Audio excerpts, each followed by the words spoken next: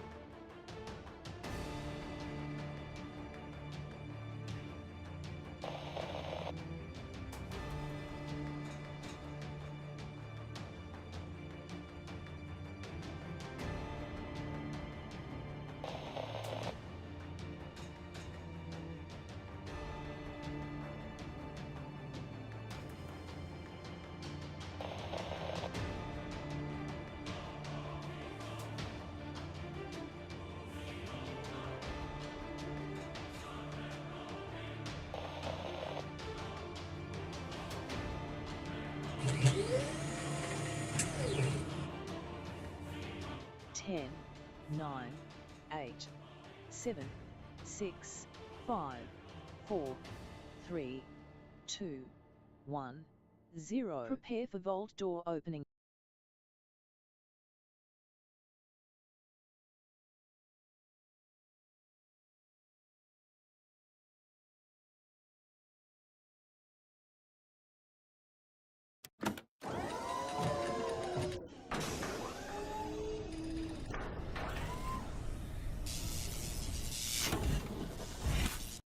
Hello and welcome everybody to this bonus stream. I haven't been feeling well, so I was resting up today.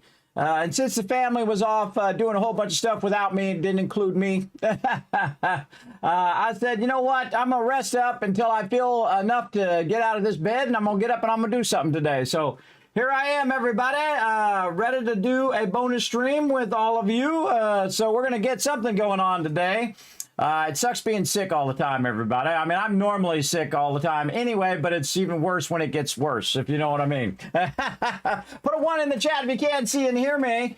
Let's get up. Let's do something, everybody, instead of sitting around in the bed feeling bad all day, every day. That sucks.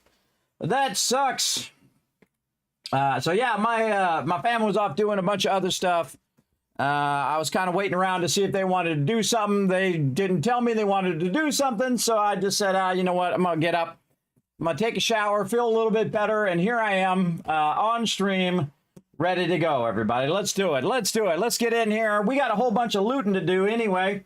We want to get in here and get it going. I got all my kids home right now, everybody. My oldest daughter doesn't go back to college until the 22nd. I thought something was wrong, everybody. I looked out there to see if it was raining because I was going to take the trash out. And I saw her car out there. So I called her on the phone. I said, is everything okay? What are you doing home? And she's like, oh, I don't go to school until the 22nd. Because my other 2 daughters are in school.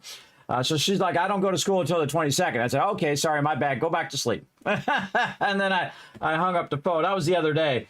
I was trying to take the trash out. And saw her car was there. I was making sure my little baby girl, she's not a baby anymore, everybody. She's like 19 now. But to your parents, everybody, you're always little babies. You're their little baby. And they've invested 20, 30, 40 years of their life, depending on what age you are, to keep your well-being. So I just wanted to make sure she was okay. And she wasn't like coming home because she had some sort of issue. Despite...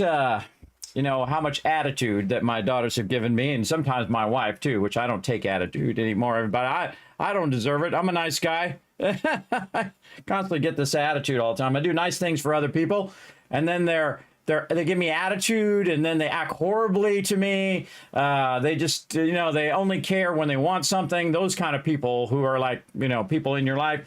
Who only talk to you if they want something, and that's it. Otherwise, they don't care how you're doing. They don't check in on you. You know what I'm talking about, everybody. Those certain people in your life who don't care whether you live or die. You could fall and die and do all those things, and no one would check on you. No one would care if you're alive or dead. And it's kind of a terrible way to live like that, everybody. It's a terrible way to live where, you know, where people that you think you care about those people, but they don't care about you. That's a terrible way to live. Because you know if they care about you because they check on you and they say, how you doing? They don't call you up and want something. I find most of the time anybody calls me who's not somebody who I care about or not somebody who cares about me, depending on how you look at it, only wants something. It's the only time they call me. Hey, I need this, or I need that, or this doesn't work, or this is broken, or I need this, or I want this, right? They just always want something, and if you don't have something to give them, then they don't do anything. I used to have friends like that way back in the day. They call it fair weather friends, everybody. The people that are there when you got money and you're successful and all of that. But do they call you on the phone when you're like me now? You got like $8 in the bank and you know you're sick all the time and you know you can't go out and party and buy them bunch of stuff. Do they call you on the phone? Absolutely not. You know why? Because they can't get anything out of you. So that's how the true test of people around you, everybody. The true test is if they'll show up and help you, even if they get nothing out of it. And they'll call you on the phone and not want anything. I try to be like that to my daughters, everybody. I go in, I say, how you doing? Are you okay? And then they'll usually give me attitude. And despite their attitude, I still check on them, see how they're doing.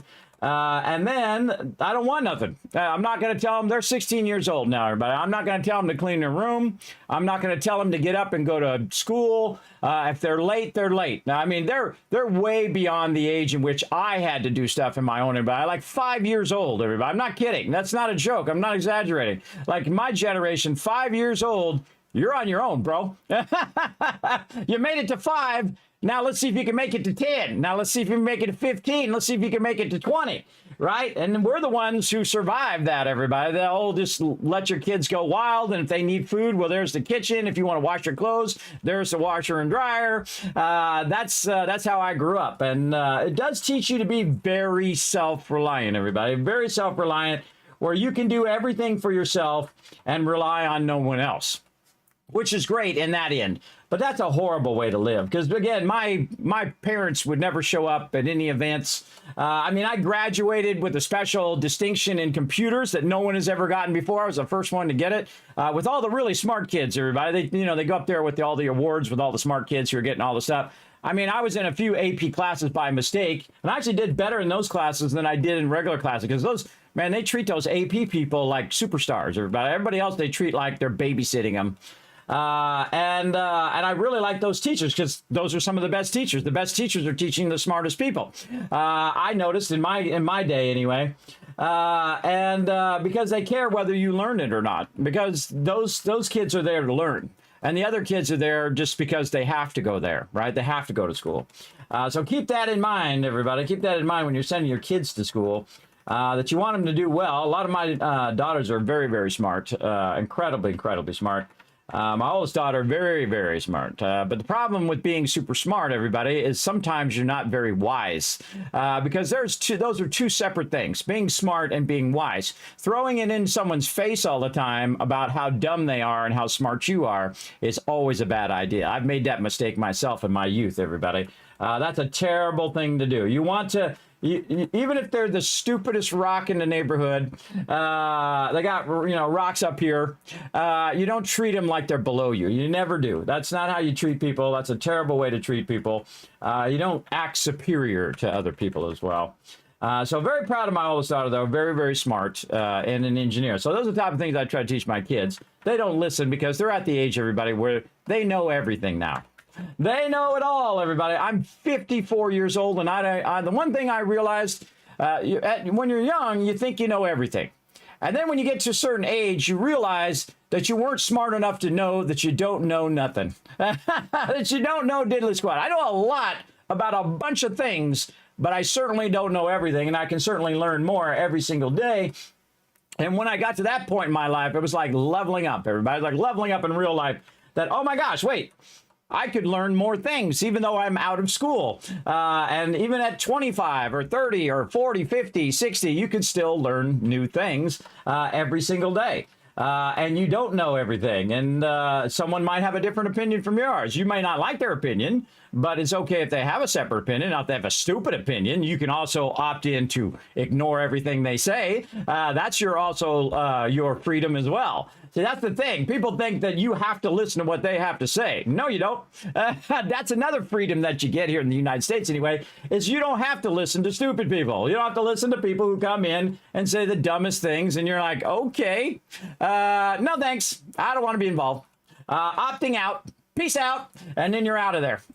That's what I do, everybody. If people say dumb things, and I've encountered a lot of people where it's obvious to me, but it's not so obvious to them. It's like solving a technical riddle, right, everybody? It's like when you have a problem with something, to me it's obvious, and it's because it's an earned obvious, because I've spent a lot of times doing technical stuff, and it's like, I was saying to my wife today, it's like all roads lead to Rome. Well, all technical problems lead to me for some reason. Like if someone's phone's not working, or if their watch is not working, or their computer, or the air conditioning unit, or the power goes out, or whatever it is, something's broken, something needs to be fixed, it's the cars or whatever, and somehow I'm the only one that can solve those problems, or I'm the one that has the answer to those issues, and I'm the one that has to then champion the solution every single time.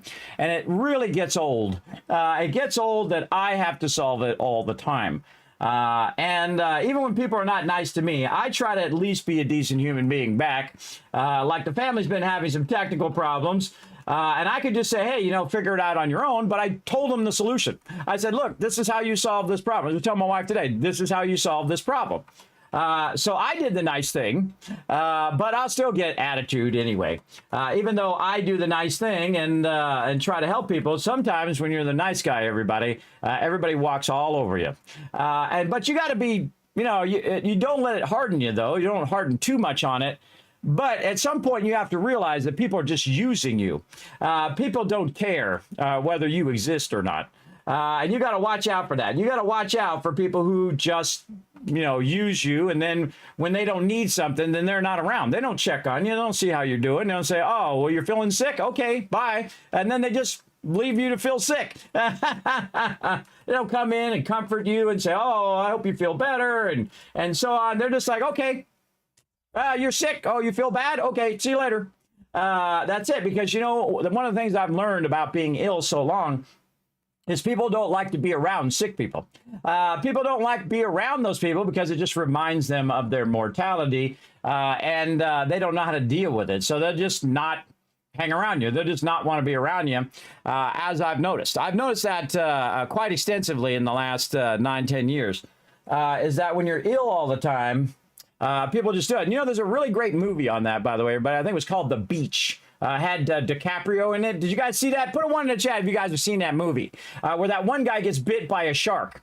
And so he gets bit by a shark. The dude's dying from his injuries. They take the guy, they put him in a tent. That's the only part I remember that whole entire show, everybody, is they put him in a tent and he's off to the side. Meanwhile, everybody just goes back to being happy and they're playing volleyball and they're having a great old time. Meanwhile, this guy's over here dying because he refuses to leave the island. He's over there dying. He's like, his wounds getting, because they have no doctors. They have no doctors on this island they're hanging out in, and he refuses to go to shore. So everybody just goes back and just, oh, well, let that guy die over there. Just ignore him. Let's go back and be happy, of out of sight, out of mind kind of thing. Man, that movie was awesome. Yeah, I thought it was pretty good. I especially like that one part where they really, that is human nature right there, everybody. And I've experienced it in my own life in the last decade here, where, again, if you're ill, people don't call you up. They don't see how you're doing. They don't care. They're busy doing all their own crap. The best thing you got to learn in life, I think, everybody, is that other people, 99% of them don't care. They don't care about other people. They're just wrapped up in their own stuff, and they're just trying to keep their own house of cards going, everybody. They're just trying to keep their own life going, because it's always like 2 seconds, and then you got to solve this problem, and this thing's going wrong, or that's wrong, or people have so much debt that they can't get out from under it, or they're having problems with their spouse, or with their kids, or with their friends, or their neighbors, or sleeping with their girlfriends, or their girlfriends are sleeping with their best friends, or, they got all this drama going on all the time. That they're dealing with in their life. So it's kind of tough. It's kind of tough. So again, I find that most of the time I'm just left to my own devices. Left to my own devices to sit around and be sick and just try to, get up every day, try to get one more day. That's what I try to do every day. Because people can't empathize with everybody. They can't empathize with being sick all the time. They don't know what it's like to, if you just imagine having the flu every single day for the past 10 years, right? And then you'd have a smallest sampling of what it would be like to be me. If you had the inability to sleep, if you could only sleep for 30 minutes a day, that's how much I feel I get. I mean, when I sleep, I can sleep for 10 minutes or an hour or 10 hours, and it still feels like this. It feels like 30 minutes every time.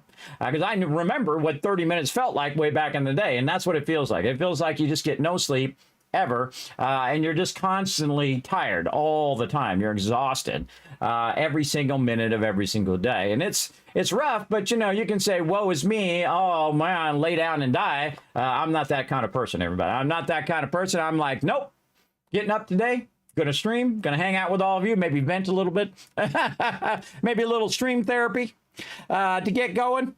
And it sucks to be excluded from things too, everybody. When people exclude you from stuff because you're ill or whatever, that sucks as well. When you feel excluded from different things and they don't invite you to do stuff. I'm sure you guys have experienced that. I just thought of that as well. When they go do a bunch of stuff and they don't think of you. Like, great example, someone goes out to get, like, food, or they go, like, get a drink, or ice cream, or go and get, like, I don't know, something from the store or whatever. And they go and they do that stuff, and they don't think of you. They don't say, oh, hey, well, this person probably wants a drink, or this person wants, something from the store, or whatever. They just never think of you, and that's how you know if somebody cares. Like, when I go to Sonic, the first thing I think of is, I wonder if my kids or my wife want something, right? Or I'll invite them to go and say, oh, I wonder if they want something. I'll get them something. and so on. But not everybody thinks that way. Not everybody thinks that way. They think of themselves, and they'll go and just go to Sonic and get themselves something and then exclude everybody else and whatnot. So there's always that kind of line there, that line between, you're kind to other people all the time, and then you look at the measure of how kind they are back to you. And that's really my measure of someone, everybody, whether they're a terrible person or whether they're a decent human being, in relation to you, whether they care whether you exist or not. And again, I could die right now. But my family's busy doing all their hundreds of things that they're doing. I could die and they probably wouldn't find me for 6, 8, 10 hours because they don't check on me. They're busy doing other things. And that's what happens in life. People are busy. People are doing other things. But then again, I'm also busy doing my things. So, they're probably up there. Oh, he's up there, streaming, or he's up there working, that kind of thing. And if I fell or something like that, that's why I wear my watch, by the way, everybody. I got one of these little Apple watches in case I fall. So I put it on every time I take out the trash or if I'm going to go for a walk or something like that in case I fall and hurt myself. Or to have a heart attack or something like that. That's the only way they're going to know because they're not going to check up on me. See, when you become an adult, everybody, people stop checking up on you. See, you forget how you think that's a terrible thing when you're a kid, but that means that your parents care about you. They care about you enough to check up on you and see how you're doing. And when somebody checks up on you, just calls you on the phone and says, hey, how you doing? Are you doing okay? That's a good thing. You want people to check up on you, and that means they care. Because you know what? If they didn't care, they wouldn't call. And they wouldn't check on you. And they wouldn't do anything. They wouldn't see how you're doing. They wouldn't say, oh, are you okay? Are you feeling bad today? They wouldn't do those things. And I can tell you all sorts of people that I know that don't do that anymore because I'm not the person I was. I don't have all the money I had before, and they're not going to call me on the phone and see how I'm doing. They're going to call me on and say, hey, are we going to go to the river? Are you going to rent me a Sea-Doo again? That's what they're going to call me for, and whatnot. So again, you gotta take your measure every now and again, even with people you've been with for a very long time, whether it's a girlfriend, boyfriend, husband, wife, whatever it is. You got to take a check. Every now and again, you check and see, look, hey, wait, how's this person treating me? Is the person treating me well? Do they care about how I'm doing? That kind of stuff. To see, keep those checks going, everybody. Because at some point, if they stop caring about you, then, you've got to figure stuff out. You got to figure out whether you want to be with them anymore, especially, boyfriend, girlfriend kind of thing. Whether you want to be with that person. Because if they don't care about you, everybody, then it's not going to go well. You're just going to be spending all of your time by yourself, all your time going, oh, wow, this person doesn't care about me. Why am I still with this person? That kind of thing. So thought of that today, everybody, while I was being very, very sick and everybody was off doing stuff and I was sitting in the bed very, very ill. But now I'm up and about, actually getting kind of hot in here. Kind of getting hot. I don't know. It's probably because I'm ill. Starting to sweat. I did get another set of headphones, by the way. Speaking of something totally different, I did get another set of headphones. So I got these ones in right now. And man, was it really hard in Windows to rename your headphones. Because if you have two of the same type of headphones, they're going to have the same exact name. So I had to go in and try to figure out how to rename my headphones. It took me like an hour. Again, everybody thinks I magically know all this stuff. I magically know all this technical stuff and magically know graphic design, 3D and all that stuff. I don't magically know nothing. I had to earn that knowledge, everybody, and a lot of times you got to earn it. And some of those knowledges are also relationship knowledge. Sometimes you have to earn it by going through that stuff and then realizing that people don't care. The people don't care, and the people that don't care about you, those are the number one people you need to cut out your life. You need to cut them out because otherwise they just drag you down because the only time they talk to you is when they want something or they want to tell you how terrible you are all the time. I have an extended family member who does that all the time, just wants to tell me how terrible I am, and that's called guilt tripping. So they guilt trip you into doing stuff for them. Because they want you to do something. My grandma used to do that, everybody. She was very large. She was like 300 pounds. And so when she used to live with us when I was a kid. And so whenever I'd go in the kitchen, she would try to guilt trip me into doing something. Hey, run to the store and get me this thing, or go do this thing for me, or go do that thing for me. And I was a kid, so I would go and do it. But eventually I realized that this person is just manipulating me into doing stuff for them all the time. You know, they're a grown adult. I'm like a 10-year-old kid. You know what I mean? In those days, by the way, as a 10-year-old kid, you could just walk out the door and walk 5 miles away to the store. I'm not kidding. And you're crossing major intersections. You're 10 years old. You're just walking as far as you can go. Parents don't know where you are. They're not around. They're at work. And you just would go anywhere, do anything, and no supervision at all. My days. In my days as well. So you had to learn to survive because there's a lot of terrible people out in the world, everybody. Dangerous people, too. I've met a lot of them. I grew up around dangerous people. My technique was get the dangerous people on your side so you don't have to face off against the dangerous people. So that's why I ran with the terrible, delinquents, just so I didn't get beat up every day and I didn't get stabbed or shot or any of that stuff. And so they come by and say, hey, what do you want to do? I say, whatever you guys want to do, let's go. Because I'm not going to say no, because otherwise I'm going to die. I'm not kidding, everybody. That's some scary stuff. And then eventually, a lot of them got arrested or died. And then I found what I call the Geek Squad when I was about 14. I was about 14, I found the Geek Squad. I think it was 14, 15, somewhere in there. And then I switched over to that friend group because they're much safer, everybody, much safer, even though they did a lot of delinquent, crazy things. We did a lot of crazy stuff when I was in my day because we were unsupervised, everybody, just run in the streets wild. Do whatever you think you want to do for that day. And it's like, oh, what did we do yesterday? Oh, we did this crazy thing. Oh, we got to top that crazy thing today.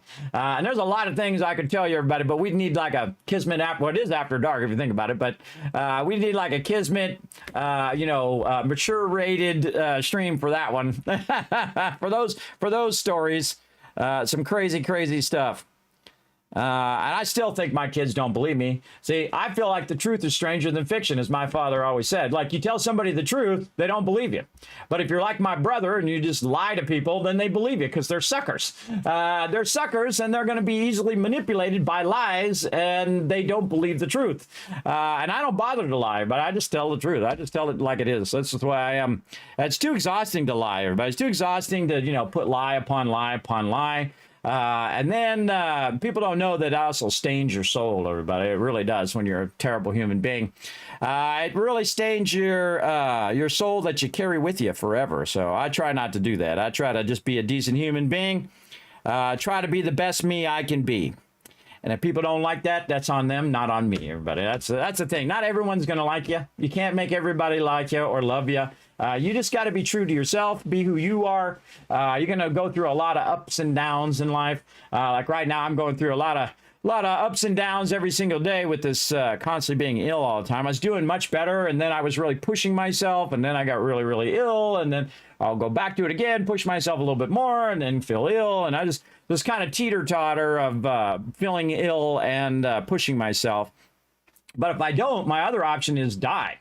I try not to do that one because you only get that one once. So I just say, you know what? Just going to go for another day and see how it goes. And then another day and see how it goes. Just convince yourself one more day. If that's what you need to do to get by every day, everybody, then that's what you do. You say, okay, I'm going to give it one more day.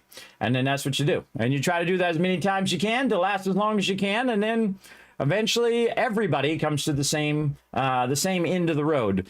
There is no escaping it. Everybody will eventually get that thing. I don't want to know when my time is up, everybody. I'm going to get as much time as I can. And then when it's time, it's time. You know what I mean? Now, sometimes we get up here in the top, especially when I'm doing a bonus stream, everybody. We chat a bit up in the front. We do a little stream therapy where I talk to you guys and talk about what's going on with me kind of thing. By the way, thanks to Paul for being the first person coming in. You're not on my clicky thing over here, but thank you so much for coming in. We'll give you 1,000 Kiz Caps to get that going on. And then Jay coming in saying, hi, what's up, Jay? Thanks for chilling out in the channel. That's Mr. Not You coming in, showing some love. Lurker Train, lots of ones there. Raz, Jay, Paul, fantastic fatness. Still love your name, bro. Raz coming in with lots of various emotes. They're so cute. It's overwhelming. Then Foggy with the one. Thank you very much. To the Kiz Cave. Yes, in just a minute. We're going to get in there and get going. But sometimes I just like when I'm not feeling well, sometimes I'll just come in and talk to the stream because Again, I can just sit in the bed and feel terrible, or I can get up here and, you know, feel like I'm getting something done. That always makes me feel better, everybody. When I get up out of the bed and kind of force myself out of there and say, all right, come on, we're going to do something. We're going to get something going. Silent Witness coming in says, good evening. Hello, Silent Witness. Thanks for coming in and hanging out. Jazz Sands saying, hey, kids. Hey, all. Always good to see you, Jazz Sands. Thanks for coming in and showing that love, brother. Appreciate you. Let's see. Yes, look at all of you saying hi to each other. I love to see that, everybody. I love to see that. That's Mr. Non You with the 1 as well. That starts at 6. What starts at 6? Sorry, I missed whatever that was. Sometimes I'm so far beyond the chatter, but I've already moved on like 5 subjects later, and I forget what it was all about. I forget what I've said 10 minutes ago, everybody, and that's one of the drawbacks of my conditions. And it sucks to not be at the level that you were before, because I used to be at a very high level, everybody. I could remember things and I could do things of a really, really high level. But you know, you got to face reality at some point. You're not going to be like that forever, and I'm never going to be like that again. So I have to face that reality. That I have to, you know, endure suffering every day. That's what I do. So again, you can complain about it, or you can get up and you can make a little progress every day. And that's what I've been doing for a decade. A little progress every day. And that's how you really get long-term things done. Just a little bit longer stream, a little bit more done, a little bit more alerts, a couple more giveaways, that kind of thing. You know, making the stream a little bit better every single time, working on my health, trying to make it a little bit better every single time, that kind of thing. That movie was awesome. Yes, it was. I agree. Mindbender, for sure. But man, they really did hit that human nature thing. For sure. Like when that guy is sick and he's like, you know, he refuses to go get help and they just put him off in some tent off to the side and then never bother to check on him and see how he's doing. Again, even though he was like part of the community and they just don't care. They don't check on him. They don't see how he's doing. They don't include him in the stuff because the guy's, you know, ill. That just nails it right there. Right there. Just where people just... You know what? They don't want to be around you if you're ill. They don't want to deal with you. It reminds them of their mortality. And it just shows you who cares about you and who doesn't. So it just shows you when people, when people go, oh, I'm sorry you're not feeling well. That means they care. When they say, how you feeling? And you say, oh, I feel terrible. And they go, okay. That means they don't give a crap. That means they don't give a crap because they didn't bother to say that they feel sorry, that there's something they can do, or that kind of thing. They're just like, okay, bye. Yeah, that gives you a real indication of when they don't give a crap. Right there. And it happens quite often in life, everybody, where you can just measure by people's responses to how you're doing, whether they care about you or not, whether they think about you. They're just like, oh, they don't, oh, well, they're sick. Oh, well, I'm just going to leave them be. Next time you get the flu, everybody, take a measure of how many people call you on the phone and see how you're doing. People who don't live with you. Take a measure of how many people check up on you and say, oh, how you doing? How many friends call you? Are you okay? You need some help? You want me to bring you to the doctor? Anything like that. Check on how many people actually care enough to go out of their way to help you. And that'll give you an indication of who cares about you and who doesn't. Well, that's for sure. Have a fun night. Thank you, BMX. Thanks for coming in and hanging out on YouTube over there. Again, sometimes we chat it up a bit. You know, talking to the chat is my favorite thing, by the way. Hey, Wes, thanks for coming in. Gem Nation coming in, bringing in that love. Thank you, Gem Nation. Appreciate that. We got Dio in there talking to Raz talking to Dio. I love it. And then Gem talking to Raz. There we go. Lots of love in the chat. Again, thanks, BMX, for coming in and hanging out. How are you? I'm still not feeling well, but again, I can not feel well in the bed, or I can not feel well on the stream. I still try to bring my total energy to the stream every time, everybody. But yeah, really having a rough time right now. But you know, I'll either get through it or die.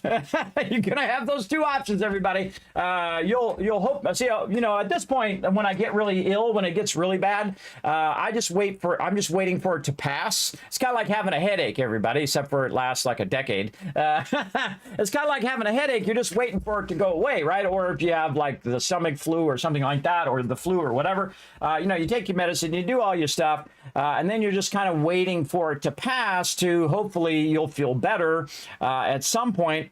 And so that's kind of the stage I'm in right now. I'm just kind of waiting for this illness to kind of pass. I mean, obviously it's not all going to go away, but at least it kind of ramps up sometimes when I'm not getting a lot of sleep, or when it's really hot. And that's messing up my sleep, or people are waking me up, which sometimes they do. Got the neighbor who loves to stand right outside my window and just talk and talk and talk for like 5 hours. Then you're just about to doze off, and then somebody's out there mowing the yard really loud, right? And then you're trying, okay. And then I can hear my kids or my wife standing outside the door, and they're out there talking and talking and talking while I'm trying to sleep. Or they're being loud, or you have loud cars going by, or whatever. It's always something like that that's disturbing as well. So then you're just, not only can you not sleep, but then you're irritated by all of these people who are just making loud noises outside. Now, of course, I sleep during the day, so obviously they're going to be out there mowing their lawns and doing their stuff. But it's still irritating. It's still irritating to listen to him out there talking and talking and talking for like 2-3 hours outside my window. It's like, bro, you got the whole entire planet to stand and talk. But if you want to talk, bro, go stand in your front yard instead of standing on my side. Standing basically outside my window, yapping for 3 hours. Yeah, go somewhere else and do it. You got a house, go in your house and talk to them in your house, or go in the front yard of your house and talk over there instead of just talking right outside my window, where I got to listen to you yap on forever. That happens all the time. My neighbor's a talky kind of person. I'm not really a talky kind of person. I don't go out and just sit out at the fence and talk to people. You know, I got 1,000 things to be doing, and I should be doing, and I don't sit out at the fence and talk. I might say, hi, how you doing? Oh, how's it going? It's going good. Okay. I care enough about that far to see how someone's doing. They're doing okay. All right, cool. Good to see you. And then sometimes he'll tell me something about some game he's playing because he knows I'm into games. And he'll start talking about yapping about some game that I don't know about. And then I'll be courteous and I'll say, oh, yeah, no, I know that game. It's a cool game, whatever. We'll talk for 2-3 minutes, but I'm not going to be out there for 20, 30, 40, 50 minutes. My wife is like that too. She's completely unaware that there's anyone else waiting on her. Like me and my kids, this happened so many times, everybody, where she will run into somebody she knows, and then me and the kids are ready to leave. And she'll sit there and talk to them for 10, 20, 30, 40 minutes and not care about anybody else who's sitting there waiting for 40 minutes while she's talking to somebody. Because to her, that 40 minutes, it's like playing a game, everybody. That it hasn't transpired 40 minutes to her. Right? To her, it's only been a few minutes because, the time factor of when you're talking to somebody or when you're playing a video game. When you're playing a video game, you might feel to you, like it does when I'm playing 7 Days to Die, that it's only been 5 or 10 minutes. But to everybody else in real time, it's been an hour or 2 hours or 10 hours or 20 hours. So I understand that thing. So I'll just endure it most of the time. And I know the second she starts talking to somebody, that's it. That's going to be another 5, 10, 20, 30 minutes that I'm going to have to stand there and have to wait for her to finish talking. And those type of people never think about the people who are waiting on them. They never think about, oh, well, there's somebody standing here for 30 minutes while you talk to somebody else. And that's a courteous thing for them to do, but it's also a really rude thing to do to somebody else. And these are the things I think about that no one else apparently thinks about. Does anybody think about that stuff in the chat? When you're talking to somebody, do you think about other people who are waiting on you? I do. I do. I would think if my kids are sitting there waiting on me, I'd be like, oh, I got to go. My kids are waiting. Right? That's just like courtesy. That's how I was raised, everybody, to basically think of other people. I don't know. It's just like some people just don't think of other people like that. And they don't think about how other people are doing, and they don't think about especially people who are sick like me. They don't think to say, oh, I'm sorry you don't feel well. Is there anything I can do? That kind of thing. And that's an indication that someone cares about you when they say, oh, is there anything I can do? Can I help you with such and such thing? If they don't offer their help or sympathy or anything like that, they don't care about you. They don't care about how you're doing. They don't care about what you want. And that's how it goes in life, everybody, because people are, surviving. They're trying to survive, and they're busy doing their own thing. I care about Kismet. He no care for me. I care about you, BMX. I appreciate you. Even more so. See, that's the big thing. I appreciate you being here in my channel, and I especially appreciate you being in my YouTube, because my YouTube is so secondary, everybody. Usually my Twitch is my primary thing. But I would say it goes Twitch, YouTube, then probably maybe Twitter, then even Facebook, I think would be in front of Kick. And then the Kick is like the last thing in there. And I only did Kick because everybody told me to go over there. But man, it's like a cesspool over there. I'm not kidding, everybody. It is Twitch 1.0. It is the original Twitch, where you just had people going around and being terrible human beings to each other. Oh man, I had so many raids come in and say, Kismet, you're old, you suck, blah, blah, blah. This is some of the top streamers that come in and just drop of 500 people on my channel who are all just massively toxic, just the worst human beings, the worst versions of themselves. Now, see, in my day, you had to say that stuff face to face to somebody. And I can tell you 99% of that stuff they would have put in the chat. They would have never said to my face or to my friend's face when I was young, because they would have got stabbed and shot. A lot of stuff you can say online, everybody. You walk up to the nearest biker and say that to his face, he ain't gonna put up with it, especially him and his 20 other friends that are standing right by him. Yeah, you better watch out. Watch out the way you speak to peeps in real life. They don't. My generation, we invented you F around and you find out. You don't mess around, everybody. People talk to you smack like that. There's only two outcomes. You punch them out or they punch you out. In my day, and in my day too, teachers wouldn't stop fights, everybody. You'd get in a fight, kids being kids. That's just the way it would be, whether they pulled a knife or nothing. The only time is if somebody actually got hurt. If somebody actually got hurt, like they got knocked out, then they would call like the ambulance, but they wouldn't call the police. And so it was always odd to me. I don't know what the heck was going on there. But not until someone actually got fully injured, like if they got like stabbed or something like that, then they would call the police. But if they're just getting punched out or they get knocked out or whatever, then nope, that's the way it is. That's just the way it was.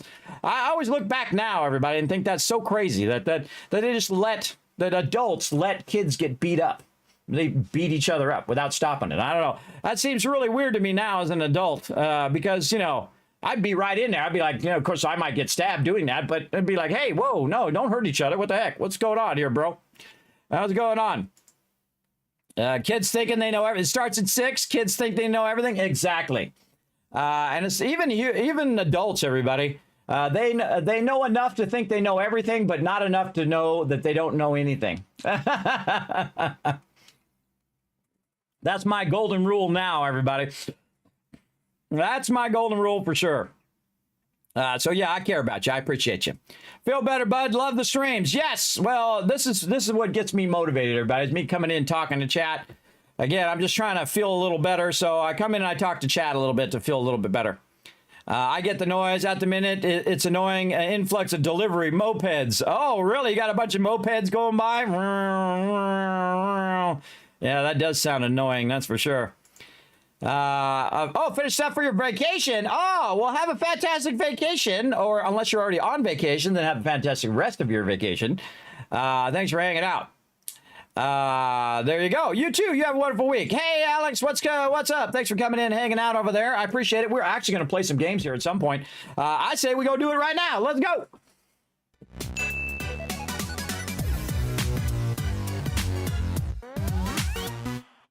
Hey, look, we're going to play some 7 Days to Die, everybody, because I'm not feeling well and I want to play some games. So there you go.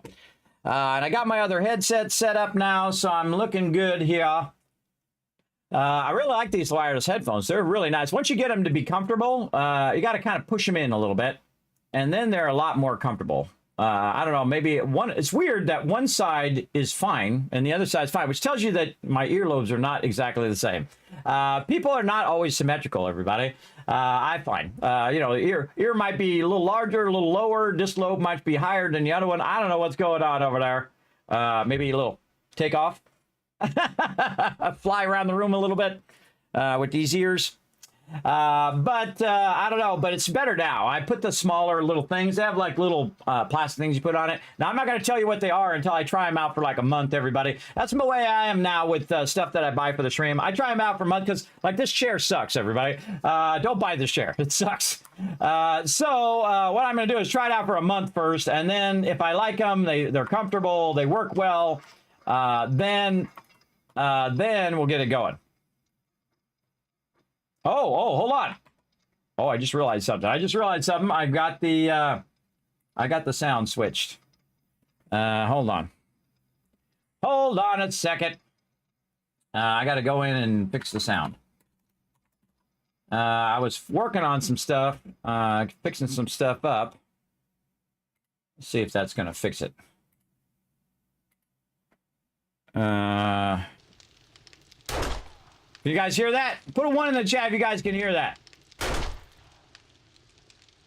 I just realized that the sound was... I have monitors built into my... speakers built into my monitor. Not monitors built into my speakers. I have speakers built into my monitor, so I switch it to that when I'm testing things. All right, there we go. Thank you, everybody. I appreciate all of that. In fact, I'm going to shower you guys with a bunch of kids cats for being awesome. Oh, and you crushed the retweets as well. Don't forget to keep those retweets going, everybody. So we're going to settle in. I appreciate you guys sitting through all of that kind of venting, kind of IRL lessons that I've learned over my life, everybody. And it's a terrible thing to be around people who don't care about you. Who don't care about your well-being enough to go, oh, are you feeling okay? Oh, what can I do to make you feel better? That kind of thing. All they think about is themselves, and then they're busy doing other things. And because you're ill, they don't bother to check on you. Like my kids are of the age, everybody. They never check on me. The only time they'll notice I'm gone is when I'm dead. And then probably for much, because again, they're involved in their own stuff. You know, I'm in here feeling really bad, like I'm going to die, kind of bad. And not one person comes in and checks on me because they're busy doing their own thing. And that, you can be sad about that, or you can just say, you know what, that's life. That's life. You got to get up and you got to do the best of what you got, all right?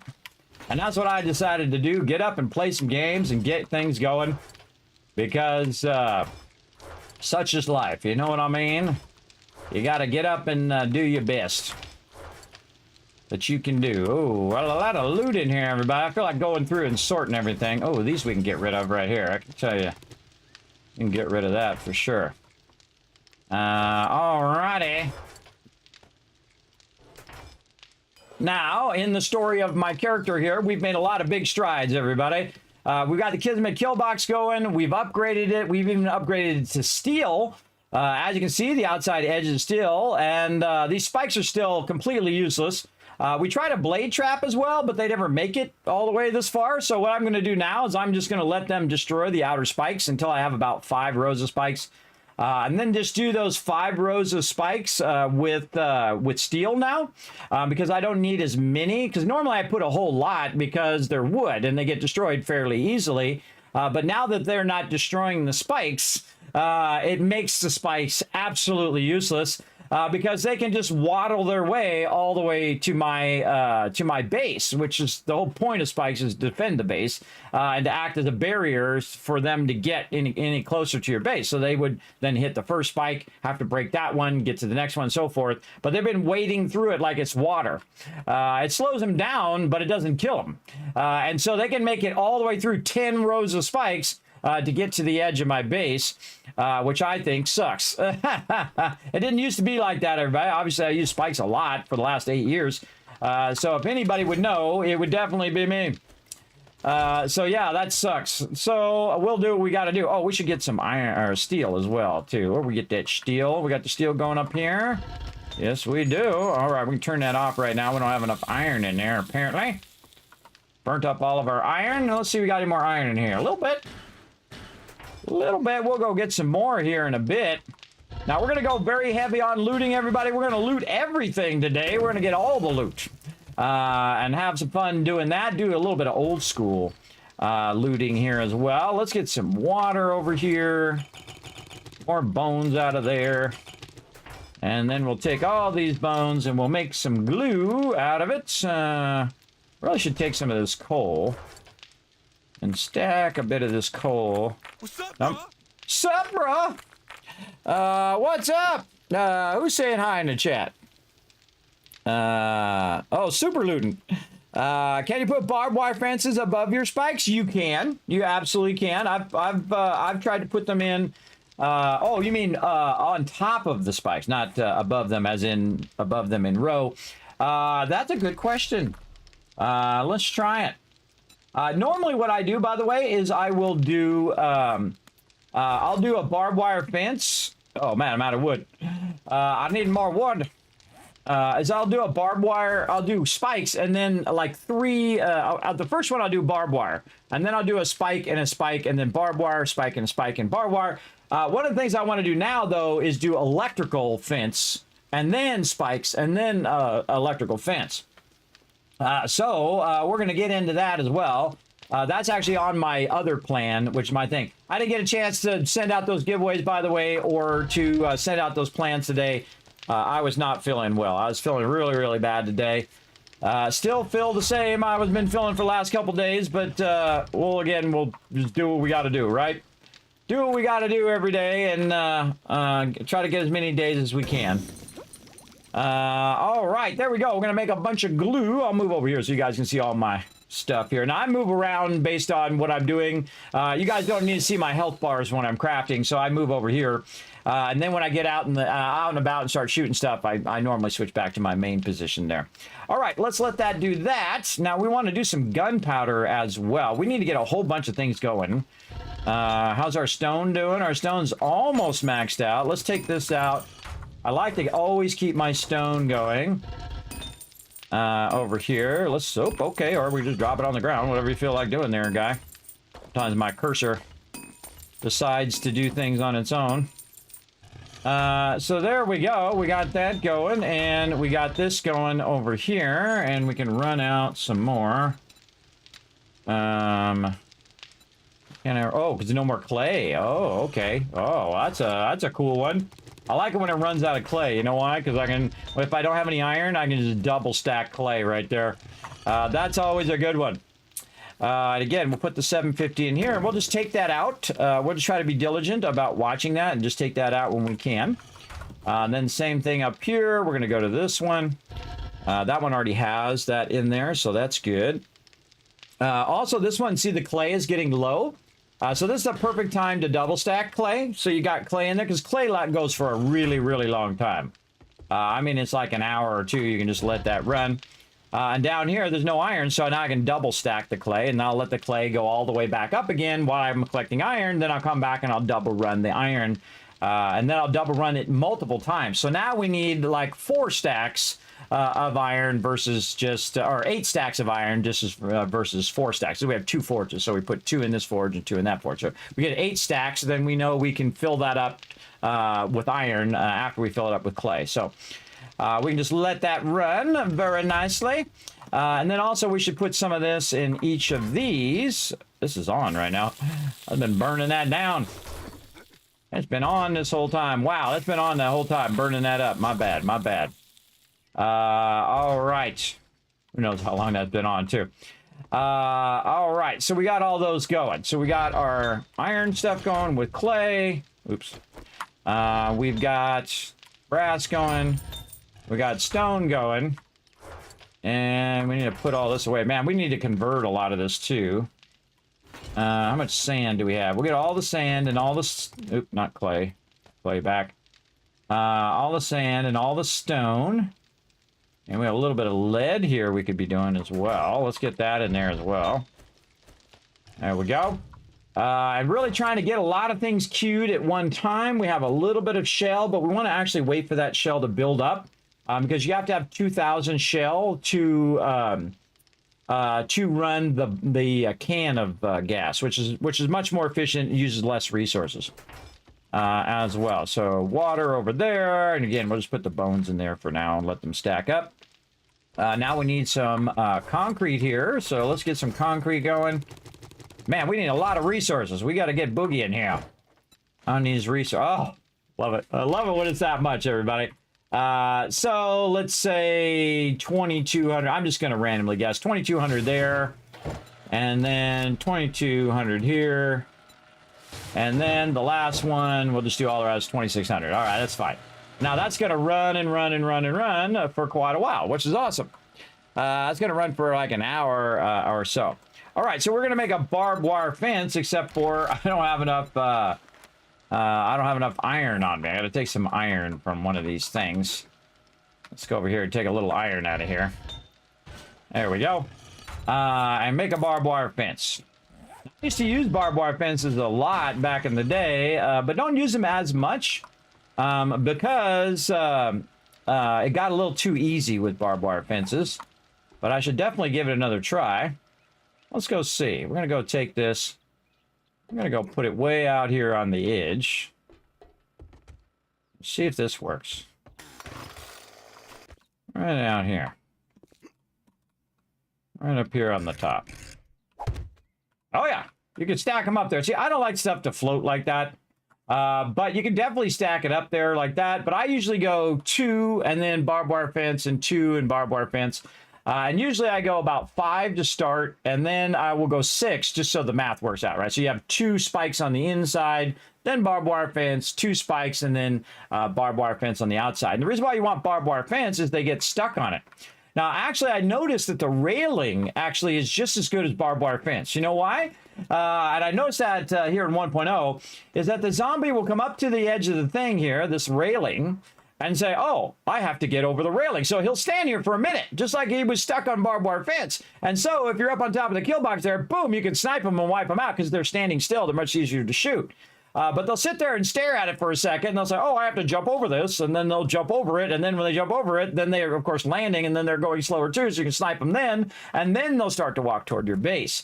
So these are actually really effective as a thing to slow down your zombies, probably even more than the barbed wire fence, because if the barbed wire fence is like the spikes now, they're going to just be able to wade right through that, and it won't actually stop them from progressing through all of your spikes. And there's a lot of spikes, everybody. There's a massive amount of resources that I'm using for these spikes, and they make it all the way into the inside. You can see where I cut it out there. I had to get a bag that was right up against my tank. Another sucky thing is, since they haven't destroyed the spikes, but they make their way through the spikes, is they'll die in there, and then you have to go and get the loot. So you have to destroy a bunch of your spikes to go get the loot that they dropped in the middle of your spikes. So now I try to kill them on the edges with a gun as quick as possible, so I don't have to destroy all my spikes and then put them all back down again, basically wasting all that time and effort that I spent putting them down in the first place. So vitally important to know all of those things. But again, the reason why I wouldn't do this is because I just don't like it floating up there. But it definitely is a viable thing. Now you know. I love to test that kind of stuff. And I appreciate you asking it as a question as opposed to telling me, Kismet, put some barbed wire up there. Better to ask it as a question if you have a question. Now, don't ask it as a question just so you can suggest it to me. Don't think I don't know that trick, everybody. I've had people who do that in the street. They come in and say, well, Kismet, what about this? And then it's obvious that they're trying to suggest that I do that thing. Don't do that either. Don't do that. Again, part of the fun is not knowing and discovering it along the way. That's what I love to do. I love to, go on the journey. Why not? I paid for the ride. Why not go on the ride and get the full ride out of it, if you know what I mean? All right, I don't remember why these were locked, and so I'm going to lock those back. Probably because my other tools I used to have as well. So I got my food. I got my yucca smoothies. I've got my spikes that I don't need.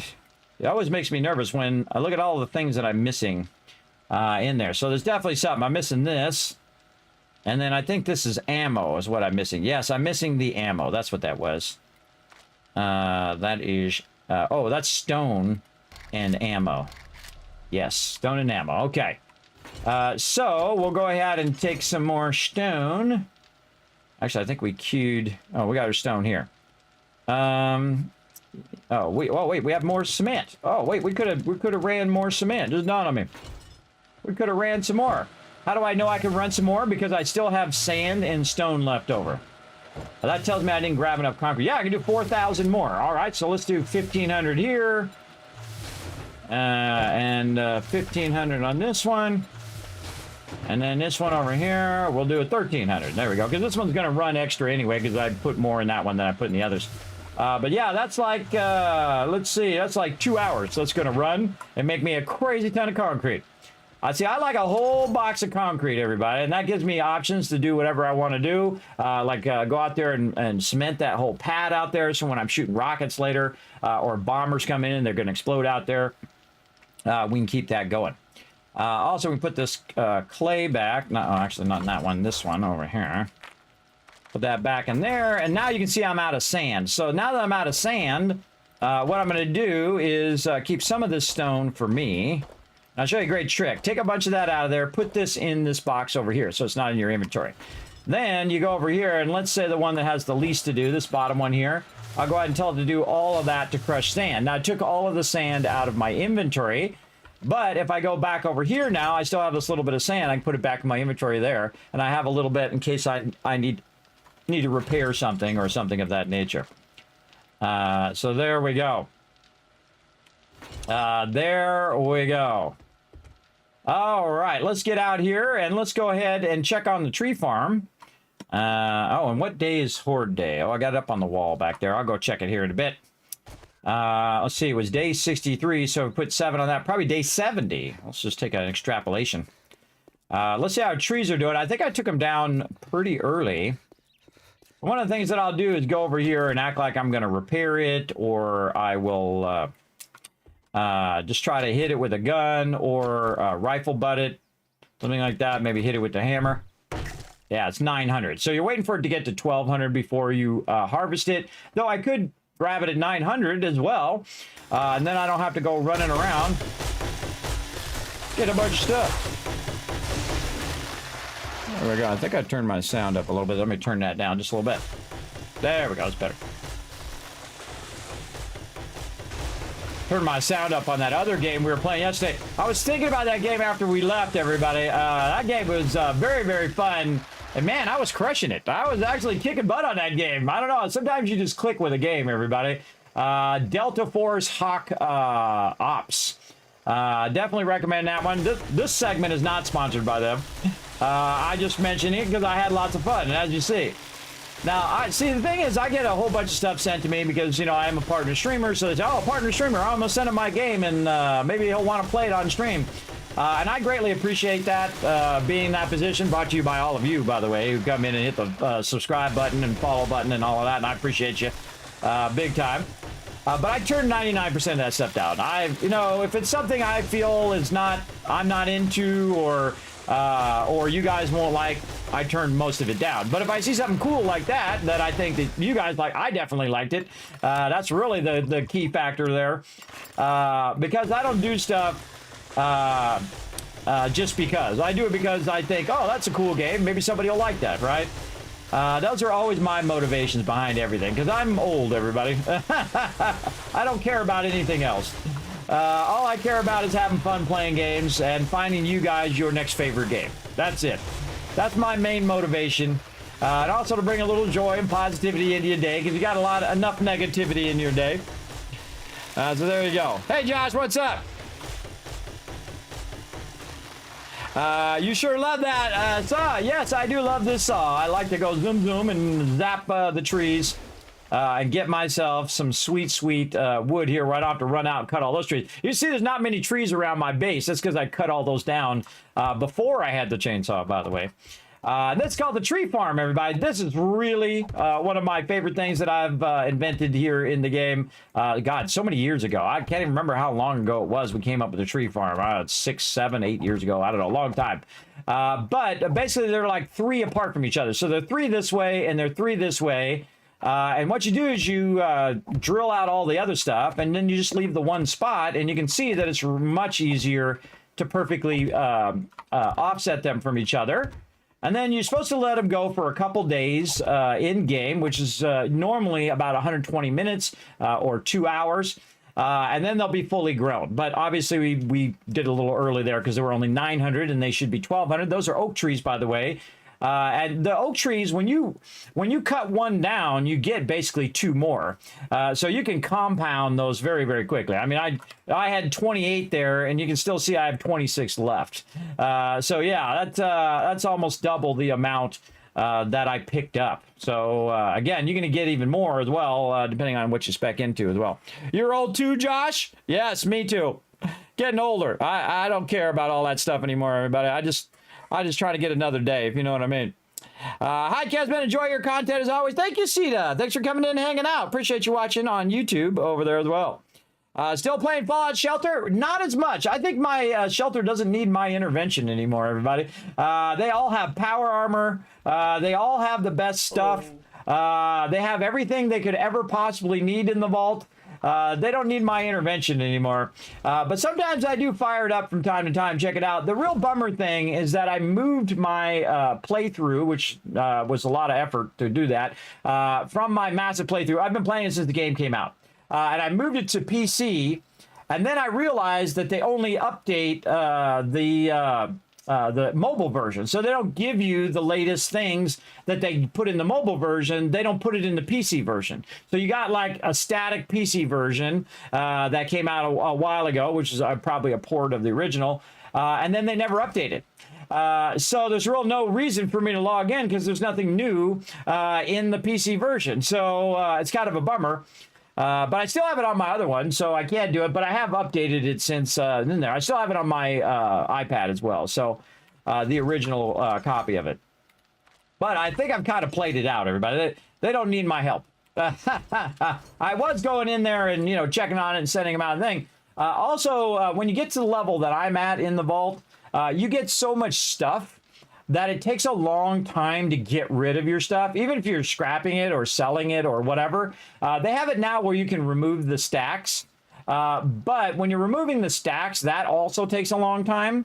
And you can tell it not to take stuff when it comes back in, but then that takes a long time to go through and tell it what not to do. And it's just, it becomes, the loot becomes too tedious after a certain point when you get up to the really, really high level. And of course, I've already made mega dwellers out of all my dwellers where I got them to max level first. And then I sent them out to the wasteland because they were level 1 with all max stats, which means that their hit points are going to be insanely high because they go to the wasteland and now they're max all stats. So that means they're getting all these bonuses and whatnot. And you give them like a, give them a dragon maw, which is one of the big guns, and then all the best armor, power armor, whatever, and you send them out there. They go from level 1 to level 50, and now they're max level in 1 round, and they go out there for like 2 or 3 days, and then it takes her 2 or 3 days to come back. And so I basically won that game, and I won that game a long time ago, everybody. I've made so many vaults now, so many different vaults and so much stuff that I really don't play it anymore. And that's what will happen to games after a while, everybody. After a certain amount of time, you'll get to a point where you're just like, okay, I can spend my time playing this game, or I can spend my time playing this game, right? That's where I am right now with Fallout Shelter. Now, will I pick it up tomorrow and start playing it again? Well, you never know. You never know, but all of you are still in there, by the way. Again, that's where you want to get your vault, by the way. You want to get your vault where it runs, same thing with businesses and your life, where it just runs without too much of your own intervention. Where everything's just running nice and smooth. Now, my life's not like that, but hopefully you've got a life like that, where everything just runs smoothly and you don't have to solve problems all day, every day. Which is the thing. Hey, I forget it. What's up? There you go. Yes, they are on sale. By the way, I see every message. You don't need to tell me again. I see every message you put on Discord, and I saw all your whispers as well. Remember, it comes right to my phone. So any messages I get, private messages or messages on the server itself, on the Discord, it'll automatically come to me. Also, anything on Twitter or anything like that, or if you leave a comment, thanks to Carrot, by the way, who left the comment of pew pew on my YouTube channel. I love it when people leave comments on my YouTube videos, everybody, because they always make me laugh every time. Especially when you take the time, you're watching on Twitch and you go over on YouTube and you leave me a comment. Again, I see all of that.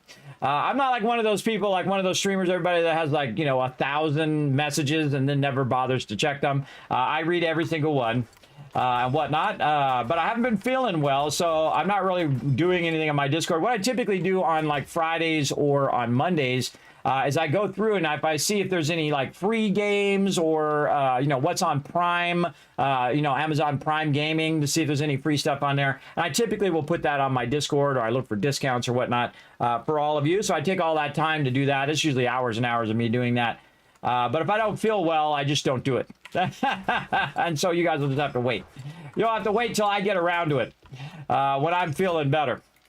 That's just how that's going to roll. So yeah, when I feel better, I will go in there and I'll get that going on. We'll see. I was playing when I found you. Learned so much from your tips. Well, thank you, Jazz said. Yeah, it's just a bummer that they don't update the PC version. Otherwise, I'd probably be playing it more.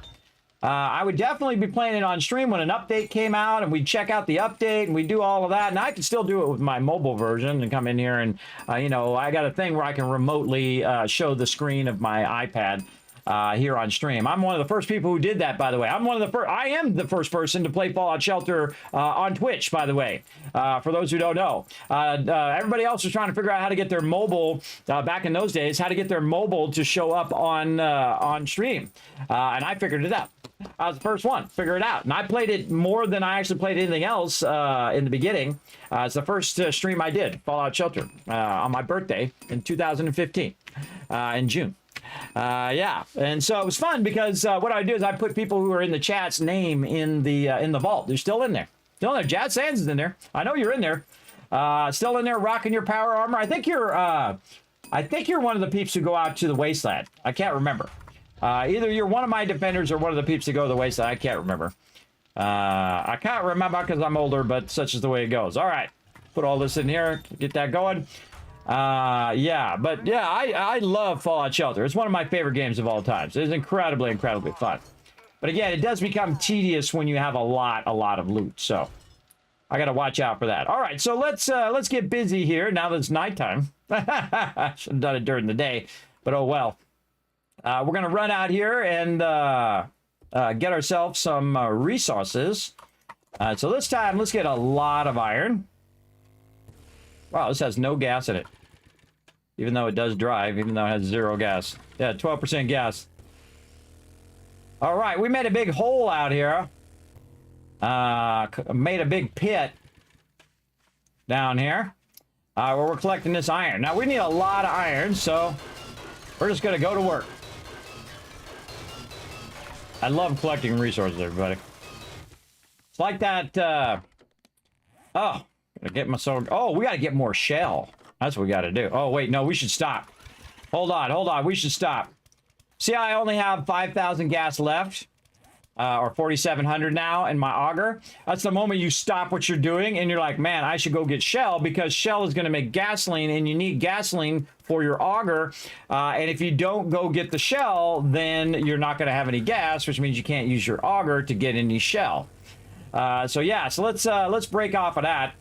I forgot I was running out of gas. So I got to change my priorities, right? So change your priorities to the most important thing, both in life and in game.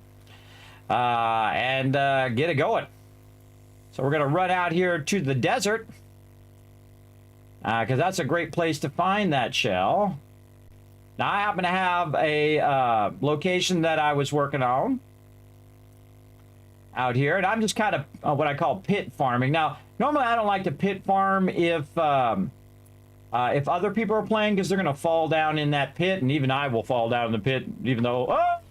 Oh, that timing was dead on, everybody. Right there. Uh-oh. Now what you do is you pick up your vehicle. There we go. So I will fall down in the pit as well because I'm not paying attention like what just happened there. We also need some nitrate while we're here as well. Let's do the nitrate first. Get a little bit of that. There we go. Oh, we got a diamond from that too. But what we need is we need shell. And there's actually no shell, I think, down here. But like I have a door there where the whole thing's like already wrecked. So this caved in because we didn't put enough supports in there. Now, I did that on purpose, everybody, just so you know. Did that on purpose so that you guys can see what happens if you don't use your supports. And a good thing to do is to treat it like you're building a base underground. And we might do that on this next one just for fun. So what we're doing is we're going around and we're looking for shell. Now, shell is multicolored. Oop, I just went right past it. I can see it right back there. And then if you find multiple nodes next to each other, like there's 2 nodes right here, that means you might find more. I saw a zombie around here somewhere. That you might find more if you do between both of them. But this here is iron. And this here, which is kind of rainbow colored, is the shell. The shell is what you use to make gas. So what we can do is get our boxes down here like this. And I would just go ahead and build myself a little entrance over the top of it. I like to leave that thing there. That's just the old school me. I like to leave that there. So what I'm going to do first is flatten it by putting the boxes there. See how I flattened out the kind of edges there? It gives me a bit of an edge. Then it's a little easier to see when you're cutting it out. I like to sink it down in the ground a little bit. Hello? Get out of there, lady!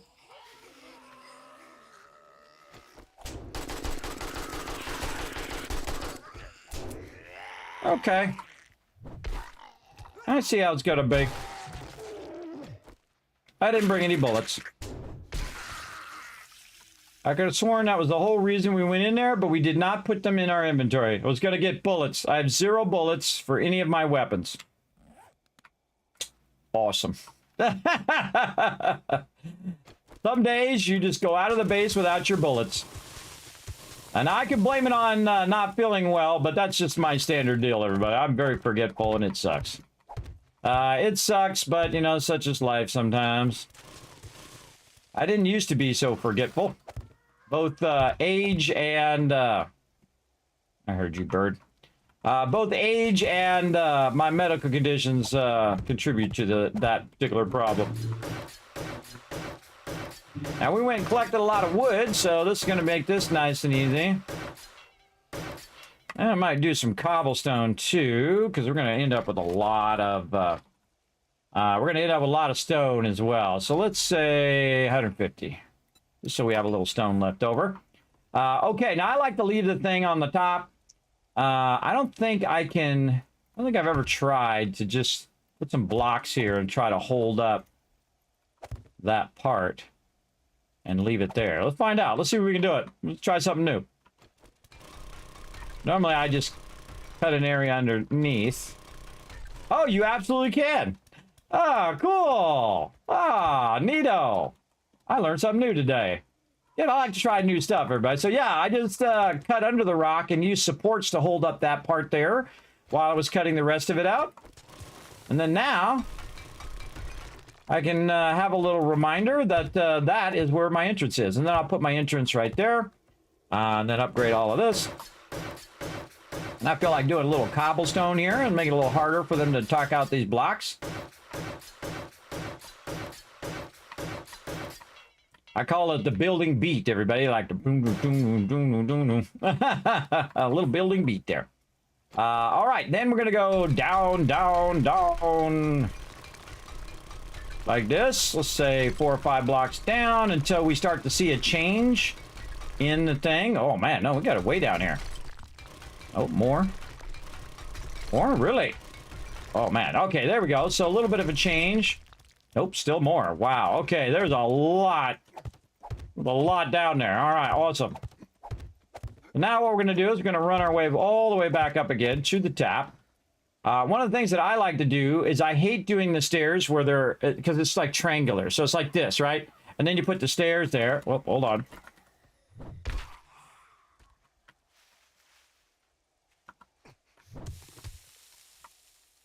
Thought that was a zombie, but it's actually a cactus that just injured me. All right. Let's... what? Oh, we ran out of cobblestone rocks, really? All right, let's do 150 more. Oh, and then we need to do some dirt as well. Actually, let's stop this. And then we'll do 150. I only need 1 dirt. So I can put it right there.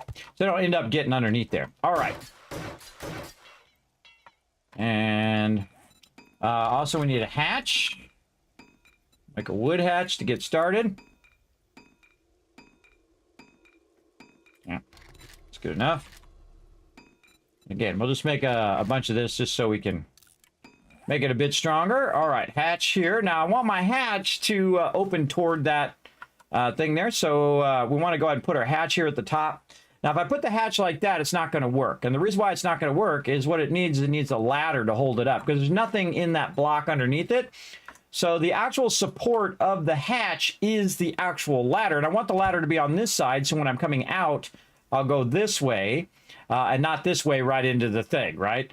And that's why I then turn the hatch this way. You can see it gives you a big arrow, which is a great change to the game, by the way.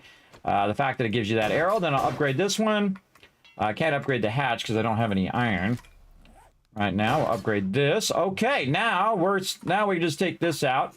I mean, close that. Take these out, and then I'm going to go ahead and do what I call a backing for my stairwell because I can't stand it without the backing.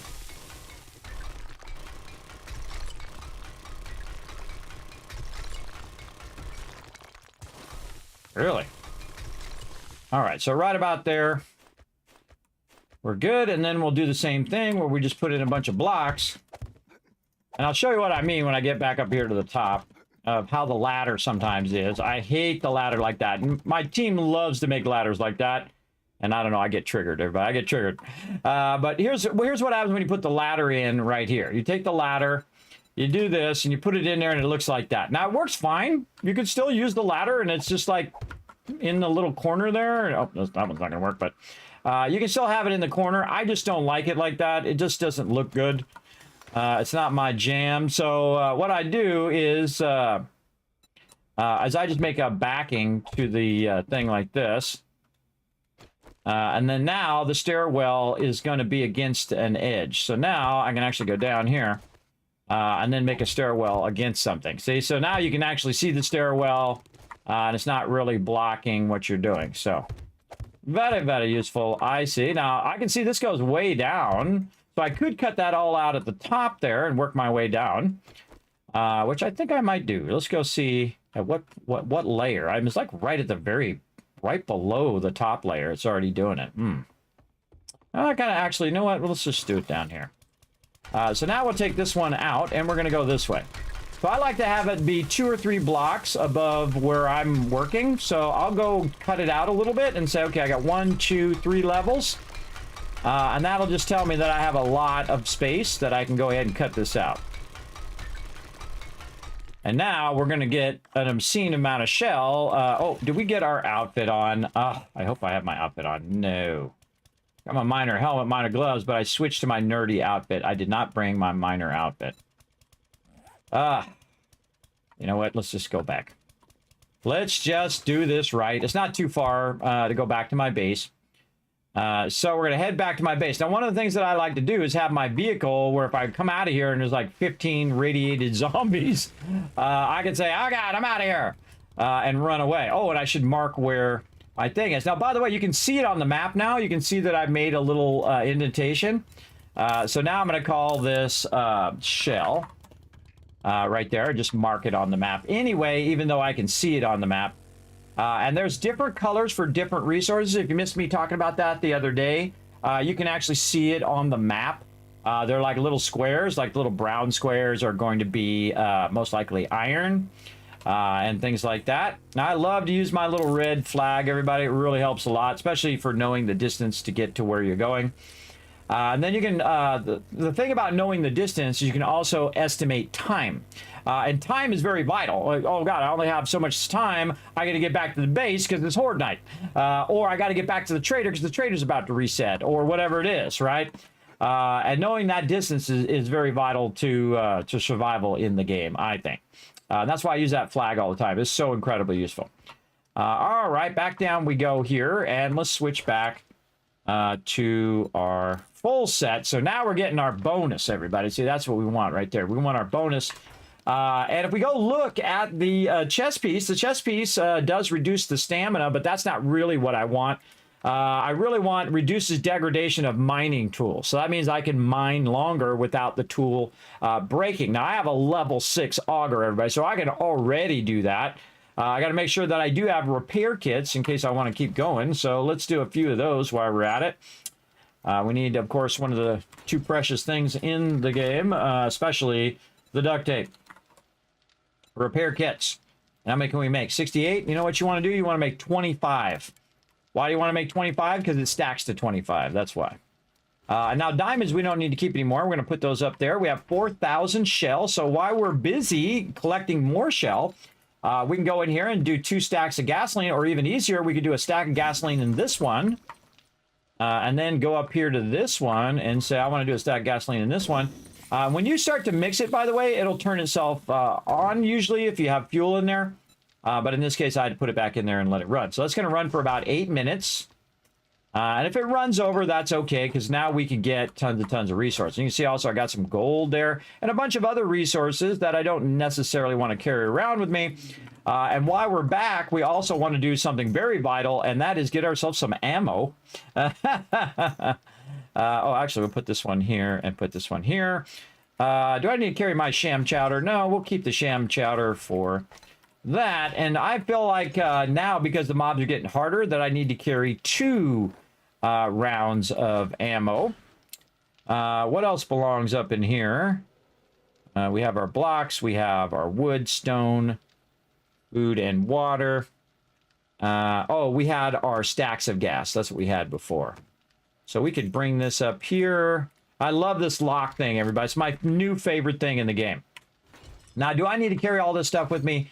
Probably not, but I could probably make an iron hatch while I'm at it. So let's go ahead and make an iron hatch real quick in the workbench, or duct tape. Love me some duct tape. And all the rest of this stuff, again, I can just take this and put this in here and let that run like that nicely. And then we can have some of our food, and we'll do our water. So waiting to get off and go play. Well, there you go. I built a garage, but it's got a crack. How do I fill the crack around the outside? A garage like in game or in real life? Those are 2 separate things. Let me know there, Josh. Both things are probably going to require some caulking. I'm just kidding. I'm just kidding. They don't have that in game. Build a garage, but it's got a crack. How do I fill the crack? If it's damaged in there, you get your repair tool, whether it's your stone axe or if you have a hammer, or in my case, I have the nail gun. You can see even like dirt up here, you can see that this is actually damaged. You can see I can repair that with some cobblestone. I can actually repair stone as well as dirt. Just having this stuff in your inventory. So again, if you want to fix, say, cobblestone, you need cobblestone in your inventory, you right click, and right clicking repairs, left click damages. So good to know, everybody, or builds, depending on how you're looking at it. Right clicking will also upgrade like this. So it upgrades if it can, or if it's damaged, it will repair first, then upgrade as well. So highly recommend finding yourself a tool for that, either again, stone axe, a hammer, or a nail gun if you're at that stage. Nail guns are, very high end stage. You actually use motor tool parts now, which is one of your most precious things, I think, in the game. The top 3 precious things in this game, everybody: beakers, number 1, number 2, acid, number 3, motor tool parts. Those are going to be your most precious things. And you're like, well, Kismet, armor kits and all that other level 6 gear. Nope. Those are the top 3 things. Those are the rarest things in the game. It used to be brass, by the way. Brass used to be the rarest thing and the hardest thing to get, because you would have to, you'd have to go and do every doorknob and everything that you could to go ahead and get that going. But now it's not as bad. Oh, that ran out too. That ran out of resources. Yeah, I think 750 is about the right amount to put in there so you don't burn up too much. Yeah, let's keep that going while we're gone. All right, I want to see all my forges going. I like, by the way, that it gives you a visual indicator whether it's going or not. Up on the top there, you saw that this one didn't have a light. I don't know if you missed it. That was not lit up, and that's basically telling me there's no smoke coming out of it. That basically told me, hey, Kismet, that's not running. Also, the front of it, if you notice that it actually has the top part and the front, watch what happens if I stop the production. See the flame difference between that one and this one? This says that if it's running out something, and this says whether it's melting something down. Watch this. I'll take this out, and I'll just run out the cement. Okay, now the flame is getting bigger. Or sorry, this is if it's running. My bad. This is if it's running. Sometimes my brain switches things around. This is if it's running, and this is if it's actually melting or running stuff out.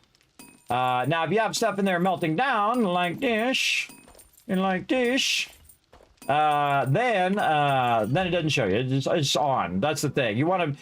This will tell you whether it's has fuel. That's the best way of saying that. That's a better way of saying it. Does it have fuel? Is it running? And so that's the first thing I always look at is the top. Now, do I always look at the front? Not necessarily, because it doesn't always have to be running. It doesn't have to always be running or doing something. Like you can see, you can barely see it. You can see that flame on that one is not as high as this flame, right? Which means it is melting down and doing its thing. So again, you want to just use those visual indicators to get it going. How we do it over here on the gas? So it's going to take a while, but we got a lot of duct tape potential there. 91. All right. So now we have a bunch of stuff on us. Do we want to hold on to all this stuff? Absolutely not. We'll just drop it in the drop box. We got our ammo now. We got all of our stuff. We got our repair kits. We got our boxes. We got ammo. We got all that stuff. And we came back here for a miner outfit as well. We've got that on now. We're getting our bonus. Okay. Back at it. And I forget, did I write down when the trader was going to reset? I always check the traders when they reset. Oh, it reset on day 64. So we got plenty of time to go to all the traders and try to get all the books, because that's the stage we're in now. Get as many books as we can, then loot everything. And then once we loot everything, then we'll have enough parts to make the legendary gear, which will make us super OP for a while. Remember that this game will keep going as long as you keep going. And that's really the key to it. How long can you last? And at some point, by the way, no matter, even if you have the best stuff in the game, the mobs are going to start getting to a point where they are exceptionally hard. Even in the normal mode, which I think is awesome.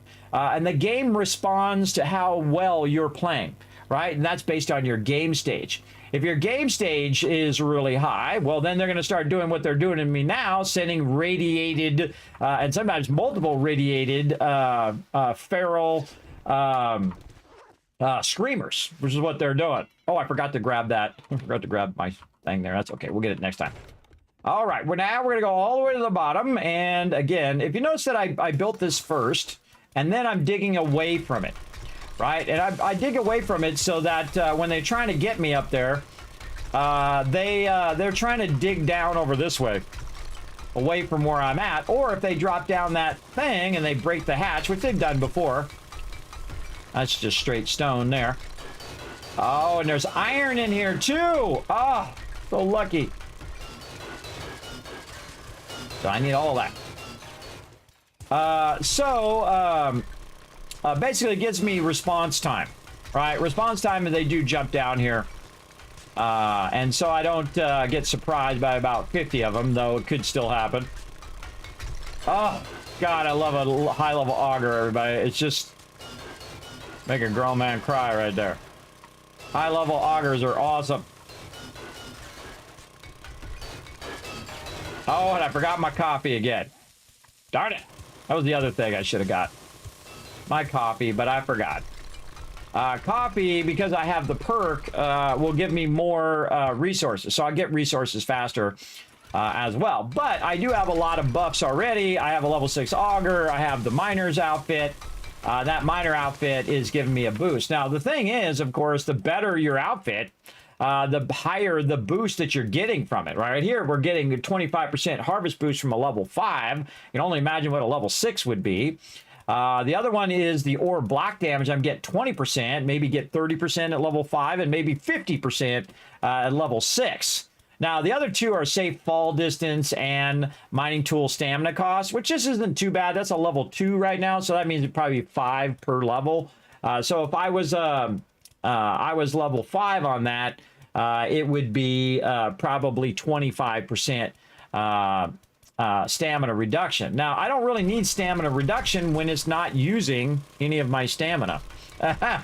So that's good in the beginning, but again, over the span of the game, it's not going to be as useful, I think.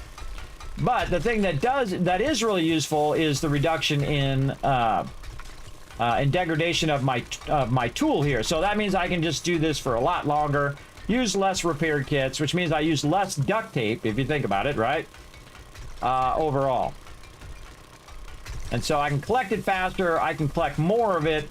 I've also got my stats maxed out. Oh, did I put strength on this one? I think I did. I have my strength at maximum. I do. Well, it's not at maximum, but it's at, I have a +1 strength mod on my helmet, so that when I'm doing mining, I get that extra point, so I'm getting 5 out of 5 of Miner 69er and also of Motherlode. So those stats are at maximum. Now, just like when building a base, everybody, if you want to prevent this from falling down, you want to think about your distances and how far up you're cutting. So every so often, you want to just make yourself a support in here, kind of like you're building Mines of Moria. Just go in here and make yourself a nice support to hold all this up so it doesn't come tumbling down. Now, if you do it too far, especially if you're close to the surface, I'm a bit far down from the surface for it to fall down right now. Again, if you're very close to the surface level, because it's dirt up there, that dirt can come down. So my suggestion is just treat it like you're going to make a Kismet kill box, or you're going to make a building. 1, 2, 3, 4, 5, and then boom, there's your support. And just work around that support like that. So just kind of keep doing that as you work around, and then we'll try to keep it from falling down. Notice I'm not upgrading it. I'm not making it concrete or anything like that, which you can do. It will be more stable if you upgrade it to wood, like that. But really, you're trying to gather the resources, not use up the resources, I think. And also, this one here I did here is acting as a support. And if we want, we could upgrade that too. We feel like it. We really want to upgrade the bottom one. The bottom one is the one that sets the precedent of all the ones up above. As well. But we'll just do a little bit of that. Try to keep it from coming down on our heads, but if it does, oh well, we'll just keep going. There's a lot of shelled out here. Remember, this is all sand here too, so when you're cutting this out in the desert, this will definitely cascade down like you saw me do now several times. But you can also see that I'm not being really bothered by zombies right now. Eventually, they'll come after me. They absolutely will, especially if you're by the entrance. If you're by the entrance to your mine here, they will definitely find that entrance and try to find their way down to you.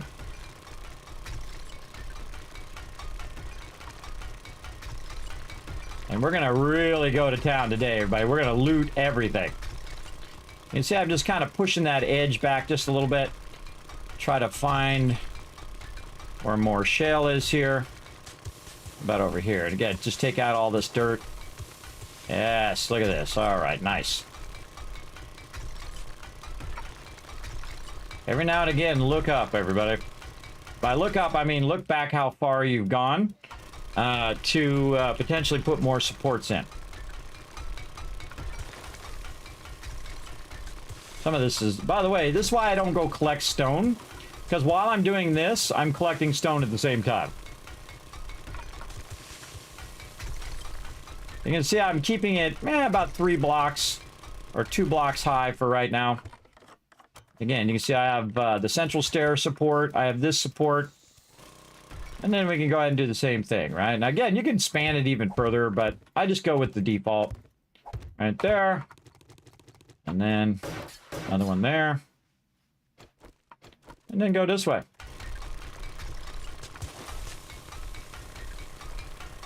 Do a lot of above head removal. That's how you cause cascades.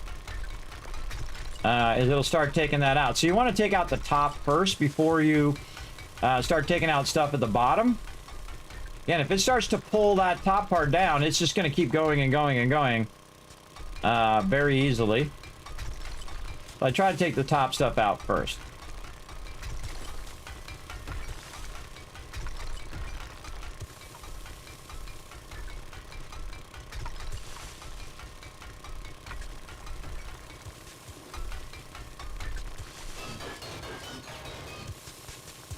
I got a lot of really great combo locations. That's all iron right there. I need a bunch of iron too. And stone. I need all this. Every bit of this I could use. Oh, I hear somebody wants to come party. Let's go, Barbie. Let's go party. I hear him up there. They want to come party down here. Come party. Again, this is why I did the level 6 auger first before even my weapon or anything else. Is because the auger now basically gives me an unlimited amount of resources. As long as I have gas, which I made a bunch of gas because this is eventually going to run out of gas. That's the stopper thing that's going to stop us down here. So we're going to run out of gas and then we're going to have to stop and go make more gas. Or we go wrench cars for gas if you're really hurting. Either way.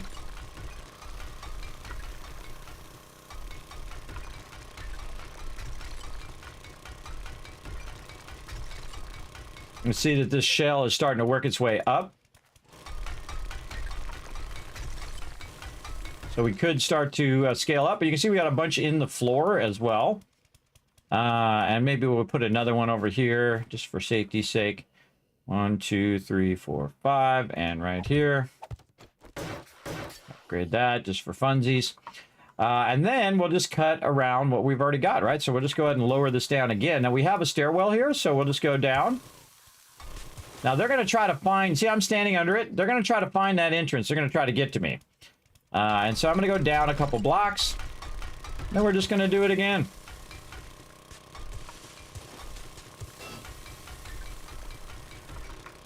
And I don't need to go down too far. 2 blocks is good enough. Now I might want to also take out the bottom here. Add a block. Upgrade that.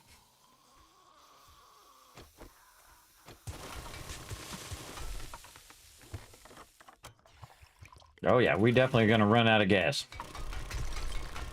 But not right now. And the stuff we're collecting is for making gas. Because we stopped getting iron to come over here and get gas. Of course, the funny thing is it also has iron over here. That's a good thing. That means I can come over here and get the iron and the shell in the same location.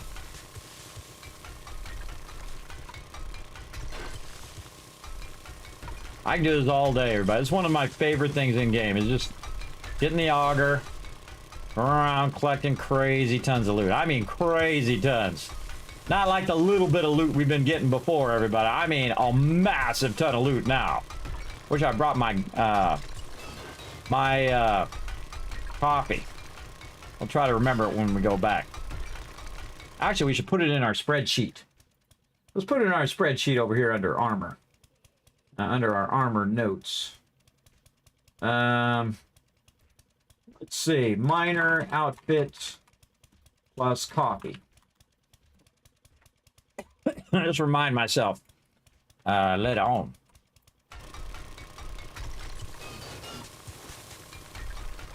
Now, first I'm going to get all the gas. And then we're going to queue up a massive ton of gas and just let it run for as long as we possibly can. Again, you can see I'm using the supports that I already have to support all of this. And I'm just taking out the same area I took out before. And I started way down instead of starting up at the top. If you start at the top, you have a higher chance of it coming down.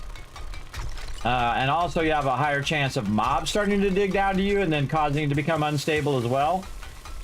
That's totally a possibility. And again, I just assume that they're going to show up in a minute, and then I'm never disappointed. Because usually they do. Again, take off the top first. Especially sand off the top. You don't want to undercut the sand, and then the sand comes falling down, and then causes that cascade failure.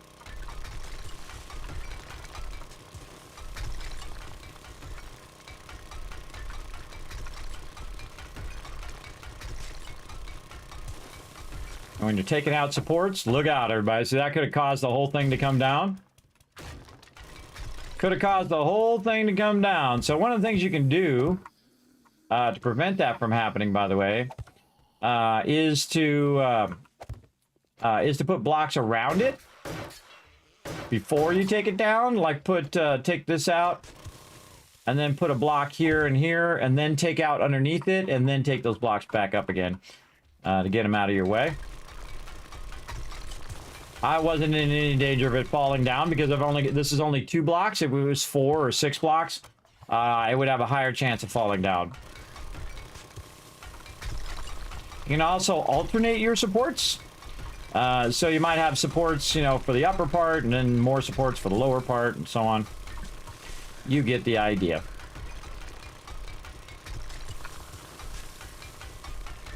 Definitely a screamer up there trying to find me.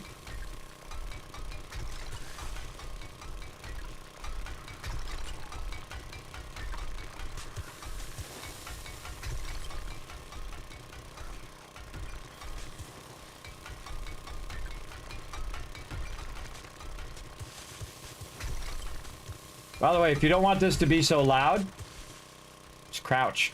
Actually gets quieter. Or even easier, I got a button to mute the whole entire game. Like that. Or I can just turn it down over here. Now, if I'm doing this for a long time, I'll crank it way down like that. But you still got to hear the zombies, though. The zombies will try to come up and sneak up on you and wipe you out. A lot of times, zombies don't make any noise, though. That's what's really annoying when that happens. When they don't make any noise and they just show up. I forget where my ladder is right here. Now, in case 15 of them jump down here all of a sudden, I'm going to go ahead and put my ladder here so I can escape. And then I'll do a weird thing like this, everybody. I'll put a ladder on this side.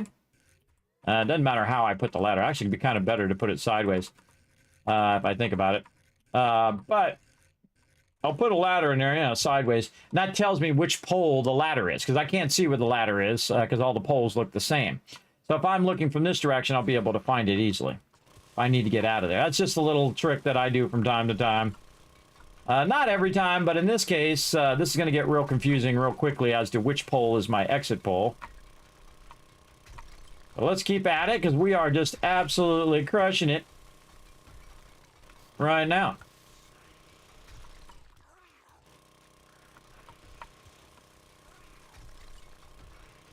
Yeah, zombies want to get down to me for sure. Okay, and you can see that it's starting, the thing is starting to get smaller. In the way down we go. Again, I'm just going to cascade with it. Okay, now we're ready to go down some more. Get these side areas here first. See how we're doing here. Yeah. You can see that it transitions to the stone. This is called sandstone, but it's not actually called that in game because it's out in the desert, and so it's basically sandstone is what that is. Ah, I'm so scared. Down more.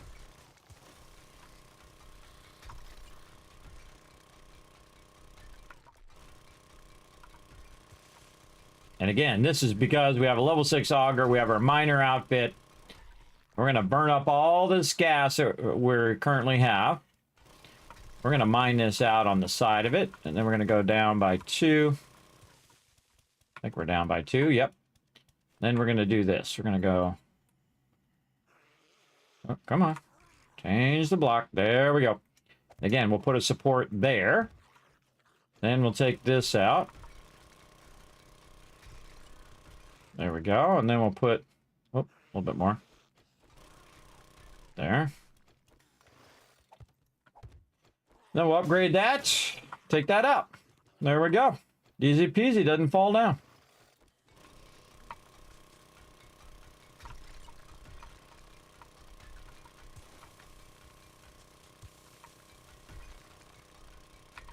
And the whole point of what we're doing now is try to avoid a cascade failure. And just try to grab as much loot as we can before we run out of gas. And we're already making some gas back at the base. But we're just going to keep going until we run out. And that's going to be kind of my signal to say, okay, you did enough of that. Kind of thing. Brunin coming in. You crush it every day. Thank you for entertaining as always. You make me look forward to something in the evening to watch. Ah, that is the kindest thing. Thank you so much, Brunheen, I appreciate that. I call those inspiring quotes, everybody. I'm going to put that in my inspiring quotes. I read all of them, by the way. I read 5 of them every day. Every time somebody puts an inspiring quote in there, either me or my mods will put it over here. There we go. On my Discord. I have thousands of them. It gets me out of the bed every day. I read 5 of them every day, everybody. Well, that's why I'm on a stream today. Inspired by all of you. To get up out of the bed and bring a little more joy and positivity into the world and some entertainment, of course, along the way. Let's do it. I'm surprised they haven't broken through that hatch yet. Very surprised.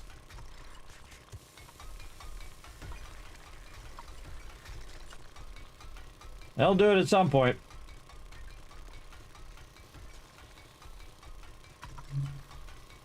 There's a lot of sweet loot. We're doing insane block damage right now, too.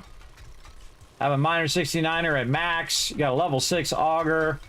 We got all the various mods on there that are boosting the auger. And if I had some coffee right now, I'd be making even more. Not in real life, but in game. I don't drink coffee.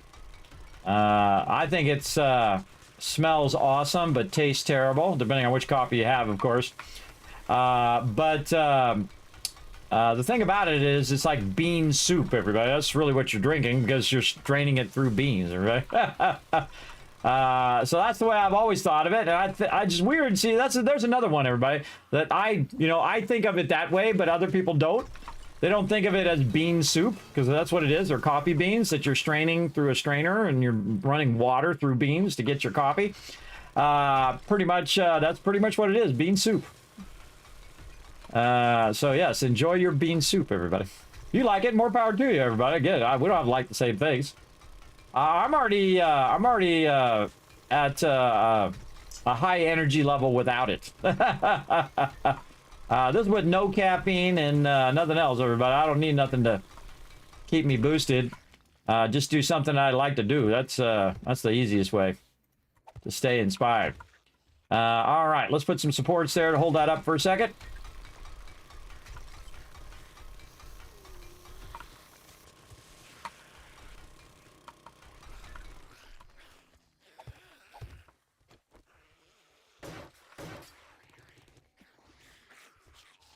Yeah, here they come.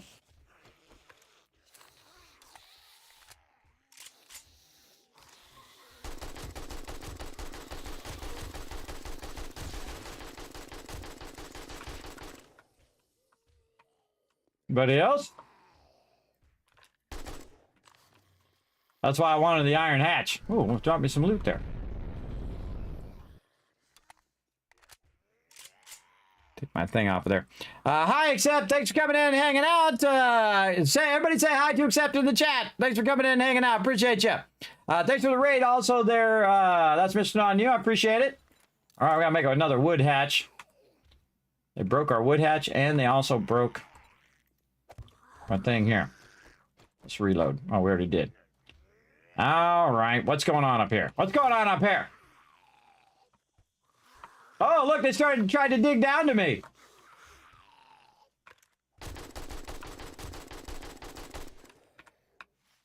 Wow, I think that's the furthest I've ever seen them dig. How many blocks down is that? Hold on, we got to get rid of them first. Now, inquiring minds want to know. How many blocks? We might get a new record on block digs here. 1, 2, 3, 4, 5, 6, 7. Oh, so close. Again, that's about the furthest I've ever seen them dig down. And about 8 blocks is about as far as I see them dig down. But we definitely want to cover that up and make them have to go through there. Just to kind of upgrade that a little bit. Make sure my vehicle's quick getaway here, just in case something else goes down. But that's why you add a stronger entrance, obviously. Oh, this one we just learned. Oh, we can make sniper things. All right, we're not out of gas yet, so let's keep at it. Wow, look at all these resources in here. Oh, look at this. I think that might have been me. But yeah, see, they were trying to dig down to me because my whole thing hasn't caved in yet. Because I'm using supports this time. And I'm just showing you that you can use supports, and you can just keep digging and digging and digging as long as you're using those supports. You especially want to use supports in the desert, because the desert can cascade. Now, it still can come down, everybody. Absolutely. If I'm not diligent about my supports. And even though you have the supports, and in theory it should work, doesn't matter what should work, everybody. It only matters what does work. Both in life and in game. A lot of parallels in life and in game, everybody, I noticed. Because that's where games come from. They come from life stuff. Right?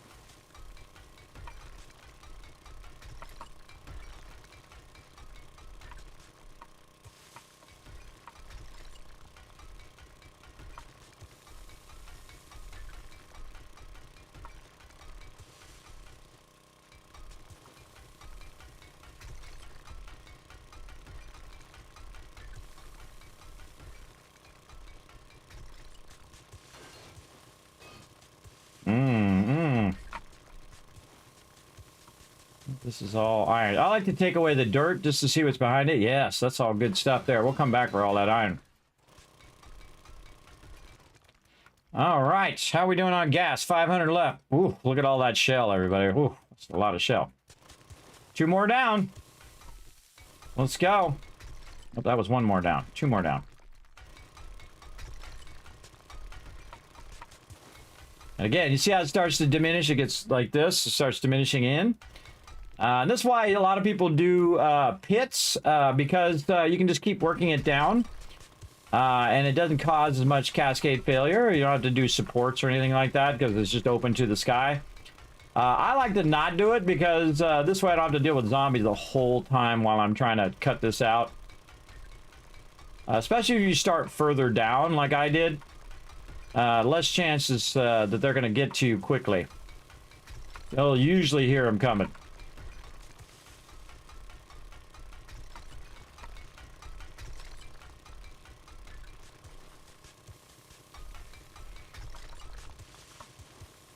And eventually I'll get to the point where I start doing bedrock level mining. If you do bedrock level, where you go all the way to the bottom of the game, then you're way down there, and then you just start cutting in a direction, and you'll start cutting through, especially if you're right on the edge of a bunch of biomes like I am right now.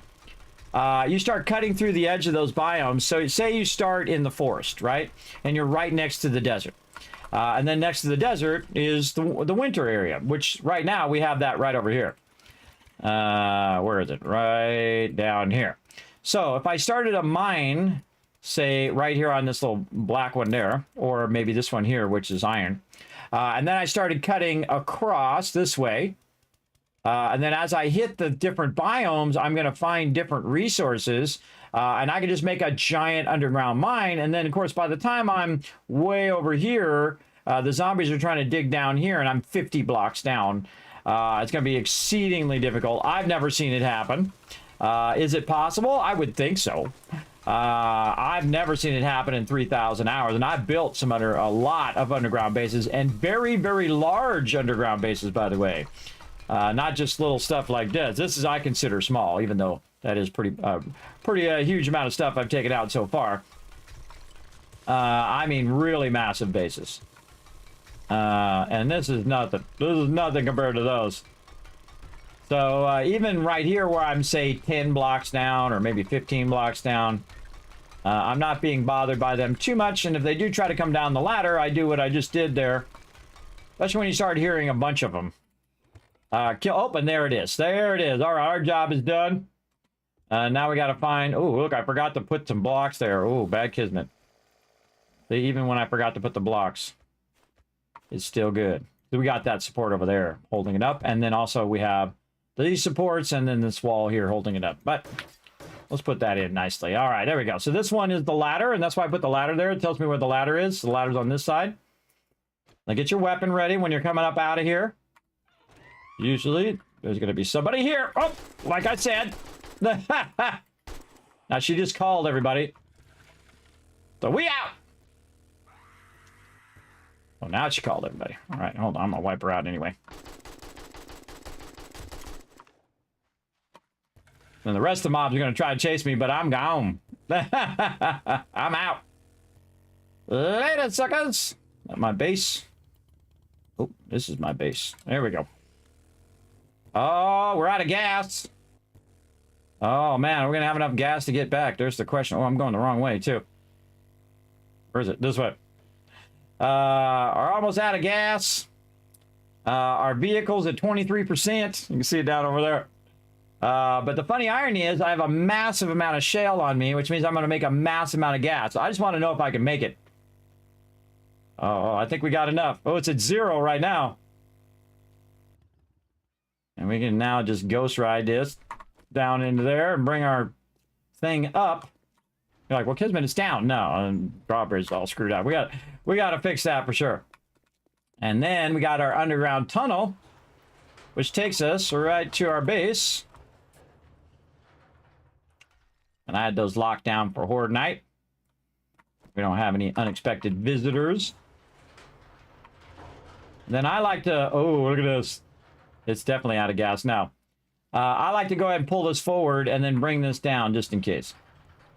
And there we go. We're back to our base. Now we're ready to do an obscene amount of stacks of gas. We can do 29. So we have 3 different ones. Now, of course, I want to use this for other things. But what I would do is I would do, say, the smallest amount on this one because this is my primary one I use for other things. So let's say I'll do 9. That's 75 minutes there. And then on the other 2 up here that I just want to let run and run and run, I'll do 10 on each of these. Over here, and then 10 on this one. And then that'll be done in like an hour and a half. Now, do I also want to run gunpowder in there? Absolutely, but I don't have any stuff to run gunpowder, so there's no point in doing it right now while I go and get a bunch of that. Now, to run gunpowder, again, we can look in here and say gunpowder, or just in our inventory. Gunpowder, we're going to need coal and nitrate, which is the other thing that we need. Let's get this out of here. And look how much stone we collected. 12 gold nuggets. It's worth 2 grand. Wow. A lot of gold nuggets there. Right over there. We're going to remember our coffee this time. Coffee, coffee, coffee. Especially the blackstrap coffee, which gives us a bunch of water, but also stamina regen is 25%. We got a bunch of coffee in there. We might want to make some more while we're at it. Blackstrap coffee. We'll track that, and we will get all the things that we need. Let's make all the coffee. And then water. And then funny irony, gunpowder. Right there. And we'll do it here on this one. And we'll put some, a little bit of wood in there just so we can see how long that's going to take. 8 minutes. Okay, we got to start using our coal for everything now. Let's see. Let's cut this up like this. And then we didn't actually put it in our inventory. All right. Helps if I put it in my inventory. There we go. And then we can take this and put that in there. But the smarter thing to do is to set it for however long it's going to go. So over here, it's going to go for 8 minutes. So I'm just going to go and say 8 minutes. We'll say 10 minutes. Take that out of there. Take all my stew out of there. And then turn that on just for the amount of time that I need for that to run. I don't need to make it run for the whole time. And then I put the coal in the corner so I can just keep using the coal without having to use my wood all the time. And we good. That's going to make, again, 20 of those. That's a lot of those. That's very nice. I'm going to put this back in here. And we're going to put all this back in there. And we got, man, we got some... We got diamonds, we got silver, we got a little bit of shell left over. Now, I like to let this shell backlog in here when I don't have enough. To do 1 round of gas, or gas cans, you need 2,000 shell. So any excess that I have left over when I'm doing the boxes, now I could just use the regular gas cans, but the other ones stack. So they stack, you can do 5 of them on top. So instead of just carrying around 10,000, gas, if you let them be in canister, they will stack much higher and you'll have a lot more tens of thousands of gas versus just the one. Okay, Matt Mox coming in with that prime sub love. Showing some love, everybody in the chat. That's 33 months of love. Saying much love, still kicking. Hope you're doing well. Me too, K-Man Mox. Still kicking as well. There we go. My guess, the only time being a Horde Knight, they could probably get down to bedrock. Even on Horde Night, Little Dabber, I've actually been underground during Horde Night, and they never made it to me. Now, again, remember, this game has changed over all the years that I've played, and they might have fixed it. I don't know. We'll see, because you got to think that they got to manually punch their way through stone. 50 blocks of stone. That's going to take a while. Now, if they're feral, radiated zombies, maybe a little bit easier. But still, that's a lot of blocks, everybody. That's a lot of blocks to get down. All right, now we got all this iron that we collected as well. You're going to see I'm going to cut that in half, and then I'm going to combine these two, and then I'm going to put that in there. And then on my other one over here that I have up on top, which is done with this iron, we'll just go ahead and put that in there as well. So again, while I'm gone, it's going to run that out. Now, do I need to run this out while I'm gone? Probably not. I can just let it backlog at this point. But we'll go ahead and run out some more forged steel while we're gone. And then it will melt some more iron in there. So I got iron, stone, and the shell all at the same time. And that's a lot of gas that I just queued up there, everybody. That's almost 30 gas. So it's 30 times 5. Hey, sorry, what's 30 times 5,000? That's 150,000 gas. Now, do I need to go get more? No. No, I'm good. I'm good. All right. And then stone is another good one because we want to put stone in here. So we can just, stack that up a little bit. Tell it to run that cement out a little bit. And again, you want a lot of stone. You want a massive amount of stone. Now, here's what I'm going to do. I'm going to take this stone right here, and I'm going to cut that down. I'm going to put this one in here, put that one in there, and then double press this, and all the stone goes in there. And it's good. Also, we can put our food in here. If you notice, by the way, I'm not making any other food, just this. This is one of my favorite ones, meat stew. It's a lot of food, a little bit of health, a little bit of water, and it does give you a stamina bonus. So fairly cheap to do and easy. Cheap and easy is my two favorite things. When it comes to that stuff, anyway. There we go. Sand in there. Now, I would have organized all this differently, by the way, if I was with my team. But since it's just me, and I'm only collecting so much resources, I only need it all in one box. This is more than enough. All right, now we can go ahead and get a bit more of this. Oh, got 10 of them already. All right, now we don't need to carry multiple stacks of them. Now, good. And while I was gone, all my water's done. And, of course, my farm's been done for a little while. But you can see I don't need to collect it every 2 seconds. It's only for me, everybody. And you can see I already have a bunch of food. So do I need to do my farm every single time I come through here? Not necessarily. Oh, well, look out. It's just Kev coming in with the 24 months of sub love. Wow, that Kismet love train's getting started up. We started up a hype train, everybody. That's right, a hype train is underway. We got 4 minutes and 40 seconds to get us to tier 2. So now's a good time to show that love. Get on the Kismet love train. Hit that resub or sub. Gift a sub. Throw some bits. Whatever you feel like doing. And, of course, it rewards the entire chat as well with some cool emotes. So it's just Kev says, one of my first and favorite 7 Days to Die streamers. Love and appreciate the great content, kids. Keep on building. Looting everything is in sight. Oh, we're going to get our loot on today, everybody. We're going to get it on today. Now, I'm just doing some basics to get my gas going. Because we're going to need a lot of gas for extracting resources and using our vehicles. Oh, good time to repair this as well. Oh, I'm carrying this shotgun around that I don't need right now. I see it's there in my inventory. Take it out of there. Let's put this in here to remind me to use that later. And maybe even better, put the coffee in there.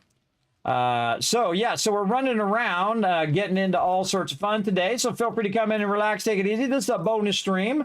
I haven't been feeling all that well this last week, so I've been just trying to struggle to, get up out of the bed. Oh, look out! Speaking of some love right there, Raz coming in with 100 biddies, making my dragon dance. Thank you for making Norbert dance. I got us a little bit further. Now we're 68% into level 1. Again, everybody want to keep that hype train going and reward the chat. Now's a great time. Now's a great time to keep it rocking and rolling. So thank you, it's Kev. And yes, I try to work hard here, try to bring you guys the fun stuff. Now we need to also get some gas because obviously we used it all up. That's going to be super useful to actually pick some up before we leave. But as you can see it stacks in stack cans of gas. So if I grab multiple stacks here. Did I not put this in there? I forgot to turn that on. Oh, bad Kismet. Bad Kismet, forgot to turn it on. So you can see it stacks as a gas can. And so, oh, look out, more love coming in. What's that? 145 bits also from Raz.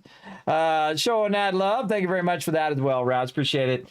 So close, 77%. We got 2 minutes and 30 seconds to unlock that next level of hype train there, everybody. But see, this is 5,000 right here. But if I had two of them, it'd be 10,000 and five, it'd be 15,000. You get the idea. So we're going to let that run for a very, very long time. Oh, there we go. And now you see, look, now I've got 10,000 extra gas on me on top of the 5,000. Now, you can't use the gas when it's stacked. Oh, there's 200 bits. Oh, we're so close now. 90% with 2 minutes left. Oh, so close. Thank you for the 200 biddies. I appreciate that. Found these in the couch. All yours. Nice. Nice.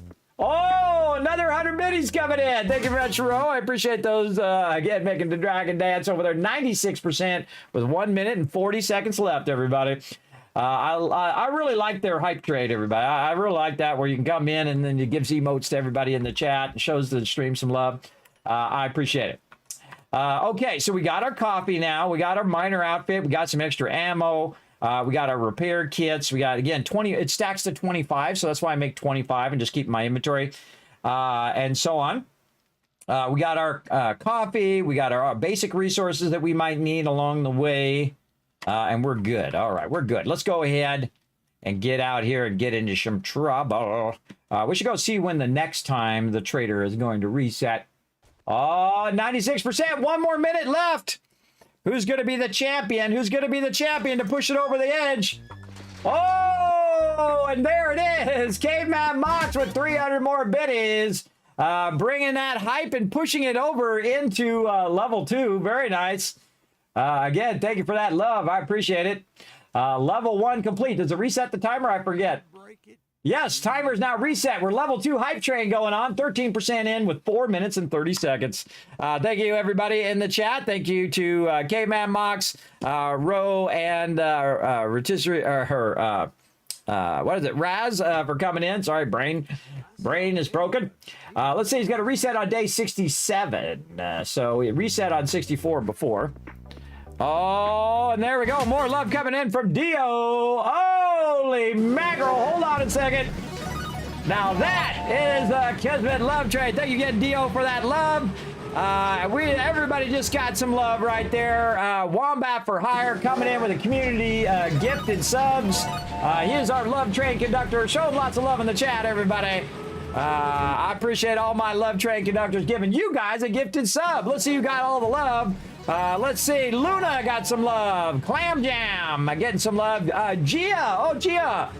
Getting a gifted sub as well. Isabella and also Bustin coming in and getting those gifted subs. Feel free to go ahead and show that love in the chat. Make sure to say thanks to our love train conductors for showing some love in the chat as well. Wings, thank you very much also for the follow. I see you there. I appreciate you all for coming in and hanging out. We're going to have a great night tonight, everybody. We're just getting started. Just getting started, so settle in. All right, I think I looked and see whatever he had. I can see I've sold him some stuff there. Oh, look out. More tip of the hat coming in. Brunheen with him 34 bits and pushed us a little bit further. Now we're all the way up to a level 3 hype train with 51%. Into that hype train with 3 minutes and 40 seconds to keep it rocking and rolling. So feel free to show some love in the chat. Now's a good time to get that love train into full gear. Let's see. Oh, yes, we have a couple books that we haven't bought yet in there as well. All right. Wonder how much gas sells for. Oh, that doesn't have a sell price. What about hatches? Hatches don't have a sell price either. How about this? 179. Yeah. Oh, wow. Repair kits is 1,000 for a stack of, let's just call it a stack of 22. Stack of 20 is probably about 1,000. How much are they each? Let's put one separately. Let's see what it is. 42 each. Hey, sorry, what's 1,000 divided by 42? 23.8. So let's just call it 24. So, yes. So, very, very close to exactly 1,000. right there. So we could sell those, but I'm not going to. Blackstrap coffee, a full stack of that is 460. Yes. What about my auger? Ooh, 1600. Totally wouldn't be worth it to sell. None of that would be worth to sell. Absolutely not. You'd make 1,000 times or 100,000 times the value of that level 6 auger than it would be to sell it to the vendor. Now, if I got another drop of a level 6 auger, then I still wouldn't sell it. I would scrap it for parts. Absolutely not. All right, now let's go over here. And we went and checked the trader. I should have picked up my vehicle before I left. Again, we're going to our underground base. Now, this is a very rare thing, everybody. I do not build underground bases anymore because they are so incredibly easy. Now, I could run out here, everybody, and roll myself out of here, but you know it's way faster. Just picking that up. Just picking that up and running my way out. 1 minute, 46 seconds left on that hype train, everybody. We're 51% in. You can show that love to the stream and unlock that next level and reward the entire chat with some love. Feel free to keep that love train going. Let's get out here, and next we're going to get some nitrates. Okay, we're going to go out here and make ourselves a little open-ended. Oh, hold on. Got to do a couple things here. We got to gas this up. We just used up all of our gas on that. All right, let's open this up. Max that out, and then let's fix this right here. Oh, only did 47%. All right, let's do a couple more then. Until we don't have the option to fix it. There we go. All right, 100% gas, 100% thing. And of course, it's going to be foggy. Of course it is. Of course, it's going to be foggy out here. Let's try not to fall into this hole again. And go find ourselves some nitrate out here. All right, where was that nitrate? That's coal right there. Huh. Let's check the map. Oh, it's in front of me. This way. It's way over there. Now, how do I know? Because there's a little white dot on the... yeah, there it is. Hiding in the bushes. There's a... Oh, and it's right next to iron, too. So we could double up on this. What you do is look on the map, and if you see the little white dot, which is I'm covering it right now, the gray dots are usually rocks or boulders. The white dots, like this one, that means nitrate. The light brown ones like this are typically iron. If you see like a multicolored one or a black dot, that's usually shell, which is where we're at over there. Again, there's a white dot there. You can see it's nitrate. You see all the little dots, black dots, whatnot. Sometimes they are black dots, but they're actually not black because the actual black dots are coal. But sometimes what happens is when you have a dot that's, say, blue, like a light blue, which some of these are, right here, you see there's a blue dot, and then it's on this color, it mixes with that color, or it might be by a boulder, and then the boulder mixes with it, and then it makes a black dot. So sometimes it'll throw you off, is what I'm trying to say there. But we're going to try to get some nitrate right here, and I kind of feel like we'll just do an open pit. Let's go.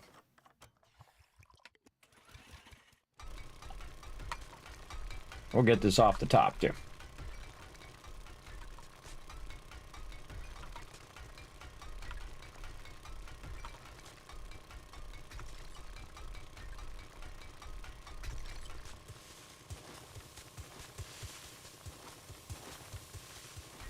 Back this away just a little bit.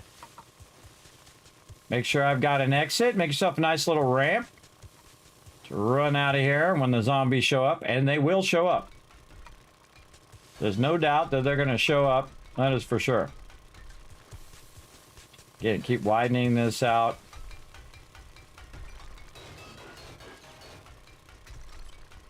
There's iron there.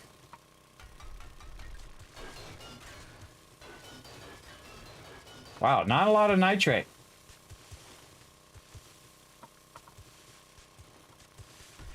What you want to see when you're going down here is that you're just hitting a massive amount of nitrate. And it's kind of stalling out right there. Let's see where it takes us. Right here. And you're trying to find the direction of the nitrate. Again, look how far down I am already, right? And here's the thing about the Augers, you just dig your way through there, especially if it's just dirt. Again, test it out. Is it easy to get out? Oh, wait. Take that out. There we go. Okay, fairly easy to get out there. And just chasing that nitrate.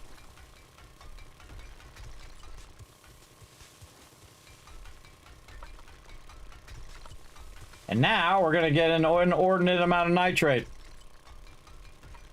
Again, everybody, ABC, always be crafting. All the time. Keep that crafting going. As many crafting, especially when you're playing solo, get as many crafting boxes as you can going. Now you can see I'm at a level here where I can see the nitrate and I can move backwards. Now I have another nitrate farm that I can do, but this one is closer to my base. So this one is much nicer. Now, of course, probably a good time to lock and load. Fun detected! Thank you for the 1,000 minutes wins. Thanks for coming in, showing that love. Oh, we got a hype train emote. Hold on, let me share my hype train emote. Thank you for that 1,000 bits. Thanks for showing the stream some love. Appreciate you greatly, Wings. Big time. All right, let's keep getting ourselves some nitrate. Now, again, we're going to loot everything, everybody, including all of the resources. And now that we have our auger up, level 6 auger is the greatest. And again, oh, we forgot to drink our coffee. We got to drink our coffee, so we're getting our boost. Again, you'll see if we go in and look at our perk here, under Art of Mining, harvest 10% more ore when buzzed from coffee. So Art of Mining number 3, and you can see I've got them all, which means I'm also gaining 20% more ore as well, just from having them all unlocked. So that's why I'm getting a massive amount of ore from the same nodes, by the way. So this, you have to extract less to get more, which is awesome. Or you just collect a whole lot more because now you can get more, depending on how you look at it, right? All right, let's just keep doing this. Now, again, you're going to see me just do this 2 blocks wide. Or 2 blocks tall, I mean. And now that I'm way down in here, this is called pit mining, where you don't bother to put the entrance in. You can also just cut the whole top of it off. I rarely ever do.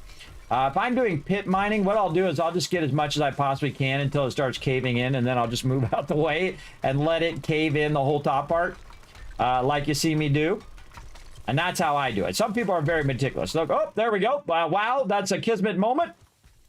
And there it is. That's when I say something, and then it happens right after I say it. So there you go. Another Kismet moment right there on stream. I did not know it was going to do that, everybody. I just was talking about eventually it will. Now, you can lose a bunch of resources doing that, especially if you have a lot of nitrate or iron or whatever up at the top. Oh, here they come. Because I have those books, by the way, another thing that those books do under Art of Mining, take 50% less damage from collapsing mines. So I'm okay if it collapses.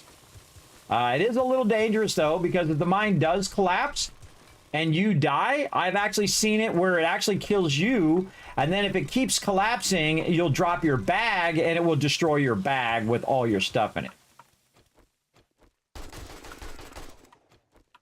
And I don't want to do that. I don't want to destroy all the stuff in my inventory. But if you think about it, you started with nothing anyway. So it's not like you're really losing anything, right? If you think about it. Again, this is how I do pit mining. I just let it fall down eventually. I get all this loot first. And I try to cut it at the first level of where you're finding a good amount of those resources, which is what I'm doing on the nitrate right now. I'm cutting it at these kind of 2 levels here where it is kind of the strongest. And then as I cut it out, all the dirt up above is going to be pretty weak. Because again, you can see it's like 6 levels of dirt. That's not a lot of stability to hold that up. And so it's definitely going to cascade in. The second it cascades in, you see I start to move away. I'll take a little bit of damage, but if I get out from under it, I won't take as much. Now, this was stone, by the way. The stone is obviously a lot stronger than nitrate. Nitrate blocks are 600, as you can see. If we go to iron, we go to iron blocks over here. There's 600. Right over here, we're gonna go to stone block over here. Stone block, about 500. Actually, nitrate is actually stronger. I just realized that. Nitrate is actually stronger. I thought it was less. Now we know. I don't think I've looked at that in forever, everybody. It's probably another 5 years since I looked at actually the block value of these. I feel like they increased the block value of that, but I don't know. It could have been like that a long ago. I don't remember. That was a very, very long time ago. I barely remember yesterday. And even maybe less today. So there you go. Like that, Josh? Yes! Those are called Kismet moments when I say something and then it just happens right after.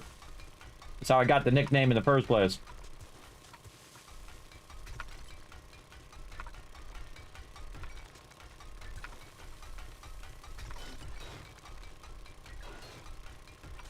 Yeah, I can get a bunch of iron in here too. And there he goes. It does all the work for me. Why do I have to do the work? I'm not cutting all that out. Let it just fall down. Of course, you miss out on... I love how they're round now, by the way. They used to not be round, by the way. But hey, it does all the work for me. By the way, this is also a bunch of clay right here. And then once it's down like this, you can just pick up these stacks of loot. All that clay soil there. And then you just use your auger to clear all this out. This is no longer like sand or dirt. It's what's known as debris. So you got to take out all the debris there. Somebody else wants to come down here and get shot. Oh, level 61. I bet you have points to spend. Yes. We're trying to take care of our pack mule. And we are now going to get her done. Bam! There we go. So no matter what we do, we are no longer going to be overburdened. So very, very nice. And that's perfect timing because tonight we're going to be looting it all. We're going to be looting every single thing. I'm going to show you the old school way to do the game. And usually when I'm kind of done with the trader, like right now, where I don't really need much from the trader, because I can pretty much make all the stuff myself, I would say the only thing I need from traders are recipes and books. At this stage, I'll work more on just collecting general loot. And we're going to collect it fast. Especially since we have the auger and the chainsaw. How's our coffee doing? 43 seconds left. That'd be a good thing to set a timer for. By the way, if I just cut this really thin, like this, only a couple blocks wide, it won't fall down.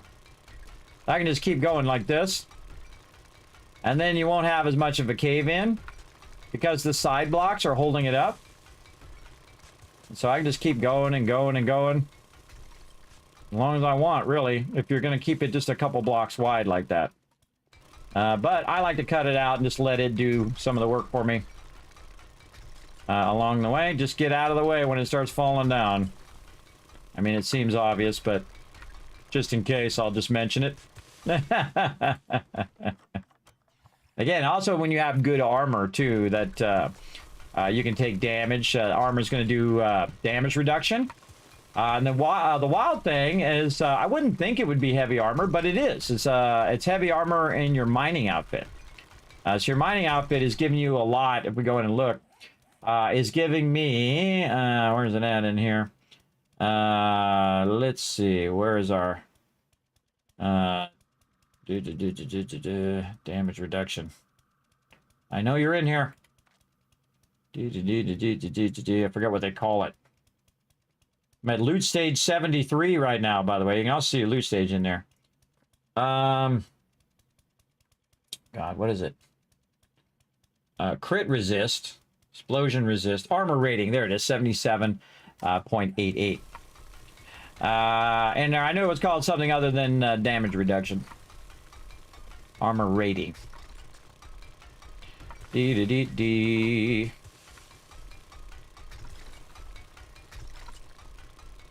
Yeah, that's another good reason to take out the top first. So if you take out the top and it starts cascading down, you got the resources so they didn't get damaged or destroyed.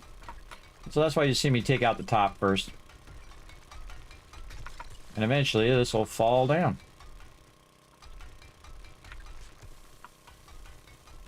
And I'll take out the bottom, top and bottom.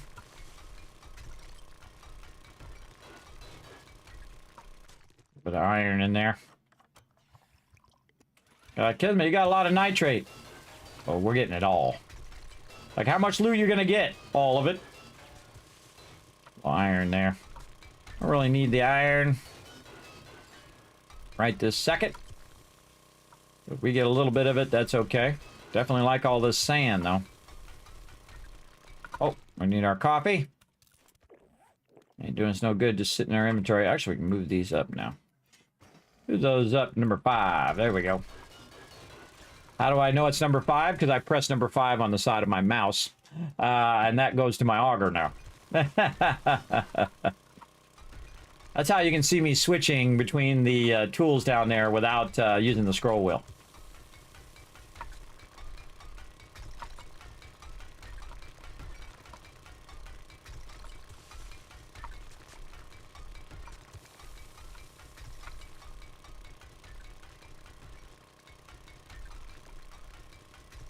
You can see this is starting to stall out. It's starting to stall out. This is all stone. And the vein of nitrate stalling out on this direction. Now we need to go this way. Again, look how far we got that time. All right, we need to actually look and see where our exit is. So one of the things you might want to do is just put a block there. Just to remind you what direction to run when this all caves in here in a minute. Now, sometimes you go a really long time before it caves in because you got stone on the sides. And it's much more solid. We'll see how it goes. Oh, is that coal? Yeah, coal in here too. Wow. Iron, nitrate, coal, all in the same spots. I also need to watch out where I'm going, see where I'm at. I don't want to be right here. And then just kind of randomly cutting out a bunch of stuff. And then, uh-oh, I went under that building. Or even worse, if I was right here and I started going underneath my base. Now, I've actually dug out a bit under my base. But it's much safer not to dig by your base, obviously. So that you don't end up accidentally causing your whole base to come down. And this is why I'm over here doing this instead of digging out from underneath my base.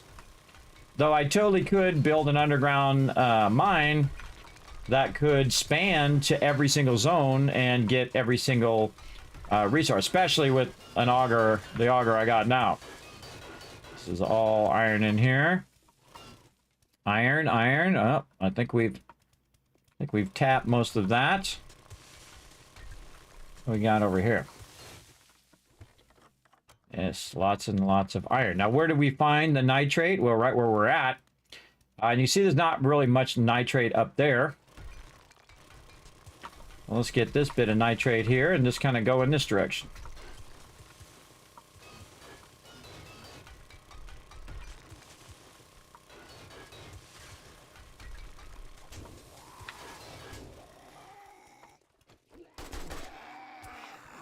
Uh-oh.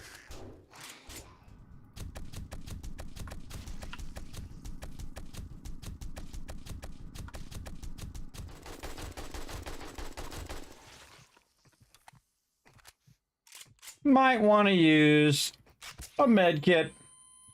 All right, that was bad. All right. A little bit of food. A little bit of water. Now we got 53 conditions right now.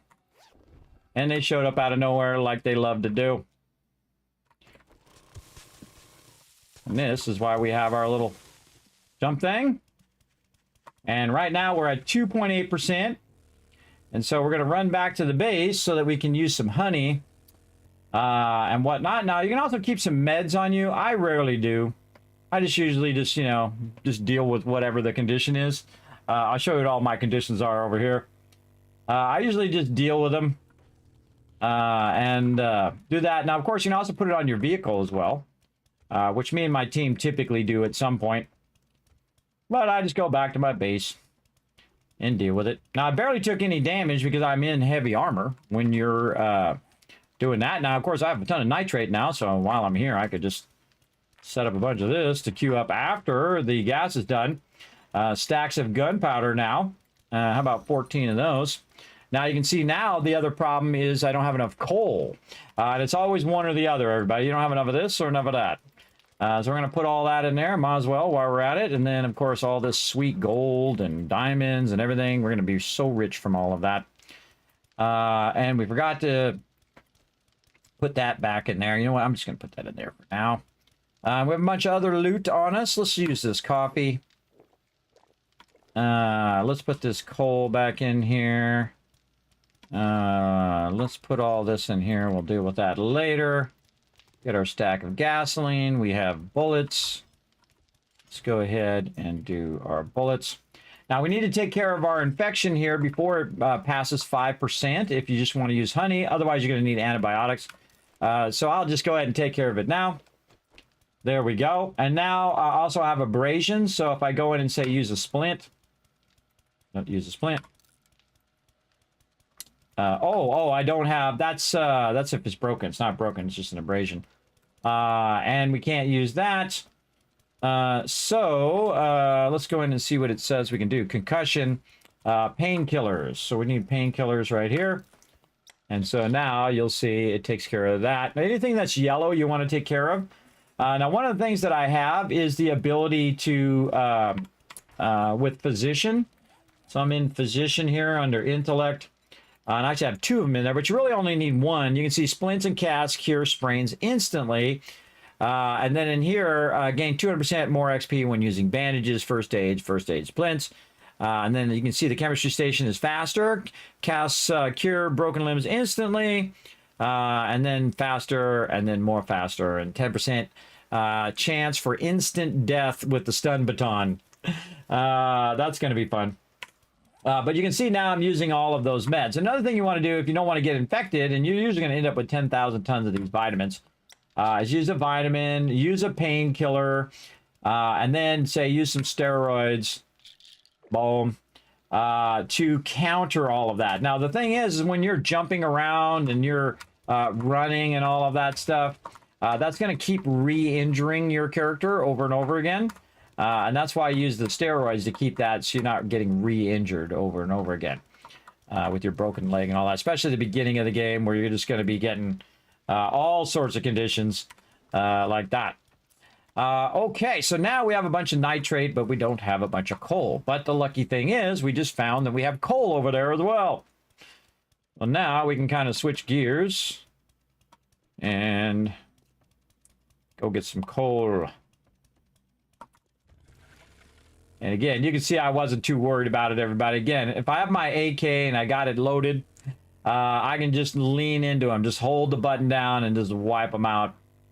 I got to watch out when I'm coming out here now, though, because I might be just tooling along and then end up in a big hole in the ground right there. So again, what I typically do is I'll put some blocks down. They do have the ability to do the cone in here, which my team actually showed me. I forgot or didn't realize they had left it in the game. Turn this off. There it is. So you can put the old school cones down, but they don't act as spikes. You can put, like, you know, cones down like this. Again, you can see we're going toward that iron there.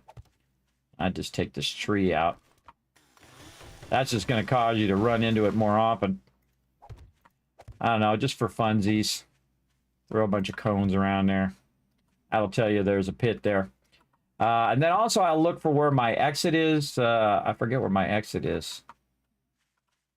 It's my exit side. Right here. So I have my exit side on this side. I think I'm going to change that. Let's put it over here. What I'm going to do is just cut all this out. Dig myself a little bit of a tunnel.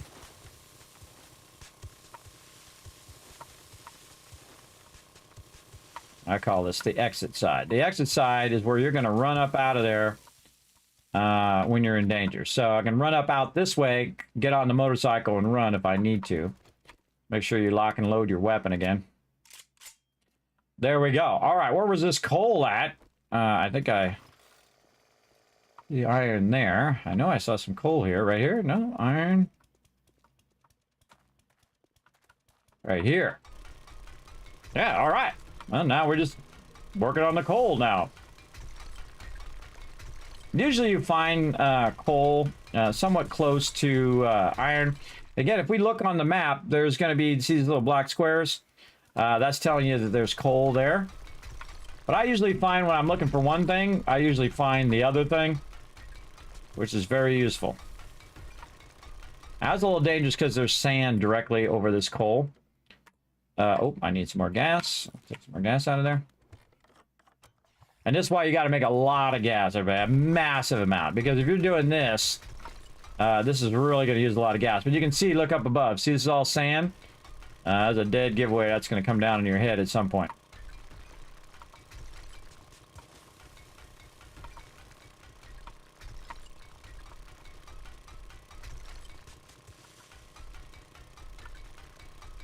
Oh, coffee. Get more loot. Can't wait to get a max level mining outfit. And we're going to work on that hopefully today. We're going to go get a crazy ton of resources. Again, trying to avoid the cascade a little bit by just hitting the top part first. And trying to keep that from starting a cascade.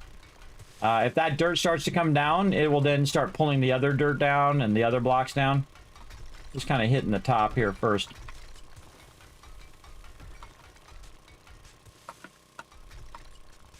And coal is probably the equivalent of nitrate here, block-wise, 600. They dig down to you? They sure do, Sanford. Yes. The furthest I've seen them dig, though, is about 8 blocks. They got to 7 blocks today. Oh, and there it goes. Oh, run away. Now watch it cascade all the rest of the blocks. It ain't done yet. That's going to work its way all the way to me because the blocks that fell down are pulling the other blocks down. See?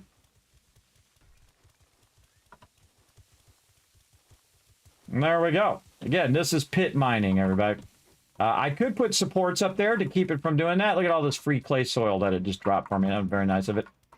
I could just put up supports to keep it from falling down, but pit mining is very fast. You don't have to do supports, and you don't have to worry about it every 5 seconds.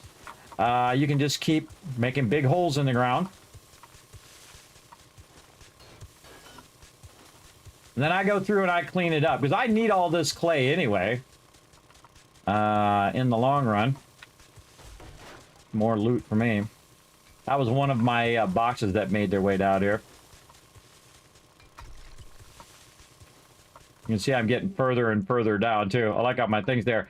Where's my motorcycle? That way. I'll see, I have my motorcycle this way to remind me how to get out. Right there. Again, we do a little cleanup here. And when you have the auger, this is easy. Easy mode. Also a great way to get a little bit of clay. Oh, I hear him coming in. Come on. Now, one of those, well, those mobs can actually start digging down to you, and that can cause it to, become unstable as well.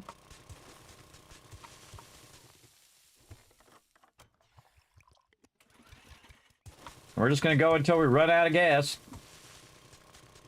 Clean up our mine a little bit here after our cascading in. Now, one of the cool things is the bigger this gets, the less it's going to fall down.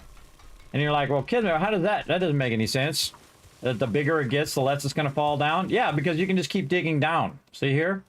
I can just dig down into this nitrate, and I can dig down into this coal. And that means, so it's going to have a less that I'm going to cut into the side. I'm just going to go straight down. And that is what I'm basically doing. I'm just widening out this, and then eventually I just keep working my way down. And there'll be nothing up above, because as I cut my way down into the coal, or into whatever it is that I'm taking out, there'll be nothing above it. And then it won't fall down as much, right? But I like to go sideways and try to what I call empty the node, which means that you get as far as you can until it runs out. Like in the case of this coal here, we'll just keep cutting it this way. Now, if there is like a building or something up above, it'll bring that whole building down, everybody. You can actually undercut a lot of buildings and they'll fall down. Now, there's still a little weirdness with buildings in the game, and it's been like this the whole time the game's been out, is when you cut out all the blocks under a building and then it doesn't fall down. It's really awkward. But the trick to it is, if it doesn't fall down, you take a block and stick the block on there, and that block will cause the whole entire thing to cascade down. Just like you saw here. Just like you saw this all fall down, that's a great way to trigger a building to fall down. Even if you cut out all the supports and it's still floating there, you just put a block on it.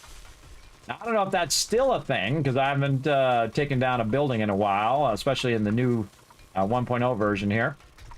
But we'll test it out. Don't tell me. I'm just giving you some tips there on what I like to do. Again, I'm just kind of checking and seeing. Okay, is it coal? Is it stone? Again, we're going to get a lot of coal there. But I use a lot of coal, both for keeping my forges going, and then also for, and really everything going, chemistry stations and whatnot. But also for making gunpowder. And my goal is to have, like, every Horde night to have a full box of ammo. Now, what I'm also going to do, by the way, since I have plenty of ammo, regular ammo, I'm going to switch to AP ammo. And then when I have enough AP ammo to do Horde night, I will then switch to AP ammo normally. And that's really where you're trying to get to. So you're just like, you got so much ammo that even when you're just running around at a location, you're using that AP ammo then. That's when you know you really have made it in the game. You just have so much ammo, you're just like, just burn it on some random mob that you don't really need to use AP ammo on, but you do it anyway. At least that's my milestone that I use. All right, more over this way.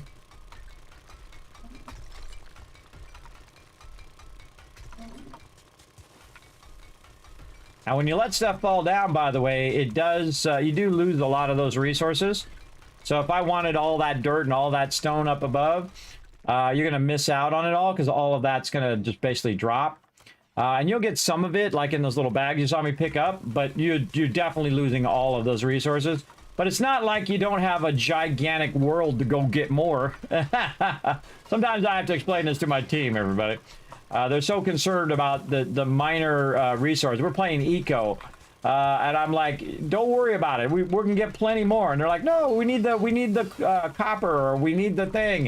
And I'm like, look, it's a giant world. It's 4 times the normal size of a map. Believe me, we got plenty of copper. We got plenty of everything everywhere. We're gonna be fine. And I understand everybody. They want to use that resource to progress the game, and that's okay. But oh, now we found some lead in here. What the heck? This is the mine of mines in here, everybody. I love it when you got a whole bunch of stuff in the same mine. There it goes. I knew that was holding that whole thing up. All right. No one else in here but me, everybody, so no big deal if there's a giant hole in the world. By the way, you can see it on the map, too. You can see I'm making a big hole in the world. It's kind of hard to see. I'm standing on it, but yes, it actually affects the overall map, too. All right, and this is where we're just about to the edge of this coal. You can see we don't have much of it on the sides now. So, might have some over here. Kind of looks like there's more here. Yeah, there's some on this side. But eventually that node will stop. And then that's when you start going down again. And I usually get down to a level where I kind of feel like, okay, there's 2 levels of this resource here. And then I'll just work my way down, And some people, this is all they do. They do open pit mining and whatnot. You can come back and do some reconciliation or whatever it's called. And what is the name of that term? You know, I'm going to look it up over here. Hold on. I'm going to look it up over here. I think it's reconciliation. What is it called when miners fix the ground? Yeah, fix the ground. Reclaimation.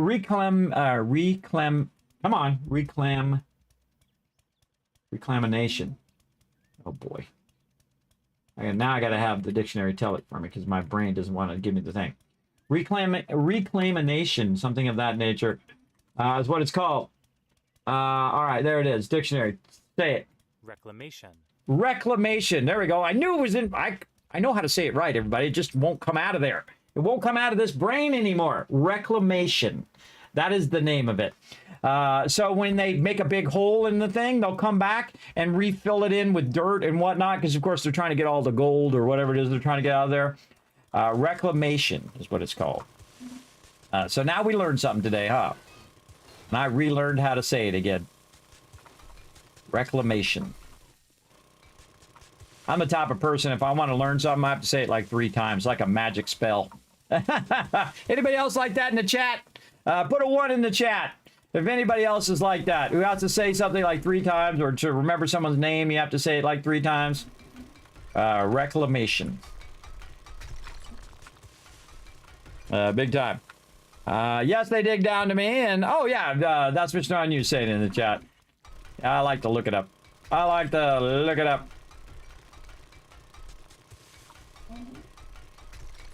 Gold Rush is one of my favorite shows until they took off the Hoffmans off of there. Then I stopped watching it. I don't want to see no rich guy and some spoiled kid. No thanks.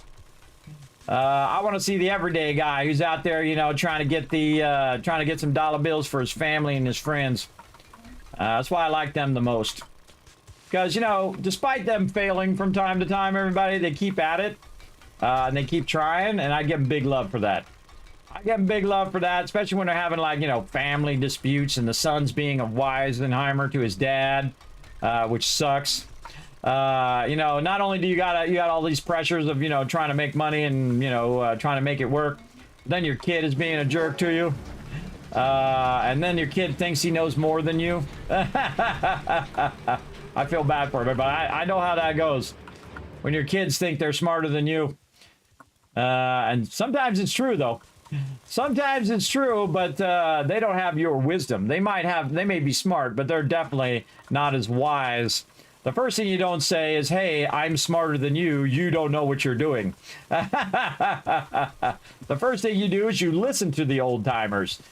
You listen to the old timers and you learn from the old timers, and then you can say, okay, I learned what you were trying to teach me there. Let's also try this other thing. That's when you're doing it the smart way. There you go. How can you forget Reclamation Day? I know it from Fallout too. But again, sleep apnea, everybody. Sleep apnea, very bad. Very bad if you want to remember anything. It is absolutely the worst. Oh, I feel like there's some more in this direction. Oh yeah. If you see that sand, there might be a little bit more of the goodness. Oh, it needs repairs. I'm surprised we haven't run out of gas yet. Now, see, I go until I run out of gas or until Horde Night sneaks up on me, one or the other. But yeah, there's definitely some more coal over here.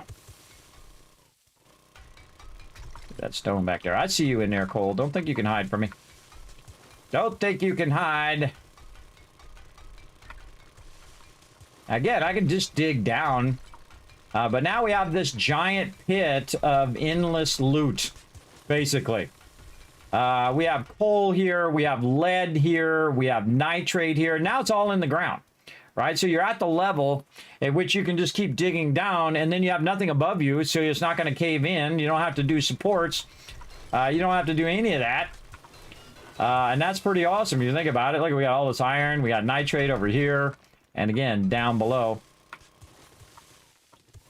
For sure. Don't need that block there anymore. Because there's no reason to run away. All right, so that's pretty cool. Let's go ahead and start going down. Now, I go down in blocks of 2. Like this. And we'll just cut out the edge here. I kind of feel like I went blocks of 3 there. There we go.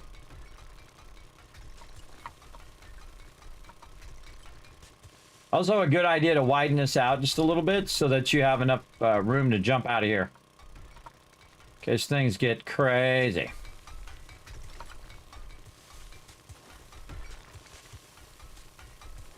That's the cool thing about the augers is both a pickaxe and a shovel. And I have both, or all the mods for both of those things that I can put on here, because this is a level 6 one, so you can have a lot of things on there.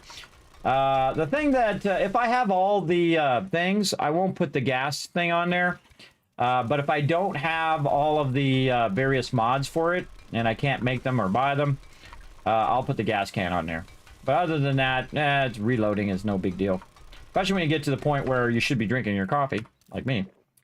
When you have a bunch of coffee and you have all that, you should be fine. Now, I'm just going to go until I run out of gas, basically. Then when I run out of gas, I'm going to assume that's good enough. And again, we better check our Horde Night over here, too. Hold on. Horde Nights, which one? 70. Oh, we got a ways to go.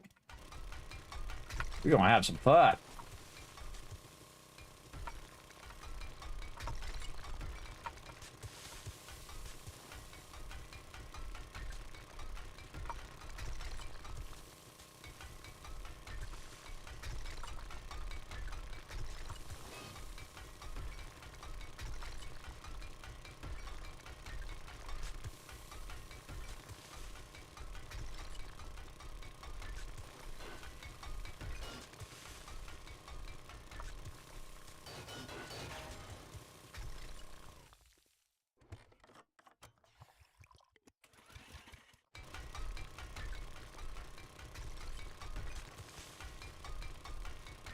I was just taking it off 2 layers at a time. And this is where it actually gets way easier, because now you're not worried about cave-ins. You're just going to drive this down and down and down.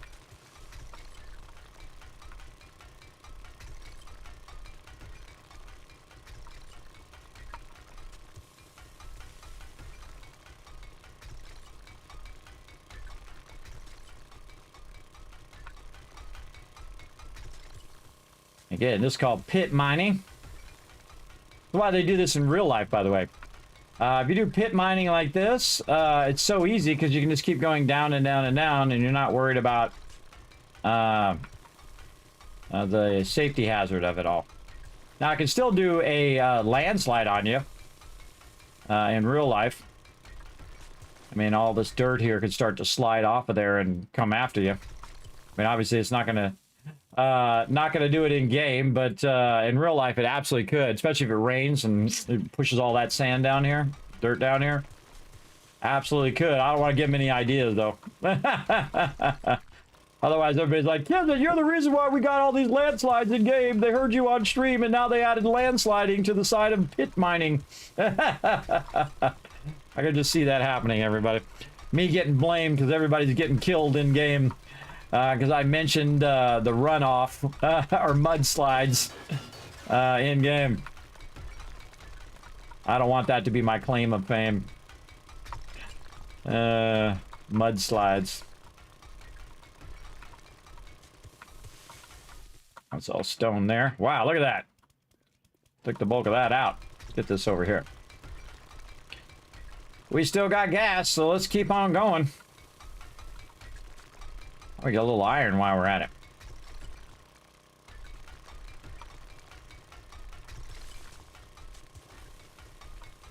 Go ahead and risk a cascade over here on the side. Try to get some of this coal this way.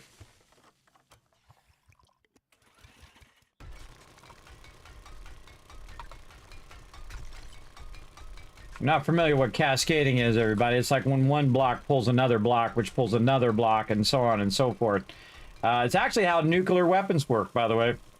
One atom causes the other atom to go on fire, which causes another one, which causes another one, and so on. Yeah. Of course, that's the much simplified version of how it works, but you get the idea. It's a chain reaction is what it's called in nuclear stuff. Now, am I going to make one of those? No. I think it was stupid for us to make it in the first place. Just like, why don't we figure out how to destroy everybody on the planet? That sounds like a really great idea.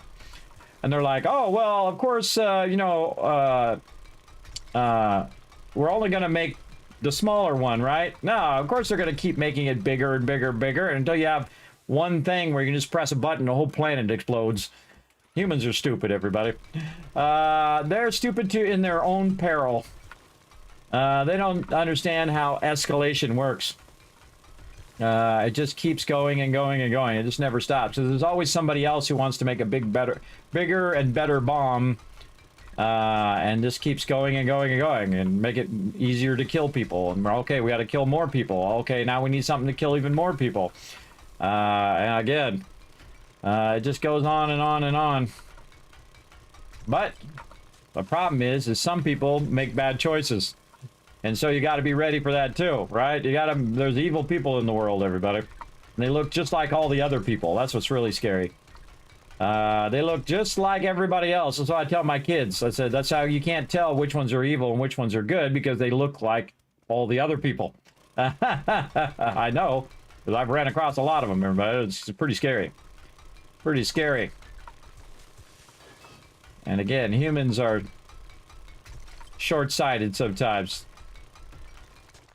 But we're all inherently flawed in one way or another. That's how we're made. That's the default setting. Get some of this while we're at it. I don't think I need any lead, but I can definitely get some of this iron. A little bit of gas left. And this thing cuts through iron even faster. I got my iron breaker mod. Cutting through it like it's butter. Come back for that lead another time.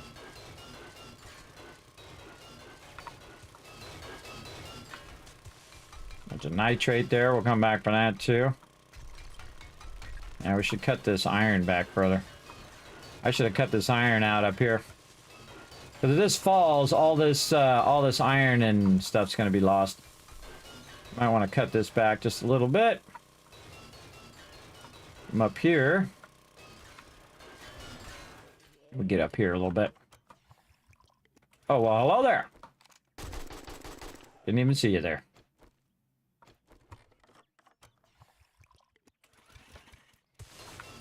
I'll cut into this iron.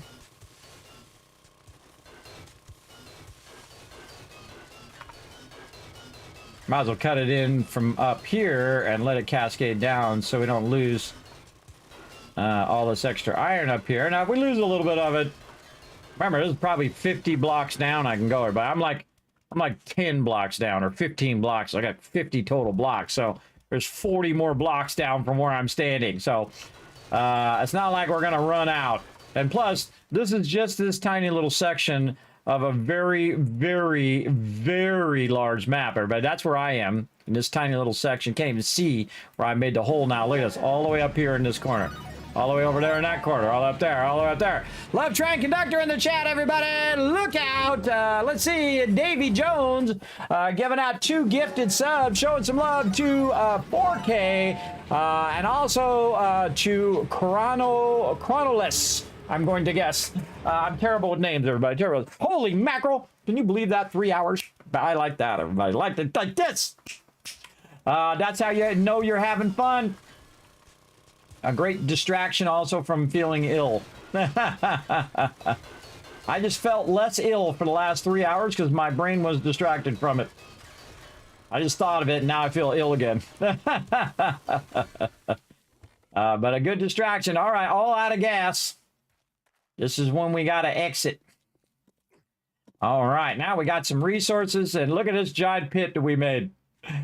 We're going to do a lot of pit mining down there. I'm just going to keep that going and going and going whenever I need some resources.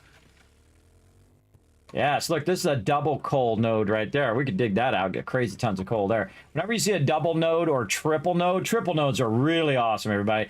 You're just going to have that for days and days and days. Going to have a whole lot. Watch this. Right through the spikes. Didn't know you can ride your vehicle right through the spikes, but no big deal. Sometimes I go around them just from habit, but you don't have to. You go right through them. As long as you're on your vehicle. And down we go. All right, now we're ready. We're ready to do some gunpowder. Oh, look at this. Nice 5 stacker there. Let's get that out of there. All right, let's check on how this is doing. Oh, this is doing good. All right, another 6,000 in there. Go over here. Oh, this is ready for some as well. Yeah, get that going right there. Melt that down while it's still doing clay. Let's check on our lead over here. This one is running way too long. We definitely want to turn that off and turn that down. We are burning up way too much of that. All right. Not that it matters, everybody, because look how much coal we have. And other resources. It's not really that hard to go get it. You saw how easy it is now at the level that I'm at. Let's drop all that in there. Let's drop this in here. Let's get that out of there. I don't know how that ended up being in there. Get out of there.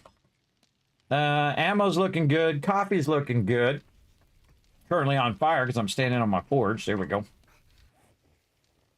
By the way, if you're on fire, you can run and jump into the water. And that'll put you out. Okay, we want to make some ammo. So, do we have any more brass over here? We do. All right. And then while we're busy doing other things, we're going to make some more 7.62. But this time, we're going all AP. 400 AP ammo. Queued up and ready to rock. All right. Let's do it. Oh, we need more gunpowder. Gunpowder over here. And we can make a lot more. Boom. Oh, let's make it an easy 763. Look, we can even do even more, but we don't have enough bullet tips because I didn't take enough out of here. Let's do even more. How much more can we do now? 1,147. That ought to be awesome. Now, what I can do is to speed that up, is I can say, okay, I want to do 200 in this one, and then go up here, because they ain't doing anything anyway. They're just sitting here. That's why I have all these. Then we're going to do 200 in this one, and then we're going to do... This is why I always have a lot of weapon workbenches. So I can just let those run. And then 200 over here. And then over here, we'll do 200. Then over here, we got 146 left. Boom. So that's going to evenly, and I just took a random guess as to what the number is. I could have done the number perfectly, by the way. It doesn't really matter at this stage, because now it's going to basically do 1,000 ammo within the next 30 minutes. That's a lot of ammo, everybody, especially AP ammo. So now I feel pretty secure that we may be able to survive Horde Night, but look at this. We should probably have at least 2 rows, maybe going on third row at this point for that. I've got a lot of shotgun ammo I can use, a little bit of 9mm, but we're just looting everything at this point, everybody. We're getting all the loot. Oh, look at that bullet casing. That should still be going, but I don't have any gunpowder, but just so happens that eventually I'm going to have some in there. Let's see. Are we good over here? Maybe we should stop the gas. We should start some more gunpowder in that one and switch the gas to the other one. Because you always want your gunpowder running constantly. So we'll take all the nitrate out. We'll leave 1 thing of nitrate in there. And then coal, same thing. We'll take all the coal out, because we can just easily put it back in if we leave 1 in there by just double pressing this button. It'll just put it back in there. Oh, look at that other stuff I could be running here with a bit of lead that I got. Let's throw that over here. So this is working on that, why it's doing that. All right. I need more brass than I need bullet tips right now. Okay, so now I have the gas running here, but the problem is I want to do stacks of gunpowder instead, and it's 32 stacks of gunpowder. The cool thing about stacks of gunpowder, it's 1,000 gunpowder each stack, so that's 32,000 gunpowder. And I would make sure that you got that just running 24/7. It never stops. It just runs for a really, really long time. Now, what I want to do with that is also do the same exact thing in the other one, in this one here. And now I've got a bunch of gas, so I'm not that worried about the gas itself. And I'm more worried about making sure that gunpowder is running. And so once this is done, it's going to do more gunpowder in this one. I actually kind of feel like I'm going to stop it there and go up here and start it in the back of this one here. Let's do stacks of gas first, and then stacks of gunpowder after that. So it's going to do gas first, and then stacks of gunpowder after that. There we go.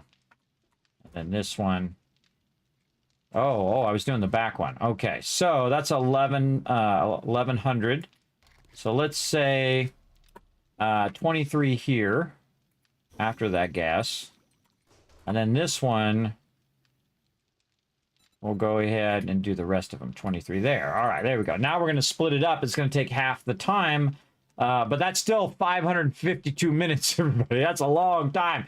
And that's what I like. I like to set it and forget it. I don't want to have to think about it. The only thing that I need to do is make sure I come back over here and collect the resources. Now, getting the stacks, of course, it can stack more, so it can make more before you have to take it out of the output. And that's why stacks of stuff are better. Because instead of it just doing 10,000 gas over there in a single stack, it'll do 5 stacks of gasoline cans.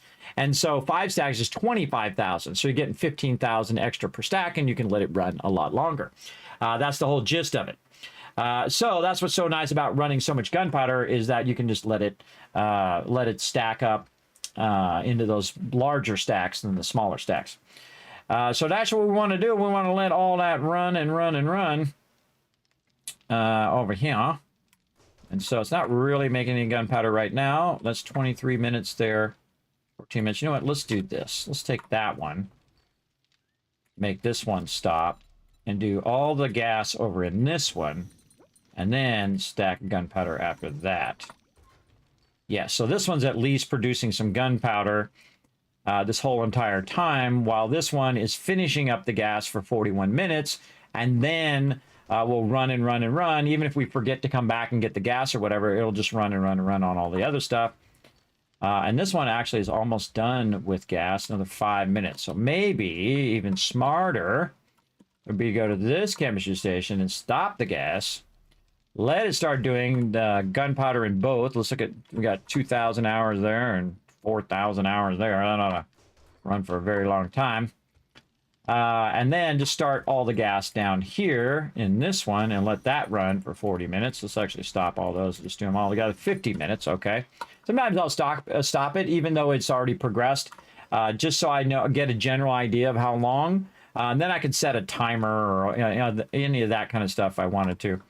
But that's a lot of gas right there, everybody. A lot of sweet stacks of gas there. Let's take this out of here. I think we want to relock this one like this, so we could have our stacks of gas in there. Oh, I got to turn the thing off first. There we go. And then now we have 5 stacks of gas. So we have basically 25,000 gas on me there. And this is 25,000. So it's like almost 100,000 gas just sitting in there. That's a good amount of gas, everybody. A good amount. I still didn't get enough nitrate because now I got more coal than I have nitrate. That's how it goes back and forth. So now I go collect nitrate, and then I collect coal, and I collect nitrate and coal. Now, do I need to collect any more nitrate and coal right now? Absolutely not. That's going to be hours and hours and hours. Again, just even if I have it on 2 or 3 of them, let's just take a general idea. Let's see, 550. Hey, Suri, what's 550 divided by 60? That is 9 hours real time. That's 9 hours that's going to run.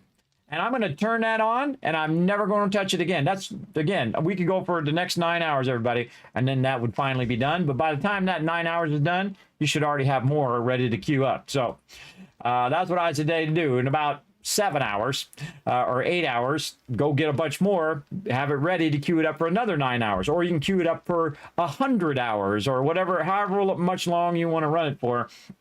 9 hours is about enough for me, I think. That ought to give us a little bit of gunpowder, I think.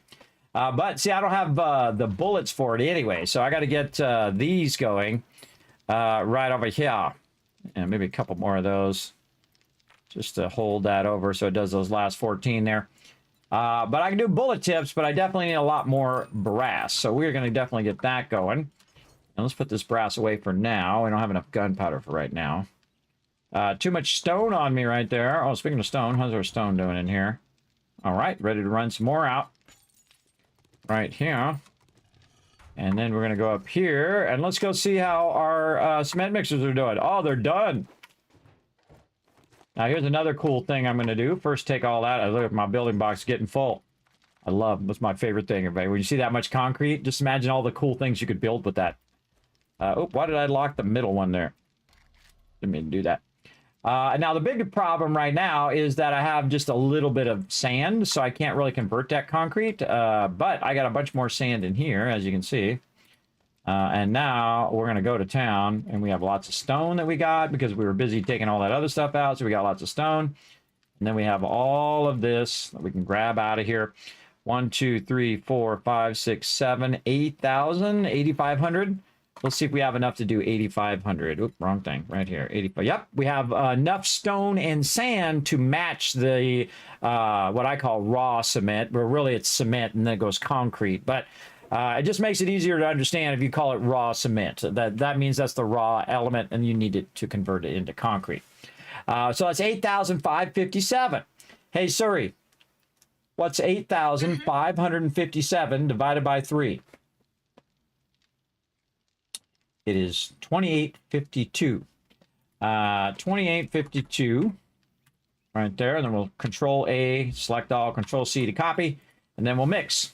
That's going to mix for like an hour and a half, and then mix, and then mix. There we go. Now, the smart thing to do is actually to wait until, at this point, because I have so much and I'm not really using it right now, is to wait until I have enough to do 6,000 in each, because that'll be its max queue. So if I had 6,000 in each, it would literally run for 4 or 5 hours real time. And so I could just let it run and run and run and then not have to think about it as much. And then when I come back, I'll have 6,000 times 3, which is a lot. But we'll go ahead and just let that run for now. We'll put all of our sand back in there. And now we've gotten rid of all of our cement there, which is nice. I think we took out the cement out of there. Yeah, there's a little bit in there. How are we doing over here? More forged steel. Let's backlog a bunch of that. Over here, running out bullet tips. 3 minutes. All right, well, we'll go ahead and queue up about 3 minutes. Now, we could be doing a lot of lead in there right now. We go collect a bunch of lead. Yeah, let's do that since this is also our lead mine. We got plenty of time till Horde night, and we're also going to go looting a bunch of locations. And I'm going to show you some real fast looting techniques. So definitely stick around for that, where you can get certain resources, all that kind of cool stuff. We're going to do all of that tonight. We're going to go long, everybody. Go long. I rested up all day. And again, I could be laying in the bed feeling sick, or I can be up here having fun with all of you instead. So that's what I'm going to do instead. All right. Again, we've got our entrance right here. We got our vehicle nearby in case we need to bail. We get too many mobs on us. And we saw some lead in here somewhere. I remember it was by the iron. Where are you hiding, lead? I think it's down here. Aha! Lead. Small problem. We got no gas. But yes, we do. We have 25,000 gas on us right there. There we go. So now we can pull that gas out of there, have ourselves some coffee. We're still getting our bonus over here because of our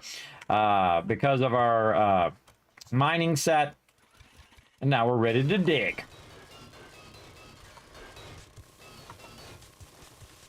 And now we're going to reveal a whole bunch of loot down here. Go down just a little bit. Clear out this sand so we can see where this stuff is going. That's all iron that way. Iron. And the lead is this way.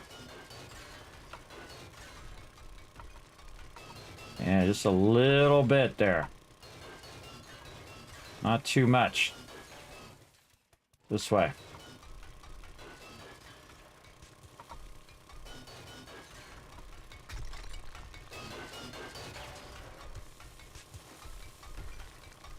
Yeah, not much. There's more here somewhere. I can just sense it. This is all coal this way.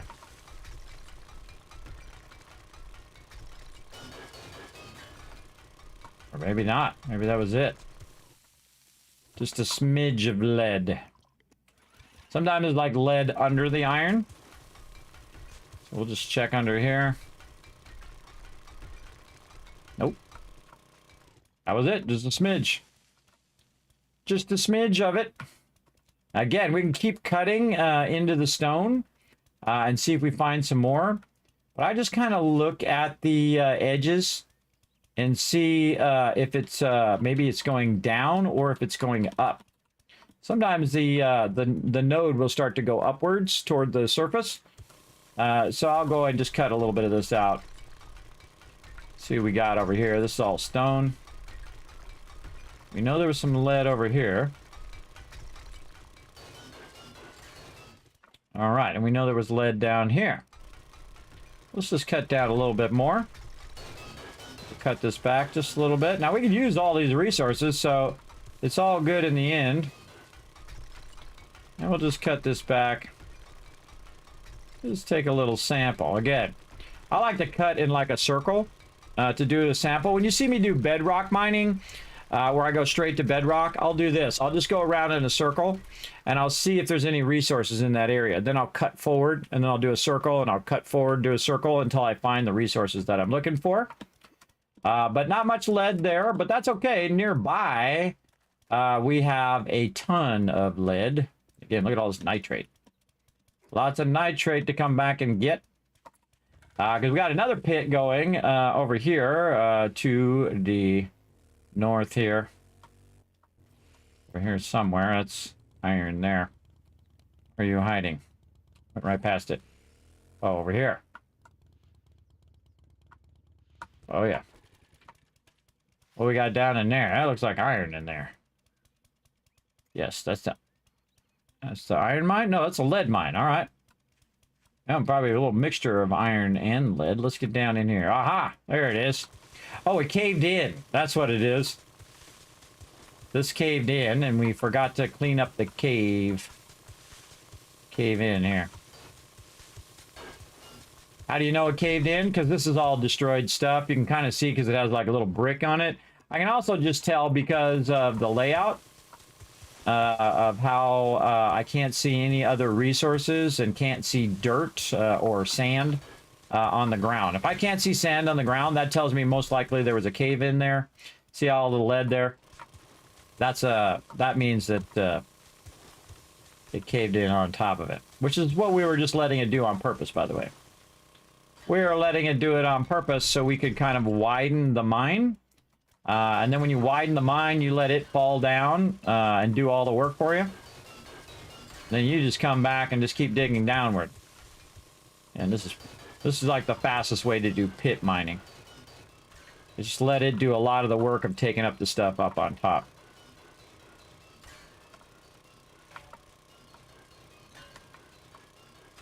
I've never done more than a few benches and stuff. I might start doing 10 benches and forges and chems. Yes. We've done 50 of them before, and they are pretty awesome. Normally in a multiplayer game, you'll see me get as many benches as I can going.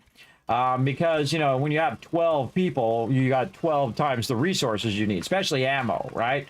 You need a lot of ammo. And you'd think you would need less ammo, but if you think about it, on Horde Night, each person is going to generate 8 zombies. Because you can set that in your server settings. So how many zombies spawn per person.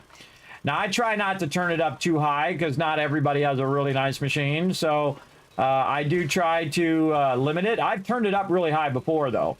I've cranked it up to where like 1,000 zombies can be on the screen at the same time. And of course, back then, I had a decent machine, too.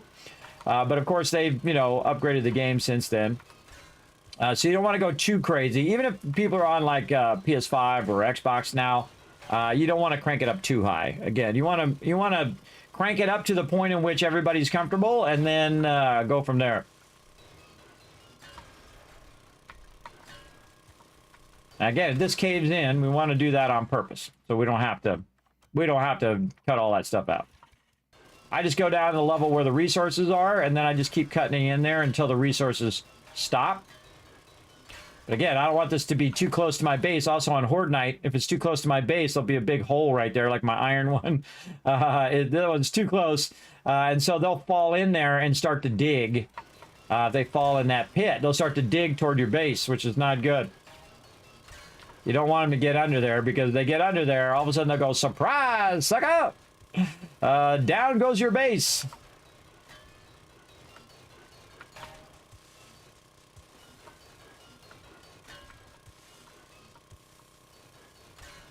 Now we're just getting a lot of lead here so we can, again, we're looting everything today.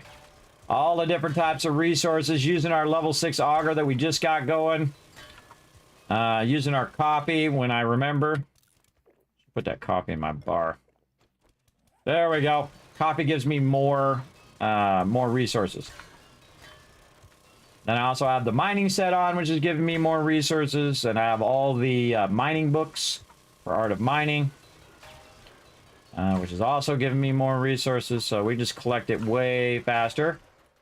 I'm also crouching, by the way, which is why the sound is lower. If I stand, there can be much tonight. It doesn't really matter, by the way, if you're standing or crouching. Unless you have a bunch of stealth perks, which I don't have on. It's really not going to make any effect. They're going to be able to hear you for forever. Really, really far, they're going to be able to hear you.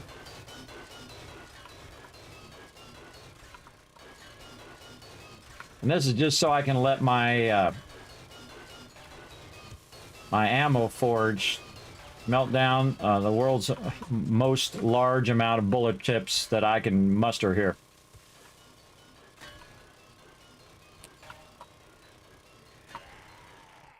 Hello? I hear somebody.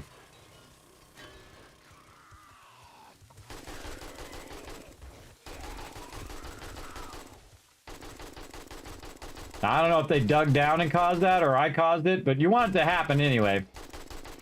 Again, so you don't have to dig all that stuff out. That's why I got my AK. Well, I got my AK loaded and ready. Thanks for bringing me free loot, man. I love it when you bring me free loot. Bring me a little present. All right. And then you just, oh, look at this guy. Bam, right in the head. Anybody else? Oh, here comes Fred. Go ahead and do some fall damage, Fred. They do take a little bit of fall damage, but they have massive fall damage reduction, I noticed.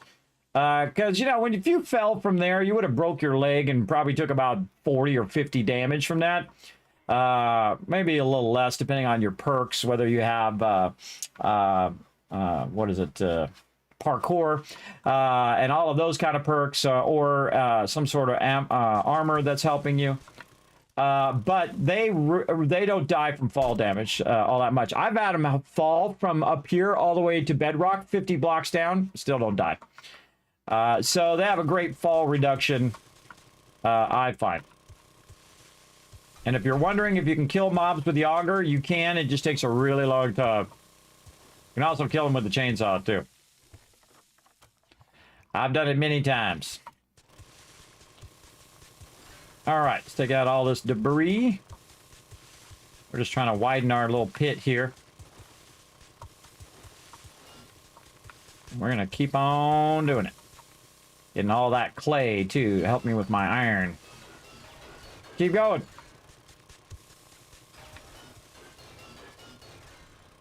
Just collecting an obscene amount of lead. And you're probably thinking, Kismet, why don't you just start digging down right now? Well, that's because I want to get the stuff on the top first. And I want to widen it as far as it can go, as long as it's not too close to my base. And then I'll widen it first, because that's just easier, because then you don't have to dig straight down. And then when it stops, when I get to the edge of the resource, it will fall down on its own. And then I'm at the edge of the resource, and then I just go down.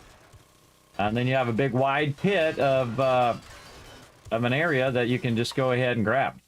Again, I have reduced collision or collapsing damage. What the heck is that thing called? The thing. What's it called? Yeah, collapsing, when the 50% less damage to collapsing mines. I think of the other word, mines. So if it collapses on me, I'll be fine. And when it collapses, I take a little bit of damage, but then I get out from under it. I don't stay under it. That's not a good idea, whether you have that or not.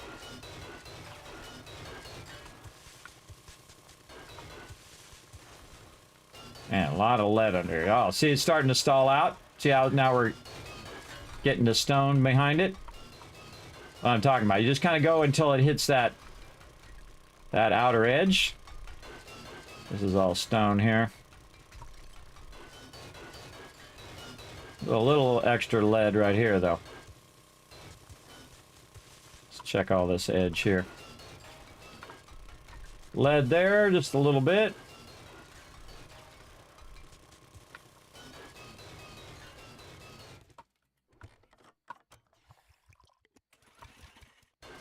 at this point, when you're kind of max all of this stuff and you've got your coffee and you got all your things, you definitely want to just start queuing this up. Let it run for as long as you possibly can while you're out of the base.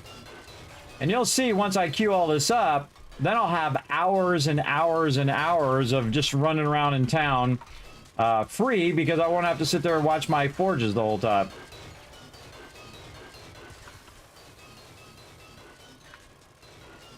That's usually my ultimate goal, is to work so hard at getting my resources as I can set it and forget it.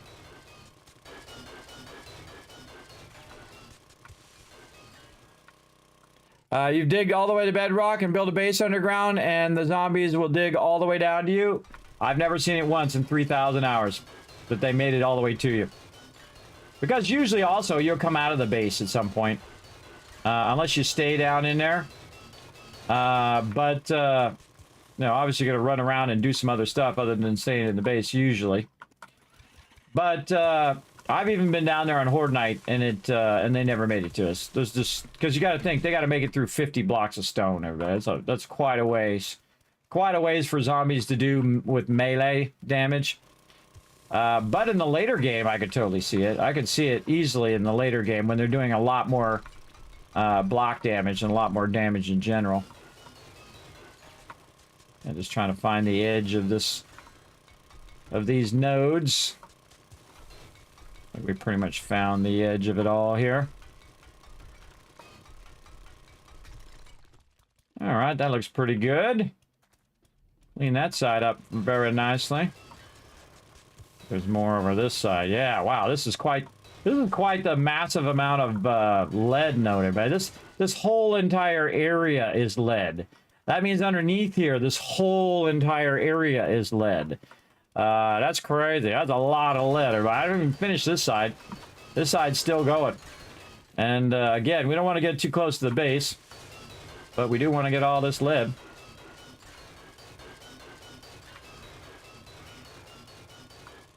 Hello? Don't just use one bullet, everybody. Might as well sink two. Let's repair this and repair that while we're thinking about it. Always have a secondary weapon in case your first weapon breaks. Actually, make sure your secondary weapon is loaded. Yeah, there we go. Get that sucker loaded. Actually, I can put my auger now in number 2 because I'm not really doing a lot of building. Slot number 2, so I can press 2 on the side. Man, we should take a break here at some point, too. Try to do better on my brakes.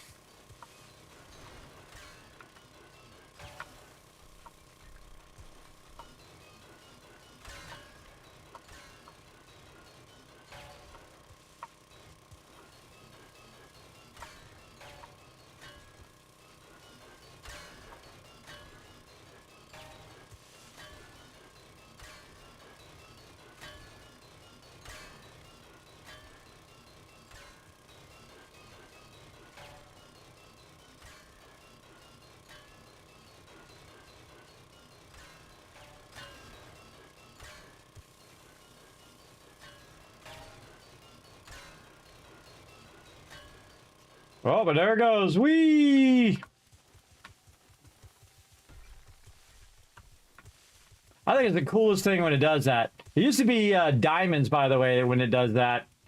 But now they actually made it into circles. Cool. I love to watch it every time. One of the most fascinating things I think in game is to watch stuff fall down. And then to see what falls down first, what falls down second, structurally. And then you just do a bit of cleanup. I like to crouch when I'm doing this, by the way. Just easier to be at level with the block.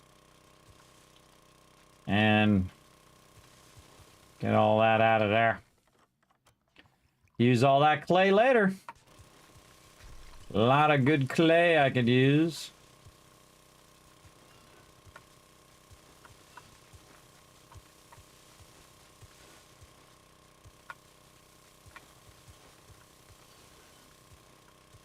And some of it might look like stone, but it's really just destroyed blocks. You got to take out.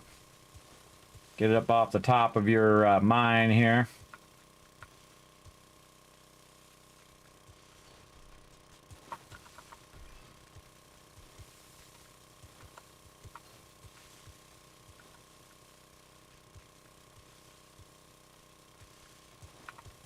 Like I showed you in the other mine, you don't have to do this forever. You don't have to keep letting it cascade in and cascading in.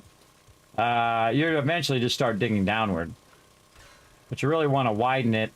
Oh, nitrate too. Really want to widen it so that you can then dig down without constantly having that disruption of it falling down on your head. Oh wow, I think we got that side. I think we were doing this side. Yeah, this side.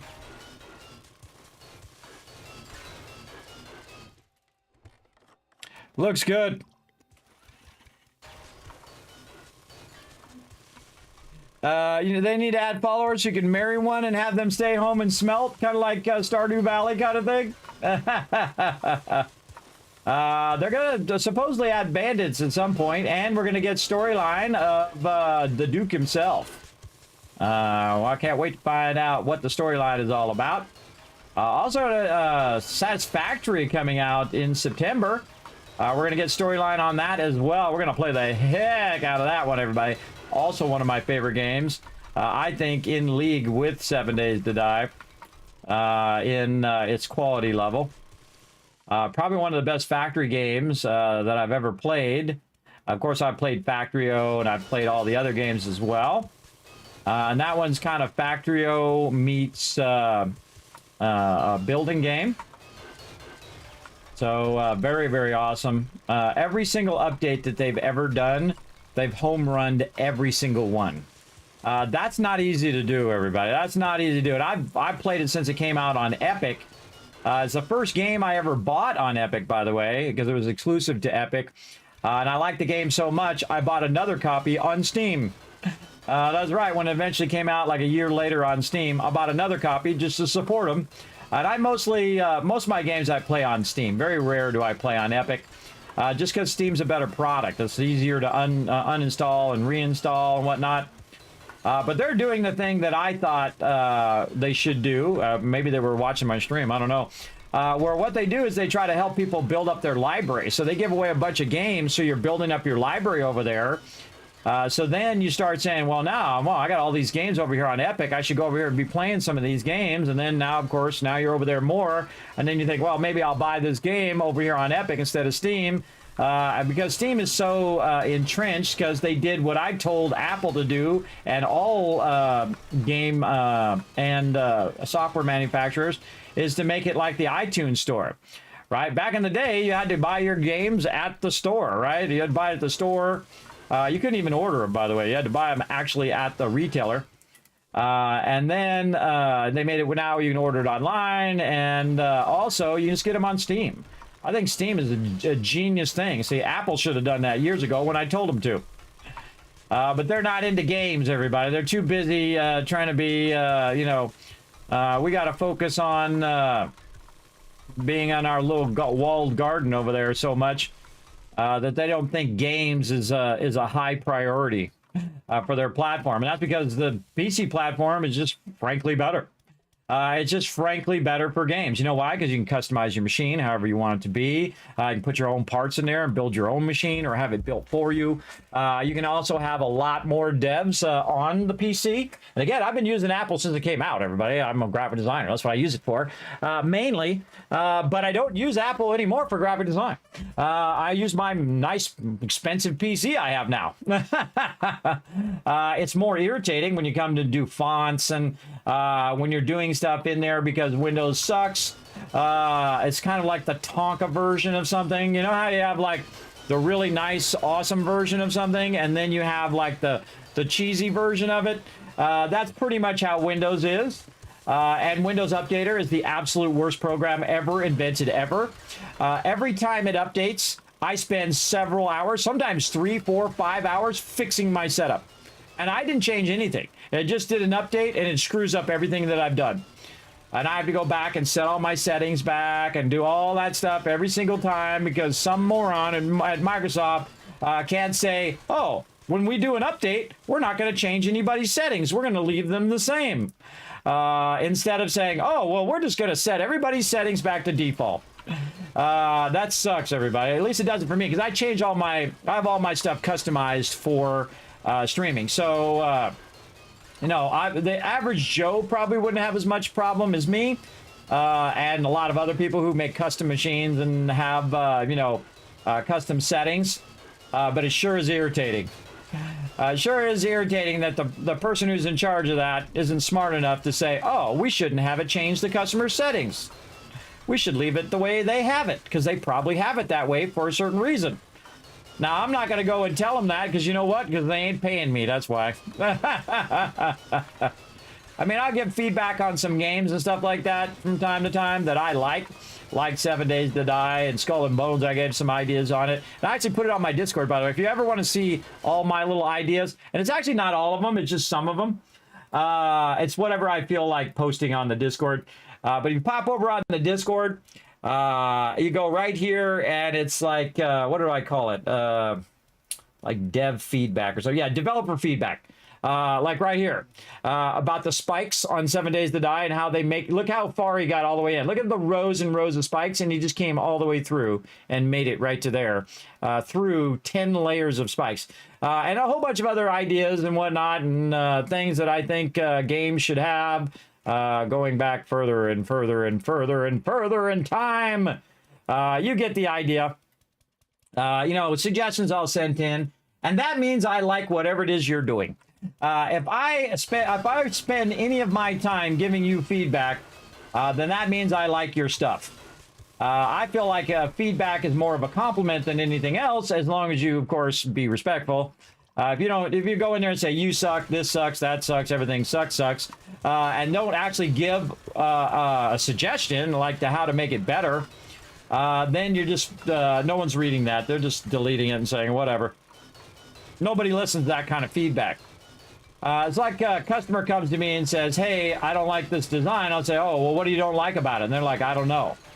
And then I'll be like, well, when you know, let me know. Because I can't fix it if you don't know what's wrong. I mean, I can try some things if you want. I can try some different design, but if you don't know what's wrong and you can't verbalize it, then otherwise we'll just go around in a circle, and it's going to cost you a lot of money for me just to go around in a circle, while you try to decide what's wrong with the layout or the design or the colors or I don't know, whatever it is you're going to have a problem with. I'm not spending all my time doing that. That's a lot of expense of my time trying to figure out what the customer. No, I gotta have some gas. There we go. Got to get some gas out of there. Open. A lot of time of my time that's hard to bill for, by the way.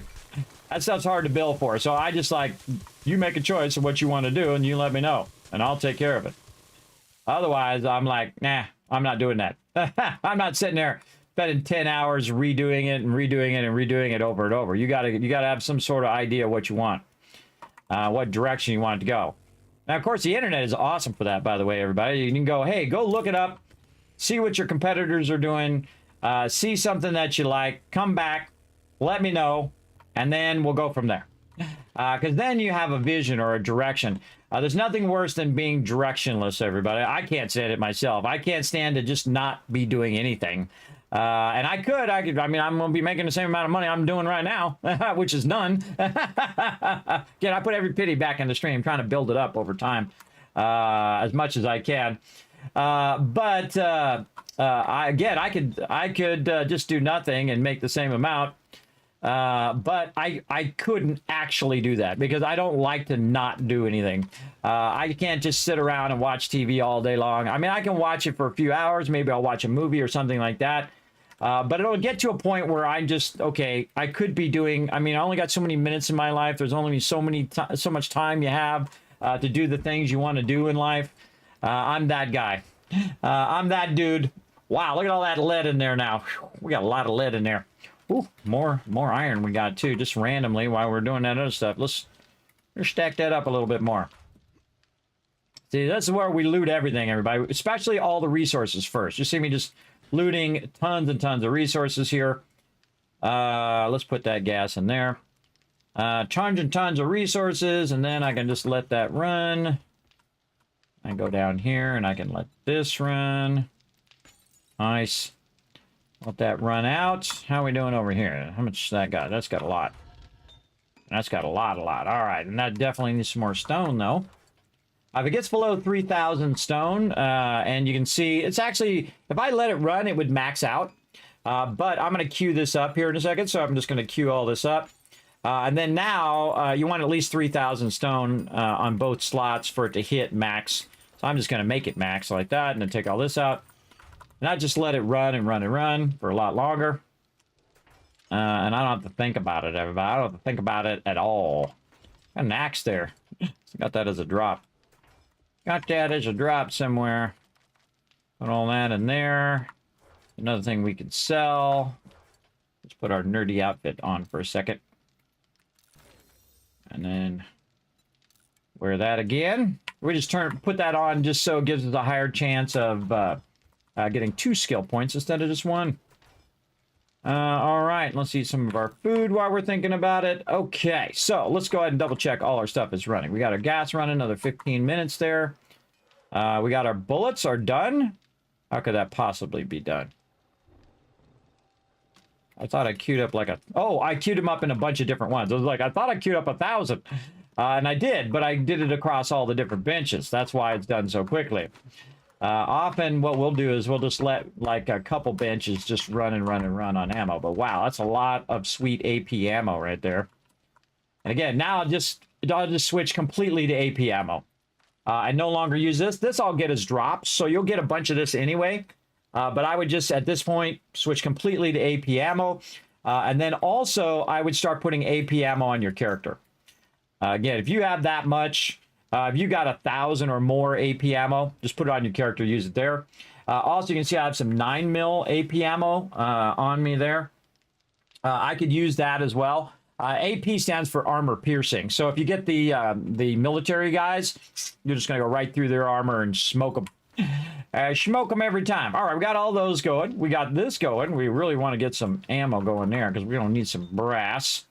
That's melting down that lead nicely. How's that on clay? Oh, it's got plenty of clay there. Plenty of clay.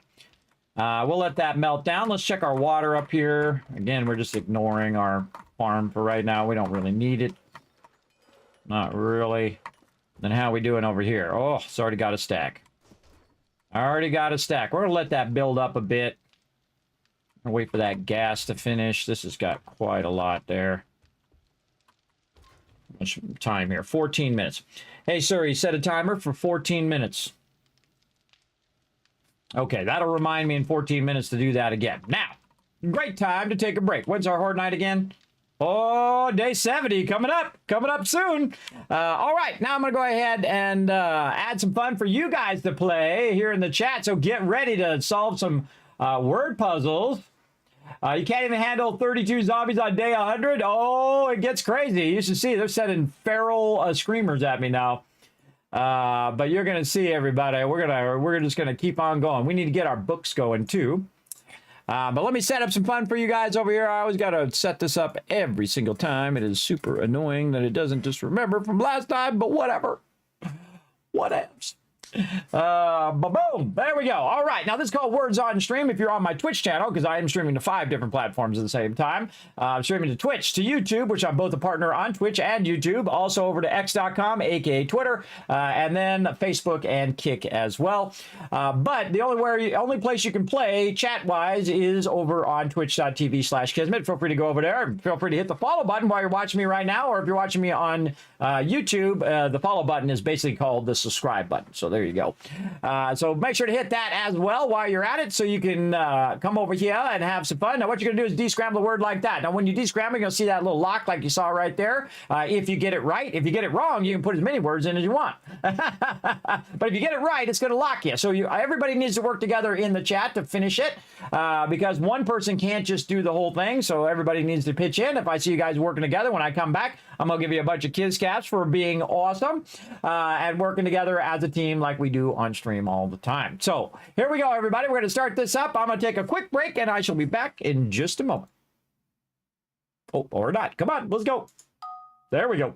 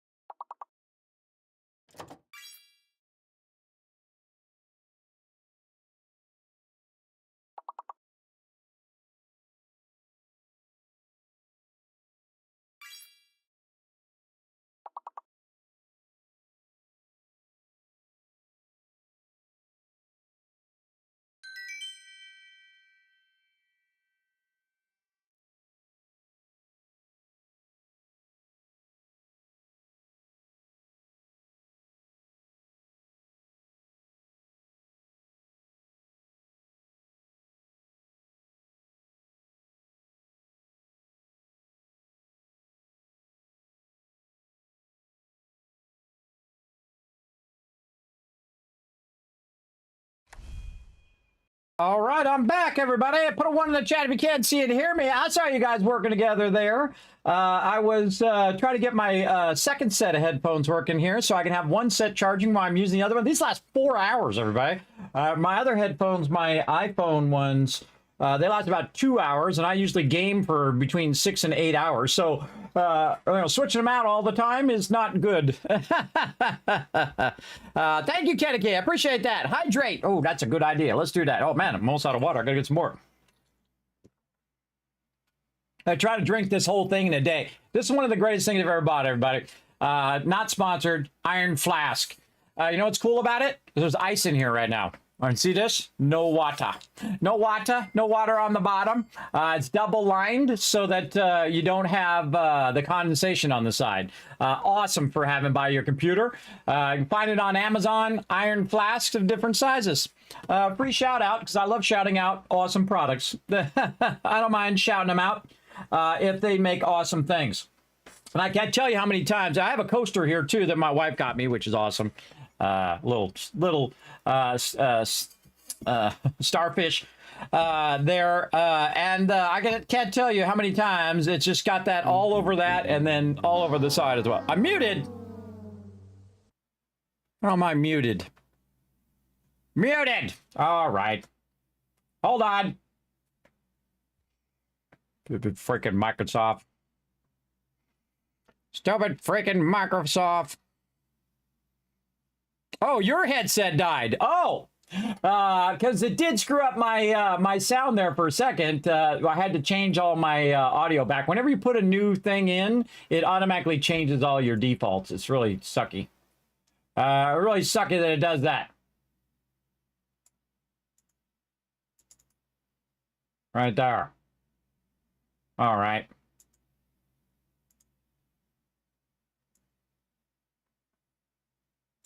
All right, everything good? You heard everything. Okay, good. I don't have to say that again. Glad I don't have to say all that again. But, so yeah, now I have 2 sets of headphones. That's all you missed there, Ems. Is that my other headphones suck. And these I feel you kind of have to break in a little bit too. They're a little firm when you first put them in. And I put those little smaller things in there. And I don't know what it is about my left ear. It irritates the left earlobe more than it irritates the right. But once they you use them for like, I'd say 3 or 4 days, then your kind of ear gets used to it and it gets used to it. And I also push them in a little bit. I feel like if you leave them loose, they kind of rub against the edge. I don't know, maybe it's because I'm moving and talking a lot and it's like making my ears move. I don't know. I don't know why. And then also I smile a lot too. Whenever I smile, it kind of presses against the side of them. But there you go. It did beep, but unfortunately, it had already muted itself. There you go. It usually beeps, but I didn't hear it. Yes. Well, apparently you didn't hear it and you didn't hear me all at the same time. All right, let's get back to it, everybody. Here we go.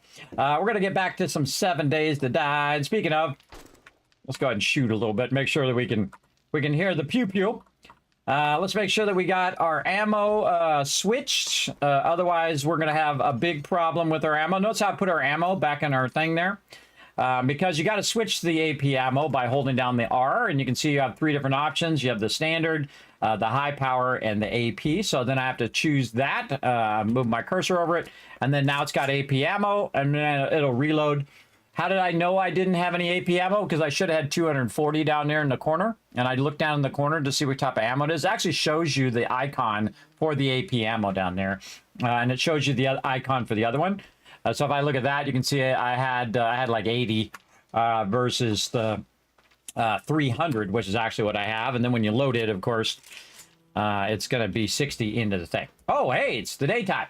Let's see. Resets on day 67. Ooh, we should get out and do some trading. Ooh, let's go see what we can get with the dollar bills. Actually, we should put this back in there. Or get wrecked.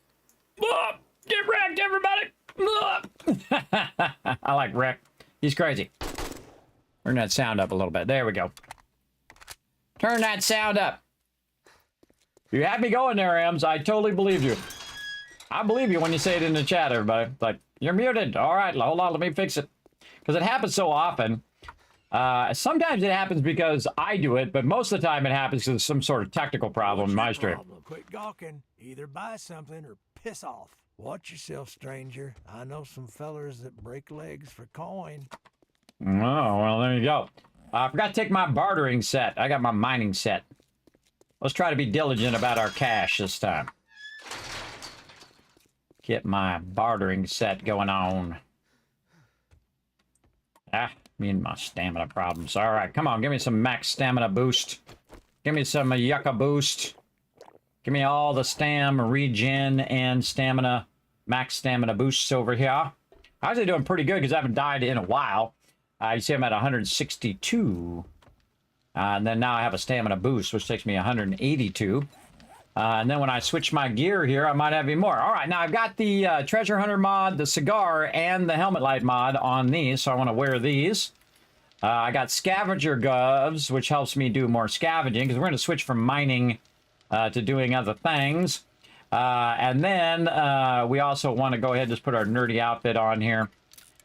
So when we get these books. So now the set I have now is composed of the Ranger boots, and I'm going to move myself over this way. There we go. The Ranger boots, which gives me a max stamina bonus. So now you have 232 stamina, which is awesome. Then I also can get more salvaging harvest, which is 25%, because we're going to go do some cars. Extra skill point chance is 50% now. So when I get those skill books, I have a 50% chance of getting a second point. Plus 10 to my bartering there. And if we look at this, this is also boosting my loot stage and giving me more XP. The cigar is giving me 10% more bartering, and the helmet light is just what you would think it would be. It's a light. And that's all for you guys as well, by the way, so that you guys can, you know, not watch me play in the dark. I hate watching people play this game in the dark, everybody. It sucks. All right, medical journal. Let's go ahead and get that going. And let's go sell some stuff to the vendor. You're on Xbox? Awesome. Anyone know why my zombies always stop spawning during Horde night? I have to restart my whole game like 2 or 3 times during Horde night to keep it going. It used to work that way, where it would do like 3 rounds of zombies. I've noticed on the PC version they took that away, and now it just keeps going until Horde night's over. So you might still have that on Xbox. I'm not sure. That's a good question. You know what? I'll ask them because I can have a direct line to the fun pimps.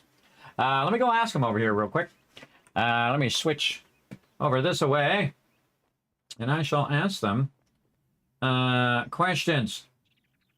Let's ask them. Oh, my ear got a little chill there and made my ear do something weird.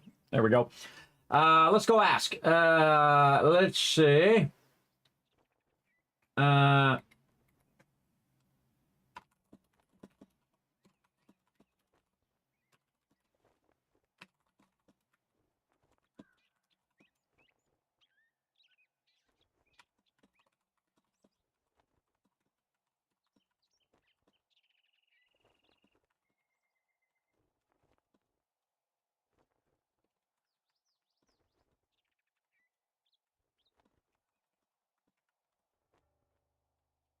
All right, I'll ask him over there. So I just asked him, I said, just had a question in chat. Does the Xbox version go in waves of zombies on Horde night, or does it just keep bringing zombies in until Horde night is over like PC? And we'll just let him respond to me eventually. Now, I don't know if I'm going to get a response tonight. Oh, I don't know if I'm going to get a response tonight, but that's how it used to work. And I hated it. I think it sucked. Because what would happen is I'd get my team together, and there'd be, you know, 5, 10 of us up there on the top. And then they'd send the first wave, and you'd wipe those out. And then they'd send the second wave, and you wipe those out. And then they send the third wave, and we wipe those out. And then you got like another hour until Horde night is over. Not just in game, sometimes in real life, everybody, because sometimes, you know, I'll set the Horde night for very long.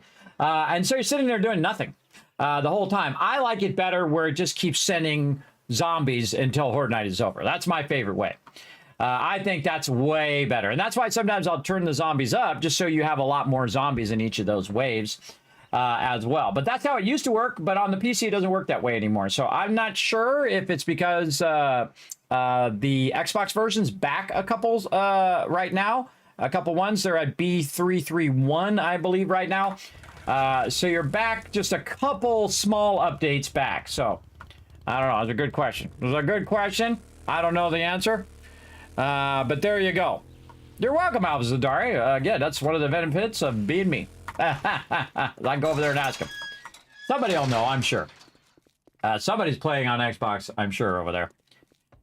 So they'll let me know. But I'll follow up on it after the stream and see if I got a response, or I'll check it throughout the stream here. I seriously doubt I'm going to get a quick response because, you know, they're probably sleeping right now. All right, pistols. Let's do the highest level pistols first. Man, we're going to make some monies now. We're going to make a lot of dollar bills. Watch these dollar bills coming in, everybody. Doesn't want the sledgehammer, but we don't need the bunker busters. Check this out. This is 3,600 right here because we got a bunch of diamonds. We got a crazy ton of gold. That's 4,500. And then about another 1,000 for the silver nugget. We're going to sell this. We already know that recipe. We don't need the axe. We got 14 grand, everybody. $14,000 dollar bills. I like it. All right, what you got? What you got? Anything sexy in here? What you got that's sexy? All right, and when I'm talking sexy, I'm talking books in this case. Yeah, it's got the Forge Ahead done. Got the Tools Digest done. Very nice. Wait, Tool Digest done. Oh, yeah, that's for the Auger. The Auger is maxed out. I got Home Cooking Weekly at maximum. And what else we got in here? Any other books down here? This is all the stuff that I sold to them. Already know all of these. Oh, I love it when I already know all the stuff. That's awesome. All right. Now, before we buy anything, though, we're going to look over here and see if he has anything super special. Has the Crucible, which we don't need now, but look how much it went down, by the way. It was 14,000 when we first saw it. And because we're using all of our bartering stuff now, it's down by down to 9,000. So it's almost 4,000 to 4,500 reduction in the cost of Dukes. And I didn't even use my other stuff, my drink that also reduces it down too. There's also like a pie that reduces your bartering rate. Maybe some red dye out of there. Oh yeah, there was a triple pocket mod that we never got. Oh, that was the other thing I was going to get. Oh, or did we get it? Maybe we got it. I think I might have got it. Doesn't matter now because you can see that all my slots are opened up now because I went very heavy into.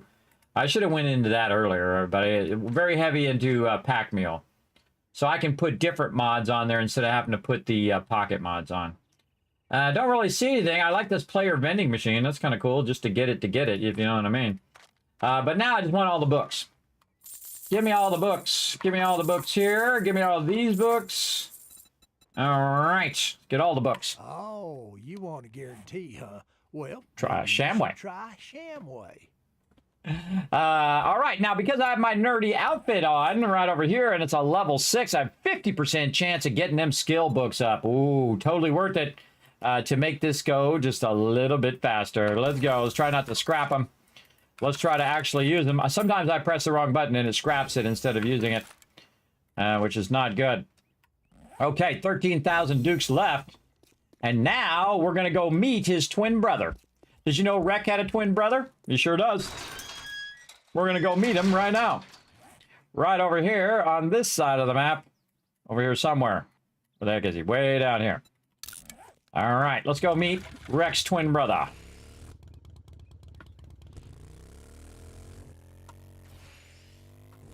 Are they that way? Got gas? Look, even my vehicle's not too damaged. It's 99%.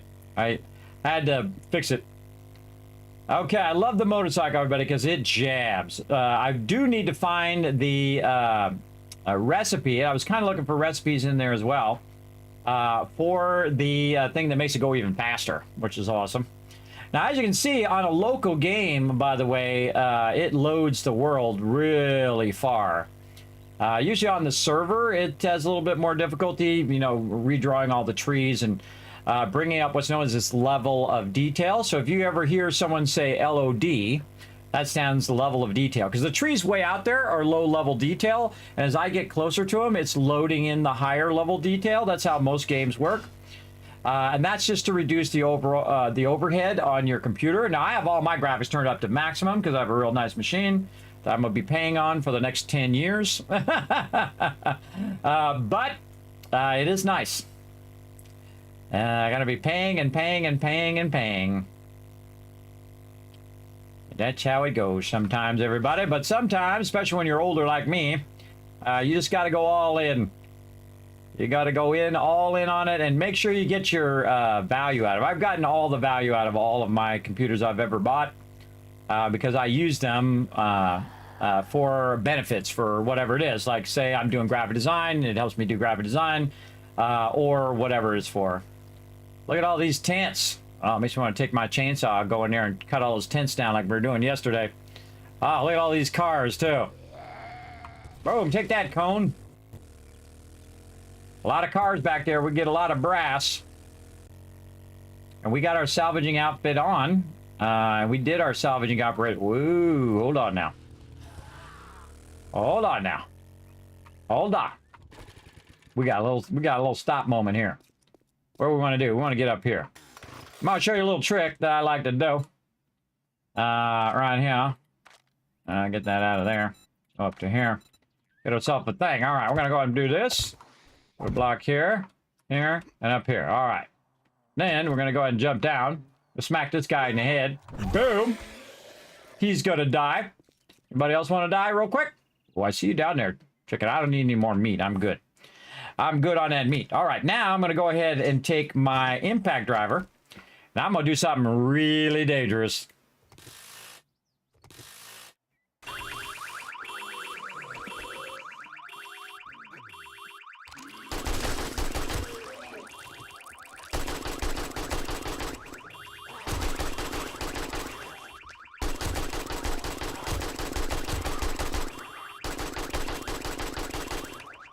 Told you it was dangerous.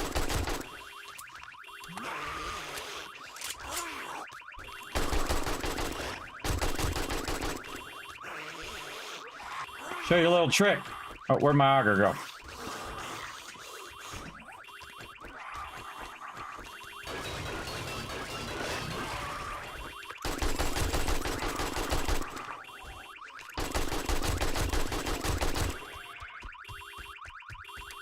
Okay.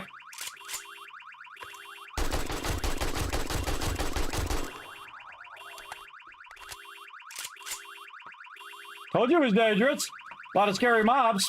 Now to get it to stop, you got to get past the kind of lock on it, and sometimes that's really nice stuff. Like, you know, this AK I have right now, everybody. Got a level 5 AK. I found it in a police car.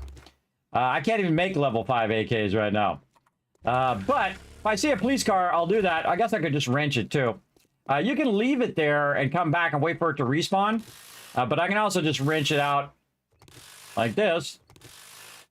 Boom, get all the loot. Get all the car loot from it as well, like brass radiators and things like that, which eventually I need. I'm not going to bother to take the road. I'm just going to go and do some jumps. Try not to land in the water.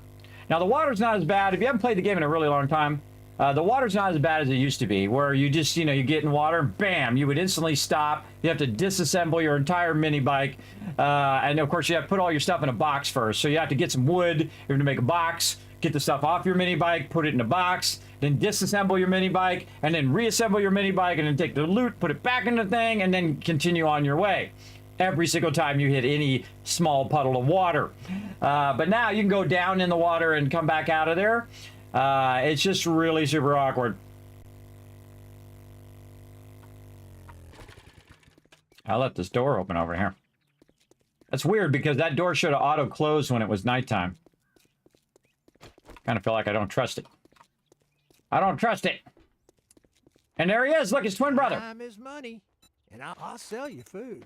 And you're like, Kismet, isn't he tied to the other one? This ain't Fallout, everybody. He ain't tied to the other one. He's a completely separate vendor. In Fallout 4, when you have all your vendors in different locations, they're all tied together. In this game, no. We're going to buy all of these. Oh, very nice. And again, we were looking for something else, which I totally forgot what else we were looking for. I just set it on the way over here. Oh, another treasure hunter mod. A little tempted to get that. Oh, triple pocket mod. I could put that on other armor. I actually want to get the recipes. That's what we're looking for, recipes. Very tempted to get this treasure hunter mod and put it on a different one. You know what? We'll probably get that as a drop the second I buy that. So I'm not going to buy it just for that reason. All right, recipes. And so we got our schematic here. So if you can see this schematic here, then normally you'd be able to see all the schematics or any schematics. Or you can just search for it, SCH schematic, or go to this one and then say SCH. And you can see just the schematics as well. It's good to get the acronyms down. The first 3 letters or 2 letters or something, because that's very, very useful. Sale, even if it is to a scumbag like you.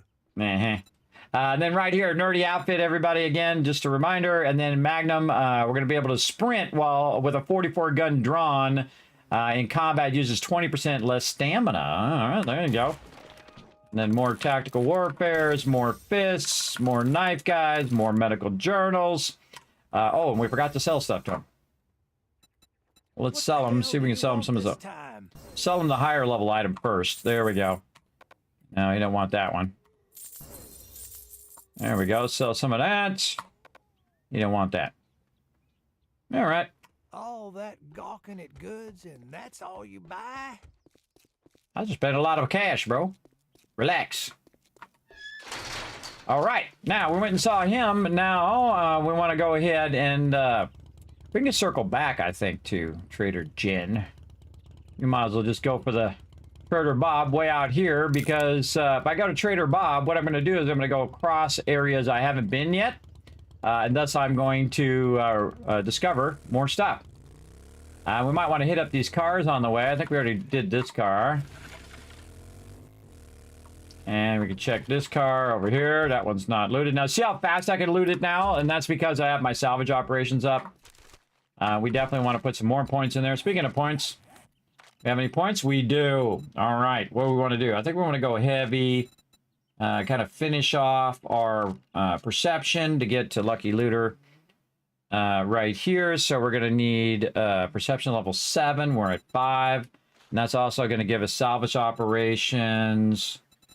What do we got over here? We already did pack meal. We already get our master chef. We already got 5 and 5. Plus we have strength. We have +1 strength. So I actually only got to level 6. If I want to go to level 7, it costs me 2 more points. But that's the best cutoff, everybody. When it starts costing you 2 points versus 1, that's the best cutoff to use your strength boosters. And I'm using the cigar, which gives me a strength boost. Plus, I also have a strength boost on my mining to help with that. But I could also go boomstick over here. I'm not really using the shotgun. And then eventually, I think we go skull crusher at 10. Yes. And boomstick's going to go up to 10. Yes. Yeah, let's finish out perception first, because we only got to get to level 7 on perception. So that would be pretty good. Level 7 there. And then we can go there. Yeah, so I only need 2 more points here. So 1 more point there. Oh, no, I need 2 points to get to 6. And then 2 points. Okay, so I need 4 more points to get there. That's fine.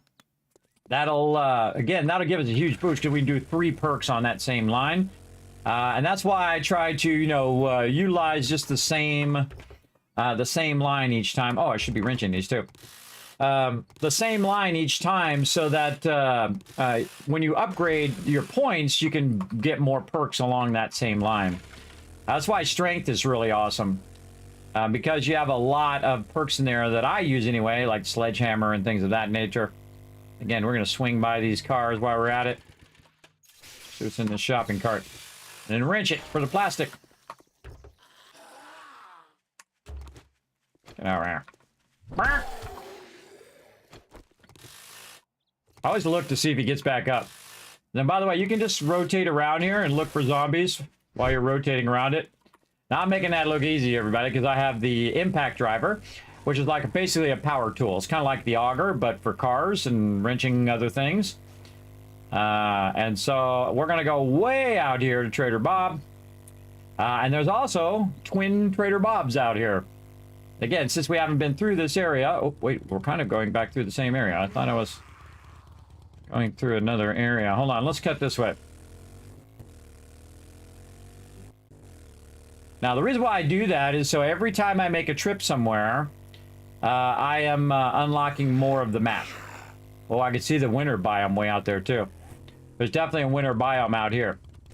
Because I can see it off in the distance. See the mountains? All right, let's go see what this is all about. It's like a building just floating up there. It's really fun to drive around during the day too, because you can see all these POIs and whatnot. Oh yeah. What's this? Navisgain National Forest. U.S. Defense of Agriculture. That'd make a cool base too. So many places, so many bases to still be made, everybody. Again, I've only done about 100 out of 750 locations in this game. Every single one of them you can explore. There is no other game I've ever seen have that many locations and also let you explore every single one of them. Now, Fallout 4 is really big. You got a lot of different quests and a lot of different locations, but I can tell you it's not 750. Because a lot of that stuff is boarded up and you can't get into it and whatnot. It's all blocked off. But this game, awesome. And that's why it took them so long, everybody. They were making it so awesome. They were making it awesome. Oh my God, there's a triple note of nitrate right there. Oh, dig right here in the center, everybody. Forget about it. You're gonna have nitrate for 1,000 days. All right. We're just gonna wrench the stuff after we loot it. Now, this doesn't respawn, by the way, once you wrench it. If you want it to respawn, just don't wrench it. Wrench all the other stuff. But I like to wrench it just so I'm getting engines and things like that, because we're going to be working on some power. Right now, we're just trying to get all of our skills up to max, because now we got pretty much everything else done. It's starting to get pretty long in the tooth, and days-wise, we're day 67. So we're getting pretty far into the game. And I would consider the high end of the game probably about now. It's getting pretty close.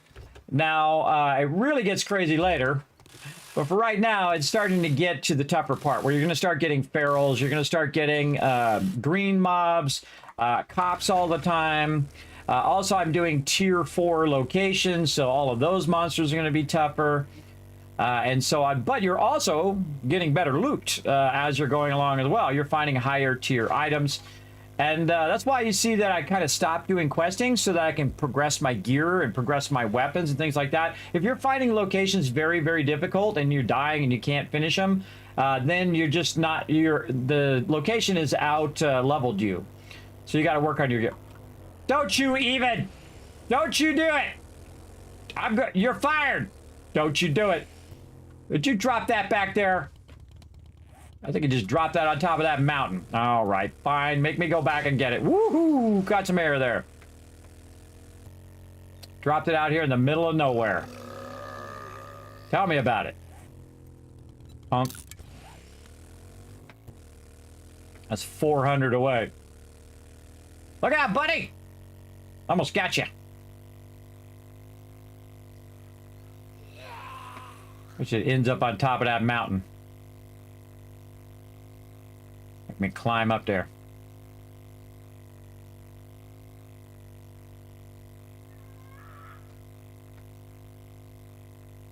Now you definitely want to pick these up, everybody. These are like the loot boxes in PUBG.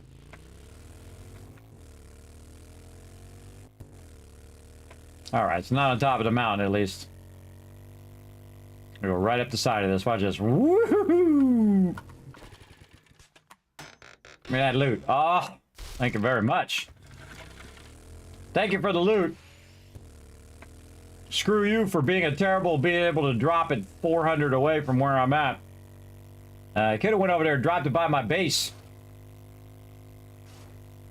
But no. I'm very abusive to my vehicles. Not to my friends, but definitely to the vehicles.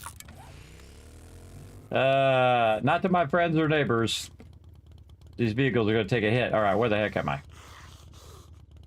Up here. I know where I'm at now. Sometimes you got to go out back in again. There we go. All right, just making sure I'm out where I'm discovering new stuff as I'm driving. All right. Again, you might see a really cool location. You might also find some loot out here. You never know. There's a road here. We go along the road. Sometimes I go along the road and sometimes I don't, because, you know, look at that house out there. See that house out there? I'm looking across. It could be that, but it's not. There's a house right here that's not on my map, and to get that house in on my map, I have to go way closer. I kind of feel like if you see it, you should be able to have it on your map. I think that's just me. Oh, there's like a sandstorm coming in.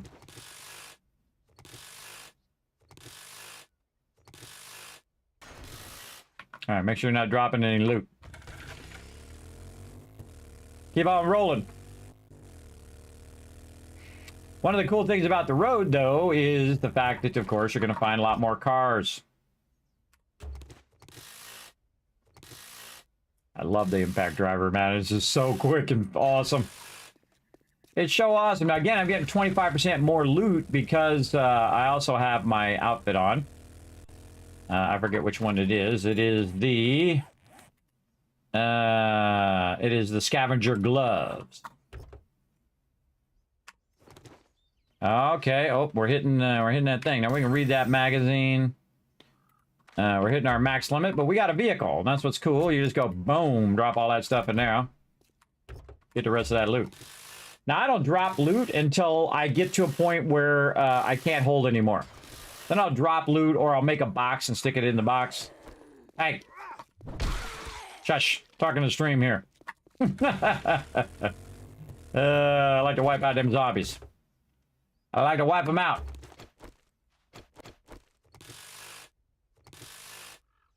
I also like the fact that they put the word empty in there, that you've already looted it. Really pretty good. Yeah, a couple zombies coming. All right, come and get me. I dare you. I dare you. Come on. Come on.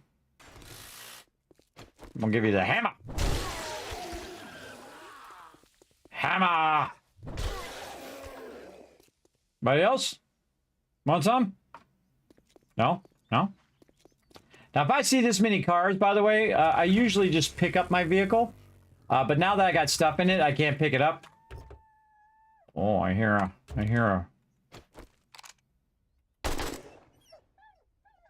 Oops. Didn't actually mean to kill him. I was just going to shoot in his direction and make him run to me. I don't need the nail gun in there. Stick that shotgun out of there. Also learned in this particular playthrough, you just do a heavy attack. I don't know if you get less loot or not. I'd have to get 2 of them and then take one with the regular attack and then do one with the heavy attack to see. Don't tell me. I'll do it at some point. Maybe I'll kill 2 birds and we'll try it with birds or something.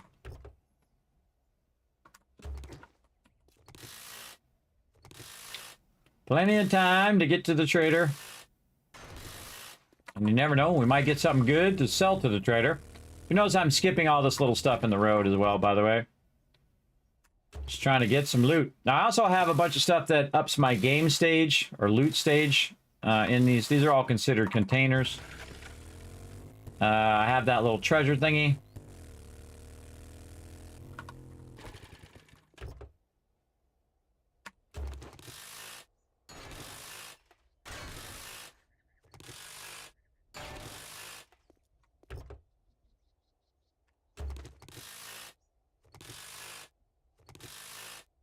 Really doing this mostly for the brass, by the way.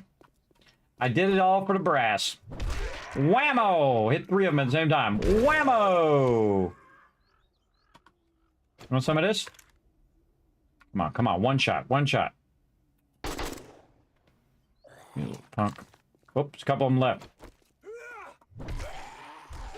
Batter up!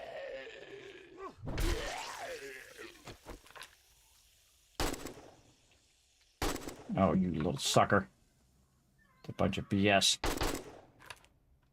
That's a bunch of BS. Right on him. Doing much better yesterday. There he is. I need another bird. I can compare. Any more birds? There's more zombies. What is this, a party? Come on. Bring me that XP. I just love the ragdolling, everybody. That's why I like the hammer the most. Because they just ragdoll all over the place. All right, let's see if we can get him some more over here. Let's get him really rowdy. My coffee now. Why did I bring my coffee? I really need my coffee. That's really good, by the way, everybody. That's all for when you're doing farming.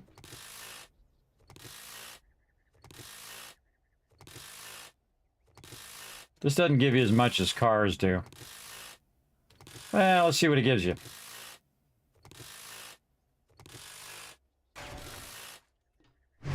Dude, this is not, this is just a thing here.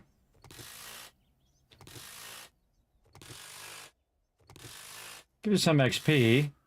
Mostly iron and wood. A little bit of mechanical parts.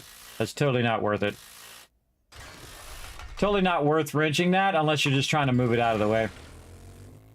Alright, still 2,000 to go. Let's get on it. And again, look, whole city I haven't even been through yet. Navigating Survivors is a high school.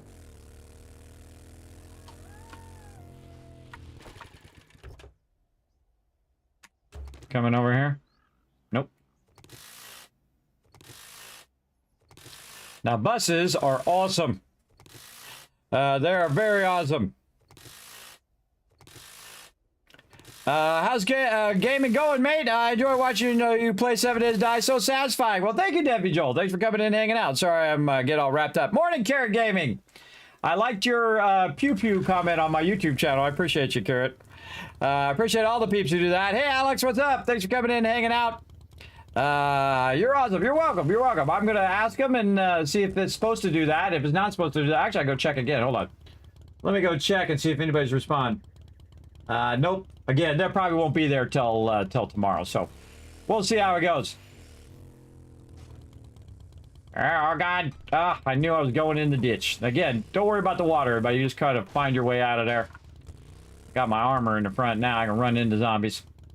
Yeah, look, a whole nother city that we haven't even discovered yet. And again, this is a 10,000 map. So we got Trader Bob's city up there. We got another one there. And we just randomly found one running through here. All right, hold on. I gotta smack somebody in the head. Sounds like they're right here. Oh, right here. Boom! Wrench it. Now, just like the auger and the chainsaw, you want to get the impact driver as quickly as you can. I'm waiting for my impact driver, my ability to make one up to level 6 right now. Now, we'll do a separate playthrough, by the way, everybody, when they come out with the storyline later this year. We'll do a playthrough where we don't do any building at all. We just go and we do what's known as the nomad playthrough, because you don't have to build. You don't have to do all that and use the auger and get, or use the other stuff to get all of that. You don't have to do that at all. You can totally do it by trading or whatever other way that you want to do it. Now, see this right here? We need a place to run in case we get a bunch of ferals and we can't kill them quick enough. Where shall we run? I say we'll run to the top of this house right over here. All right, again, pre-think this out. I hear the birds. Sometimes they're not close enough to me. They're just making noise up there. All right, I'm going to make myself a steps. I hear a dog coming at me. Pre-swing. Whoa, hit the ground. Hey, I didn't go after him. He came after me. Yeah, pre-swinged it there. I like how it just like took out a bunch of clay soil there. Inventory is full. Wow, if I had a nickel for every time that happened. All right, wiring. And let's try to get this cop car here. All right, we're going to run that way. We're going to put our motorcycle over here in case we got to run for it, too. We're going to put that right there. All right, here we go. Let's see. That way. Now, you can't just try to get it to stop. Oh, God. Run! Now, you don't have to run. I could just kill him. But I'm smarter because I'm a builder.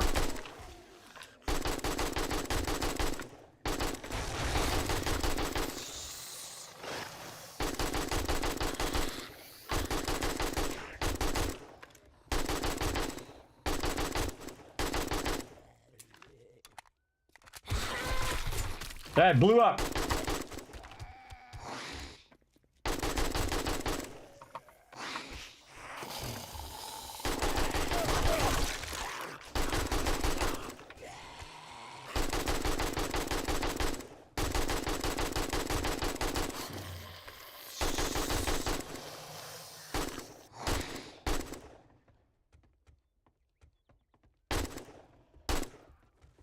You shoot it. If you notice when you're firing a lot, when you're firing a lot of bullets, the little arrows that go further out, that means you're being less accurate. Give me my blocks back. All right, come here. And so now I'm using AP ammo because I have a lot. Now, if you noticed, what I did is I wrenched it a few extra times to turn the alarm off, so it wouldn't just keep going and going and going. And then I ran. I'm not afraid to run, everybody, or advance in the opposite direction. Which I don't mind doing. Let's wrench this cop car. It's a hazard. All right. Again, I just do that just in case there's a lot of ferals. Those mobs I could have killed at the ground level, especially if you have like heavy armor and damage resistance and your damage reduction as well. Yeah, I got him that time. Burp. So working stiff tools right there. Maybe we should go pay it a visit. I'll come back and catalog all this stuff later. Usually, if I'm doing this with my team, I will catalog it right now. But we go and work stiff tools real quick here. We might not make it to the vendor if we spend too much time in here, but let's go in here and see if there's anything in here we might want. Got 35 bullets left? What happened to my bullets? Must have put them in here. I used them all up. Wowzies. I sure did. Oh, I got 6,000 lead in there. So I probably put it back in the box. That seems like a lot. All right. All I care about is the books. Oh, some armor kits. A lot of good stuff in here. Oh my God. We definitely want those. Big bullets. Whoa, pop.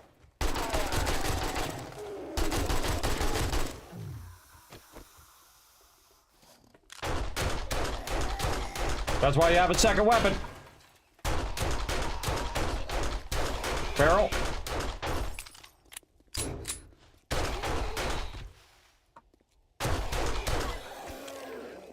That's why you always have a second weapon loaded. You don't load your weapon.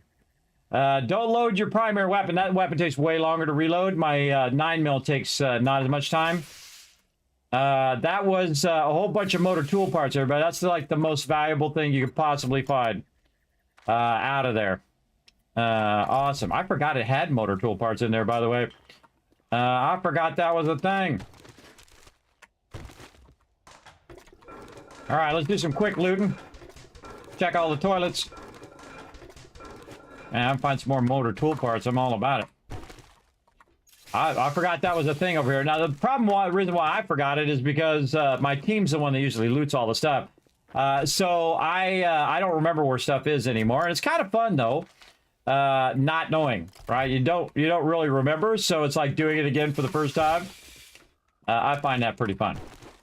All right, we do not have enough room for all this loot, so we're going to definitely need to put some of these seeds or whatever back. I'm not going to get that many seeds, so I'm going to put them back. I'm going to get them parts, that's for sure. Parts are very valuable. Oh, more seeds. Again, I'll just grab these random seeds, and when I run out of space, I'll just start dropping the seeds off in there. And this is quick looting here. What else can I drop off? That seed. Take the pipes. Do I need this tool? Not really. Let's just scrap it. Take that. And this. I like to take stuff that stacks. That stuff stacks nicely. Don't need that. Stone. I should have stone on me, but apparently I've taken my stone off my character. Do I really need that? No. Paper, I'm going to eventually need that. Coal, don't need it. Again, you got to get to the point where you're just like, need it, don't need it, that kind of thing. Cash in the cash register, apparently. All right, quick and easy looting. That was totally worth it, everybody, because I got mechanical tool parts. And that mechanical tool parts means that I can make a impact wrench when it... when I got it up, level it up. Now I can get all this. I don't really need to get all that. Got here. I'm gonna start being selective now. What it is we got. Looking for the in loot right in here. Me dropping iron. Where are you?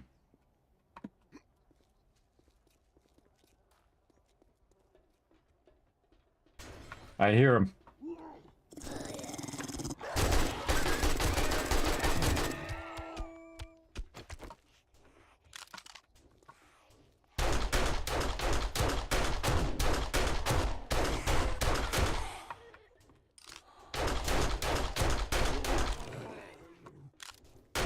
Uh-oh.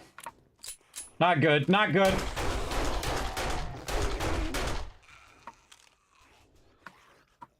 Everybody and their mother's coming in here. Door's unlocked, by the way. He's dead. Definitely more of them around somewhere.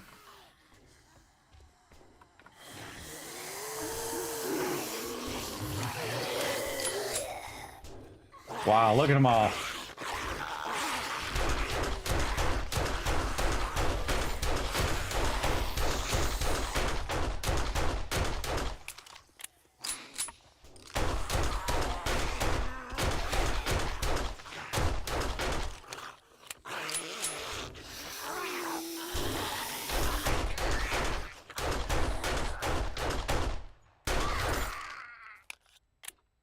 Now, at this point in the game, everybody, you should be able to do that.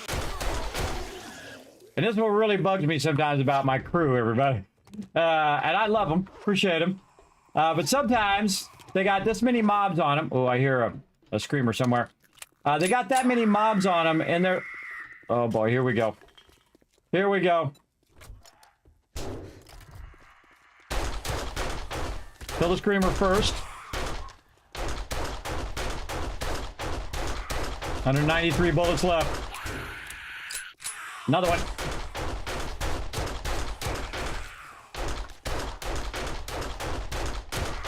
Barrel, by the way.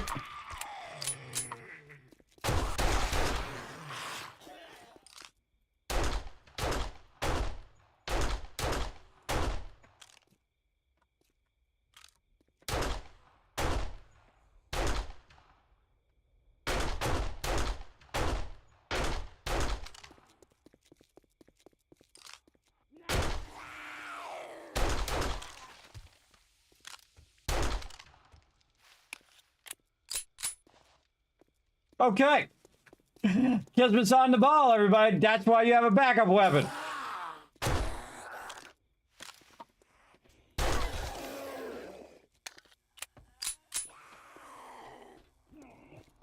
Where's the rest of you?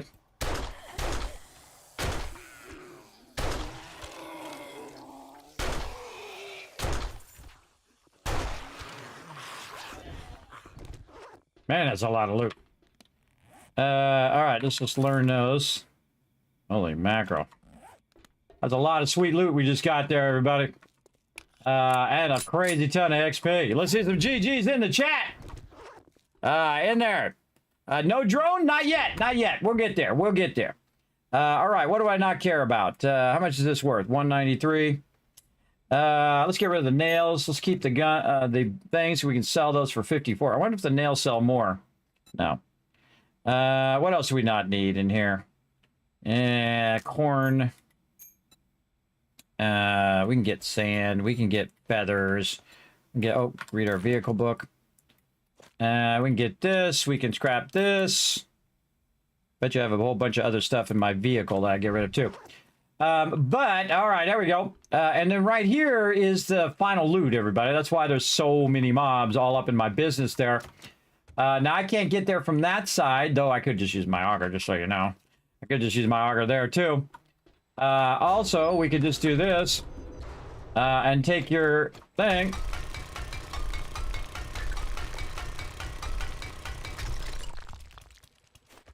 Take a little shortcut.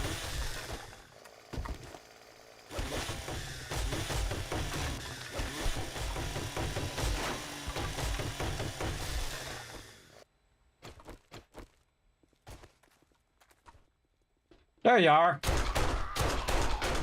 Again, this one you know you're getting to the higher level areas.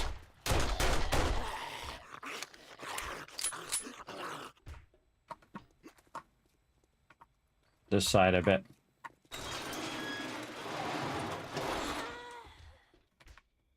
Where are you?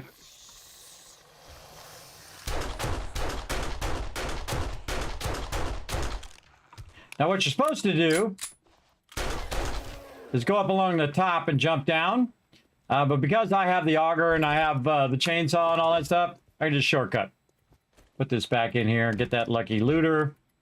This is 108. This is 82. Sometimes I'll just start going, what's worth more? Nitrate powder or this thing right here I can sell to the vendor? All right. We put that back in there. Oh, hello there. Shush. All right.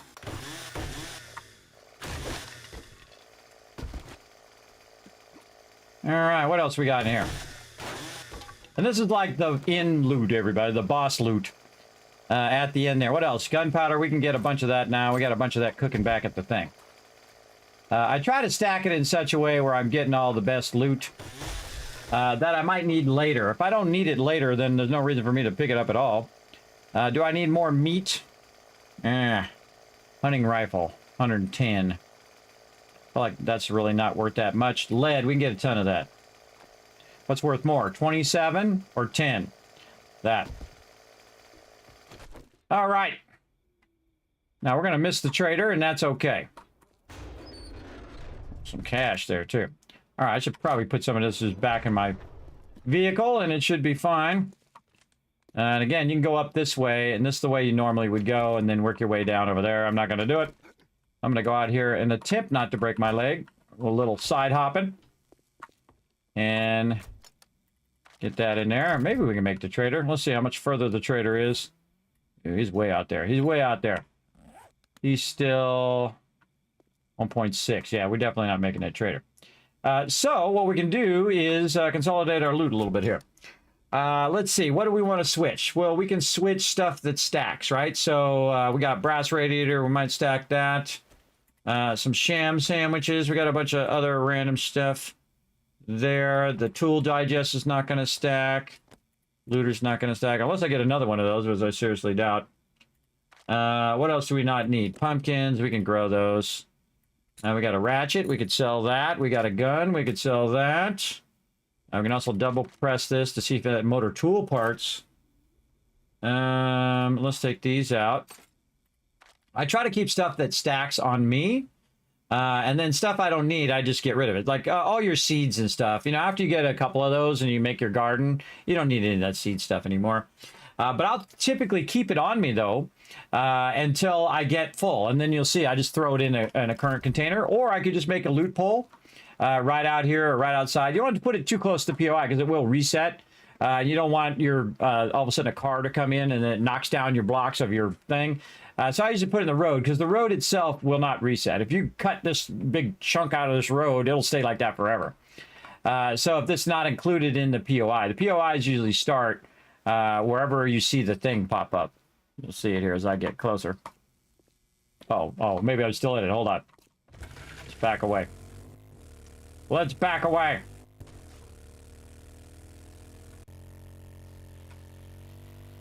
All right.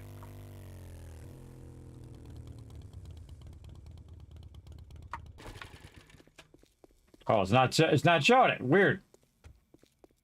All right, we'll go to pass and gas. There we go. So right about here. All right, so right along the curb edge is typically where that is, or road edge. It only shows you the one time. I didn't know it did that. I thought it showed you every time you came up there. I wasn't paying attention, obviously. I feel like they changed that. I think it used to just tell you every time you would walk up close to it. Oh, yeah. No, it does. Okay. It does do what I thought it was going to do. By the way, if you're looking for wood, everybody, these little stacks of wood are awesome. That's like 166 wood right there. Quick and easy. All right. We don't need all this stuff. Let's see what we got in here. Any other stuff that we might have missed? Oh, up there. I mean, we're here. Might as well finish her up. I don't need stone, but I could take that thing. How much to sell? 13. It sells for none. All about the selling of it. We can put these seeds back in here. That's what I was going to do. Get that lead. Did I get that one back there? Oh, a little purple dye. Okay, I'll take that. Okay, what else we got? All right, we'll take it. So I circled back to this because this is usually in the kitchen here. You get a lot of random loot. All right. What do we feel like doing? How much is that? 108. Meat's 151. Let's put these pumpkins in here and get this. Just getting extra books. I'm gonna get some books I can use. No. All the books I'm finding are books I can't use. Do I need sham sandwiches? No, I got plenty of those. Let's get this. Oh, that looks like it was a thing there if I've ever seen it. Ooh, it's nighttime now. Spooky nighttime. All right. We got all the loot out of here I think we need. Let's go ahead and travel by nighttime. Now, nighttime, if you got a motorcycle or a mini bike or whatever, is the best time, actually, to travel long distances. Because you don't really have much to do at nighttime if you can't handle those zombies at night. Because they're all going to run by default. So running is a zombies and a ghoul's best attack. So they can get that distance cut down and then start meleeing you and hitting you from long distances. That's why if you cripple the mobs, they're basically toast after that. Because, oh, there's that radio station. Because they just can't bridge that gap fast enough and you can just blast them. During the day, of course, it makes it way easier. Now, you can change all those settings and make them feral and make them run every minute of every day, which sometimes I do. I'll turn that up on our server later. But it is kind of annoying when they're always running at you, so you have like you're at a huge disadvantage. So that does kind of suck when that does happen, but we do what we gotta do. All right, I thought I had a couple of those things on me. Let's take the water out of there, and let's put this book in here. What's the other thing that went in there? Meat. Sell all that stuff to the vendor eventually. Oh.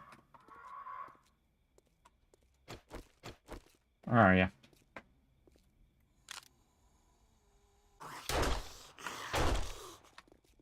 Where are you?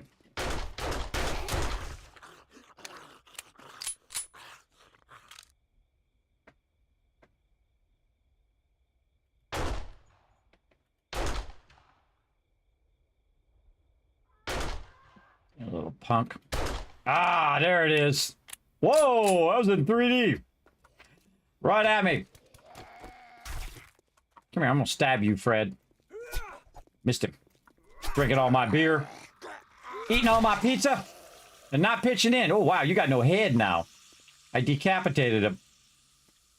Fred has got no head. Oh. Dropping all my iron and short pipe and polymers.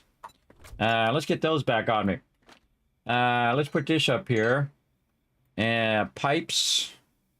Put the boots. Oil. What else we're going to get? Mechanical parts. Put the meat up here. Already have as many of those as I can have. What else? Anything else I can get to stack all that? If we're going to wrench it. What's this? Springs and iron. Got any iron or springs in here? Yeah, here's the iron. So let's put the shotgun ammo in there. And then springs, we'll put the knife in there. Yeah, that's how I organize my inventory, everybody. So stuff can stack. There we go.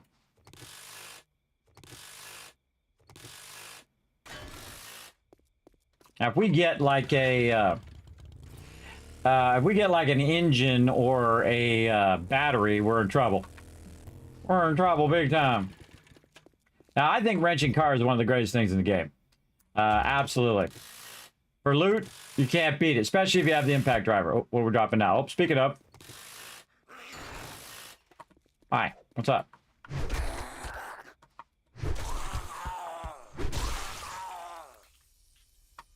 Killed him with the impact driver. I didn't even know you could do that. Now I know. Oh yeah, we all fold up, everybody. We all fold up. Nothing else we can do. Would I rather have an engine, which is worth 270, or these feathers? What do you guys think? Engine or feathers? I'd say bye-bye feathers and bye-bye corn. Give me that engine. That's what I'd say.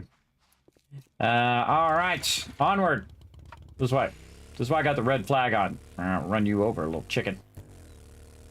Again, I got plenty of time. I gotta wait all the way till the daytime, so, you know, get my loot on, everybody. Get my loot on. Everybody comes at you, smack them in the head. It's really fun to hit them with a wrench. Because you can one-shot mobs with that wrench, by the way. Oh, look at this. Whole bunch of vehicles here. I'm really looking for magazines, too. Looking for magazines would be nice. Also, these lights that I'm getting out of here, those lights are really worth a bunch. Hold on. What? Don't want none, lady.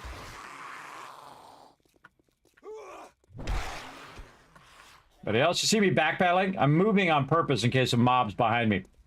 They love to just get behind you and be annoying. All right. Anything we got on us that we can drop in here? No. No, no, and more no. So much loot. Ugh. Choices is choices and choices some more choices. What choices we want to make? We can get rid of the sledgehammer because we can't sell that. That's 71. This one's 76. Let's just get rid of that. Aloe vera seeds. Let's just drop that. We got our ammo. Put that over there. We don't need that. That's not going to stack. We're not going to get too many of those. 6,000 lead we could put over there. And let's put like a car battery in there. And we'll take our gasoline and stick it over here.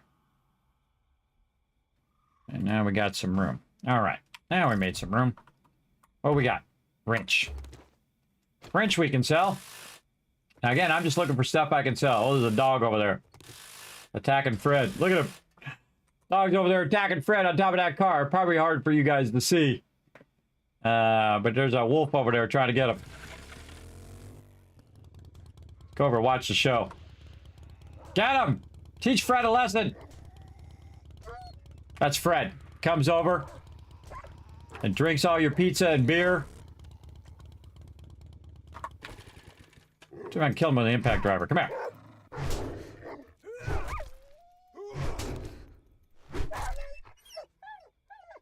You sure can. Impact driver does a pretty good amount of damage. I'm hungry. Let's take care of it. Take care of our water, too, while we're at it. Bam! That's really going to take care of our water, by the way. There's like 78 water right there. Alright, we don't need that gunpowder. Now, here's what happens if you leave something in the vehicle, by the way. It drops down to a little backpack. If you didn't know, that's what it does. I have done the drone that heals me and gives me the stam regen again. Yes, Stanford, the drone is awesome. Love it. That sounds yummy. Yeah, there you go. Some fresh caught tuna and early breakfast. So yummy. Yeah, it does sound good. It sounds tasty. Oh, we're dropping something. Probably another engine. Car battery. Radiators. Thought I heard somebody. All right, nothing we can drop? Oh, yeah, a little bit of something. Brass radiator, I think, is more important than the lead battery. Because I need that brass. All right, what else can we do? Crushed sand, we don't need that. Get the car battery. Looting our way to the trader, everybody. Ever so slow. We got to actually go way that way. I found the car. Let's see if we got any more cars we can loot down here.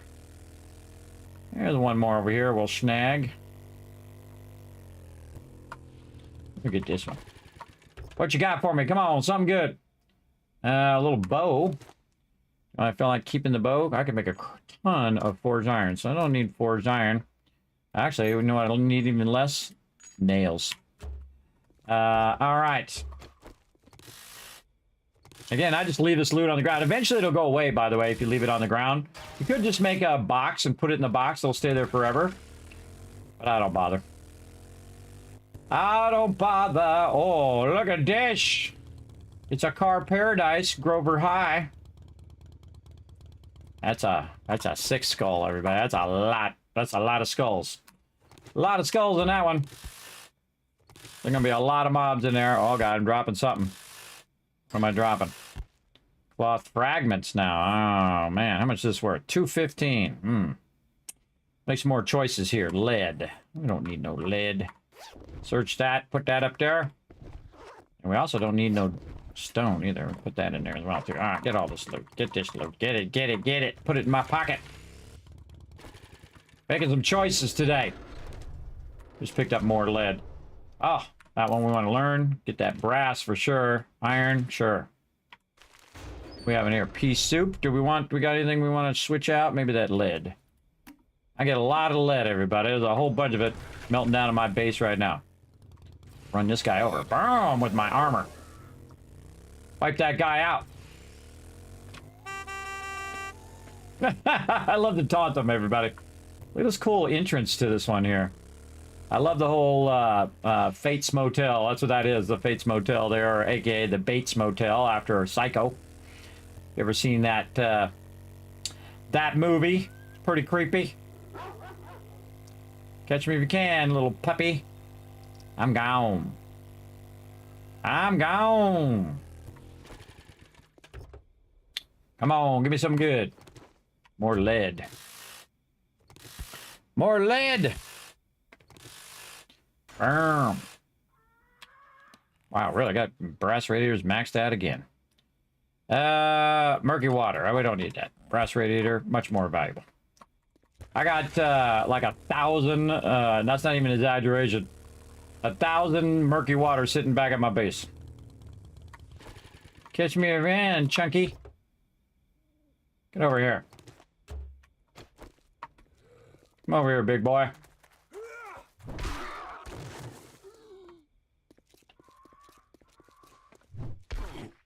I think I don't know that you're just hiding there trying to be sneaky. Oh, that one we already know. All right, more choices. What do we make it? Do we need rotting flesh? Not really. Oh, hi there.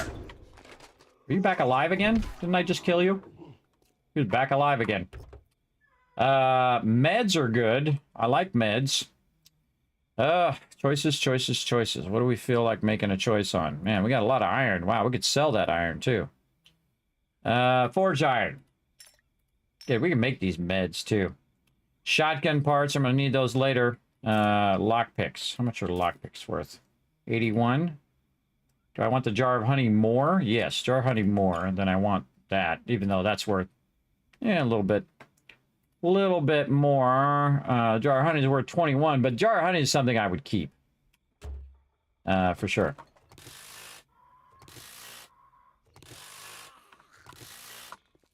Where are you? Man, I'm just getting nothing but ferals. Hit him an extra time, because, by the way, this hammer, because it has the weighted head mod on it, sometimes stuns them. So they get stunned and they're laying down there like they're dead, but they're not. Stacking this loot super high. All right, there we go. What did we drop? Lead car battery. All right, more choices. I never get rid of duct tape, everybody. Not once. How much is this worth? 216. We got in our thing over here. Anything we can consolidate? No. We got any batteries in here? Level 5. This one's a level 4. You know what? Let's just scrap that level 4. It'll go down to lead. We'll just disregard. What level is this one? Oh, this one's a level 1. So we're giving up a level 4 for a level 1. Here's a trick. Scrap this. Stop this one. Like that. Little tricky. Little tricky. So scrap the level 1. Keep the level 4. And you can stop it from scrapping if you catch it quick enough. All right, what do we got? The headlights and some more lead. Come on. Smack him. There we go. Come on, open up already. Gotta go to Trader Bob here because he just reset. Bunch of loot in there. Wrench it. Get rid of the paint? Maybe. I like to keep the paint. especially like purple or whatever. You can always buy it in the trader, but I like to keep the paint. Oh, now you done damaged my character. Now I gotta see if I have something that can help me. Well, I can use some steroids. That'll help me first. Now I'm glad I kept them steroids. This will keep you from re-injuring your 9 minutes of broken leg. Let's see if I happen to get anything that can fix a broken leg in here. I got a bunch back at my base, but I don't really care to run back right now. And you can see I'm keeping these as bundles. Though I could open the skill bundle and then just read them, but there might be some in there that I can't read. But I do like to keep the dies, just because I don't like to buy them because I'm lazy. Especially the purple ones, because I'll, you know, color in my different helicopters and gyrocopters and all that other fun stuff later in. That's just my preference. My preference as well. Delete. What do we got up here? This takes a long time for the trader to come up, by the way, when you're playing normal mode. Normally with my team, you'll see later tonight, Sunday night, 10 p.m. Eastern Standard Time, we play 20-minute days. Oh, I forgot to wrench all those. We play 20-minute days, and man, those days go by fast. Fast. Again, I'm just keeping busy while I'm waiting for this vendor to come up. And we're just trying to find a few things to sell along the way and just checking out all the cars. Probably sell that. Oh, lead. Wrench it. Bet it's another battery. Iron and engine. All right, what's more valuable? Engine or battery? Engine for sure. Nothing else we want to stack here. Man, I wish we could put these back in the stack. What else? Let's sort that. Yeah, get rid of animal fat. Always get that. I'm all full stack on iron. Yes, I am. 6,000. Full stack. And always get more iron, too. Don't need any of that. That's probably iron. Iron, headlights, everything. Dropping on the ground. Come here. Boing. I love that ragdolling. All right. Oil, headlights, all sorts of stuff are maxed out in here. We got no more space for anything. How much is this worth? 41? Let's scrap that. Now, what would be the first thing I would grab? Headlights. I'm going to grab all the headlights and see if any of that was a head... Oh, wait. Get the headlight. Iron, oil. What would next be in line? How much is this worth? 139. Oh, this is some tough choices here. And medical journal is only worth 27. Let's just scrap that. And we got our iron, and so we'll stack all the iron. And then we'll drop the iron. Then we'll grab all the oil, because the oil is actually the most important thing out of that stuff. All right. It's daytime. But trader ain't open yet. Let's go. Opens at 4:05 normally. But we'll get there. And we'll offload a bunch of this loot. Now, this isn't my first time playing, everybody. I've played this game over 3,000 hours live here on stream. Not just today. Though sometimes that does happen. Sometimes we play a long time. Riding flesh and feathers. Don't need any of that. All right. Let's go talk to the man. Hold that thought. I got more wheels than a wagon train rolling into town. All right, let's sell this guy some stuff. Sell him this. Sell him some of these engines. Over there, let's sell him these headlights. Not selling that oil. Sell him that car battery.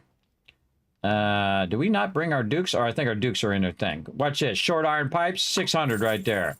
Springs, 1,900. Sell them that. Scrap polymers, 3,000 for those polymers. Iron, 1,600. You're like, Kismet, aren't you going to need that stuff? Absolutely not. I don't need it. Now, leather and cloth fragments, I'm not selling those.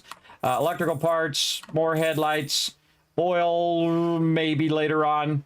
I might need that, but I don't sell my duct tape ever, and I don't sell all that other stuff. No, no, Thank no, you very no. much. Well, thank you for making me less overburdened. All right, how do I get out of this place? This way. Should go through the front door. Go through the front door and park my car over here at the front door. I always park over here because this is where I usually park for Trader Jen. I always realize it's like the back door. And now I'm going to go over here, and this is the front door. Let's go see what he's got.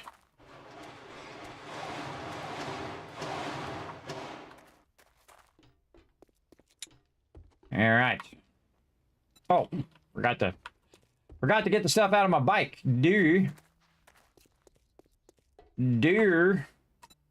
All right, more of this. More of this and this.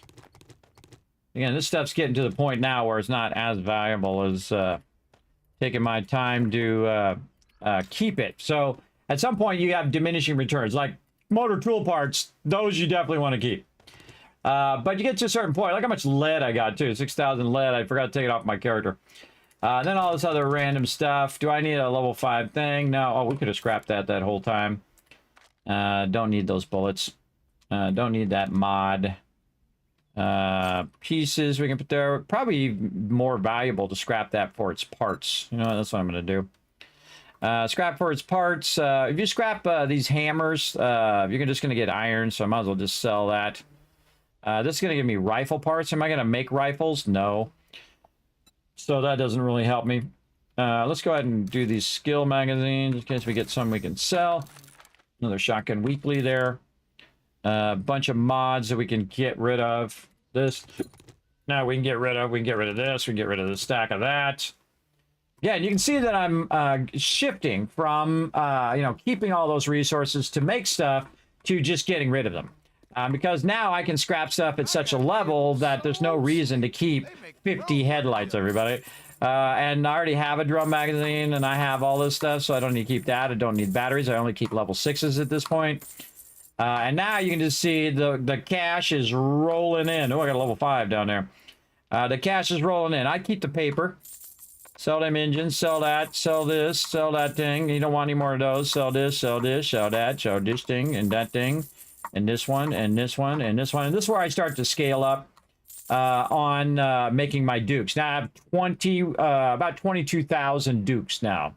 And you saw in the beginning that I didn't really have a lot of dukes, so I just make as much as I need, and then I buy for what I need, and spend the time doing for what I need. And then at some point, I just don't worry about it at all. Solar bank there. And I don't worry about all that collecting loot anymore, and now I'm just selling it to the vendor because I don't need it. Oh, I knew there'd be a solar cell. Oh, much reduced though. 32,000 in there now. We'll get to those later, but you can see how easy it was for me to make a ton of cash there. Let's see. Crucible. I love how he's just tortured me now with the super cheap crucible that I needed earlier. Oh yeah, water filter's down to 48.75 as well. But what I need, magazines. I want all the magazines. Come to Big Daddy. Oh, vehicle supercharger mod. Oh, that was worth the trip alone right there, everybody. Oh, we better just learn that right now. Oh, we're going to have some fun now. Let's learn all these. Learn all that. All right, let's see if he's got any schematics. He's got robot schematic, which I already know. I already know all of these books. Some of my books are all maxed out now. And that's really the next focus, is to max all those books, get as many recipes as you can. There might be something really nice in here. If you had like a level 5 44 Magnum, that might be nice. Or maybe you're just too lazy to make rocket ammo and you just want to buy the rocket ammo. Or you might want to buy some ammo. You might got all the way out here and used up all your ammo. But he doesn't have really anything else. All right. I feel like a banjo. Everyone's picking on me. Ah, that's a good one. All right, let's go over and check this cement mixer. All right, more stuff for me to sell to him. Over here, more stuff for me to sell to him. Now, one of the quickest ways to do this, everybody, is just check the benches. Check these workbenches. Oh, that was antibiotics. That's very nice.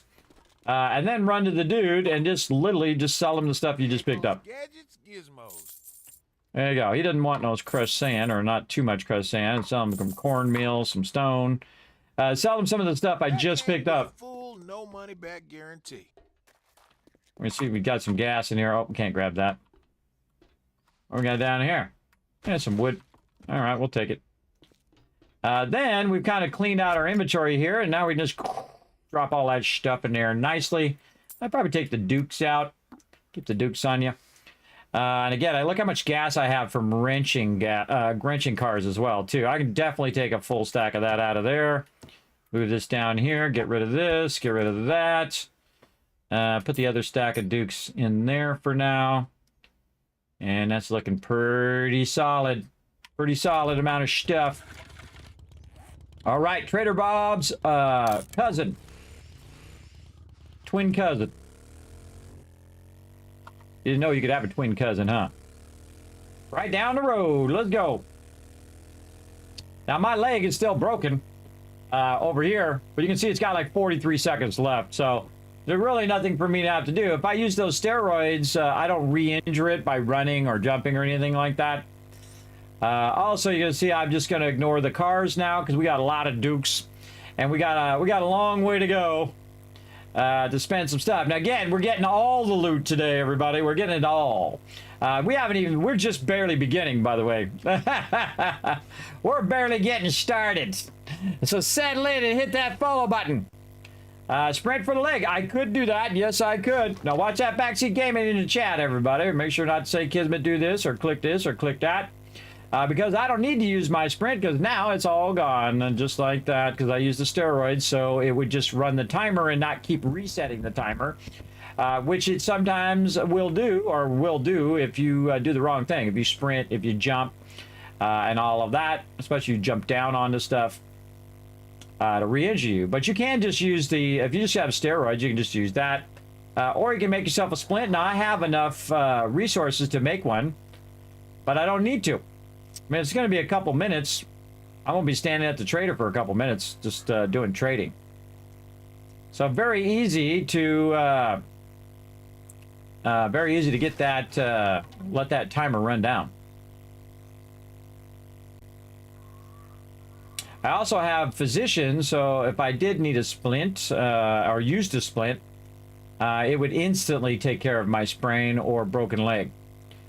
Because first level physician does that.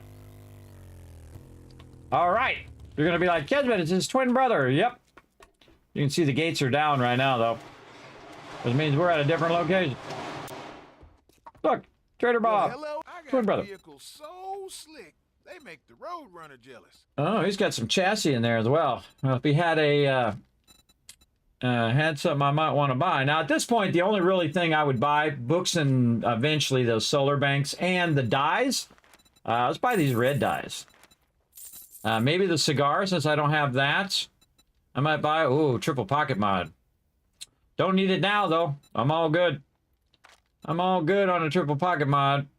Again, I usually just kind of browse through there. Maybe some armor parts. We got lots of cash. We can get some of that. Saves me from getting it later. Now, eventually, by the way, I'll get to the point where I don't need any more books. And that's what we're working on right now. There's a schematic there we don't have. Robotic drone armor. Very awesome. Spear hunter. 10% more damage per hit in succession with your spears. Wow, very nice. Some people really like using spears, and I typically use the hammer because I like the knockback and the stun of the hammer. Look at that, getting all that stuff. All right, one last look before we go. Nope. Well, you're lower than a snake's belly in a wagon root. Oh, get the rockets. And again, just do the same thing we just did. Loot these 3 things. Here at Trader Bob. And turn right around. And go sell it to him. We'll slap my toolbox and call me a mechanic. So many of the stuff I can get. All right. That with a stick. I can try. Okay, now time to go to Trader Jen. I wonder if there's another Trader Jen over here somewhere. I bet you there's one down here. Kind of looks like one right there. Right there, looks like a Trader Jen. All right, Trader Jen it is. Now we marked it with our little red thing, and we're going to go to it. It's early morning right now, day 68, Horde night, day 70. We're just visiting the traders on our motorcycle and having a great time. Having a great time wandering around, getting into trouble. Let's get the wheelies on. Let's get the wheelies going. Come on, come on, come on. Show them the wheelie. Show them the wheelie. Wish I could rotate my camera without it turning in that direction like that. Try to make the wheelie. Try to do the wheelie. Oh, there we go. Caught some air. All right, enough of the making a wheelie. Let's keep going. That's when you pull up. For those who don't know what a wheelie is, oh, like that. When you pull up your front tire. I know everybody should know that, but not everybody does. That's what a wheelie is. You bring your wheelie up. That comes from like 50 years ago when I was a kid, everybody. That's what we all do. We'd all ride with our front tire up. Ride down there. And then later I'd do that on a motorcycle in the desert, just like this. In real life. It's pretty crazy. Because the desert is very much like this. Full of all sorts of sand dunes and bumps and hills and cactuses and bushes and all of that stuff. It's kind of fun, though. I have rammed into a lot of stuff as a kid. I just try to avoid the cactuses. Those are the number one thing you want to dodge, everybody. If you hit something else, you're okay, usually. But don't run into those cactuses, or you're going to have those in your face. Not going to be good. Or at least in your helmet. Hopefully you're wearing a helmet when you're doing it. In my case, I had a full bodysuit that I would go out there and do motocross. Not professionally, by the way, just for fun. It was never my interest to do that professionally. Whoa! Hey-oh! Quick turn. We gotta go around. Yeah, we gotta go around the side here. Oh, well, we might as well map it out while we're at it. So in the future, we can remember that there's some water there. If I just go along the edge, in fact, I don't even need to be that close. You can see that it's now mapping out the water. Pig! Now mapping out the water edge for me. So I'll know where that water edge is in the future.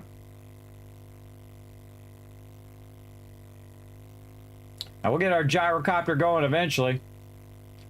And we'll get that drone going eventually as well. No rush. I'll get my drone and my robotic turrets and all that other fun going later on. Don't really need it right this second. I feel like you don't need a robotic turret until you're like day 100 or 150. You don't really need it. I mean, it's nice to have. But depends on what you're doing, too. If you're doing some level 6 POI, well, it's nice to have. But in this early stage, I was like, I consider day 68 earlier stages. Now, we're getting to the later stages, and you'll know it when you start seeing a bunch of green zombies coming after you everywhere you go.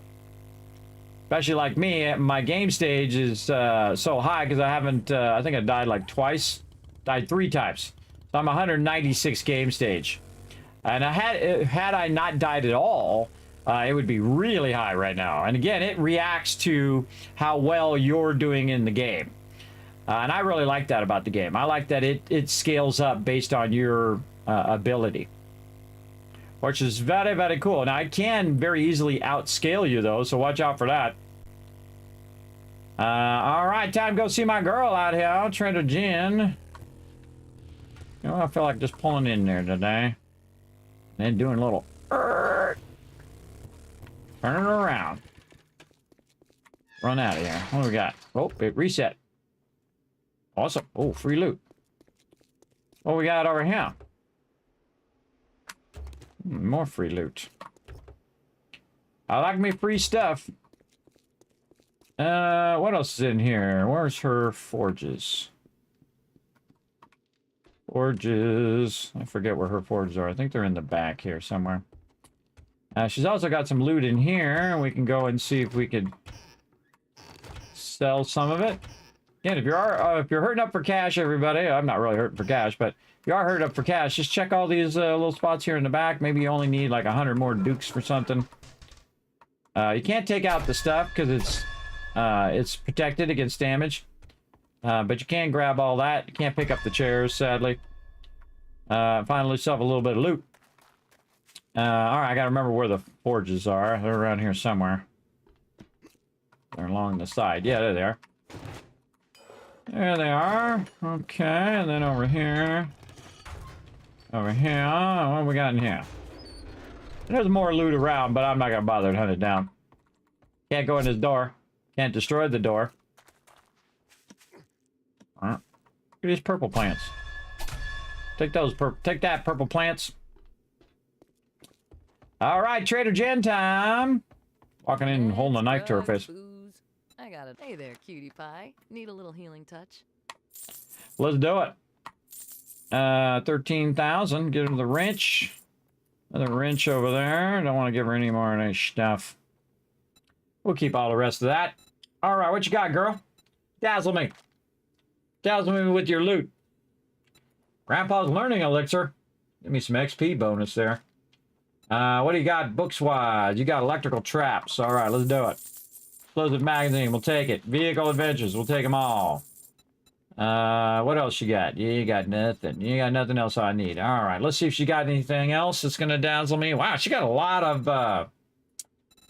stuff. Ooh, and an impact driver level 5. That's a little tempting, but I just get to level 6 and then I just make a level 6 out of it. Armor parts, you got a bunch of those. All right, we might get some of those. Let's get some armor parts while we're here. Use up these things. And again, we'll come back for these solar cells. Look at that, level 5 solar cell, 42,000. That's a lot. There's a lot of dollar bills. Pump shotgun, level 4. Just kind of looking. More red dyes. Buy that. Just looking for anything that I might like, just for use for my place or just because I feel like it. We're going to start getting to the point, too, where we just come in here and buy all the forged steel and buy all the repair kits and buy all the stuff. We'll be able to come in here and start buying out the vendor at some point. We just buy everything if we want and then just scrap the heck out of it. Scrap it all, keep it all, whatever you feel like doing. Forgetting elixir.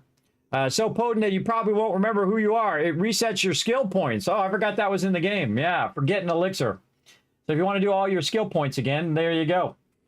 I forgot they added it. It's been so long since I even thought about it. All right, so yeah, we got what we needed. We're out of there. Me if you need medical supplies. All right. Use. All righty. All good. Oh, when she reset again. Did we write it down? No, we did not. She's going to reset on day 70. Horde day, yeah. Two things turned up missing the other day. You don't know anything about that, do you? I don't know nothing about nothing. I don't know what happened. I didn't see nothing. I don't know how you lost some loot. She knows that we went around and looted her stuff. I don't know nothing about it. All right, let's see if this stuff is reset out here. It sure has. Let's say we go stab this guy right in the head. Let's go. That's how you get that done. Knife is really a heavy damage item because you can attack very, very fast. And so that was just one hit. I could have hit him like 5 more times on his way down. I see a lot of people play with the knife set, which is pretty fun. I think it'd be cool if you dual wield knives. Oh, another one, knife guy. Speaking of knives, wow, foreshadowing. Foreshadowing there. Let's just walk over this one. See what we can find. Now, most of the time when I'm looking in these cars, I'm looking for books. Because it's like free books all the time in those cars. All right. I think we went to all the traders. We really need to find another Trader Jen. I feel like that might be Trader Jen there. What does Trader Jen look like? Let's zoom way, way in. All right, there we go. So she got a brown part in the back and like dirt in the front. If we're trying to find her on the map, we might have went Pyre, but we didn't. No. Huh. Where would Trader Jen be? She'd be pretty far away from here. I don't put them too close. I mean, this is fairly close for 2 traders. And so these are straight across from each other. Oh, I wonder if But our trader wreck. Now our trader wreck is at an angle from each other. So extrapolating their position, he's this way. This one's straight across. Maybe straight across? Maybe over here.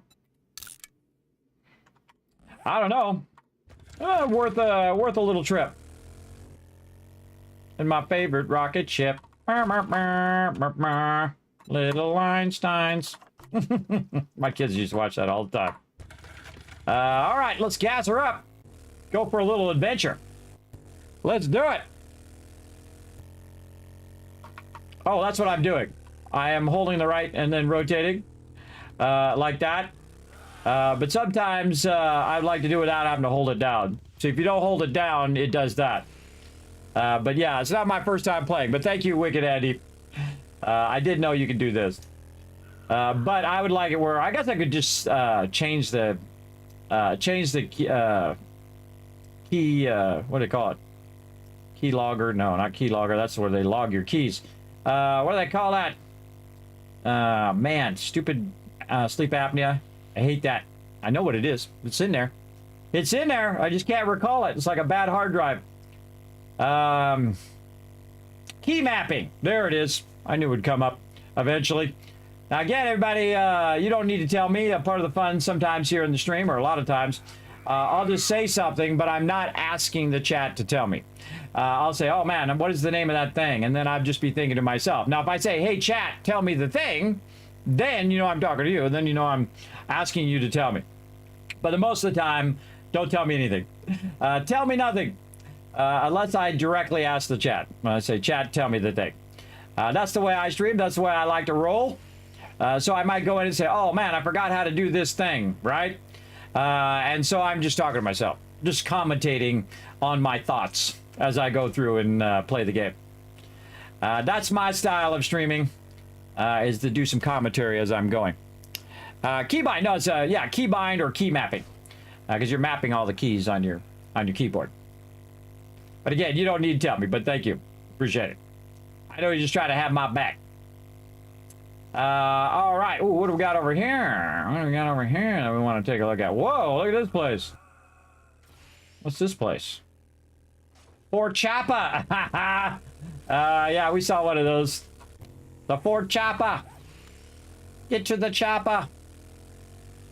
All right, we're just going to goat trail and go off trail here.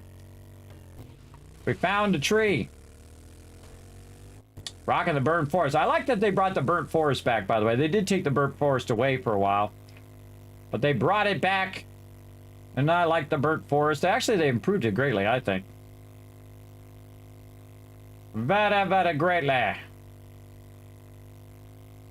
like to weave back and forth between the trees. You ever notice that I'm just weaving like this? I mean, I could just go straight. But it's more fun to kind of weave through them as you're going. Like this, and then you go back. Oh, we found a road. Oh, that's promising. That's promising. Oh, let's cut right. Oh, whoa, hold on. You run across a major road like this, everybody, you're going to find yourself a town eventually. Or maybe a giant city like this one. Again, look, we haven't seen it on the map. Oh, and there's the trader. Oh, it was almost like fate lend us a hand. Yes, so look at that. Directly out from Trader Jen is Trader Jen again. So yes, we're gonna go talk to Trader Jen's twin sister. Well, actually, we could go do the cars first. Hold on. So yeah, again, so when you have a large map like I have a random. The only thing that's different from default in this, by the way, no mods as well, because you know the game just came out 1.0. I've played it for 8 years though. And I've played mostly multiplayer. I have played a solo play so long ago. It's like 5 years ago, a long time. But normally I play with my team, and that's super, super fun because everybody chooses a different role they want to play. Like one person will be the farmer, another person will be doing tools, and so on and so forth. Just filling different roles for the team, which is very fun to kind of take ownership of that particular role. Wow, I got a lot of Forge Aheads there. Too bad that didn't happen at the beginning of the game. And so they'll do different things. So I'll just neglect certain things. Like I'll neglect remembering how to make armor or whatever, because that stuff changes over the years. So now it's really fun to come back and play the game not knowing all that stuff. Thanks for the business. We're open Hello. from dawn to dusk since, you know, we don't have clocks. Dive into my... All right. Oh, beaker, that's an instant buy. You see beakers? You buy. That's it. There's no other option. There's a zombie out there smacking my thing. Smacking the wall. How much we got left? Oh, man, we got a bunch of stuff on us. We got to clear some stuff off our character. Hold on. Stay safe out there. We got plenty of time. So, yeah, we found a city. Plus, we also found Trader Jen, which we definitely want to go take a look at the city. Now, if this was in the forest area, everybody, I would totally build a base right over here. I would build, and I might come over here and build a base right there. So maybe I should tag that for maybe future base. And let's do it. Save waypoint. Put a little base symbol on there. Base, question mark. Because that would be an awesome place for a base. You know why? Especially your multiplayer. You build out your base there. You're right next to the trader, so you can trade all your stuff. You got a major road in multiple directions. Plus, you have a big, gigantic town over there that everybody can do quests in. And then they can also run over there and get crazy tons of loot. Especially over there for sure. Lots and lots of loot. So that's a good spot for a base. Now, of course, it's in the burnt biome, so that's not the best. But you might do it just in case. Now, we want to drop some stuff off here. Is there anything in there? Holy mackerel, we got tons and tons of stuff. We can put some of that gasoline in there.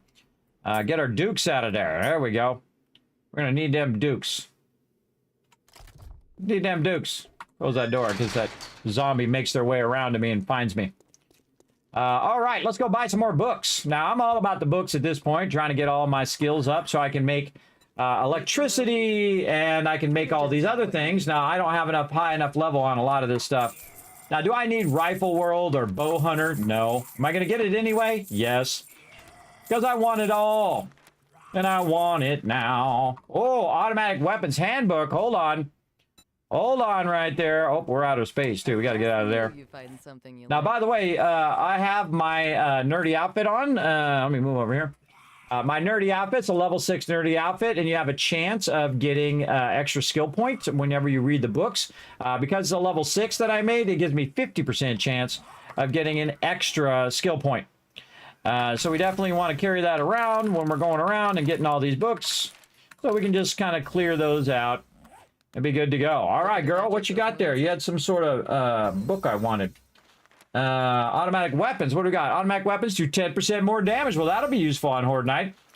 Let's get that one first. Oh, we got muffled connectors there, too. Let's get that one first. We already have our robotic drone schematics. Batter up. Don't need that one as much as I could use wasteland treasures. Learn how to harvest brass from doors. All right, take out a lot of doors. We'll get that. And then we'll do these in order. So let's see. How much we got? Oh, we get all of it. We get it all. We got plenty of cash. Alrighty then. Stay safe out there. And let's use them. Oh, I got something done. Oh, I got something done in here. What was it? Batter up? Or was it something else? Oh, God, I forgot what the thing was I just got. I definitely got something done. Wasteland treasures. Oh, I got Wasteland treasures done. Was that what I just got? I don't even remember what the books were. But I did get Wasteland treasures, so I'm getting more legendary parts out of that.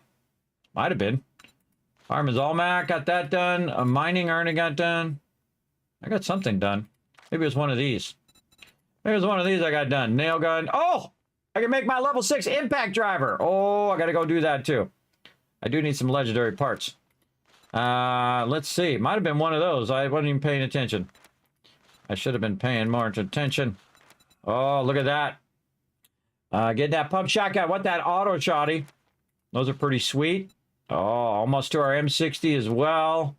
Almost to the rocket launcher. Wow, we need one more book for a rocket launcher? Whoa. Okay, we're going to definitely need that. Robotic turret and robotic drone. Got a ways to go on that one for sure in robotics. Now, I really need tech planets. Now, of course, if you use electricianer and robotics inventor, which I'll eventually go into up here, you're going to have a higher chance of finding those books, but I don't need it in the early game. I feel like you're super OP with those in the early game anyway. But if you want to be OP, go for it. I can make any armor at level 6. I got my medical to max. Maybe it was my medical that got maxed there. Food. is maxed out. We got our seeds maxed. And this is why we're getting all these books to max it out. How close are we to the copter? We're 16 away from getting the gyrocopter. We already made a 4x4 as well. We already got the crucible done before. All right, we're looking sharp here. We're making some big strides. All right, girl, one more check here. Let's see what else you got. Here. Sure, I'm not missing any books or any cool stuff. Oh, acid. Buy that sucker. You find some beakers or some acid. Oh, man, I forgot to check the other vendors for acid, too. My bad, my bad. I think I would have noticed if it was there. But I was kind of come back into a double check. So glad I didn't buy these water filters. They were like 6,000. Now they're 4,800. Yeah. And I don't actually like the water filters. I just realized it in this playthrough. Why do I not like the water filters to automatically turn it into water? Because it's going to take up a lot of space when I put it in my boxes. If I leave it as murky water and then convert it later, then I don't have to worry about it because it just stacks to 125 as opposed to stacking just to 10. Intellect mod. Ooh, that's tempting. Yeah, you know what? We should just get a couple extra of those, and, you know, we can always sell it back to the vendor for 270. Not totally worth it, but there we go. We got some level 5 stuff in here. Lumberjack boots and some biker outfits and whatnot, which increase your max health. Well, I don't feel like that's very useful. I feel like I'm going to buy one of everything that's in here, by the way. Just all this kind of random cosmetic stuff at some point. Hope you get feeling better. Well, thank you. That was very kind of her to say. All right, now you can see I leave the door open when I'm leaving. That's so that I'm gonna go this way. So that'll close automatically. I don't need to close it. All right, we definitely going this way. We want to see what this city's all about. Let's go. Oh yeah, this is a big boy. Whenever you see the light poles and you see they go really far, oh yeah. Oh, hello there. My little cop car. All right, we're going to use our little trick again. Little block right here. Put a little jump down. Little jump, jump. Little jump, jump. All right. Oh, hello. Free flight lesson. No extra charge. All right, here we go.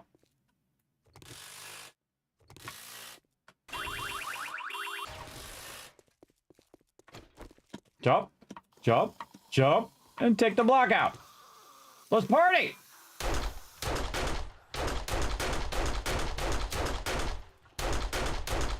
Interrupt him before he can spit at you.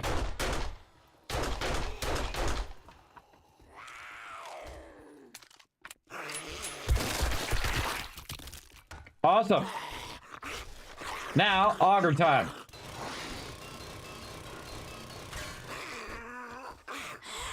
Are we getting the AK? We don't have any AK ammo. We got some regular AK. Hello! What you guys doing?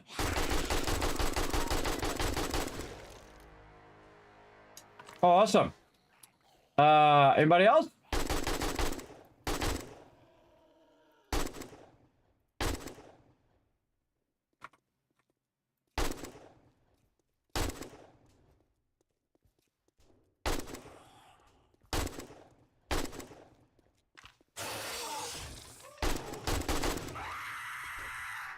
Uh-oh.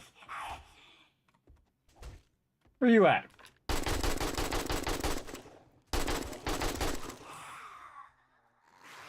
It's okay. Getting a little dicey.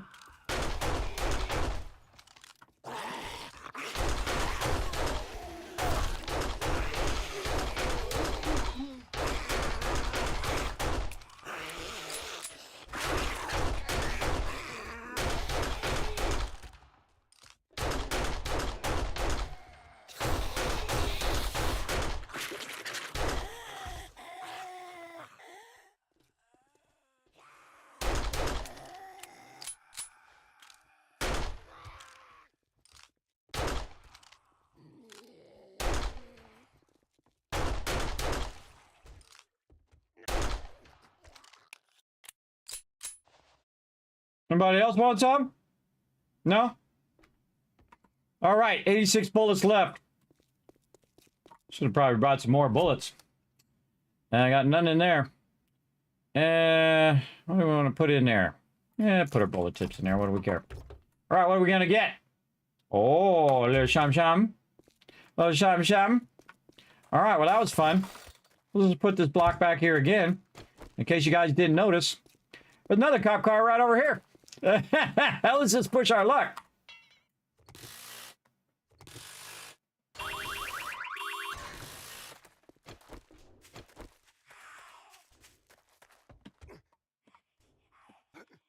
Use that high ground. Anybody? No? I didn't see nobody. Oh, look at me dropping stuff. What am I dropping? Oil, fragments. Gas can.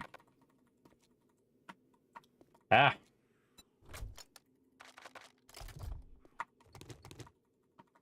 I picked back up the cornmeal. Get out of there, cornmeal and eggs. We don't need any of this stuff. Scrap this, get rid of this. Cloth fragments we need. Oil, that's all good. Cloth fragments and oil. I like how it kind of moves towards you, by the way, when you start picking that stuff up. It's like the loot just starts moving toward you.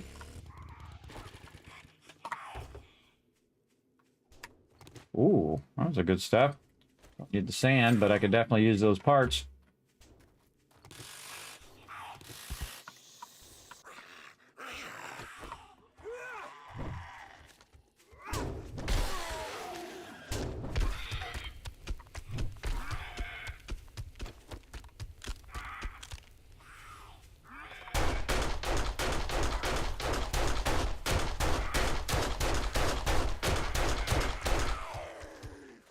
Too many, too many.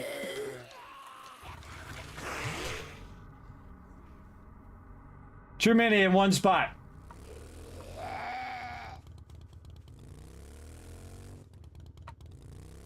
And I don't have any AK ammo.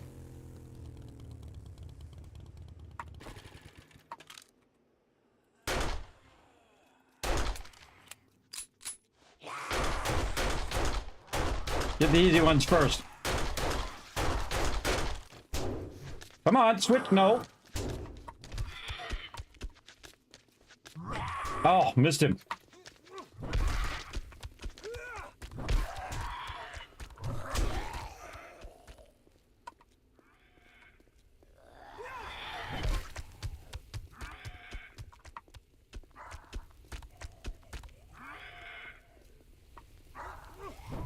Oh, nice. The moment I went up right there. If I was in nighttime, I would really be in trouble. There's a feral over there. I think they think the cop car is going off. Wow, look at them all.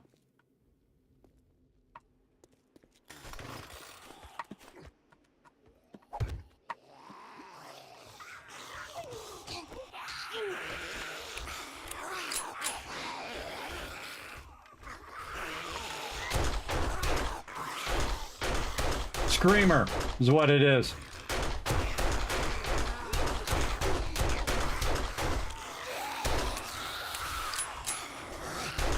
God. Die, Screamer.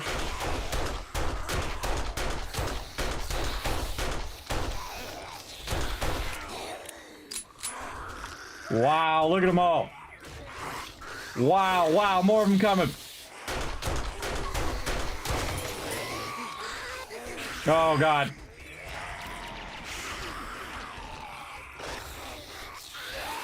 Uh-oh.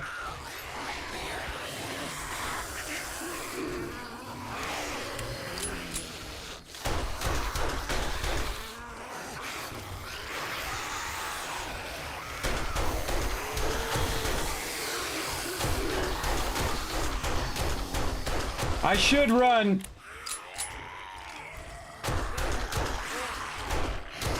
But I'm not. Had another one.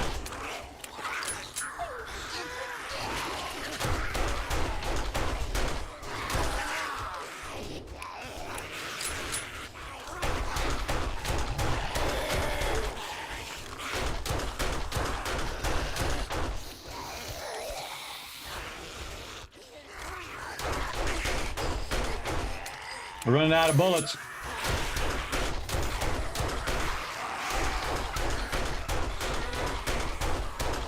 Oh, and there it is. Be ready to run. I was ready to run, everybody. I was ready to see it happen. That's when you peace out of there. You're like, I'm out. I was always ready to run. All right, come on.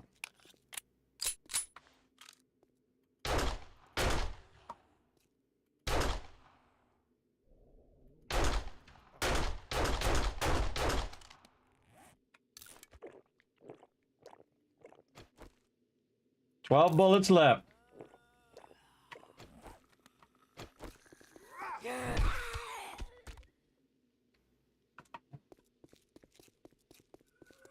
That's a lot of XP. I've never been smart. I'm just crazy. Crazy ex-girlfriend. Pick it up. Bring it. That's why you want to get your stamina up. That's why I stopped to get my stamina up, because I looked at my stamina and it wasn't up enough. And you can see it's going way up right now. Way up. I'd say we go back. I'd say we take him out a little bit at a time. This guy first.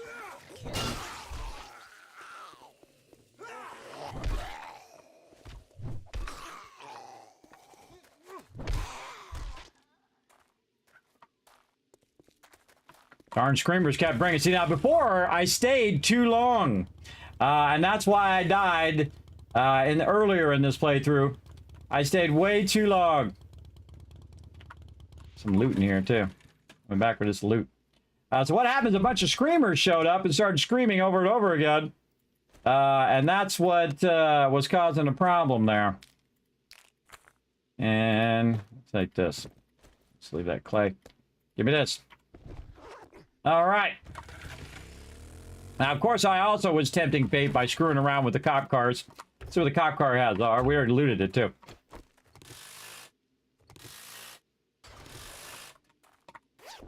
Yep. All right. We're out of here. You like that action? There you go. I told you there was going to be some cool action tonight. Now, make sure to hit that follow button, everybody. If you like that cool action, I'll show you some of my techniques. How to get up on top there. And then the second that sucker falls down, make sure you got a beeline right for your vehicle to get the heck out of there. Oh, is this a crack-a-book? Shotgun Messiah. Oh, another good one, too. Man, we should be checking all of these. We should be checking every single one of these buildings. But I'm so massively overbid. A super Shamway. Oh, super Shamway back there. No, so tempting. Look at how cool the this particular part is here with all the bridges and stuff. Just so cool. They really have increased the quality of the game by, you know, 1,000-fold over the last 8 years. Absolutely. It's just so good. Another Shamway, passing gas. Now, some of these are like tier 5s, everybody, and that means they got an insane amount of zombies, but an insane amount of loot. What are we feeling? We feeling some more craziness? We feeling some more craziness here, everybody? I just tempted fate at this point. Just tempted fate. I got 22 bullets. And 7 bullets on the AK. I say we see what happens.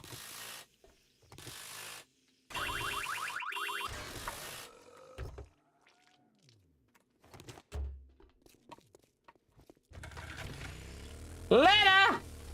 So not only did I, because the impact wrench is so fast, and then my salvage operations are so fast, that I could just, you know, use a screwdriver or the impact driver to get there, turn off the alarm, get to the loot, grab the loot that I wanted, and then bail.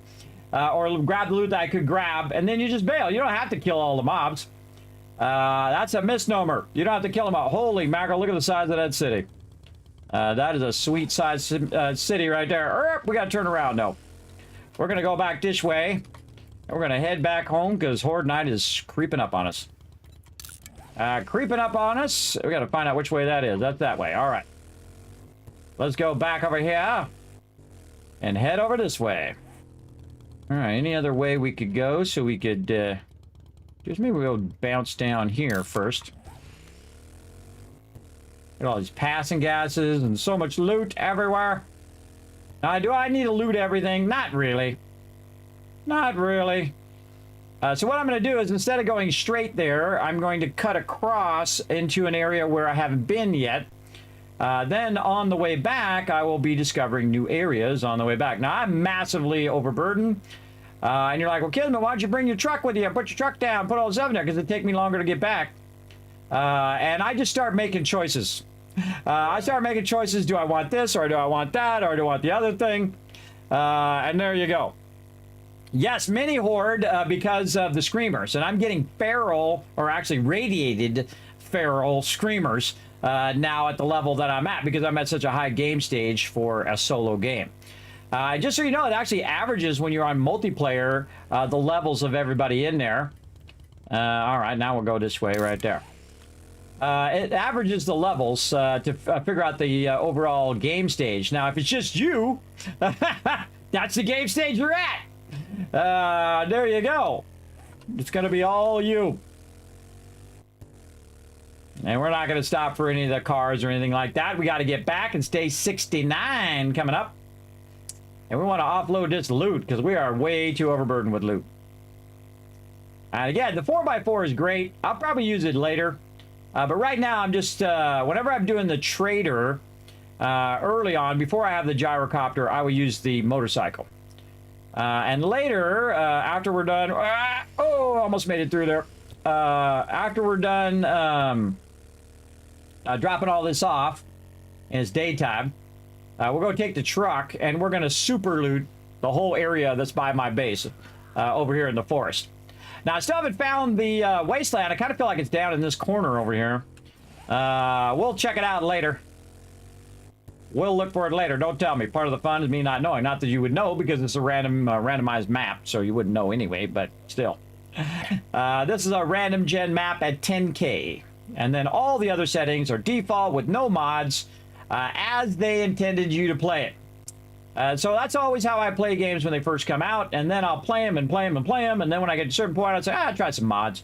The only mod we use on our team thing is the Unlimited mod, and Unforgiven, who's in the chat right now, awesomely found another modder, I'm sorry I forget his name, but I will mention him later tonight when I'm playing with the team, who will allow us to control the XP, so we can have everybody in a group. Now, I think it should be an option, right? You can have it however you want. You can make it where you can have an unlimited party, and you can control how much XP everybody's getting when they're in a group.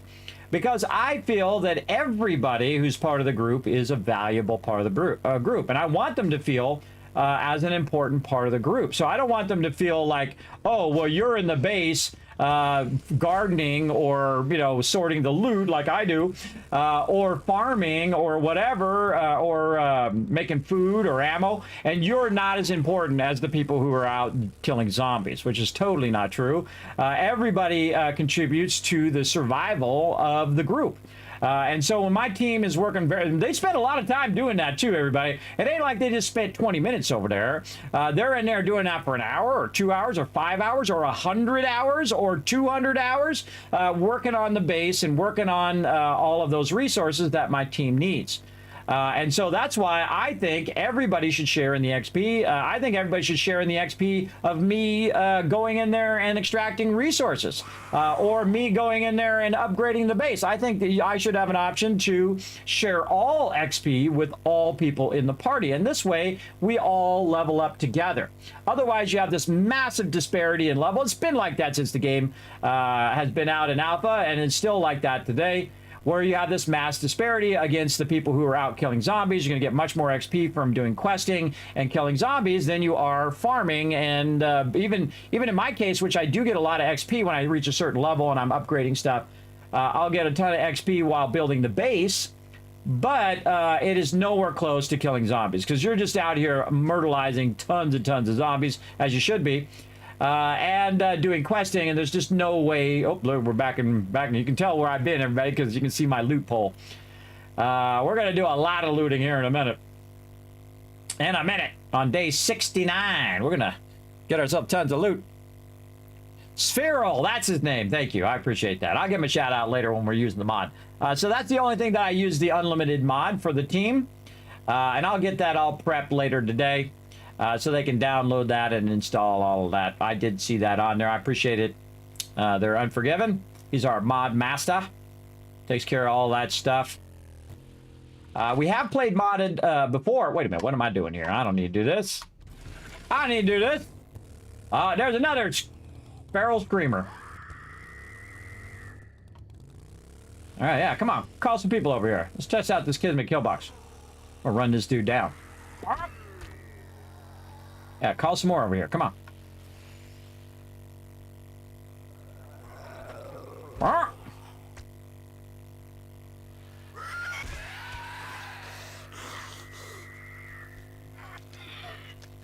Get a little mini horde.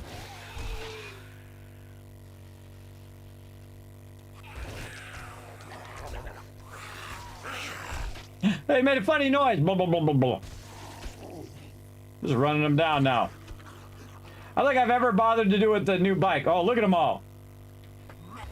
Oh, yeah, it's like, oh, no, I'm getting stunned. Oh, no, we're out of here. Abandon the vehicle. Get up on the boxes. Control them by taking a box out. And then get up in my base, and this is the Kismet kill box, everybody. Now, the problem is, look at this. Look at them get all the way up here in my spikes. What the heck? The problem is I don't got any ammo. But the good news is down here, I've got a ton of it. Kind of dangerous to come down here, though, because they might show up in my base, which is not good. But we'll go ahead and do this. Then we'll go out here and we'll have a little fun.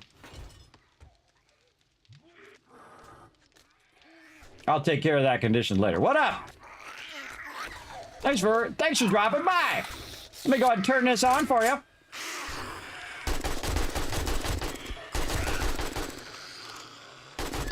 Oh, it's gonna be a fun time now. So I got my blade trap on. Where are them screamers? Oh yeah, they're getting this party over here. Give me that XP.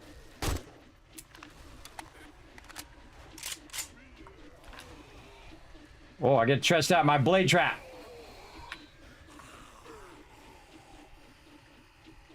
Look how he doesn't take any damage. What the heck? He should have been dead.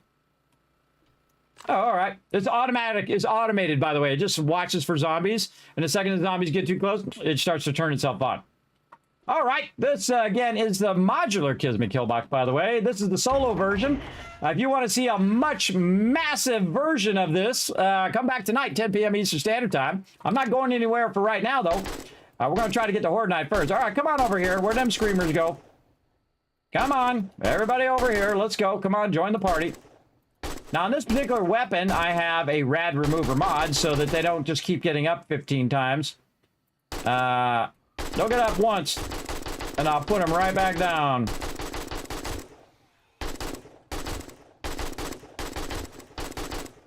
Whoever it was dropped that loot out there, I appreciate it.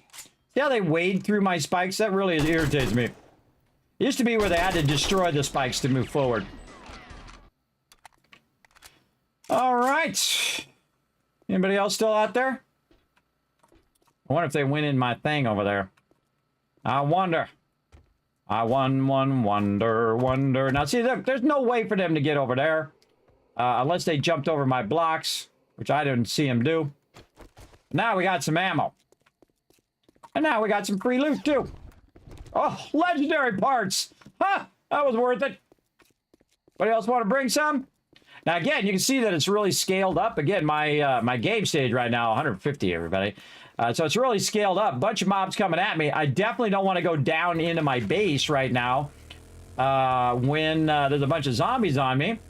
But eventually I'll automate all of this over here when I get far enough in electrical. But right now we're just going to do it manually. I'm glad it actually was down for once. And now I can just take all my loot and dive it down here. I'm going to, of course, close the door. Be a brilliant idea. Now you want to go down here. You want to go down here with the zombies chasing you.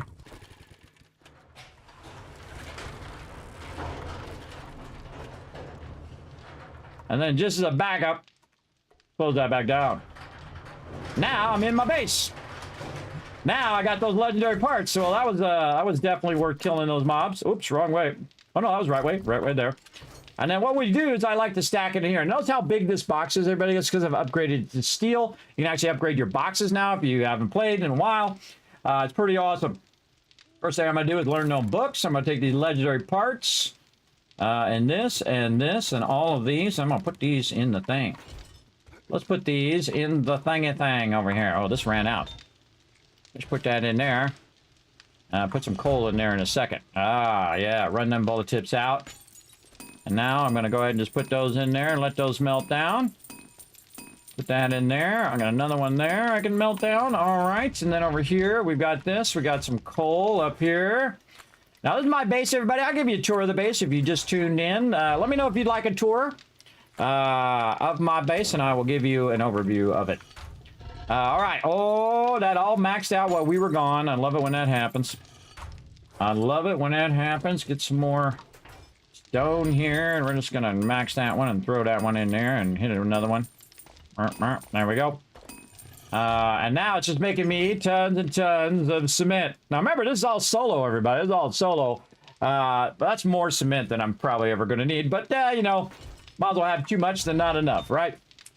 Okay, now let's see if we got any more iron in here. We got a little bit, a little shum. We'll leave one in there for later. You can see we picked up a bunch of lead today, nitrate. We've got a bunch of oil shell going. We got coal going as well, and a lot of our clay here that we're utilizing. All right, let's cut this in half here. Oop, cut this in half here. Put that in there. And this, we have our fuel going. And then we'll go up here because it's actually in 2 separate levels. Jonathan wants a tour of the base. All right, this is called the Kismet Kill Box. This is one of my signature things that I do here on the stream. And this is super rare, everybody. This is an underground base. We don't do underground bases anymore because they are so incredibly OP. And this is not even the most OP one that you can do. Obviously, you can make it way bigger. But the most OP one do is to drill all the way down to bedrock and then go 30 blocks this way, and not one time in 3,000 hours that I've played this game and hundreds of bases that I've done, not one time have they ever gotten down to that base. Never have they dug all the way down, not one time. Now this base is only 15 down, and so you can see it has multiple levels. You can see we have our purifiers down here. I'm going to show you how those are working underground. You can see we have our farm over here. I'm also going to show you how that works underground. We got mushrooms up there. And then I have 2 levels, and I specifically designed this ahead of time. And actually, let me pull it up over here while I'm thinking of it. It's loaded up over here. And this is a cool program called Infinity Designer. Actually, just in case it comes up with some stuff that I'm not supposed to tell you yet. I won't get in trouble.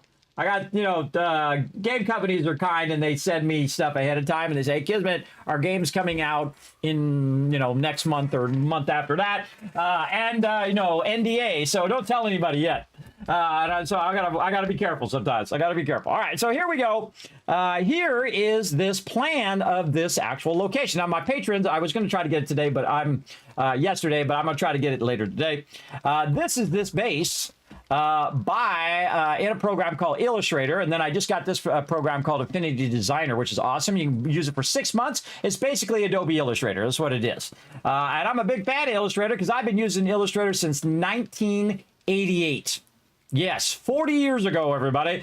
Yes, a long, long time ago, and I've used it as a graphic designer for so many years. Now, I also use it for making my bases because it's fun. Now, here at the trader, you have to be 3 blocks back from the wall of the trader. Of course, 4 blocks back from the actual door, but it's 3 blocks back from the walls. Then there's a dead zone where you can't put your land claim block, which means you can't pick up anything. If you put your block down, anything that you put down in here, you won't be able to re-pick it back up again. Now, I can put a bunch of spikes there if I want and redo the whole entire road or do whatever the heck I want there.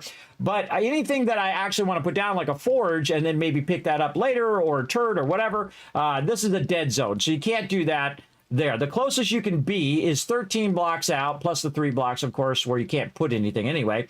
But you got to be 13 blocks back so that your land claim will hit right there, because your land claim is 20 blocks per side, and then of course the middle block is the 41st block, because you got 20 on this side and 20 on that side with your block in the center. So that's 41 blocks. So that's how my base is designed. So my base is designed so that it is back from there. Now, if you actually look over here, you can see it's actually 34 blocks all the way back, with the land claim being the 35th block back. So that you can basically maximize the space and be closest to the trader that you possibly can, because I'm going to put stuff on the edges of where the trader's at later when we get to electricity and all of that. And again, you can see over here, again, I designed this before I did it in the game, everybody. I just did it in my head, and then I put it down here. So you guys can see it. And you can see I have the entrances, which is what the yellow is here. This is a top-down view of it with all my forges. These are my dew collectors, and of course, green for my farms. This is an elevation where you can see the side of it. Now, I've also studied architecture as well, so that does help a lot. You can see this is 6 high, counting the base block. And then, of course, we have a gap of 6, and these are my vents here, which you'll see. I'll show you this all in game, by the way. I'm just going to show you the plans for right now. And then you can see I have 2 levels. The top level here, which leaves room for the farm block. Same thing here. The farm block is recessed in the ground. And then it leaves 3 blocks over the farm block because you might be doing corn or something of that nature. Like this right over here. You can see we're on the 2nd level. You can see the farm blocks, and we have 3 blocks above that. And then down here, these are recessed in the floor. And then we have, of course, 3 blocks there. Notice I have the mushrooms over these ones, and the mushrooms are not over the corn. That's because the corn takes up 3 blocks, but the other ones don't. The other ones take 1 to 2 blocks, so you can put all your mushrooms right above them and have them in a nice, organized fashion, or you can put them up on the walls here, over the top of these plants, which don't go up 3 blocks. Very, very useful of space, and I call this the Kismet candelabra, where you just make a little candelabra to give yourself some light. Again, so this is the lower level. You also saw I made a tunnel. That tunnel I just made yesterday to come down in the base, so I can just bring the loot down. You want to offset it. That's about 30 blocks out, and then the ramp starts at 30 blocks, and then it's another 15 blocks out from there. So it's about 45 blocks out. So on Horde night, they don't just start coming down in here in my base, which is not good. You want to offset that way off to the distance, so you don't have that problem. Later on, I'll automate it, so if it sees me, it'll automatically open the door, and I can go out and in and out without ever having to operate the doors anymore. Right over there. Now, you see I've got my forges in a certain pattern like you saw on my plans there. And that's because I know the sizes of the forges, right? So a forge is 2 wide by 2 tall. And you can see I have the forges recessed in the ground. Now, of course, you can catch on fire if you stand on them like this. Takes a minute. There we go. You catch on fire, so that's why I have them only recessed 1 and not 2. And this way I bump into them, and it kind of keeps me from getting on there, but I still stand on them from time to time. Our chemistry bench here is actually 3 by 2, so 3 wide by 2 high, and that's recessed down the ground. Now, why have it recessed? Well, it gives me more room for my boxes, and of course, our Horde Night sign right there, day 70, we got 1 more day, and the Horde Night's upon us. And then I also have recessed my benches under there, because I can access the benches pretty easy just from under here, and then have lots of room for my various boxes. Now, in my other game that I'm playing with my team, which we have between 10 to 20 people sometimes on the server, we all work together as a team. So everybody goes and collects the resources, we bring it back to a central base, and then we build a base that's, scales to the size of how many people are in there. Now, if I have only 3 people in there, I would make the base way smaller because it uses less resources, and then we can get the stuff that we need and use those resources for the most important things as opposed to using it on the base.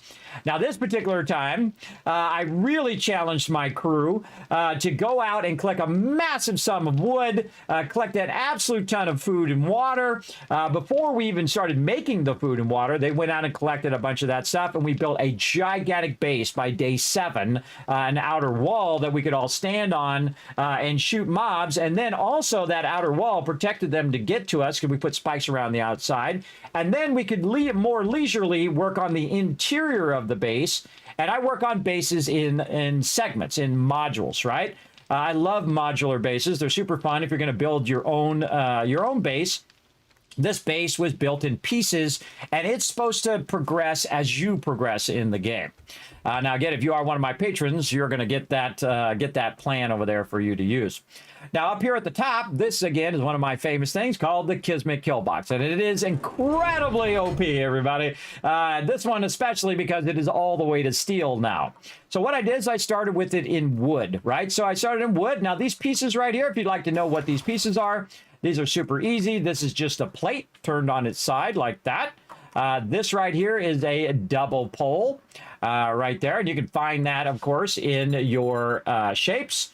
You can see I've got it favorited right there. So I've got the double pole and then the double pole, double top double. It's kind of like a tongue twister. Pole, double, top, double is the one in the corner. So basically it goes in multiple directions. Also, by the way, you can just hold down R and I can just pick up the shape for those who don't know that. I can also pick up the shape and the direction of the item like this. And you can see that's just a multiple pole right there. Now, I would upgrade the ones in the corners first because those are the ones, if they get knocked out, they're going to be able to come from two directions. So this particular base started as wood. Now, again, if you want to see this whole entire playthrough, I have the whole thing in a playlist on YouTube.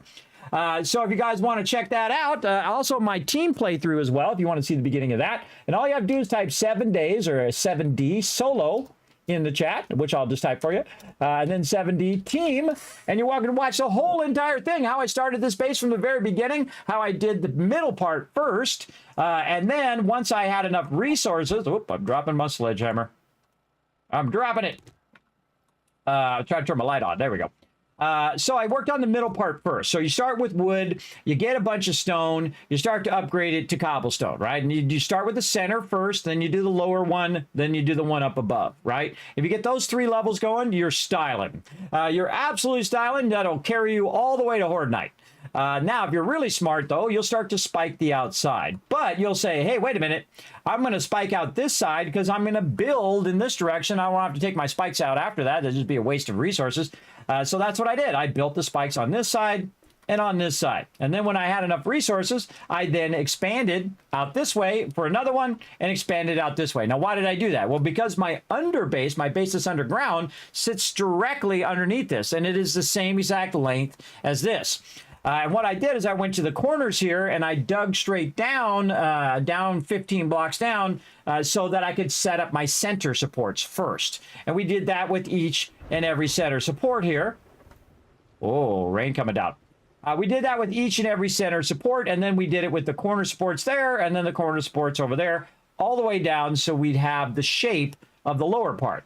And then what I did is I went and I cut out the edges with a pickaxe because I didn't have my auger yet. Oh, daytime. And then we cut out the edges.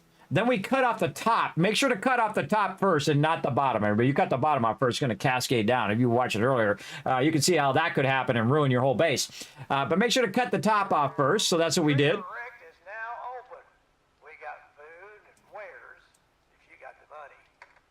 I got the money.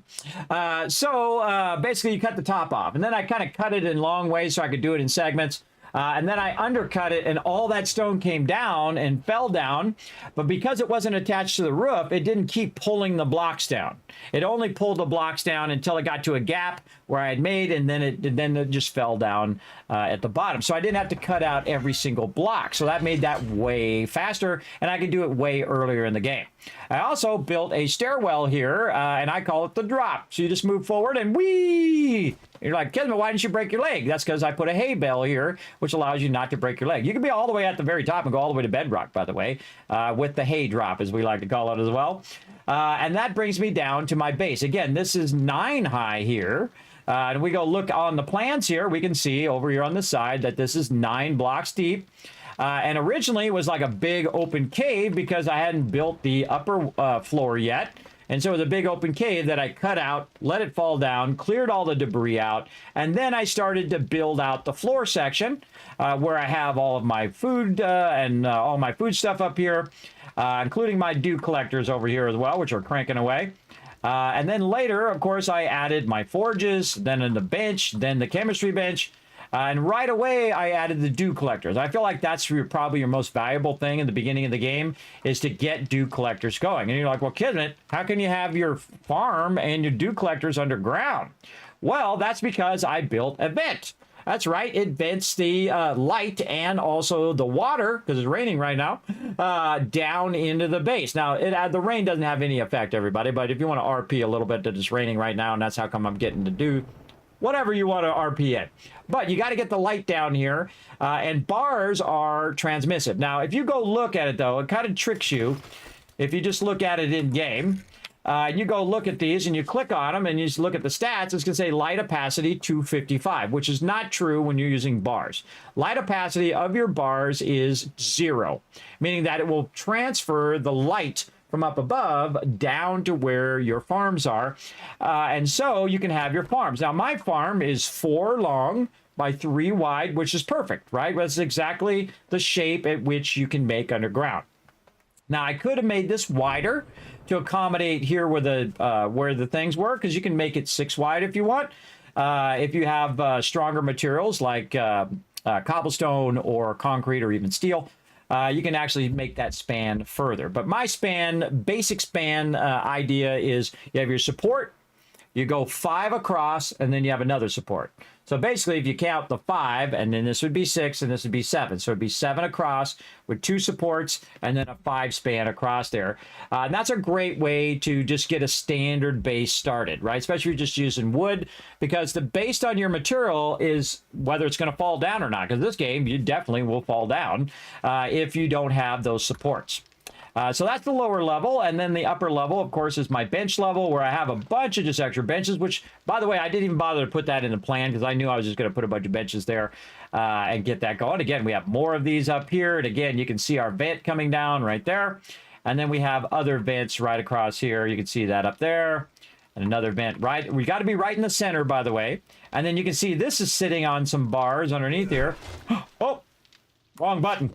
Took out my dew collector. Well, at least I got my tarp and stuff back. But you can see underneath there, now you can see it even better, that there's another one underneath. So it will transfer between the dew collector down there. Dew collectors don't have a lot of damage, everybody. That's why you don't want to have them on top of your base, so zombies can wipe them out. Now, is it a big deal if I lose my dew collector? Not really, everybody, because I have a whole box full of loot now. That I don't really have to worry about. Now, if you have 178 duct tape, it's like having $1 million, everybody. It's like being the richest person in the wasteland. Duct tape is life, both in real life and in game. Absolutely. If you got a lot of duct tape, you are killing it at this game. That is for sure. So we'll go ahead and make another dew collector over here to replace our dew collector that we just whammied. Now, one of the things that I do in the early game is I buy these from the trader as quick as possible. I just keep buying tarps and gatherers. Notice I'm not using the purifier because I want these to stack higher. So if I go in and I grab these like this, and I'll show you how I put this down now that since I took that out. I grab all of this, and you can see I can stack it to 125. Now, I have plenty of water. It's not like I need a bunch of water right this second. But look how much more I can stack in a box than I can actually stack water, right? So I can stack 125 murky water or 10 water.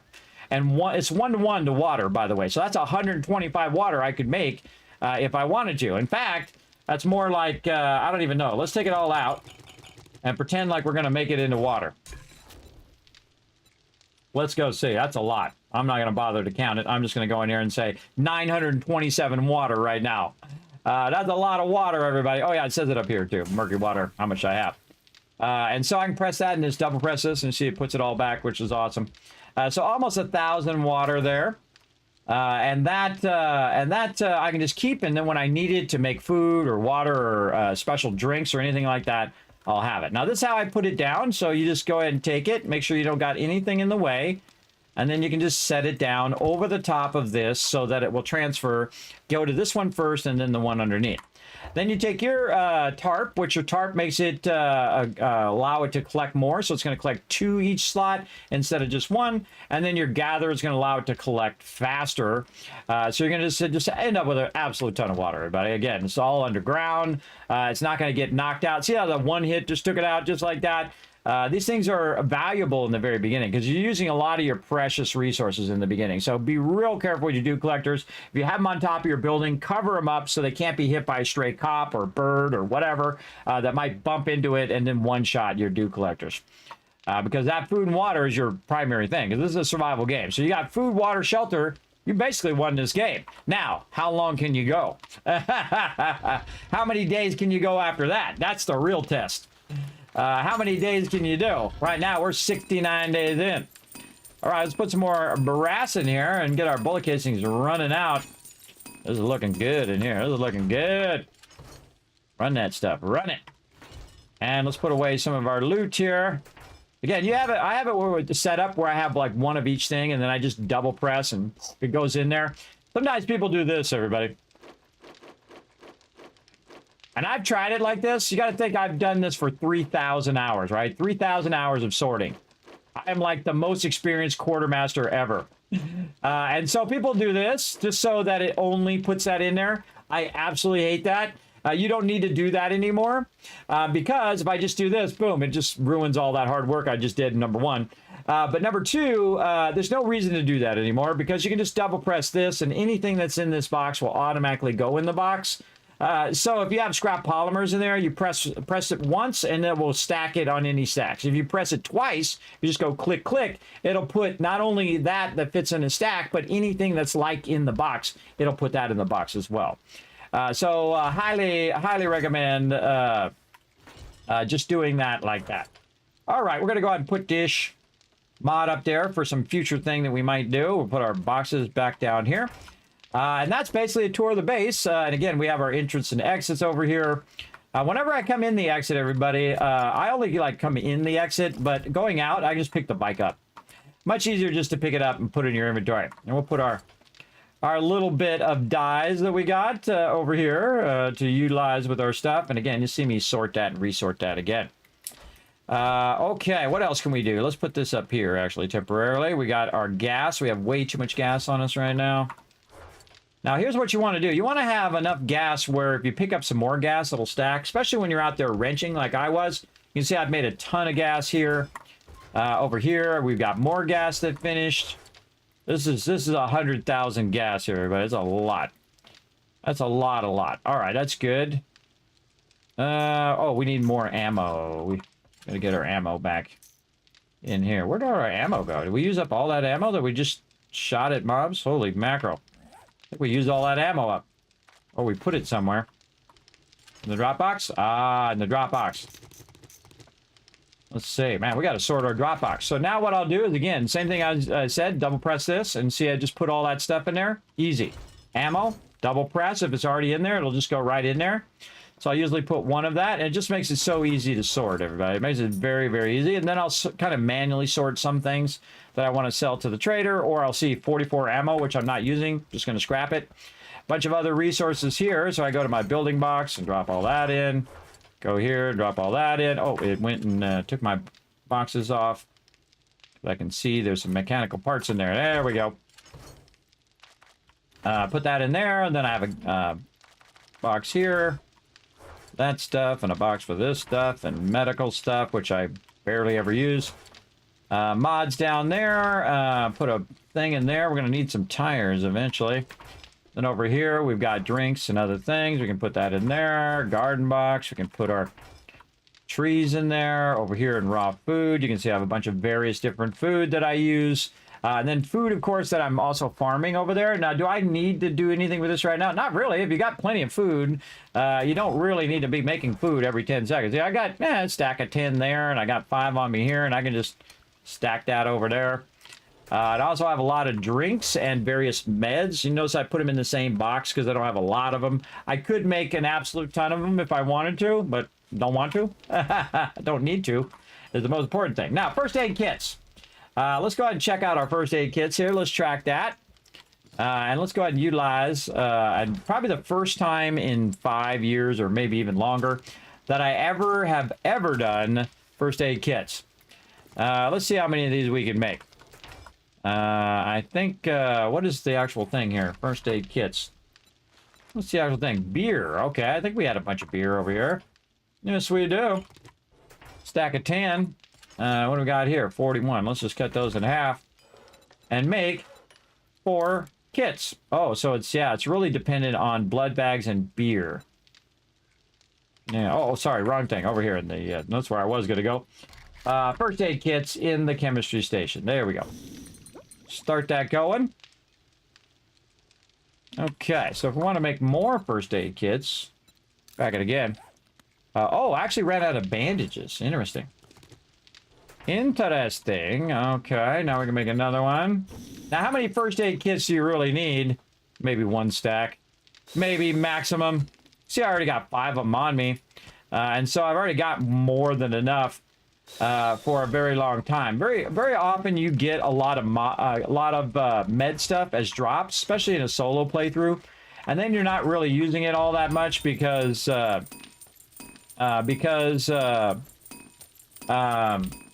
it's just you. There's nobody else to use up all the meds or the food. Like when you come back and then, you know, you got one of your team members making tons of food and you come back and you look at the food box and all the stacks are gone. That's like an indicator of not thinking of others, everybody. When I have new people come in and I see they're grabbing like full stacks of food at the beginning of the game when everybody's like absolutely starving to death, that's an indicator that they're not playing together as a team. Best item to sell to trader that's not needed to make money. I would say probably super corn, because super corn is really valuable. We haven't got to that yet, but don't say anything in the chat, everybody. Don't say what it is. I would estimate super corn, because super corn is one of the rarest things in the game. It's a high-end thing, and then you can just grow it. You can make a massive garden of super corn and grow 10,000 tons of super corn and then walk over to the trader and make yourself an infinite amount of cash, which is how it should work. It should work all the way to the end. So good. Well, thank you, Debbie. Thank you. Thank you, Josh. It's nice work. Yes, thank you. Thank you. Now, again, this is just the smaller solo version. If you want to see the larger modular base where we have kind of built it out, still not even done with it. I'm still working on it. We're going to work on it later tonight, 10 p.m. Eastern Standard Time, which is in about, how many hours from now? It's 12, 16, 17, 18 hours or so, whatever time it is for you, roughly. As well. So, oh, I forgot to mark off that hydrate. In fact, I think I'll hydrate again, just thinking about it. So, we're going to let that run way over there. Okay, what else should we be working on? We should go check on our gunpowder. Now, again, it's good to have multiple things doing a whole bunch of stuff at the same time. So, over here, oh, not what I wanted to do. Not what I wanted to do. I got the wrong tool for the job. This is what I'm trying to do. Prepare that. There we go. That's what I did with my dew collector too. I right-clicked and I thought I was on my nail gun, but I was on my my other thing, my impact driver. All right, so this right here is doing stacks of gunpowder, and that's what you want it to be doing and never stop doing. ABC, everybody. Always be crafting. If you only learn one thing in my stream, that's what you should be doing. Always be crafting, especially in the solo game. And this got 360 minutes, everybody. That's like 5 hours of it running out the gunpowder. Now, of course, I'm running it in 2 of them at the same time, so we got more there. Then over here, we can go ahead and run something over there. We can run something there and there. You'll see me do that with the ammo here in a bit. Now, our biggest problem right now is brass. We need a lot of brass. So we're going to stop our bullet tips there. We're going to put our brass in there. In fact, let's just combine those back again.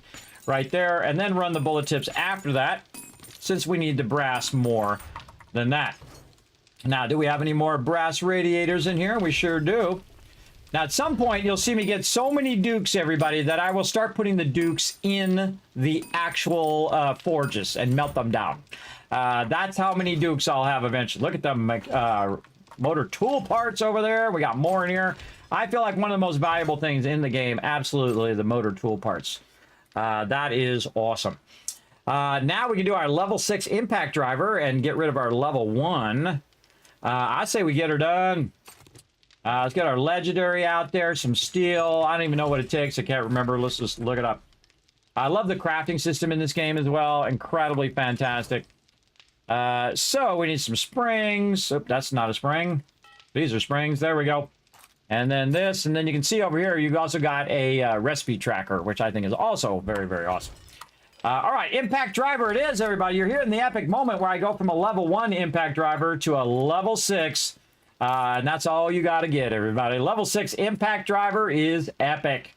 It's incredibly epic. Now, what is the whole point of having the different levels? Well, the different levels, depending on whether it's a tool or a weapon, especially melee weapons or like the auger, which is a tool, the different levels allow it to have higher durability, but also it allows it to have more block damage. So if you have let's say a pickaxe, obviously you have a level 1, it's going to do less damage to the block than a level 5, right? It depends on also which tier it is, what the type of weapon is, whether you have mods on it, all that kind of stuff. And then also all of your perks, any books that you collected, any sets that you might have finished, and so on. So all that stuff are different factors. But you can make a level 6 impact driver and another level impact driver, and they would actually have different specs. They would actually have different block damage. The same thing with the auger. You could make 4 level 6 augers, and one of those augers is going to do more block damage than the other ones, which I think is really cool.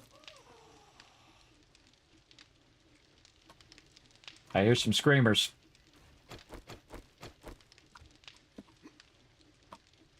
Go say hello. I'm out here hitting my... Oh, I hear him in the blade trap. Ha! They died on the blade trap. Let's go up here and see where they died. The blade trap came on automatically, and they cut him down. Yeah, right here. Yeah, see, blade trap actually useful on non-Hordite now. Oh, I like that. Oh, I'm going to do this. Now, this guy, I call this an inverse blade trap. Now, I have an awesome base that I did a long time ago. I don't know, 5, 6, 7 years ago. But it was called the automatic Kismet kill box. So what would happen is when the mobs ran up, it would just instantly kill them. It would turn on the blade traps and cut their heads off. It would turn on turrets and wipe them out. You can totally automate your whole base. Yeah, I don't think that took any damage. I was trying to see if it took any damage. I can see the spikes took some damage. See, when you roll over stuff with the nail gun, it'll tell you whether that thing took a damage. And the problem with these blade traps when they first came out with demolitions is the demolitions instantly destroy the blade traps. But now I kind of feel like I want to do my blade traps all the way around the outside of the base. And you can see I've got it connected to this pole here. Now, what I would do with the blade traps, too, is I wouldn't use this, everybody. Now, here's a cool thing. Watch this. I can actually pick up the blade trap.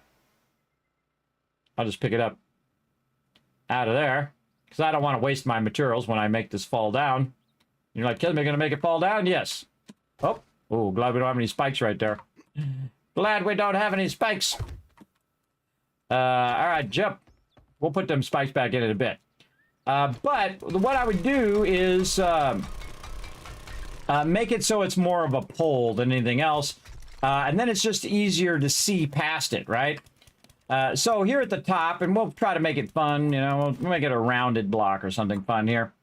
We'll make it a rounded block like that. Then we'll do a nice pole, just to give you an idea. And we can just search for pole, by the way. Then I got to turn it off favorites. And I would go with the centered pole like this, and then like this. Now, the toughest thing is getting underneath here, because this is the type of game where you have to get underneath there. It's not going to just be smart enough to figure out that you want to, you know, go on the edge. You're going to be underneath there. And then you just do that. Now, this is not a good support to have your blade trap on. You want to definitely upgrade that. Otherwise, you're just going to be wasting those materials. So let's go do an upgrade on that real quick. So we're going to do a little quick drop down there. We're going to go ahead and get our stuff here, and a little cobblestone too, because it's right now it's wood, so we're going to have to go from wood to cobblestone to concrete, and then eventually I'll make it into steel, but I don't want to burn my steel for right now, even though I have an overabundance of it. But yeah, we'll do the sport on top first. And there we go. Now, blade trap is now in a pole instead of doing that, which is kind of cool. Or you could use, you know, an angle block. There's like a ton of different stuff you can do. That's because this game is awesome. Now, here's the thing, right here. Now, if this doesn't dazzle you, this is how I know if you're a builder or not, everybody. Watch this. I'm going to take this out. I'm going to press this button. Boom. It's going to show me every piece that you could possibly change your block. So this one block can become all of these pieces. And you're like, wow, cool. That's a lot of pieces, Kismet. Oh, well, how about this? This is the next page. How about another page and another one and another one, and another one, and another one, another one, another one, another one, another one, another one, another one, and so on. You get the idea. If that doesn't want you to get the game right there, I don't know. There's nothing else I can tell you. That should trigger your building mode. And the coolest thing about this game, everybody, this is the true genius of this game. Remember, they came out with this 12 years ago, everybody. It's been in development for a long time. And you can go ahead and do this type of block. And then you can go in and I can just go a couple pages here. And then I can do this type of block. And again, if this doesn't trigger your need to build cool stuff, I don't know. Then you also got catwalks, which are really cool. You also can go through here. Let's do a couple more blocks down this way. You can do angled blocks like that are metal on one side. And again, this is for like making it look cool. Now, here's the cool thing. Boom, I can pick that block right back up like this. Pick it all up like that and change it to another shape. Whatever shape I want it to be. Whatever shape I want to use. Maybe some handicap parking. What do you think about that? Yeah, some handicap parking is good. And then if I don't want more sorry, no more handicap parking. I can take it out.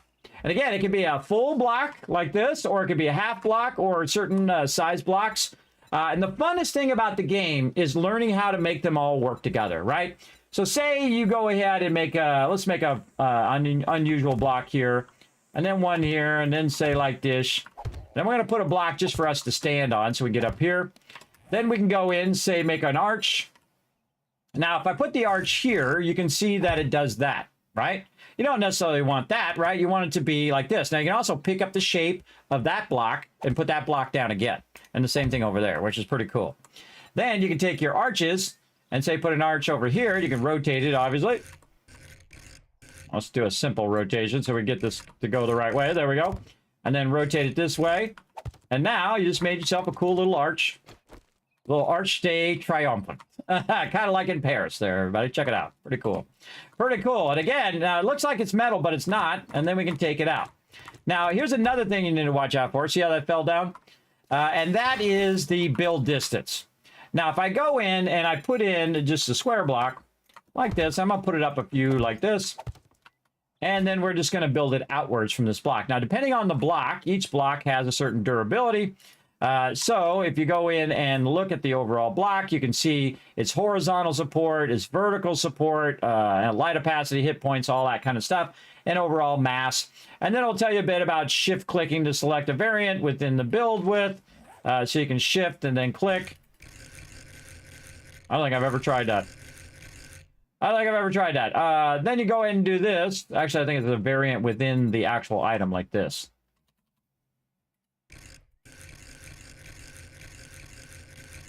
What the heck does shift click do? Control click?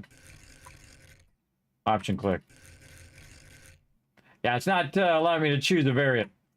But here's what you want to do. You want to go in and just learn the distances, right? So, okay, so if we use a building block and we go 1, 2, 3, 4, 5, that's normally where I'd go, and then I'd build a support right there as number 6.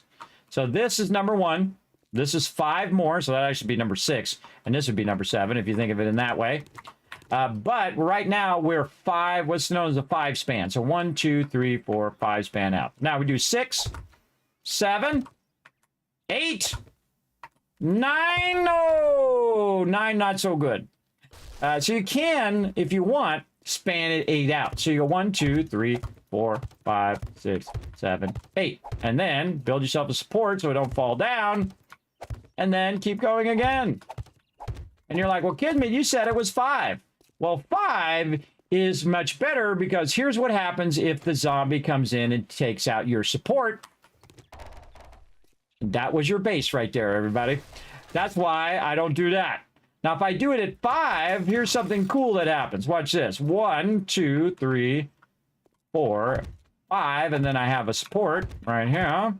And then say I have another one this way. 1, 2, 3, 4, 5, and then have a support.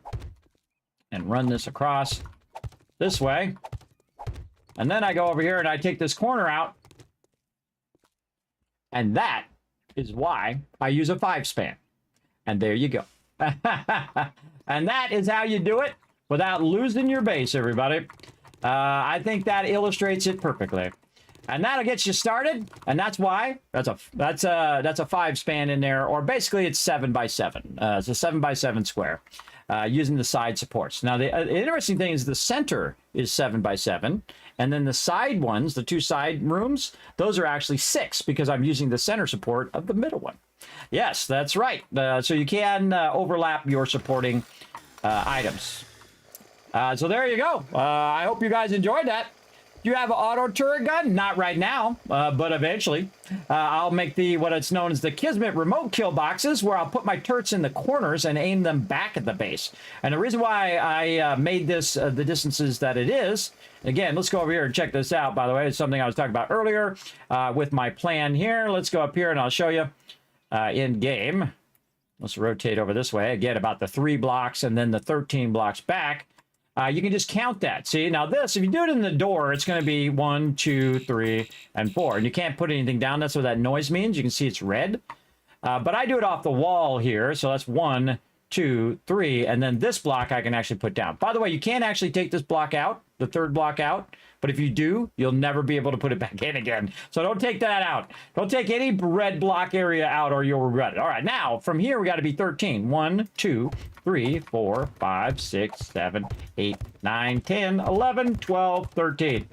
Now, up to this point right here, because I have my land claim block in the exact center of my base, I could put some turrets down right here and say, oh, wait, I don't want them there. I want to pick those up. And then I could pick them back up again and then move them over here, or I could pick them up again. So you can see that the edge of my base is designed to where I could put turrets way over here, right here in the corner. Now, why do I do that? Well, guess what? It's going to actually be able to watch both sides. So you're only going to need 4 turrets, depending on the size of your base, to watch multiple sides. And the overlapping of the corners can actually shoot both in the same direction. So what you have is you have a kill box, or you basically have an overlapping view of your turrets, and you'll see me do that in that exact spot right there. Now, did I put that on the plan? No, we'll get to all of that stuff later and whatnot. So that's what I did first. I did 13 here, and I actually went out 35 blocks, put my land claim down because there's a dead zone. This is a dead zone where you cannot have your land claim any closer than this right here to the trader. The trader cannot be destroyed. You can't destroy it. Zombies can't destroy it. On a Horde night, it kicks you out of there. Or at nighttime, it also kicks you out of there because Horde night's at nighttime. And so on. And so that is how I currently have my base. And again, that's why I thought it out ahead of time. And said, okay, well, I know there's a 3 dead zone. How far out is the minimum thing? And I did it on my previous playthrough when it was an experimental. As I went and I put the land claim block as close as I could to the trader, and it's definitely 35 blocks back. Starting at this block, by the way. Starting at this block, like if you look up here, you can see this purple. That's 34 blocks back, and this would be block 35. So keep that in mind. This right here, by the way, is 30 blocks. This is 4 blocks. And that is there. See, I do it in groups of 10, 20s, or 30s, and this is all 30 here. That's why it's offset like that, by the way. So it's easier to count. So this is the center of the trader, 3. Then you got your 30 blocks, and then your 5 blocks, basically. So this is 4 plus the land claim. Now, if you're like, Kismet, where's your land claim block at? I don't see it. I just saw you show me your whole base. I didn't see no land claim block. Well, I want my land claim block getting destroyed, so my land claim block is actually right there, underneath that block. And you kind of see it there. Because you can see the little, right here, you can see that little wall. That means your land claim. Now, I can't turn my land claim on and off, but I could go underneath here, by the way, and show you guys, I guess. Let's see if we can just get underneath here a little bit. You can see I got my land claim. Now I can turn my land claim on by hitting E, and you can see there's like a little green area. See, it's going way up into the sky. Now, it used to be infinite vertically, up and down. And then it's 20 this way and 20 that way, and you can see where the edges of it are. And so while you're working on it, definitely turn your land claim block on so you can see the edges. And just like I said, there is the edge of my overall land claim. Now in this direction, we're going to need to go right here at this block. So it's not going to be perfectly there in the corner. I extended that a little bit, but we'll put it right here. And now we know exactly where to put our turrets so that we can pick them up if we want to pick them up later or modify them or move them. So good idea to turn that land claim block on to see the edge. Now, again, if I tried to move it any closer, it would turn red, said you can't put it down, you're too close to the trader, and thus I moved it out until it turned green, and then I knew exactly where it was. And then I centered it off the center of the doors for wrecked here, and you can see it's perfectly centered off of that. So there you go. That's how you do that over here. And you're like, hey, Kismet, how can you put something back in to block that land claim block right there? Well, I just put a block in. Do I need a concrete block or a hatch or something like that? I can put a hatch there if I want to. Maybe later. Maybe later. We're going to be doing a whole bunch of electrical stuff here at some point, everybody. Right now, though, we need to take care of our condition. We're on day 69, and we got to go loot some serious amount of stuff. And we got to also get our stuff going over here, too. Let's get some bullets running. We're going to get some 7.62 ready to rock for Horde Night. What else we need? Gunpowder. Oh, we got to undo the gunpowder. Now, these are stacks of gunpowder, so you got to undo the stacks. Now, I make them in stacks, but I always kind of undo them, so I don't have to ever just, like, go, oh, God, I don't have enough gunpowder. We certainly got a lot now. All right, there we go. We can make 1,000. Oh, and we got our impact driver, level 6, and then I'm just going to put the rest of this right in there. And again, need a lot of brass. I'm going to do a lot of brassy stuff. A lot of brassy up in here. Okay, let's work on our impact driver. Where's our other impact driver? All right, so we got a level 1 impact driver. We're going to modify that.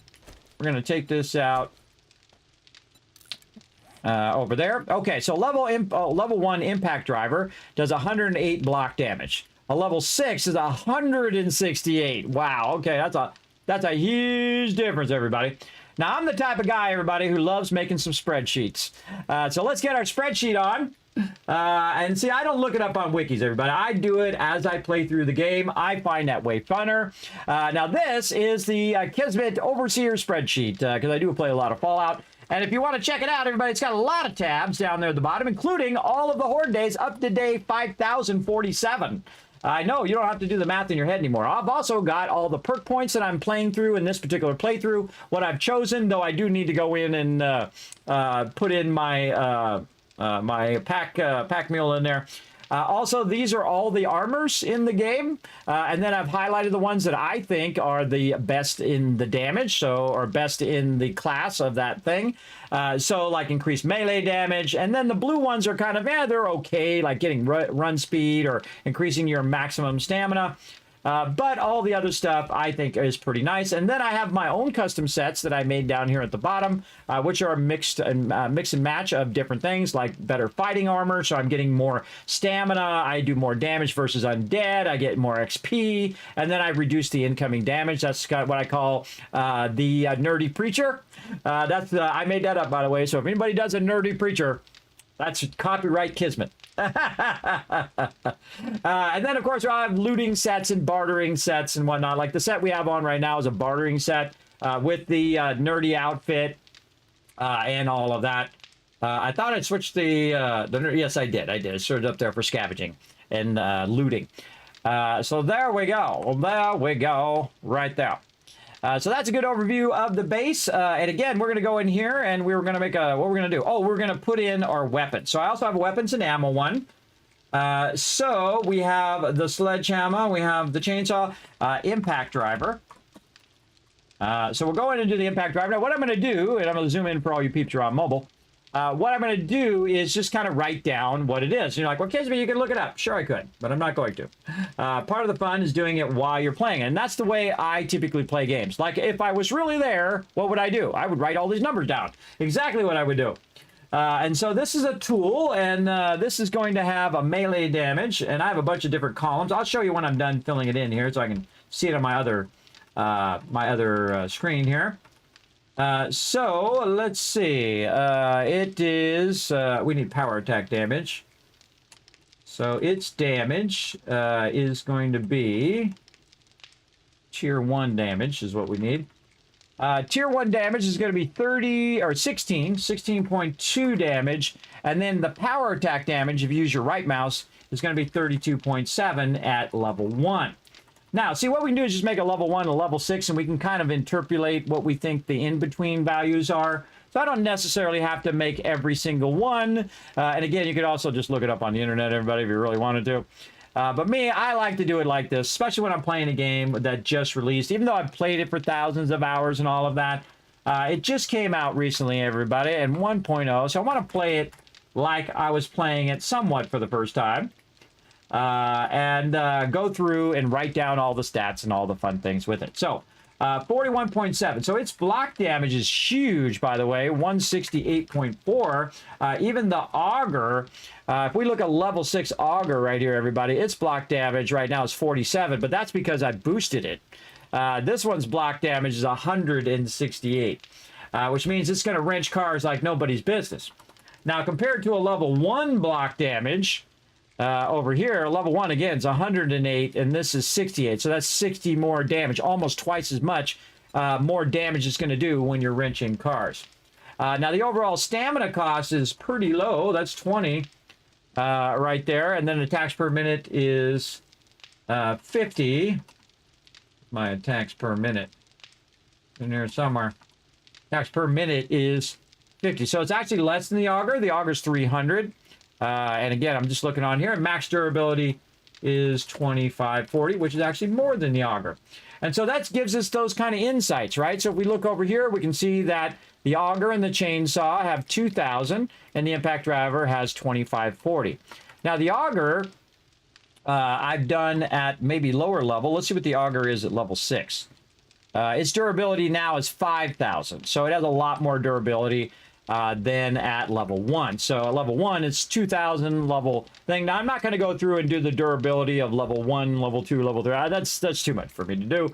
But now you get the general idea. Now we know the max durability that's ever going to be at level 6 is going to be 5,000. So it is way more than Impact Driver, but less if it's a level 1. Like my Chainsaw over here, which is a level 1, we can see his max durability is 2,000. So again, there's a huge difference between a level 1 and a level 5, and even more so between a level 1 and a massive level 6. So level 6, it really jumps because you're getting that bonus, because it's the best item it's the best version of that item in the game.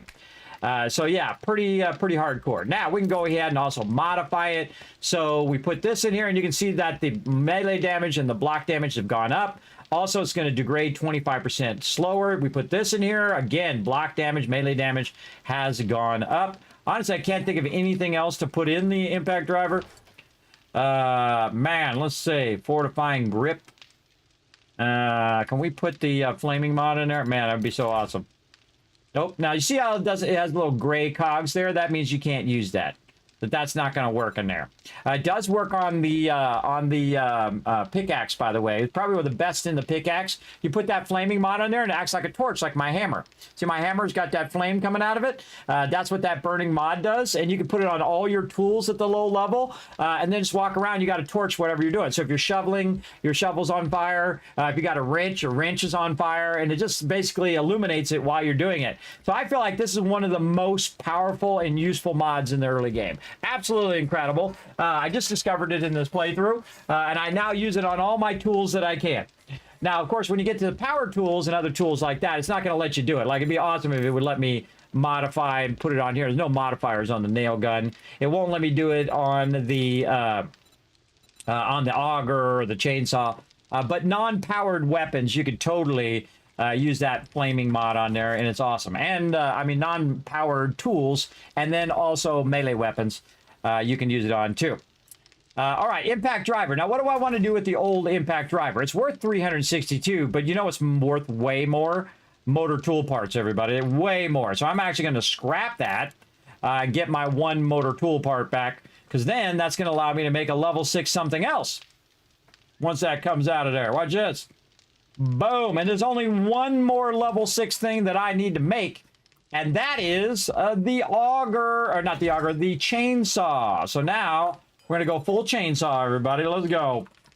We're getting all of our stuff up to maximum level, right? And because I have the perk that allows me to get more legendary parts, it's only going to get more and more awesome as we go along. So now we're going to track it. Now, by the way, you can track this at different levels. So you can say, well, I've only got enough to make a level 2 and track it at level 2. And you can see the stuff on the right there. It goes down to match whatever level. Now, I'd make a level 1.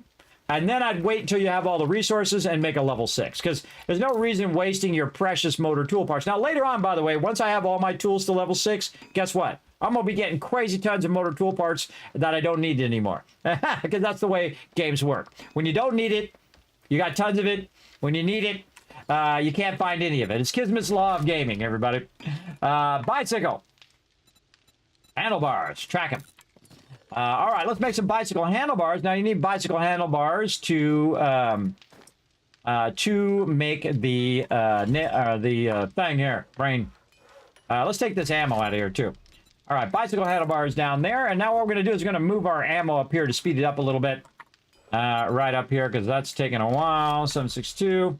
Oops, wrong button. 762. AP ammo. How much is it? 971. Hey, Siri, what's 971 divided by 5?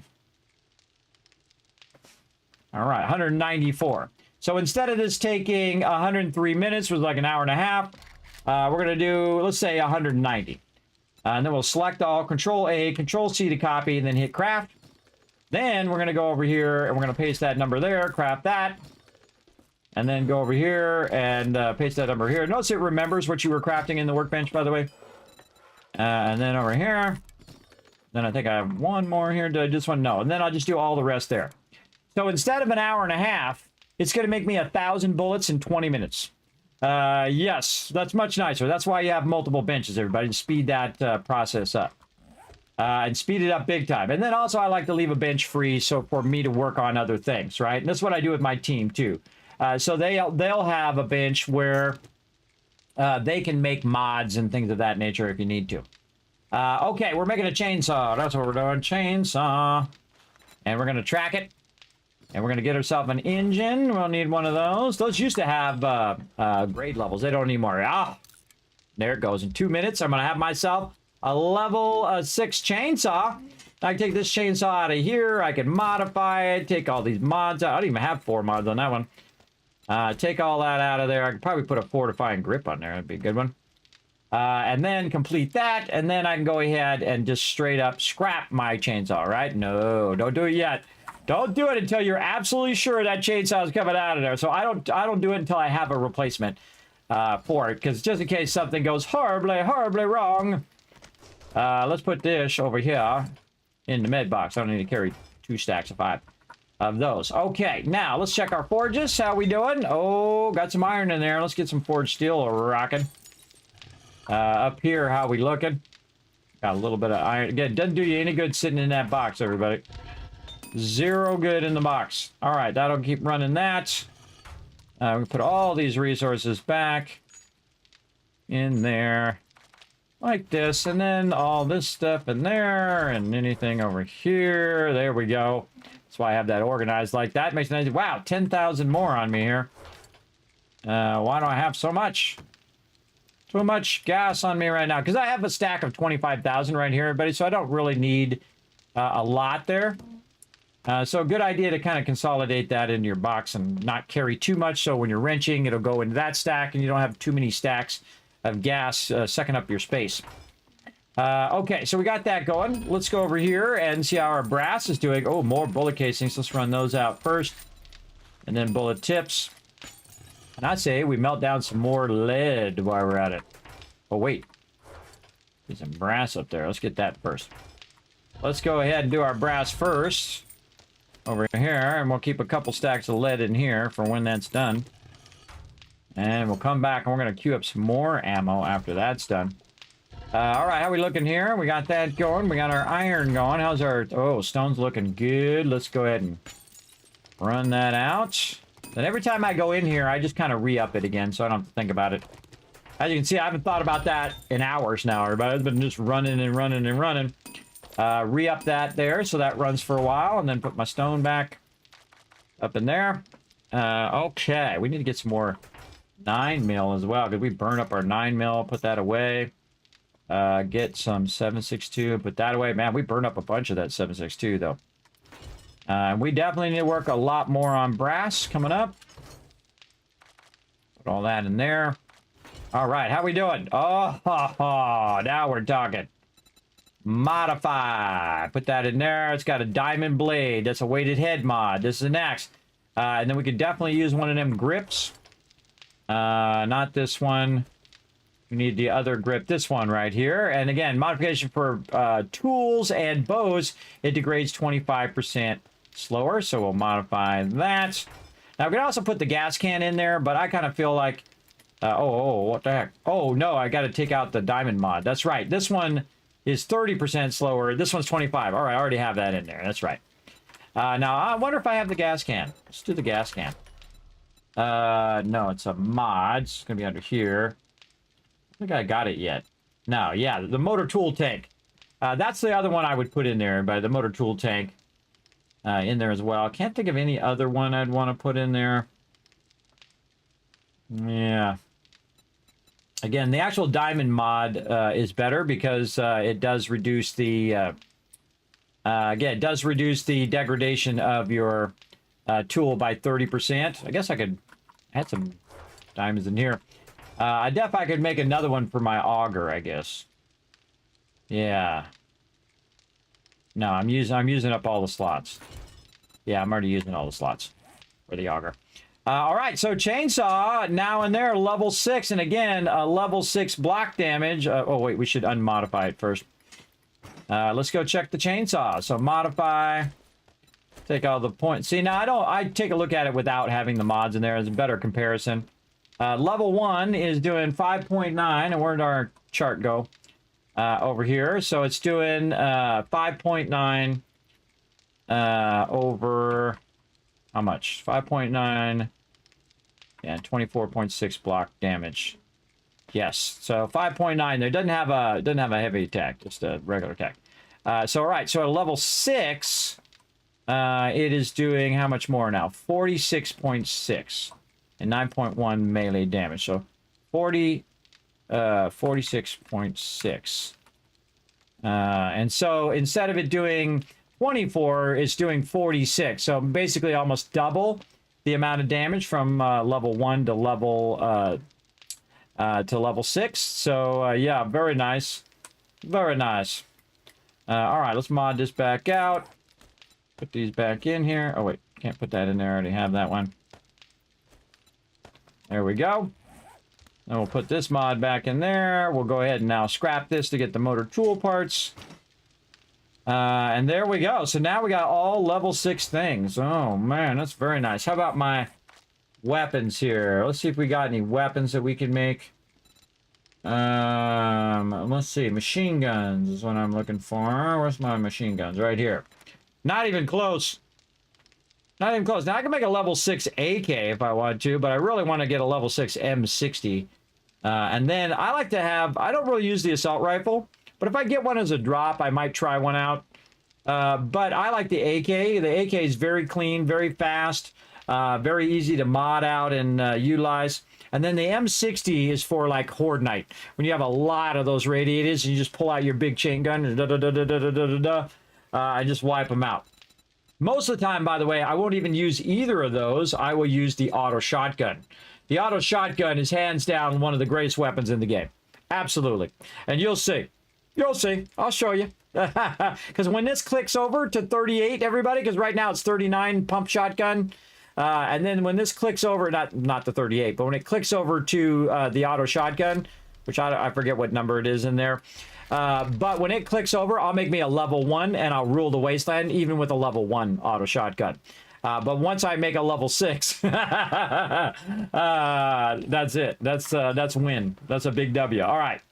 Let's put this stuff back away in here, our auto tool parts, and we've used them wisely to make all the best gear. Wonder how about my pistols, though. Pistol. We make a level 6 handgun. I actually really like the 9mm, probably more than I like the other stuff.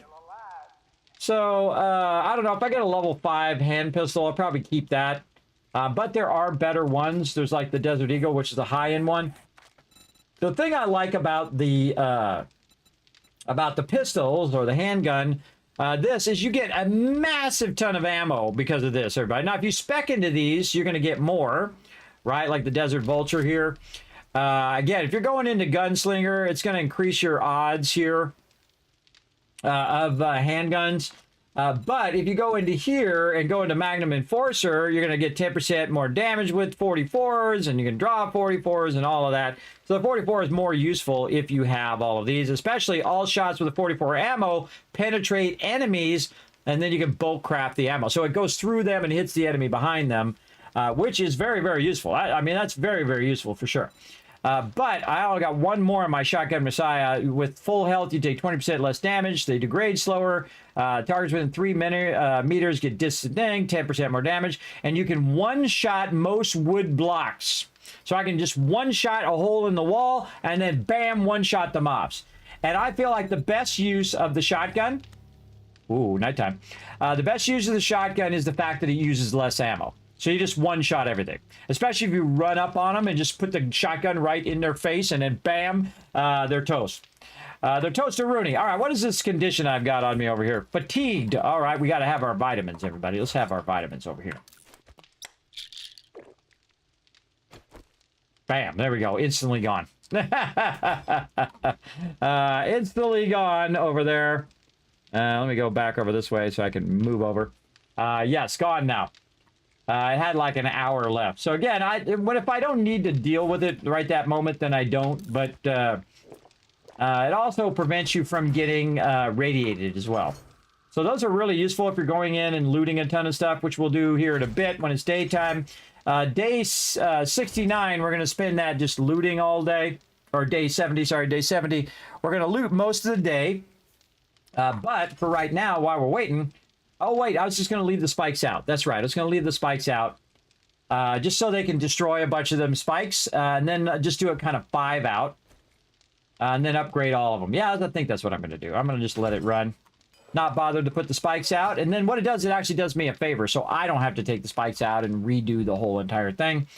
And then also I get some use out of them as well. Hopefully they'll die on them. And just destroy them that way. Oh, I hear somebody just... Speaking of died, somebody just died up here. Okay, you can still hear him 15 levels down. Somebody just croaked out here. You can hear the generator going. By the way, this generator doesn't run... oh, wait, they didn't... Oh, I gotta re-up the blade trap. I forgot to put the thing back on there. Hold on. I gotta redo the blade trap. How do I know it's not working? That's because I disconnected it and never reconnected the wire. So I need to take it from this switch here. And I need to go up here. Oh, it's already up there. All right, hold on. Let's just cancel that. Let's take it from this right here and run it down there. Another great use of when you have your pole like that. So it's easier to run your power. So the actual physical block's not in your way. So we have that blade trap upside down. One of the cool things I typically would do is make this a solid block and make that solid block comes all the way out. That's over on the top of it. So it's up over the top, right? So the block underneath would be a pole, and then you have it up over the top. Kind of like a plate upside down, like this. If you get a plate, and then I just do this. And then it would look cooler because it doesn't have that big round block at the top, right? We might just do it. Let's go. Like that. It just looks cooler. And then I would have used the center pole underneath there. So you have basically what's known as like a lean out. So you can lean out here, shoot the mobs. And then it also will hold that up. Now it's actually being held up by the concrete block that's next to it. But that would look super cool. And I kind of feel like that's what we're going to do. I feel like we're actually going to take the in block out. Probably one of these. Take that out. Or no, it has to be 3 out because this is an inner block. They have blocks that are like this, right? They're backed up to each other. Probably one of my more genius moments, everybody, is I figured out when they came out with these poles, I said, oh, those poles are perfect for the kill box. So I put those poles in there. I said, wait a minute. I could also put the poles on the other side, and then they'd be doubled up like this. And then there'd be, 10,000 here and 10,000 here, and it's 20,000. That's pretty epic. And guess what it is, everybody? It's 10,000 there, and it's 10,000 over there. And that's 20,000 they have to get through when it's at the steel level. Now, when it's at the concrete level, it's 10,000 because it's 5,000, 5,000. When it's wood, it's 500 and 500. When it's cobblestone, 1,500 and 1,500. You add those together, it's 3,000. That's a lot at the early game, especially if you're just using cobblestone. You got them doubled up. They have to make their way through the middle block. The only thing that can come through the bottom block are crawlers and animals. But all the other zombies have to come through the middle block, right? Except for leapers who can leap up on the top. But still, you can totally just block the middle one and be mostly safe and just kill anything that's coming in through the bottom. But you can see I've got it upgraded all the way around now in the center. Well, I didn't upgrade that corner. And then eventually I'll upgrade the whole entire thing. The whole entire thing will be steel. Out here will all be steel. And so on over time. Again, if I don't need it, why do it, right? I definitely should use a little steel in that corner, though. I have not got demolitions yet, though I am way overdue for them. So it may be tonight. We'll find out. We'll find out here in a moment. Let's go up here and finish this off. I probably ran out of steel in that corner. Let's get that done. There we go. And we'll upgrade the inner parts, too. Oh, I need a little concrete to repair that. Need some concrete repair action. I love the little drop thing. That's old school, everybody. We used to do that a really long time ago. Where we do these underground bases and we have this far drop. Now, this probably will be my last underground base, everybody, so enjoy. Because they're too easy. I mean, it just makes it super, you're super OP right now. If you see any zombies bothering me, especially if you have a kill box on the top of it, if you just had a base underground, also super easy.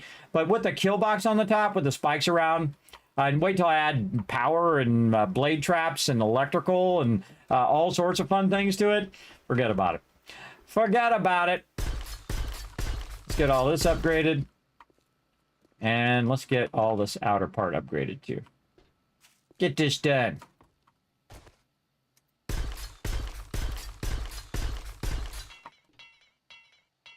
Oh, all out of steel. Isn't that a bummer? Be pretty awesome if we had giant stacks of steel in here, wouldn't it? Like, oh, Kismet, damn. Damn, that's a lot of steel, bro. You know it, because that's what we've been doing. We've been setting it and forgetting it. Letting it run over here. Guess what? More right there, too. Run some more out. Boom. We got to get some clay in that one. We got to get some clay. Pop it off. Let's go. We're all out of iron, though. We got a massive amount of iron we can go get. If we so desired. But we're just going to go in here and stacky. That was not a full double stack, but whatever. Here's how you fix that. Put that there. Put this here. Double this. Stack that on there. Stack that on there. And now those numbers are going to be closer. There you go. All right, back over here, up here as well. Notice I have a door up on the top part just so I can go up the ladder. Not really for going down the ladder, it's more for going up the ladder.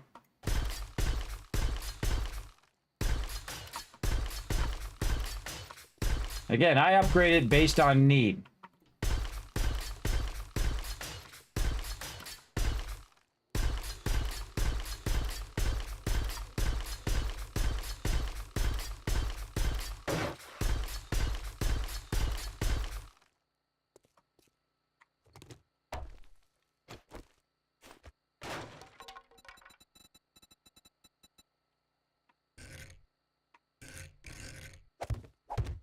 Always have that where you can quick release that, everybody. You get up here, oh god, zombies after me. Bam, take that out, or close the door, get your gun, and shoot the zombies off of there, and then shoot the actual block until it gets out of there. Shotgun's much easier, by the way. But the best thing to do is just grab the block from right here. Boom. And then the ladder falls down, and the zombies can't get to you, which is vitally important. Now, another one we want to upgrade is these right here, because we don't want them getting down in there for sure. And again, the interior of this I will also upgrade eventually.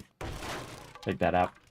But again, that's basically like a quick release ladder to save your booty. Also notice that it only doesn't go all the way to the ground. You can see all of mine are like quick release. Uh-oh, they're after me. They're going to kill me. I better run out of there.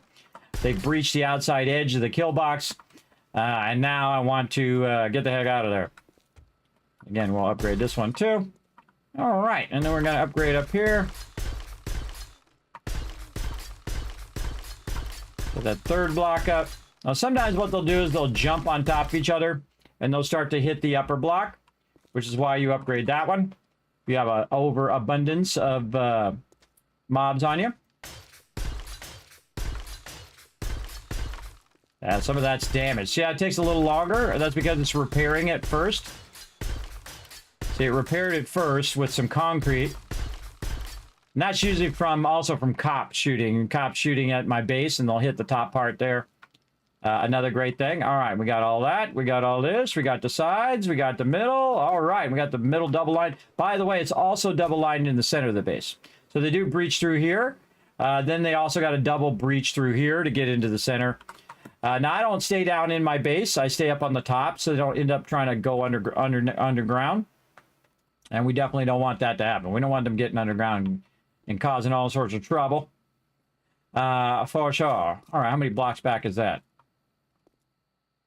Let's see. This is 1, 2, 3, 4, 5, 6, 7, 8. So that's like about 10 spike levels out. I think I might have moved it a little bit further. 1, 2, 3, 4, 5, 7, 8, 9, 10, 11. Yeah, I moved it one more out. So it's 11 spikes out. It seems like a lot when you're first playing the game.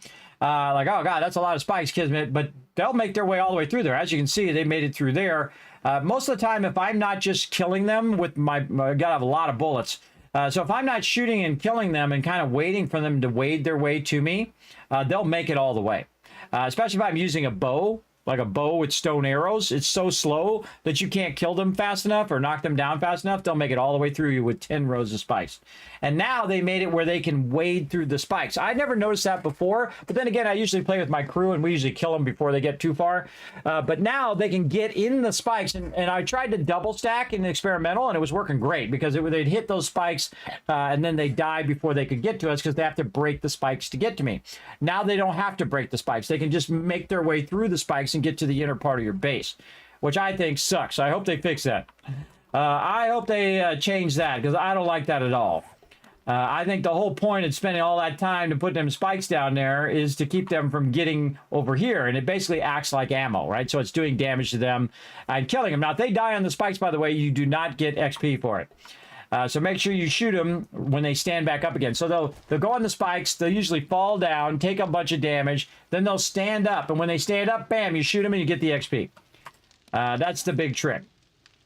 Okay, we just did a whole bunch of epic stuff. All right, let's put all this stuff back in here. We just did all that cool stuff. Just back in the building box for now. We got to find our 4x4. Yeah, now we're talking. Now we're talking. Oh, wait, we got our mod, too. Oh, hold on now. Hold on. Where is our vehicle mod? Let's search for vehicle.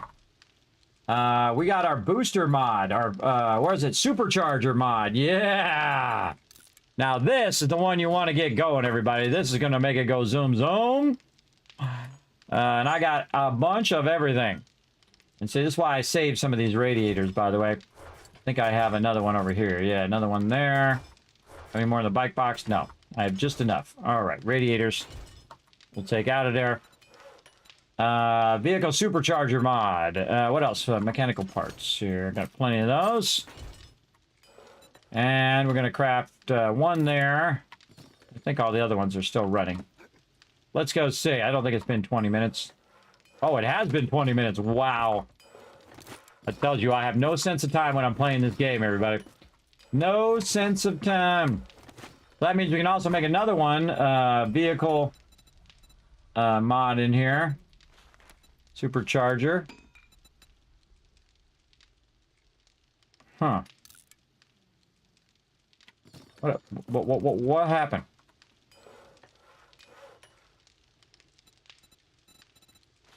How many does it take? One. I thought I got two. Did I not take it out?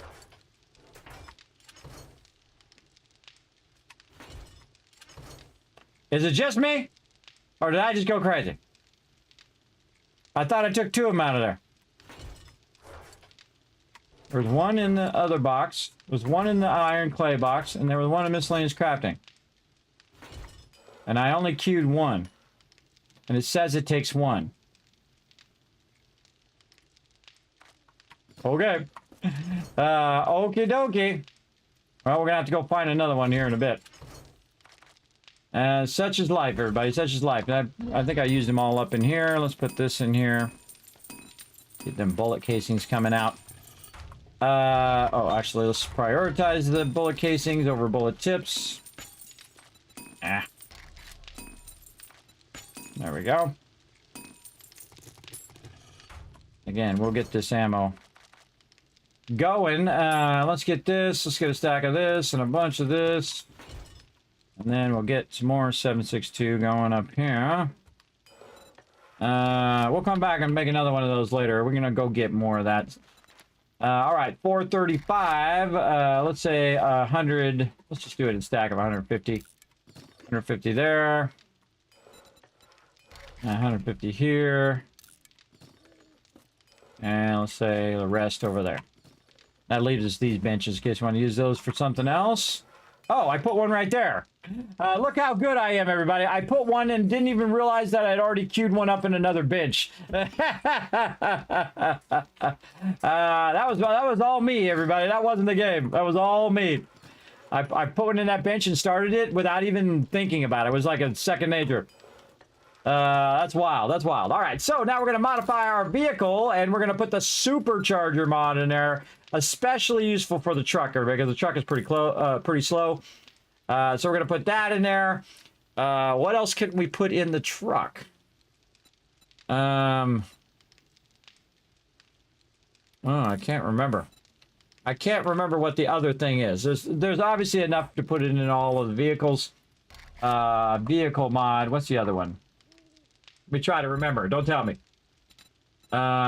Vehicle mod. Nano-bars. We got the vehicle armor, which is for motorcycles and gyrocopters. We got the headlights, which I think we already have in there. Oh, we don't have a headlight in there. Ah, that's because we put it back on the thing. Ah, that's what it was. All right, headlight. Let's track that. Again, this is why you need steel, everybody. That's why getting the Crucible is so incredibly powerful. And then over here. And then, all right. But mod, there we go. Take about a minute. Put all this back in here. All right, we're getting prepped and ready to run out and do some serious super looting. Super looting, yeah. That's running nicely. That's running super nicely. And that's running pretty good over there. Let's get our clay maxed out. Got a lot of clay. There's no reason to keep it in the box. Let's just max those out. It's gonna max out way before that maxes out, but I'm just gonna throw it in there just to feel comfortable about leaving it. Then over here, max both those out, and it's already got lots of clay. Well, we really need a lot of iron there. But we'll get more iron when we need to, and... Oh, and there's that daytime. That's what we've been waiting for. Okay, do I need to bring my motorcycle? Probably not. I do like my motorcycle, but we're going to go ahead and do the truck. And now that we have all of this gear, everybody, we're just going to absolutely go to town on super looting. So, we're going to grab this out of here. Do we need our coffee? Probably not. Let's put our coffee back over here for when we're doing some mining. Okay. What did I do with it? I put it in some box somewhere. Should put it in with my other box. Right there. My bad. My bad. Put that back in there. All right. Truck down here. We don't need our wire tool. That's only when we're doing electricity. Let's put this up here. Let's put our two gas things together. Our extra ammo there. We got our yucky smoothie. Way too much wood on me there.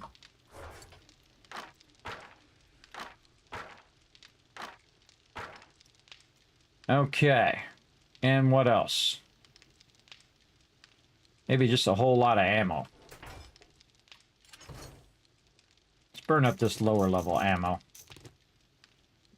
We don't need this AP ammo for right now. Put that up there. Readjust my blocks. We've got all of our stuff here. Let's just repair this stuff while we're thinking about it. Just gonna repair everything. Hammer. That's kind of a waste of your repair kits, but oh well. Makes me feel comfortable when it's all repaired like that. I don't need to repair my nail gun, though. All right, now we got all of our tools repaired. We got all that stuff going. We got a ton of ammo here. We've got both 9mm and 7.62. We want to save our AP ammo for Horde Night. Grab a little bit more 9mm. We'll probably burn that up. We got lots of shotgun ammo.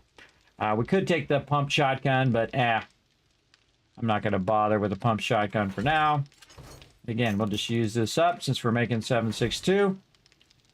And really what we need is brass. We need a lot of brass. All right, let's go ahead and do our water real quick again. Get our water going. There, and I'm just hitting E and then R. So E to go in there, R to pick it up. Pulls all the stuff out of the output. Pulls all the stuff out of there. And then I could really stop collecting my water at this point, everybody. I have almost 1,000 right there. So I don't really even need to collect that anymore. There's kind of a point of attrition or diminishing returns. And that's one of those points. All right, let's go ahead and super loot some buildings. Let's go. Let's go get our loot on. We don't need to do anything else to the base. We're going to let those spikes just get wiped out over time. Time to get our truck on. And we also have the supercharger mod now in there. Oh, I forgot my lamp. Go back and get that real quick. Again, it's actually Horde Day, everybody. So we're going to be looting on Horde Day. And we're going to loot this whole town, or at least as much as we can get. Get our light going. Punch that ladder. Bump my ladder into my water, or bump my mouse into my water bottle.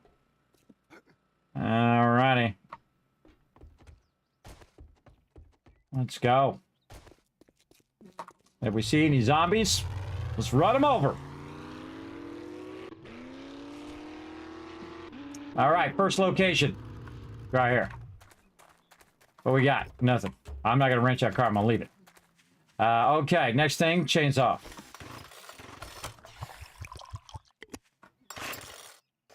And then reload auger. Reload all weapons. Weapon reloaded. Flaming weapon ready. Then stabby stabby. Get your knife out. You can just punch it, by the way. You don't have to stab it. But stabbing it is awesome. And also use less stamina. We forgot our meds. Every time, everybody. Every stinking time. I forget my meds. I forgot my meds. Alright, let's have some meat stew. Let's boost our yucca. Get our stamina regen up. Let's go ahead and mod out our vehicle. Because Kismet has already forgotten to put the thing in there. If I don't forget, everybody, then you know, if all of a sudden I just suddenly never forget anything, you know I've been, whoa. You know I've been replaced with a synth. Oh, it cranks now. Look at it go. You're like, Kismet, how are you going to get this in that entrance over there? I'm going to make it bigger. I'm going to make it bigger, but I'm not going to make it bigger right now. Right now, I got to go back and get my meds. I foolishly forgot them yet again. Let's get those meds. Probably should get some water while we're at it, too. Let's go ahead and stock up on some red tea. You know what? Let's just use this sham chowder, too, while we're at it. Okay, now when you're out and about, everybody, you want to go ahead and get yourself some meds. So I'm going to say maybe I need maybe 4 of those. All right, and then we're going to do 4 of these. And then we're going to take our roids. 4 of those. We got our med kits. What else can we do here? Let's see. Let's put some more bullets down there. All right, so we got those. We have our full med kits. We'll just use those. Herbal is the cure infection. Oh, we got our yucca smoothies. Hold on, let's use those instead.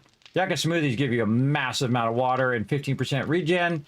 Where this does efficient digestion, the stamina regen, but the water is 78. So you drink 2 of those. Even if you have no water whatsoever, you drink 2 of those and you'll be beyond maximum most of the time. Now, do I want to bring a plaster cast and a splint and all of that? Probably not. We'll use that on Horde Night. This is giving us higher run speed, maybe on Horde Night. I don't know. I just keep that stuff. I rarely ever make that stuff, by the way. All right, now why do we need 4? Well, we want to try to let it run for a while, and then we're going to let it run for a little while longer and longer and longer and longer. You get the idea. I don't think there's an addiction in this game. Oh, I forgot to put them spikes down in the thing. Oh, we got to remember to do that later. All right, here we go. Boop. Now, the cool thing about the vehicles, by the way, is they made it where certain vehicles now you can multi-ride in the vehicle. Like the gyrocopter has 2 people. The truck has a default of 4, and I've never seen the seat mod for it yet. Not once. All right, so we're pulling in here. Get out the AK. Let's see if anybody's over here. We're going to loot everything. Here we go. Let's do it. Now, we already did this as a POI, so there shouldn't be any mobs in here right now. I think we got a respawn of most of this loot. So we can just kind of check if there's any loot that we can just grab. I also go in the spaceship up here. I just wanted to see the spaceship. There you go. Somebody around. Up above. Nope. Get that chair. Come around the back. Nope.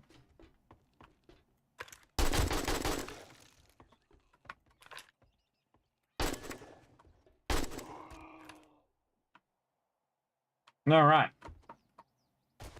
I took care of that. There's usually respawn at some point. All right, time for the chainsaw now.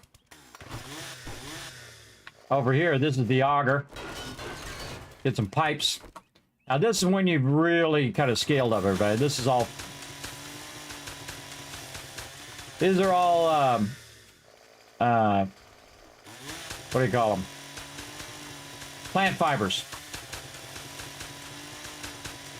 They usually take forever to take out, by the way. With the chainsaw, no problem.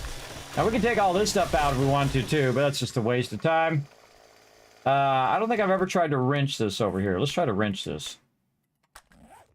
What's this give you? Oh, that's not too bad. Gives you some forged iron. Oh, well, we'll take that, thank you. This is all respawn. Again, your loot respawns every 7 days, so you could, in theory, just leave that stuff there and just come back and spawn it and loot it again, like I'm doing right now.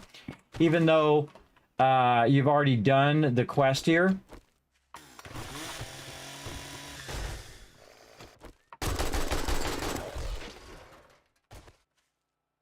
All right, so we took all that out. What happens if we take this out? Electrical parts, all right. And... hit that with it. Hit that with it. Now, am I going to get every single little bit of everything? Probably not, everybody. Probably not. But most of the time when I'm doing this now, I'll just use the chainsaw to take out a whole bunch of stuff.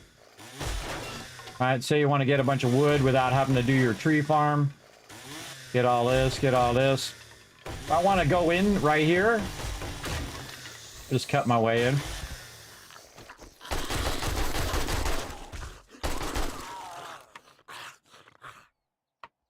Very dead. All right, chainsaw. Look at that, overburdened already. Already overburdened. All right. Back to the truck. Now, if you're not resetting the location, you can bring your vehicle and park it way closer.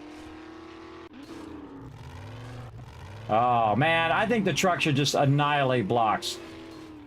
See, look, I'm actually damaging the door, but it's also damaging my truck.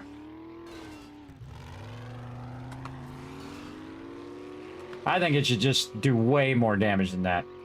I think it should just go right through a fence with no problem. And you can see it's doing damage to the door. I'm just doing that for fun. All right, but now we're going to put all the stuff in here. Make sure that you still have your ammo on you when you put that stuff away like that. Bring extra ammo and meds and whatnot. Now, we don't really need meds on this one, so I'm just going to keep the meds in there for now. And then come back to it later when we go to do one that hasn't been cleared yet. Because this one's mostly cleared. I mean, it doesn't have the original mobs that are typically in here. But they do reset when the loot resets as well. Here, again, super loot and all this. We did that. Again, if you take out the actual containers...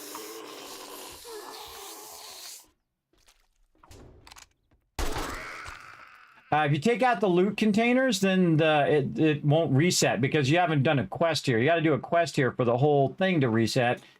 But if you leave the loot containers, then it's no big deal. I want to go back to my other loot, my other bullets. Reload.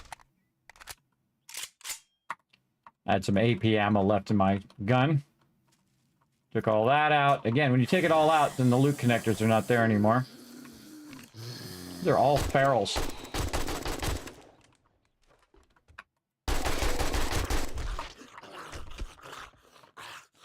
Close the door on them. Okay, these are not cloth. Yeah, all right. I remember this place has an upstairs and a downstairs. We'll always look by the kitchen, everybody. The kitchen is usually your dead giveaway, whether it has an upper or a lower place, or you can just take chainsaw and look and see if there's anything under there. And then also look up here. Now, it used to be we had to do this, everybody. Go in and take out this, because see how it looks like brass? We would take that out. We would take out doorknobs. Look, I actually got some, 40. So a thing to do is to go around with your chainsaw and find every single door that you can, if there's any left, and take that out. And so that you see now I've got 80 brass. Now I've got 120 and so on. So another great way of getting brass is just to take out the doors. I took out all the other doors. Oh, that one. That's a metal door. I don't think I'm getting it from that one. All right, out here, we got a little spot. We already did that. All right, so that one's pretty clean because we already took all the loot out. Might be stuff up on top there, by the way.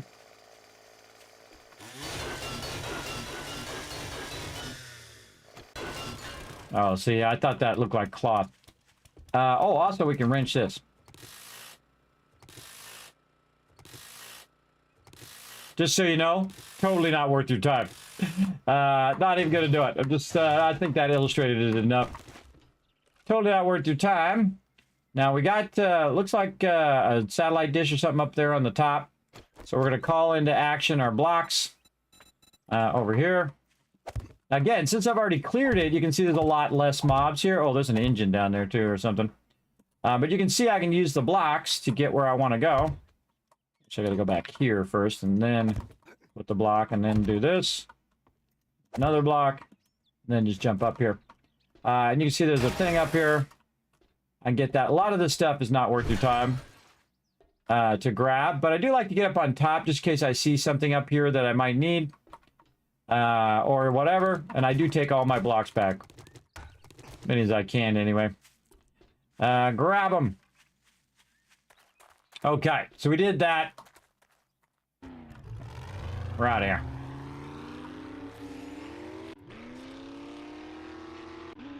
All right, next location.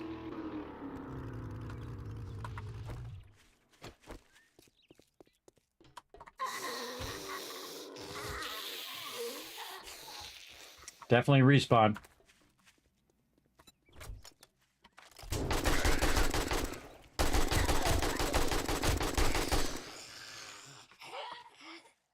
All right, good time for them meds. Keep ourselves from getting infected.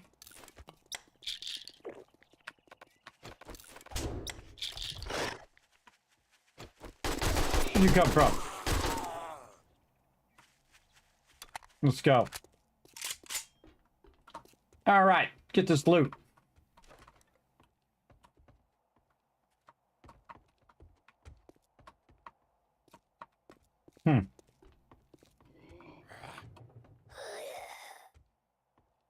I hear him, don't see him. Get behind the bar. Every mob in here is a feral, what the heck? And as you can see, the AK is awesome. By the way, this is regular AK ammo. I'm not using the AP anymore. Might as well do that. Sometimes there's loot in there. Not much in here. Shoot that guy in the head. No more loot, huh? Yeah, we should probably use one that, again, there's usually loot under here. Yeah, let's see what we got. Oh, that's not bad. Over here. In there. Wow, okay. Pretty good. There's no, you can just dig down, by the way, go right to the main loot if you know where it's at. I forgot where it was. Till I saw that. Because we already looted it before. Alright. What else can we do? And again, we could go upstairs and do all of that. I think we should go to one that we haven't done yet. Back out of here. Not enough loot in those. We already looted them. Let's go this way.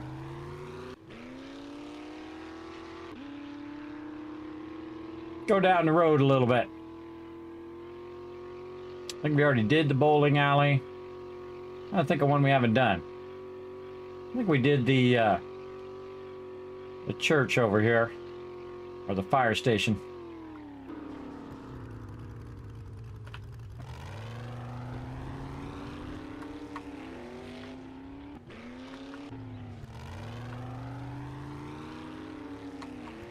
Just gonna back in. Alright, now when I'm super looting everybody, I don't care about no puzzles. Hit that door. I go in guns a-blazing. First check for dogs. Really? Tricky. Tricky.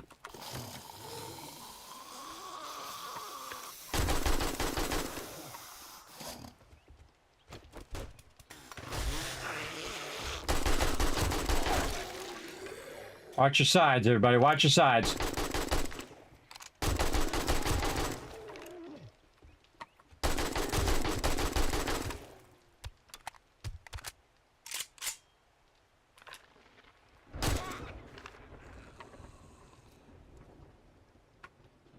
Oh, we already wrenched it in here. I forgot.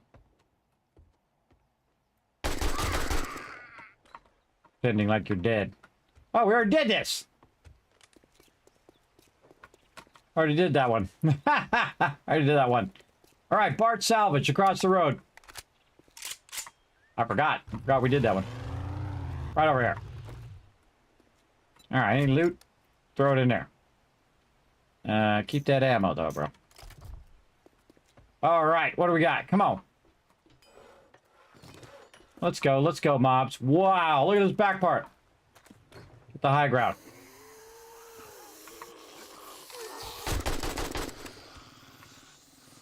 Hear a dog somewhere.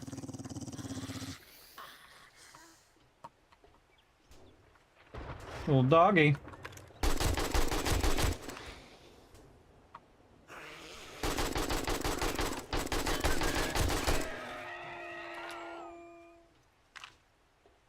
These people are like disappearing. There they are.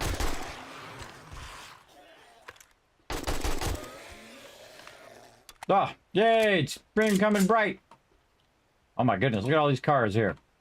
Oh, I remember this. This is really fun, everybody. You go in here and there's usually a ton of little boxes. It's like a car area that has a bunch of these where you find a ton of loot. I've never seen this one, everybody. It's very cool with the thing in the back. Alright, now we're just going to loot everything quickly. We've got something that's going up this way. Oh, we'll definitely check that out. Hold on, we got to go back here first. We got to get our wrenchy wrench out. And then whenever you wrench something like this, everybody just get up on top of it. Because it's much easier to wrench it on top in case something comes from behind you. Oh, and I can go over here so you can see all my stats. Again, you'll see me slide around based on what I'm doing. How did you make it? How did I make what? Not enough spikes. It's never enough. Oh no, this right here. What does this give us? Iron. Oh, wow. It just only takes out the one in the middle. Really? See, now when I take that... Oh, look at the dog. He's just sitting there weirdly. This is a happy dog. Look at... You can see his bones. Could have used my knife, but I didn't want to. Alright, get this little stuff.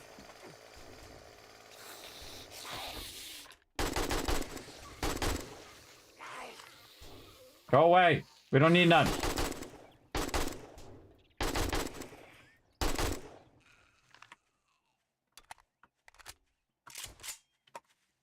All right. Most of the stuff we don't need anymore, but it could have a book in there. That's what really makes all these things way more valuable now, is there might be a book. Oh, hello.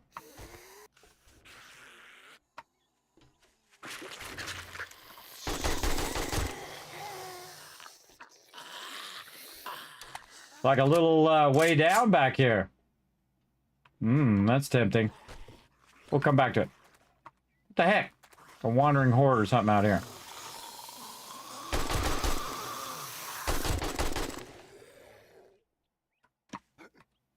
Hello? Is there a wandering horde out there? Let's go see. Let's get up here. No? Alright, come on. Slow me down on horde night here. Alright, let's go kill some more stuff in here. Anything else? Roll up the door. Got the tower way up there. Already did the workbench. Up here. Alright, I already got those. And then definitely this. Boom, that's a... Boom. That's a brass radiator, and that should have been a engine. But it wasn't. There comes Moron. That guy's like the worst pilot ever. He's gonna drop that like 400 way off in the distance, I bet you. Let's see. How far did he drop it? 700 in the distance. That guy. That guy, he should be fired. He's terrible at his job. Alright, let's go see what's down in this little hole. Here we go. Hello? Wow, look at this place. Them chairs.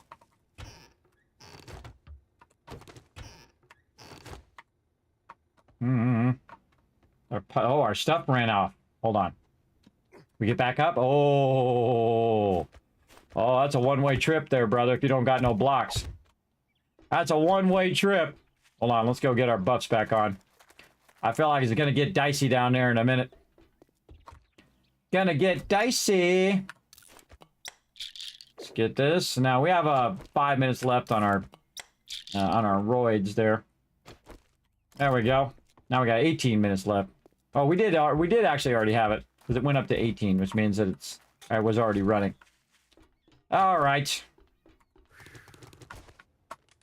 Oh, there's like water under there. There's like water under the bottom. Oh, that's cool. That's there so you can see that, by the way. So you'll see there's something cool down there to go explore. That's locked.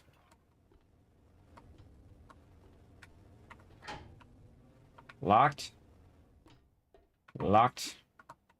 Locked. Oh, really? So you have to go down. I don't have to. I got an auger, but... Flame there.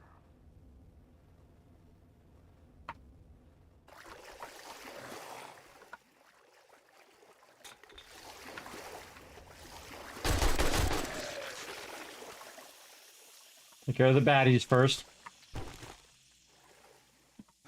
Can't go that way. That's a dead end. Nothing there. I don't know why I'm killing those anymore. I don't need to. Can't go this way. This is a dead end here too.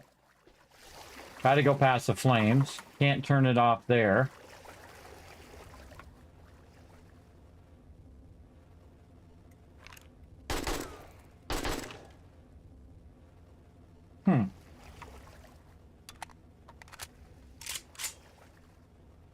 Where's the switch? There's a switch somewhere that turns that off. We're there. No, can't click this. I could auger my way through there. But inquiring minds want to know, where's the switch? Some sort of ducts you could go through. That door's locked. Yeah, we're gonna find it. Alright, I don't know where it is. We don't got enough time to fool with it.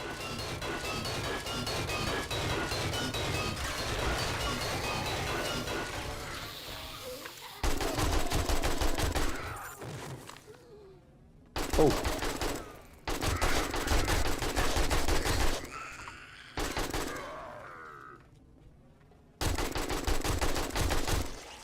That's the in loot.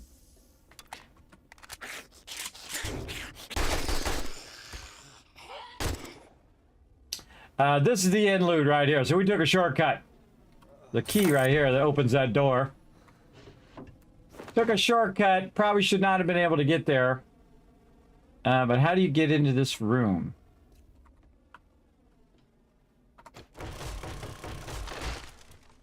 Huh. So the key opens the door. Ah, look at this. In the ceiling, maybe? We're gonna reverse engineer it here, everybody. Let's go out this door. Nope. That's 5,000 there. Easier to do door.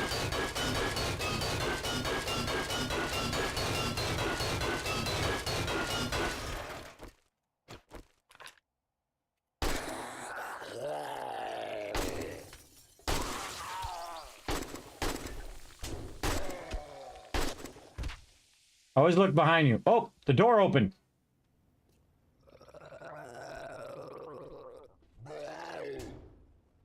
Huh, that door opened. Oh, maybe that door opened that door too. There's a sneaky way to get in there, I bet you. We'll figure it out. Okay, this is just a bathroom. We came in the kitchen. Is there any other ducks in there? Okay, don't tell me. Part of the fun is me figuring it out.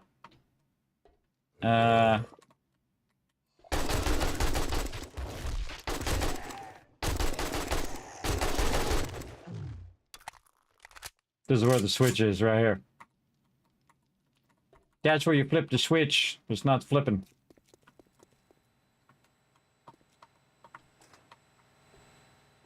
This is one of these night ones where you come in here at night and turn that off. Oh, it's from on top.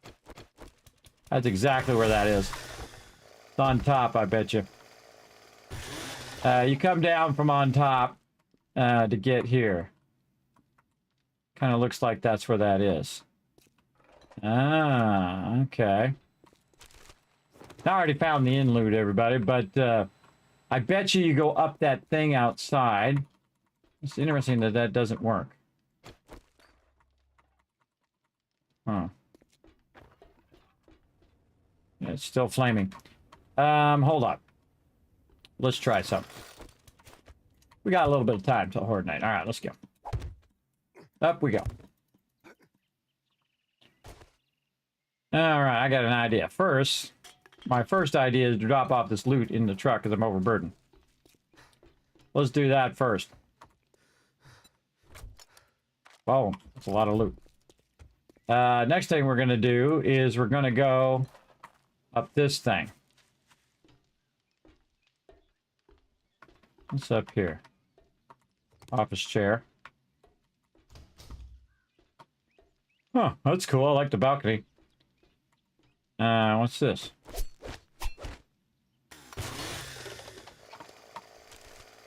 That would have been awesome if that was like a seat mod or something. Alright, nothing. Huh. Huh. Hmm.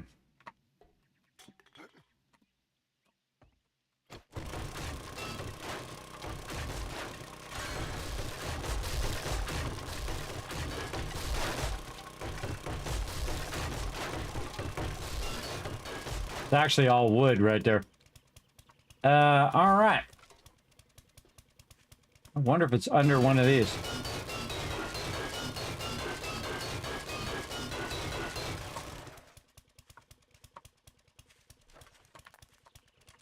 Switch out here. Normally it shows you where the switches are. Maybe it's because I'm not doing it as a quest. That might be it. Because I'm not doing it as a quest, it doesn't give me all the switches to flip. I always check to see if the wall is easier than the actual thing. And yes, we're on Horde night, everybody, so we're fooling around Horde night. So I don't have it as a quest.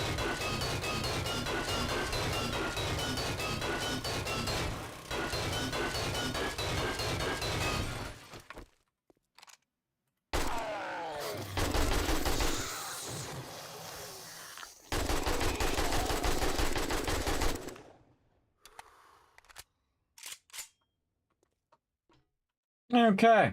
Oh, there's where it is. Yeah, normally it gives you like a thing like that. All right, so it's in that wall. So you have to go through the door. So you have to break your way through there because there's no way to kind of sneak in here.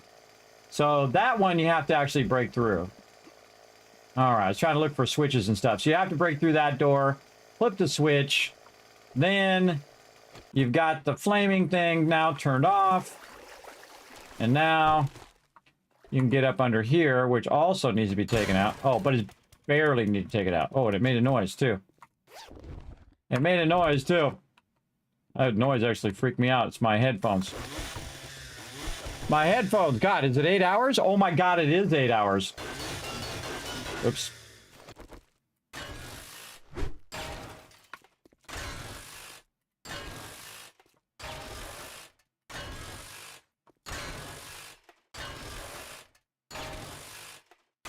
There's a lot of cloth. Trying to find some goodies. I bring my loot hat. Oh, I don't think I brought my loot hat. I didn't bring my looting hat. My bad. Those are two different bookcases, by the way. There's the lower and upper and lower one. Okay. Wow, okay. Definitely some good loot there. But yeah, I had to go under, and you still had to knock out that first door, though, to do the thing. All right.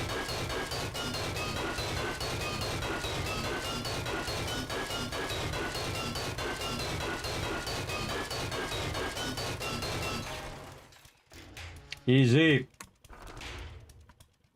Okay. Cool stuff. I dig it, I dig it. Did we get all this loot in here? We did not. We did not get that loot. Bathtub. What we got? I think we're in our nerdy outfit, aren't we? We are? Oh, handguns. SMG quality 1. We can do handguns now. Local traps. Scrap this. Probably just scrap most of this stuff now. Especially at level 1. Yeah, it's worth 70. Scavenger outfit. Very funny. Again, this ups my carry capacity, but my carry capacity is maxed now, so I don't need it. Again, a lot of these outfits become obsolete. If you think about it. In the game. Already looked at all this. Nothing else in here. There's another thing that's not worth it, everybody. Look how much you got to wrench that thing. 10,000. We did it the other day. Totally not worth it.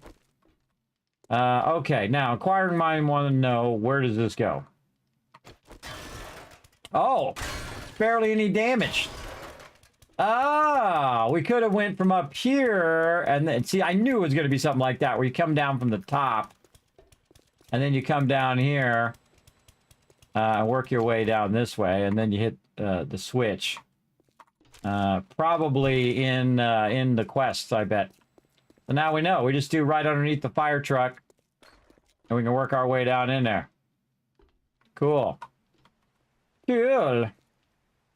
Very cool. All right. How we doing? We should get a little bit more loot, I think. Or not. Let's get out of here. Let's go ahead and drop this stuff off and get ready for Horde night. So we did a little bit of super looting there. Learned a little bit about those POIs. And what we can do while we're at it. Stop by these and see if there's anything in these loopholes. Yeah, a little bit of stuff.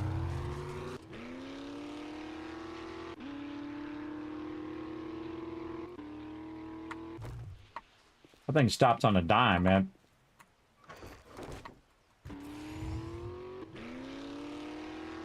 Now, the real trick is if you got your peeps out and they're collecting all the loot and just sticking the loot in the middle boxes of all these POIs, and then you just come along with a truck and you just pick it all up. That would be cool, too. Whoa! Over that ridge there. Oh, I'm at 10% on my truck right now. That happens quick.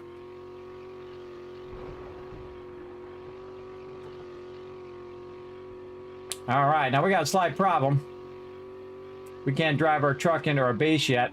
And our stupid thing is up, too. Ah, it's so irritating. I hope they fix that soon. Drawbridges are broken. Do not leave my drawbridge up. Actually, I should go down here and close this inner door, too, while I'm at it. That one's already closed.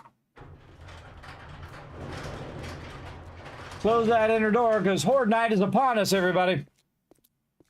Why no truck is there yet? Just no truck is where yet? What are you talking about? I was talking about. Is this your 20-minute day version? 7 days die. I keep forgetting and asking how the work. Yes, no. This is the default. So it's like an hour per day in game. So real life hour to day in game. This is all defaults. No mods. The only thing that I changed. Oh, we got our power doors. The only thing that I changed is that I made it a random map because I don't like to know what the map is. We got our power doors finally. So next time we can come back and we can put in all the power doors and have it automate our ability to do all of that fun stuff. All right, we'll scrap all that stuff. We got some more parts there. We'll just run some of this stuff into the trader. Let's just run this stuff into the trader. We know we're just going to get rid of all of that. What else? Helmet light mod. I might keep that. Fortifying grip, no. Let's put all this in here. Scrap that. What else? This. And a lot of this stuff we didn't really need to bring back, but we want to sell stuff to the vendor. Now's a good time before he says, hey, I'm closed. All right, let's sort it out a little bit. Oh, this way. That's why I have my base by the vendor, by the way, because I often forget to go to the vendor. Especially when I play with my crew, but in solo, you definitely need to be going to trader a bunch. If just nothing else, just to clear it out of your inventory. Now, I already have this machine gunner, and I already have all of these. There's no reason for me to keep them, and they're worth a good amount. I mean, this one's worth 100 there, and they add up over time, and they usually buy each of them, so it definitely is valuable enough to just sell them off. And then if you get a bunch of mods that you don't think you're going to use, sell that. I can sell this. And we got about 1,700 out of that. It's not a lot. You're going to see that when I start to do some more higher-end items, that we're going to go in and we're going to try to figure out what the most valuable item is to sell to the trader. And that's really fun. Okay, feel free to let me out. All right, there we go. We'll get into all of that later. Don't tell me. Part of the fun is me figuring it out. Okay, now Horde Night is upon us, everybody. We could have built a bunch of blade traps and other fun things like that, but what we really need to be doing is making tons and tons of ammo. And also switching our headset here. I love how it's right at Horde Night that my headset starts to die. I love it. All right, hold on. I gotta switch my headsets. Let's put these in this one. Oh, it came out in my ear. Uh-oh. That's not good. Not good. Put that there. Put that there. Get in there. All right, charge that up. I got 2 sets of the same headset because, one, they work awesome so far, and they were cheap, and they had like $20 off. So I got 2 sets of the same headset, but I should be pausing the game right now. But I got to switch it over here in my settings each time. Audio.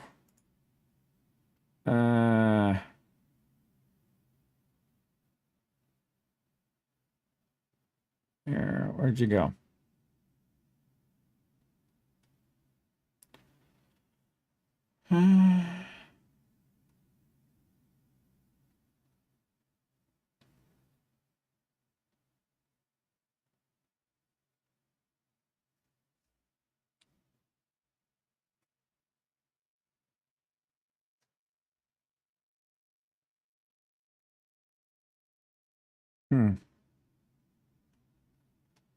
Not seeing it. Why can't it just be easy, everybody? Why can't it just be easy? All right. It's not connected.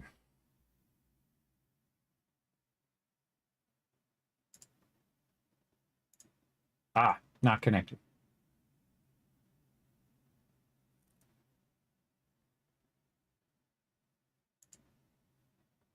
All right, now it's connected.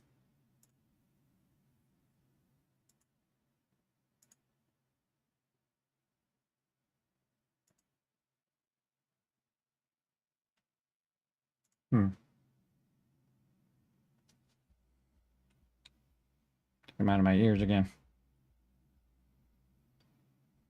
Oh yeah, now it made a noise. Now it made a noise. All right, let's try it again. Okay, I'm just trying to switch back and forth with them because they, you know, they go for 4 hours and then they die. Then 4 hours and then they die again. Don't tell me I gotta quit all the way out. Nah, there it is. All right, awesome. Because otherwise I gotta quit all the way out of, yeah, there it goes.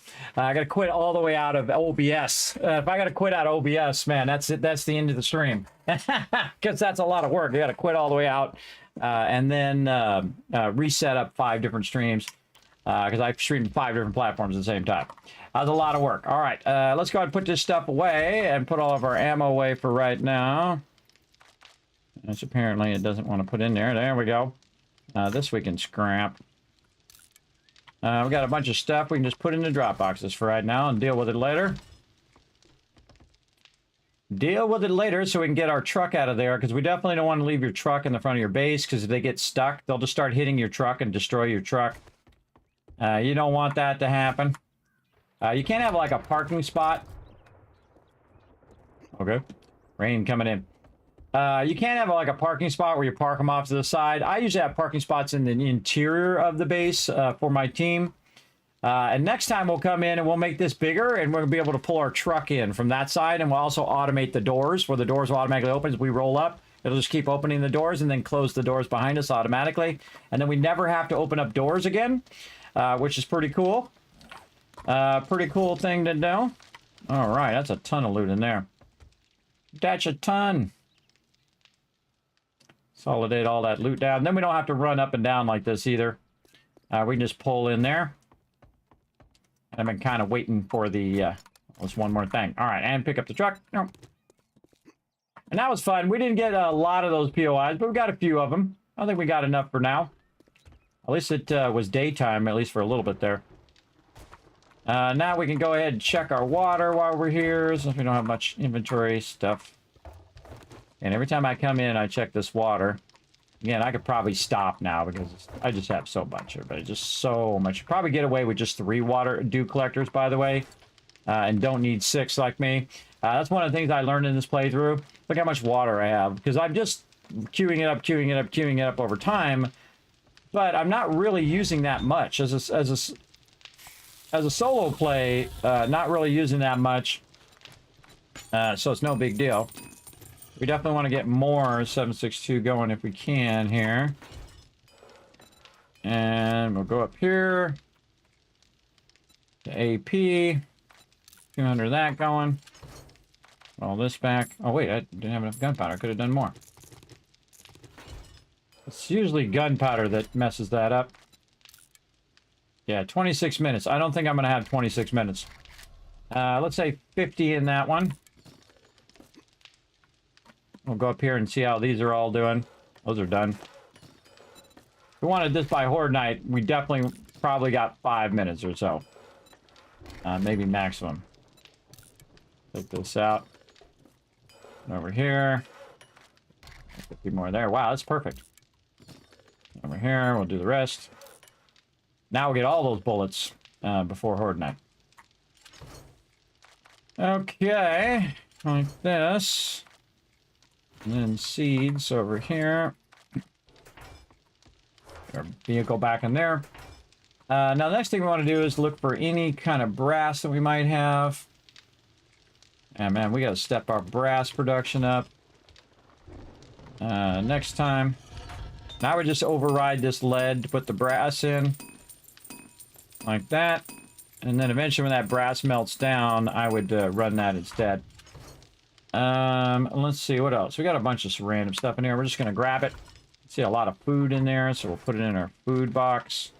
You see some garden stuff that we got. We'll put that in our garden box. Anything that doesn't go in there, I'm just going to manually click it.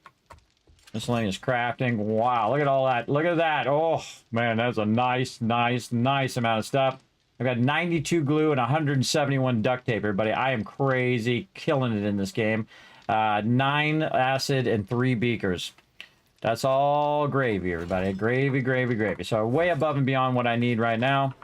And probably what I need in the future. And we got some boots, too. Some commando boots. And we got a bunch of dukes, too. Yeah, nice.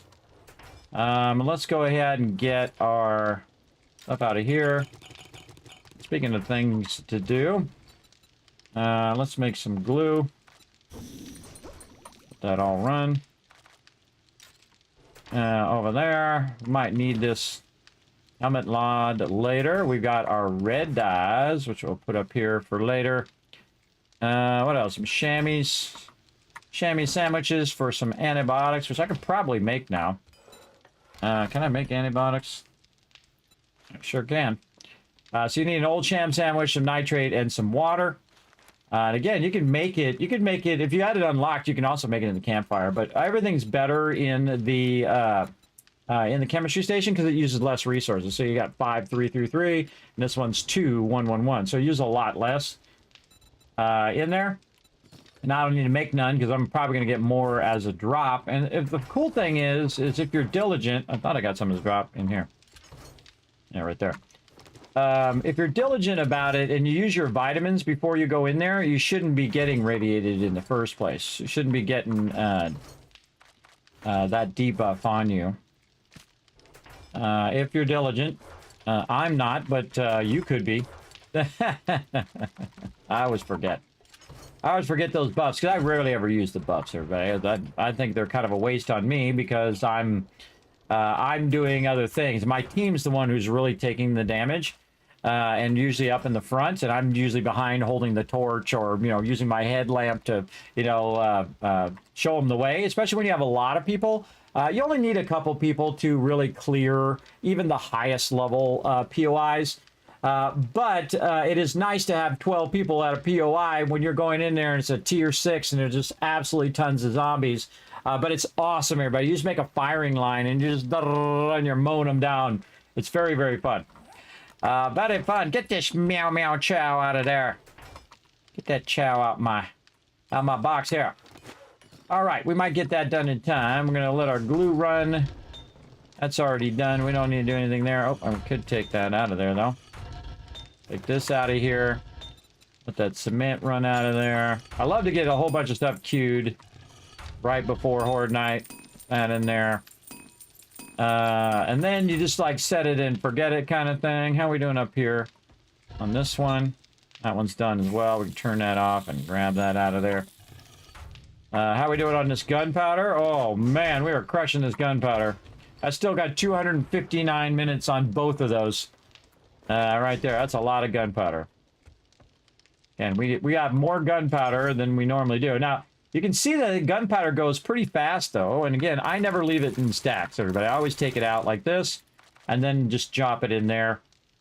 Because I got a big box. There's no reason to have it in stacks, I think, in this particular case. Now, if you're running out of room, then that's a different thing. Okay, now we need to prep for Horde night. We got just a few more minutes here. So I'm going to take a little forged steel. I'm going to take some forged iron.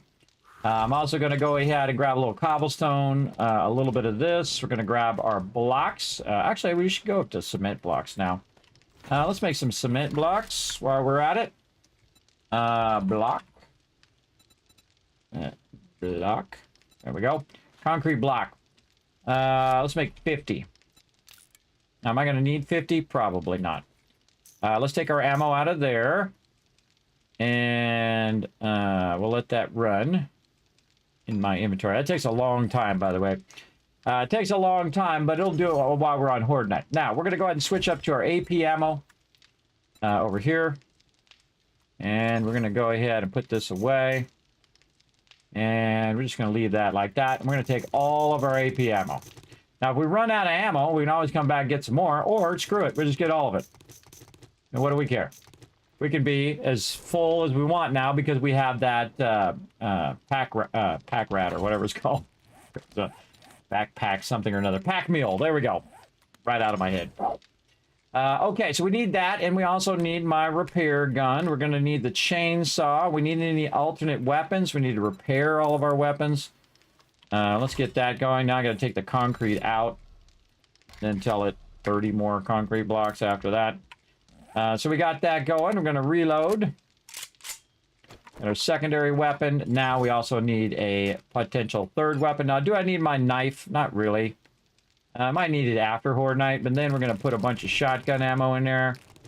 Because we're not screwing around here. But I'm going to leave one empty, just in case I need to do something.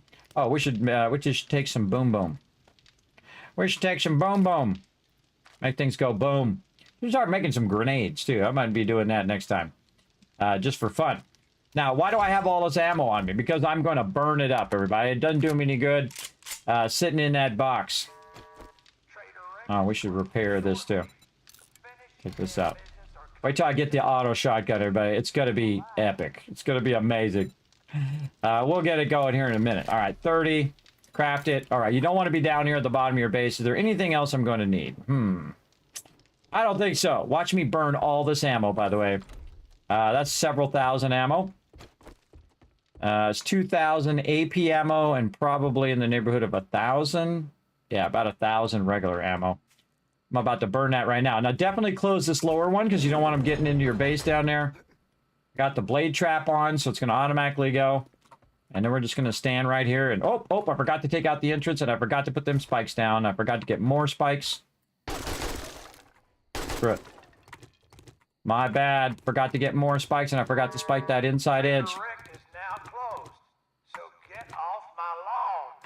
Oh, boy. Oh, boy. We got a problem. We got a problem.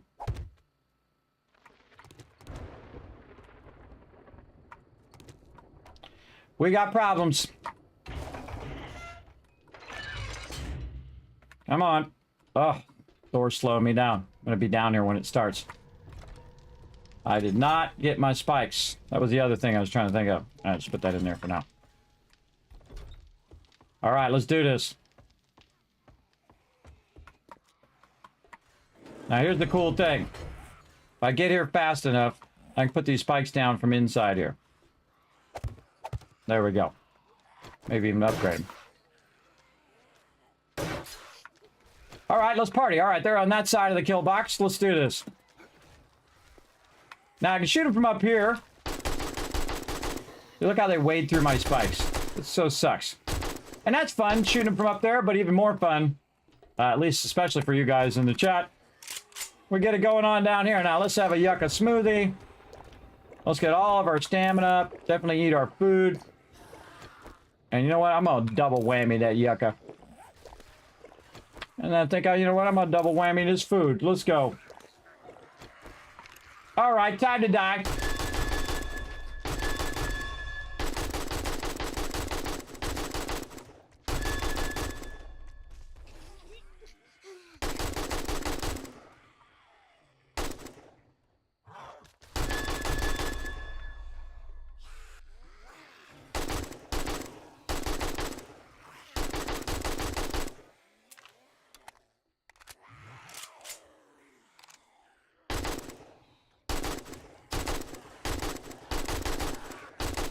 And drop that loot way out there. I don't want to have to go. I don't want to cut through all my spikes to get my loot.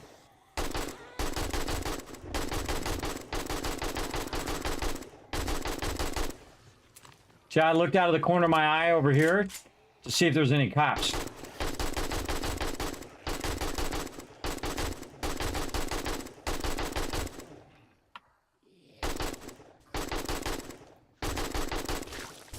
They're radiated birds, by the way.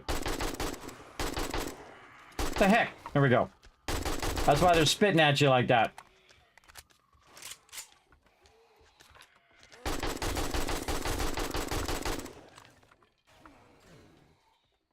I heard you out there.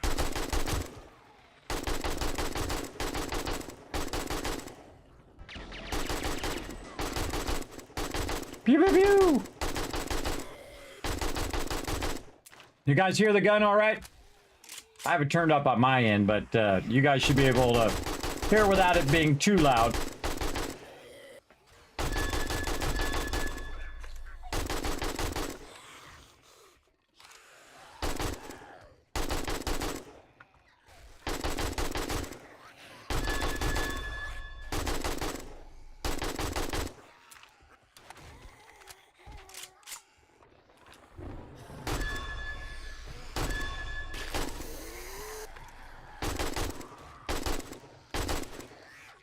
I love when they're all lined up like that.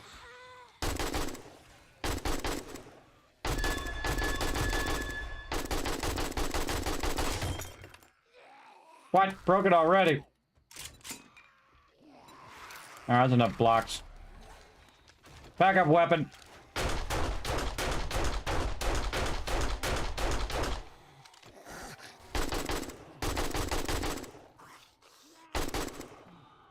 Oh, I forgot to bring my thing that gives me more range damage and XP. Do that next time. Now, the whole point is to kill them before they die on the spikes. Oop, level up again. Oh god, I got 3 points I haven't used. To kill them on the spikes so that... or kill them before they die on the spikes so you get the loot. And the XP. So that's pretty much what I'm doing. I just love it when they're all lined up like that, though. This is AP ammo I'm burning up right now. Probably should save it for later, but I'm not going to.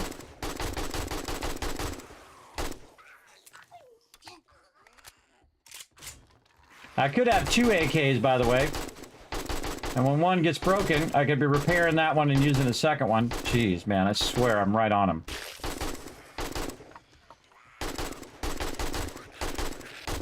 And see the little thing? The more you hold it down, the wider it gets. That means the less accurate it's getting. So that's why you want to ease off. Of course, I could put a bunch more mods on it, make it better, but...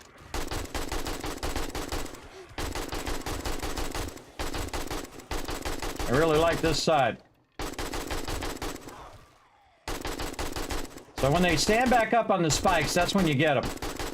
Oh wait, let's have some fun.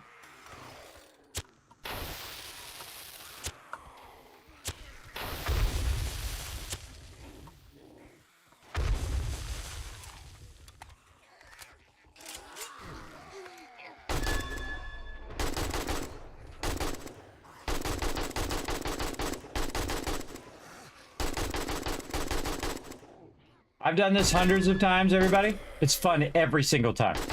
Every single time. It's never not been fun. Even with the zombies swamp me and kill my base and kill me, it's fun every time. That's not easy, everybody. That's not easy. That's for you. That's for you. No charge.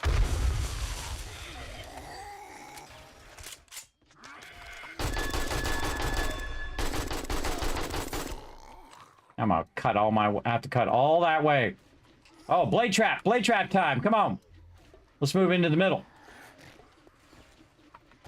Yeah, come over here. Oh, ho, ho, you heard it that time. All right, punks. Oh, we're gonna make a bunch more blade traps. So weird that I haven't got demolitions yet, though. That's pretty weird. Knows how to turn itself off automatically.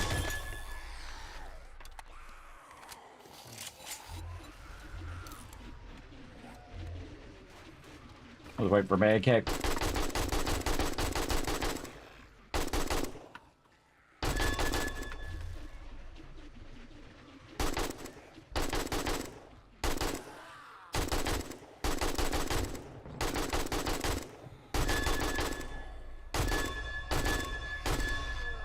That noise is me hitting the trader. By the way, if you guys are unfamiliar with that, that's me hitting the trader, and because it's penetrating through them. All right, come up here, bird. What are you doing?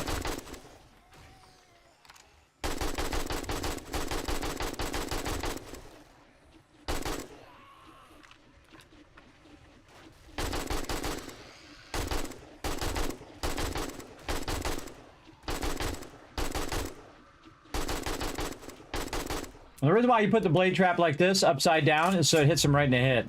So you're getting headshots, like this.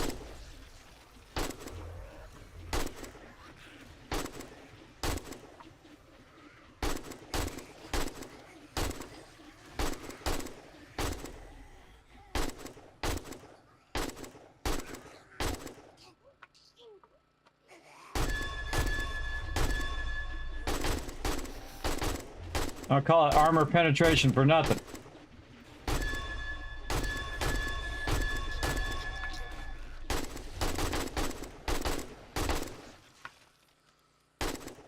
So that's when they're all lined up like that. I'm shooting right through them and hitting the ones behind.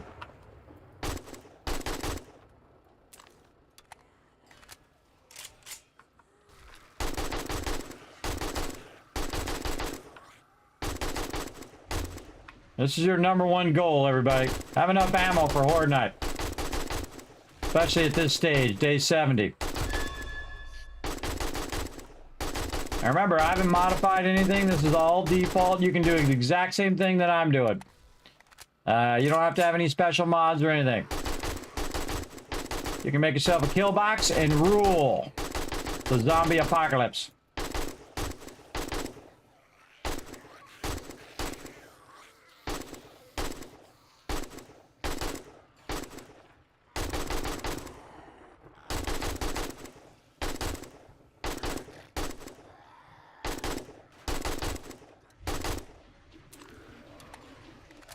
Bear with you.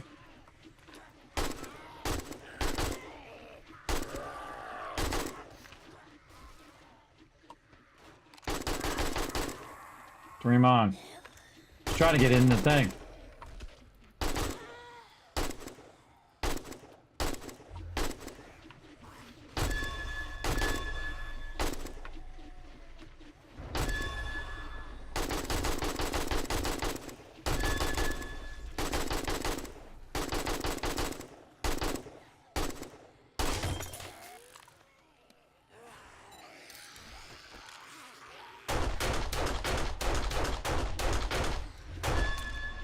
Good habit to get into, switching weapons while you're waiting for one weapon to repair.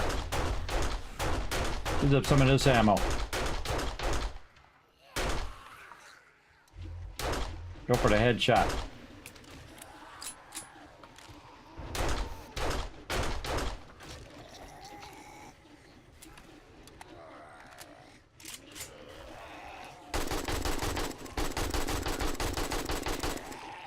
Rotating. Now watch out they don't get behind you. Yeah. They don't get behind you and they're breaking in the back of your base. Up here? Oh, did he? I think he died. I thought he died on the spikes.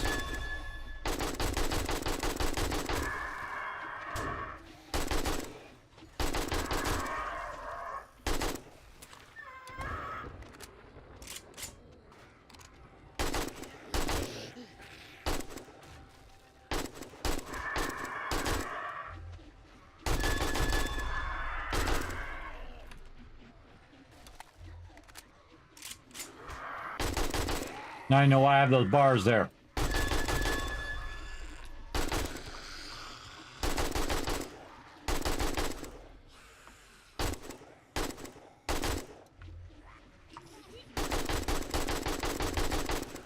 I love it when you all line up in a line like that. Bullets just go right through them. That's why also I'm down on the kill box. If I'm like this at level with them, it just goes right through a bunch of mobs all at the same time. And now they're switching to that side. All right, I'm coming. Be there in a second. Get over here. Now, sometimes I make a door between the two. Oh, my first demo! Uh-oh, uh-oh.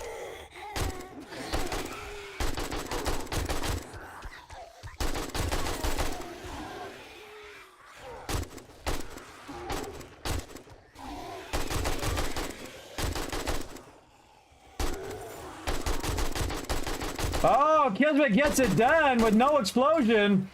My first demo, everybody. Cool. All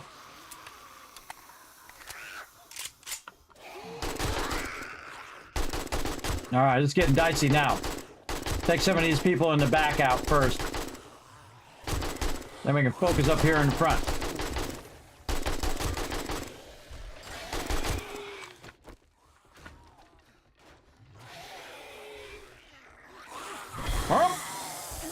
Now you know why I got that like that, so I can do that. Now I don't really need to. I can just shoot him.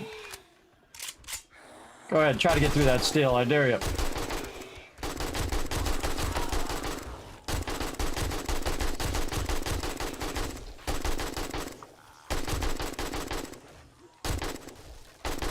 Should be crouching.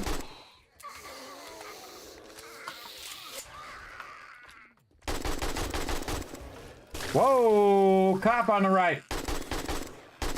I'm watching for those demos now, everybody. The best way to kill those demos, rocket launcher. Yeah, get all lined up.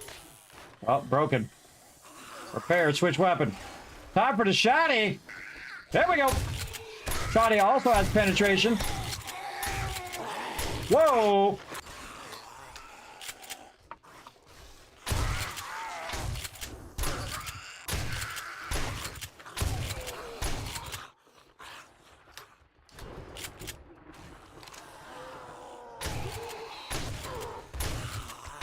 Oh, God.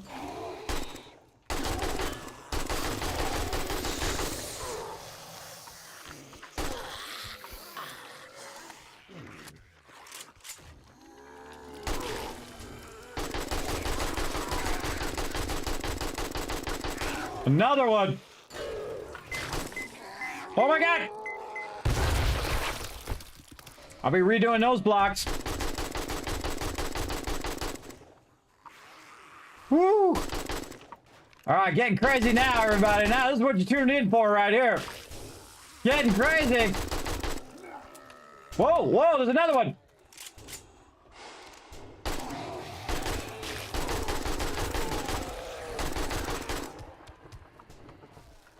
Somebody up on top, I can hear him.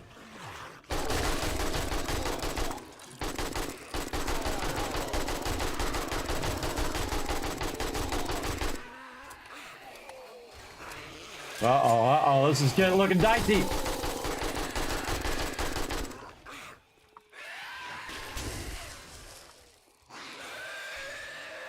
I hear somebody up above or underneath.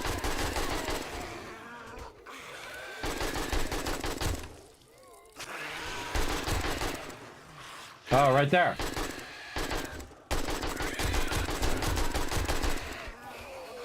How's somebody hit me?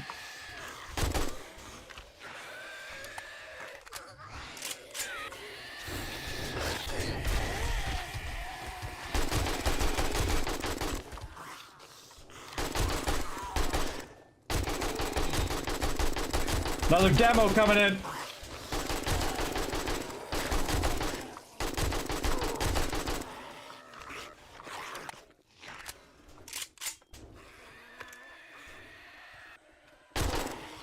Aim low.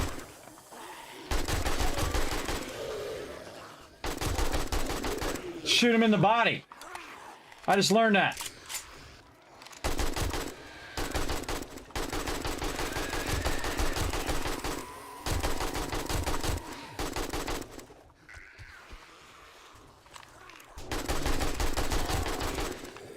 Keep hearing somebody somewhere. They're up on top or on the side or something weird.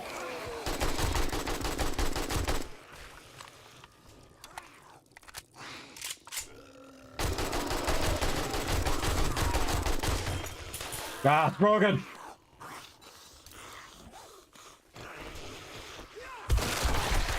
Oh, cop blew up. We didn't take our meds, by the way. I got, see, that's BS, man. Hit me through the thing. All right, that's enough of this. All right, I gotta go find out whoever is attacking over here. Are they underneath? They're in my base. Awesome. Cheaters. All right, fine. Trader Wreck is now open. We got food. No way they could have got in my base. You got the money.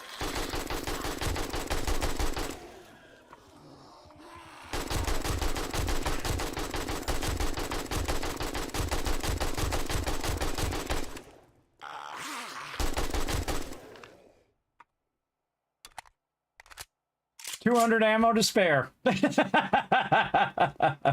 That was 1,800 ammo. They cheat. They're a bunch of cheaters. There should have been no way for them to get in there. But let's go down here and check.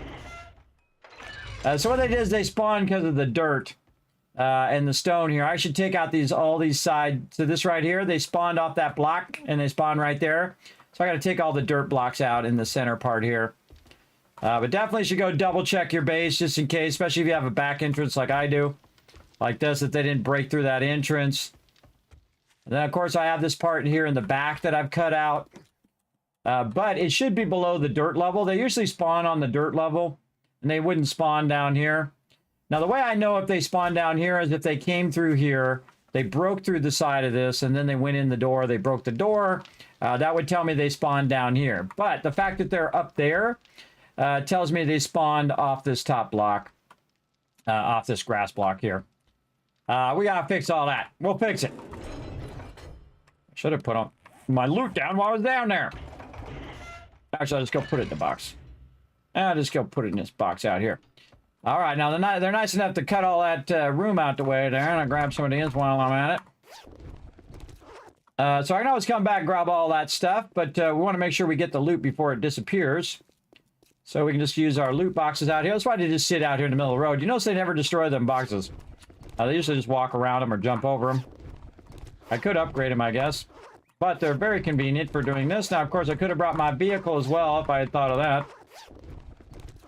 But I'm just going to do this and then drop that right down. Very easy. Chainsaw time. See if we got to cut our way. I'm going to get these orange ones first. Oh, look at this hole. Oh, glad I put that stuff underneath there, by the way. You see how it kept that going. Yeah, so my first demos in a solo ever, by the way. Because they didn't have demolition mobs when I played it solo last time. I was like Alpha 17 or something ridiculous like that. A long, long time ago. Oh, there's a smaller tank mod. All right, now the great thing about having your vehicle is you can drive through the center here and look for any ones you might have missed. I don't think I have my vehicle on me, no. And really, the thing you want to do is get them out of these bags quick. And sitting in your storage. Once they're there, that just sucks. I got to take that out every time. It just blows. Blows. You can kind of try to find that magic spot. Trying to take it out. I hope they fix that. I hope they fix that. Loot that easier. I get my chainsaw. I'm definitely going to reduce these spikes now because you can see that I'm using mainly my primary gun. Now that I have enough loot and I have enough stuff. Oh man, we're going to put all this in here. So I do have enough to keep all this going. And then now you see that was a lot of ammo, everybody. That was like 1,800 ammo. It only gets more and more and more as time goes on. And that was 1,800 AP ammo. And that's why you see me starting that AP ammo pretty early. Pretty early in the thing. Oh boy, we got a whole bunch of them in there. I could just use some blocks to go up over top, everybody, but it's just easier to do this. And so I'm just going to cut my way all the way in. I'm already in here.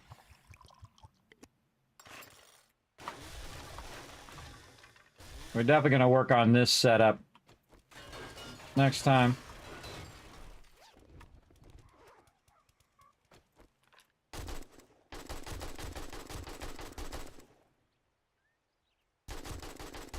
Two radiated screamers on me. Oh, and she screamed. Uh-oh. Uh-oh.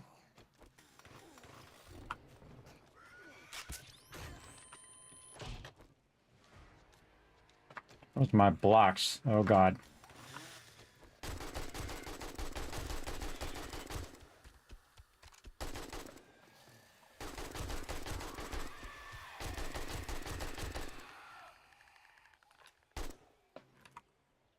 No ammo. Another kit.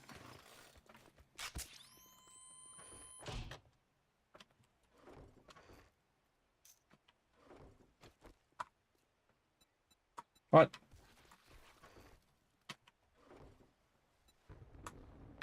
Let's switch to the regular ammo. Says I have no sevens. Oh, it's in the wood crate. No wonder I have. I'm putting it in, not taking it out.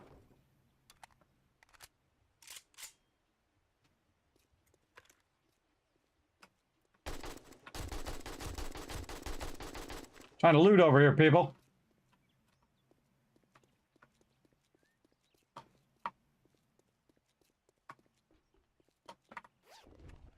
All right, back to looting. Another good reason to have your vehicle in case you got to run away. Okay, dokie. Let's go find our vehicle and see if we got any left over. We got to put our blocks in, which I put my blocks down somewhere. See, I got cobblestone in there instead of my blocks, which is not good. Want that there. That there. And any of this we can consolidate. Yes. And we'll put our entrance back in. All right, here.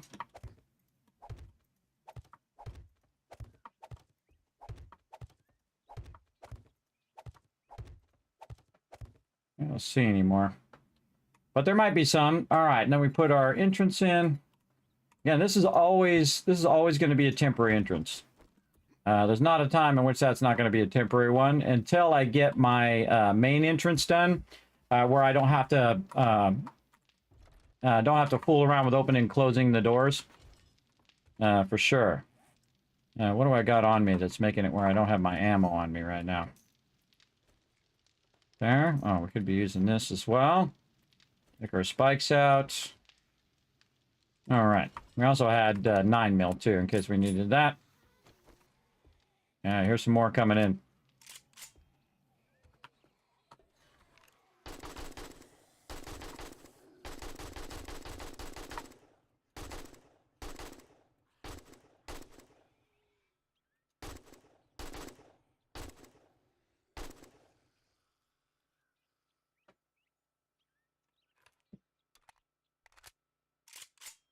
All right, that got dicey at the end, everybody, especially with those bombers. But that's why I've upgraded to steel now, is because in case they do blow up, like, oh, I forgot my vehicle again. All right, come on. Come on. Let's get that motorcycle. Here's why we need the motorcycles. We can drive around, look for any other drops we might have had. Usually I have the motorcycle on me, by the way, in case things get really bad. And they breach all 3 levels of the base, and they're knocking down the support pillars of the base and all of that. Then you throw your motorcycle down and you drive off the top. That's what you do. You get the heck out of there. Big time. All right, let's go check and see if there's any more things that I missed. This is the best way to check, everybody. Just go along, gives you a third-person view. And you can just check and see. Now, some of them could have despawned by this amount of time. But good enough, I think. All right, and then you can take all of this. And I can drop it all in there. Take all of this. And then we're going to drive this sucker right down into the base. And next time, we'll come and automate it. It's going to be awesome. We got our automatic doors now.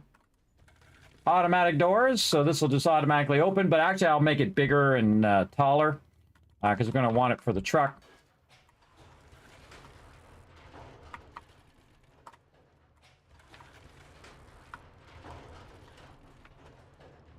Did I close the main door? I did not. Suddenly dawned on me when I got down there, I go, did I close that thing back down? And that's why automating the door is better, because it just will make sure it closes it every single time. The drawbridge is broken, everybody. I highly recommend not using a drawbridge. It is very broken. It's also broken in multiplayer in the fact that other people cannot see the proper state of it. And it will be like in the wrong state. Oh, I didn't even put my proper gear on either, everybody. I had all my nerdy scavenger gear on. Well, such is the way it goes. All right. Let's see. What else we got? Man, we got all this stuff. Small motor tank. All right, that's cool. Way into shotguns now. Tech planet. Wiring. Bar brawler. Do 20% extra damage to knock down and stun opponents. Cool. Oh, more electrical traps. More knife guy. Oh, we can do machetes now. Cool. Cool. I'll take all of our ammo out of there. This ammo we're just going to scrap. That's where all our ammo is right there. Put our chainsaw back where it goes. Yeah, I got an okay amount of loot. We get a lot more loot as a team than that. But again, if I killed them faster and they didn't die on the spikes as much, probably get a bit more. Put that all back in there. And now look at how much ammo I got left, everybody. So I like basically used up the bulk of all that ammo. And so next time, guess what we're gonna do? Make a lot of ammo. That's right. We're making some more right now. Let's get that shotgun out of there. We don't need that. Our knife back in there. What else we got? We got a lot of stuff we can sell to the vendor. Glasses and this various armor that I'm not going to use. I can tell you already, I'm not going to use any of that stuff. Not going to use any of it. Here, we'll put that in there. Lots of food. That run and drinks. Nice. What else? A bunch of other random loots that we got from wandering around. That one's not going to go in there automatically. This is for sale. These are medical stuff. Parts. We're doing our shotgun parts. These shotgun parts. 4. All right, so I'm going to need 6 shotgun parts because I'm just go straight to the level 6 auto shotty, and I'll just wait till I have enough stuff to do it. We'll just wait for it. Oh, why didn't the bandages go on there? Oh, I used up all the bandages. That's right, on the thing. And then more spikes. Now, one of the things I should probably do, just to for my own less annoyance, you should always at least have 2 rows of spikes. And those are typically for the screamers. Now, I've never seen it where you have like green level screamers at this level. But I'd at least keep a good amount of rows of spikes just to keep them from being too annoying. Maybe 5 rows now. And again, I'll just keep these in here until they break them down and just eventually come back and cement pad all of this. See, look how they break out the middle and they didn't break out any ones on the side. That kind of stuff irritates me. We'll come back and we'll fix all this up here as well. But let's go ahead and fix this at least. Right here. And we got our auger. Take out all these debris.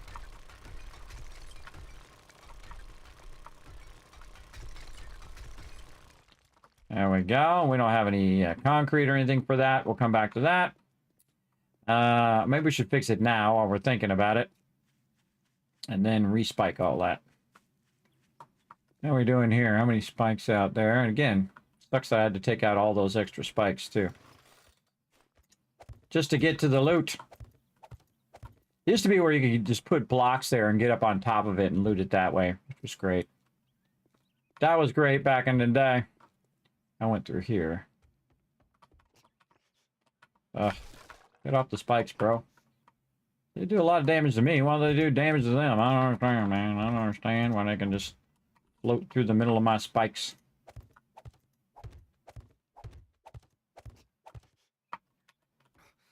That's good enough. Good enough. Okay. That's what we're doing. We're going to get some cement, concrete blocks, and we're going to put some more spikes down. I got 3 points to spend too, so we might want to spend that before we go as well. What did I do with it? Oh, it's in my inventory. I could have just done it. In my inventory. Actually, we should probably get some cobblestone in case we want to upgrade that, and a little bit of this. We already have wood. Good. We're good. How's the skill tree? Awesome. Pretty awesome. Is the wood only 600 nowadays, or trees? I mean, yeah, you got to wait for it to grow up. Like you see my tree farm over there. It takes about 2 hours real time if you're on the default settings. It's about 2 hours for those to grow all the way up. So if you put down an oak seed, then they should be 1,200. Now, some trees out here will never be more than 6 or 7, 8, 900 because that's just the way they're going to grow. They're going to grow that level. But the oak trees go all the way to 1,200. And then once you cut it down, you make your own tree farm like this. And then I got 2 seeds for the price of 1 there. And then I just replant it right there because I have a 3 gap between them.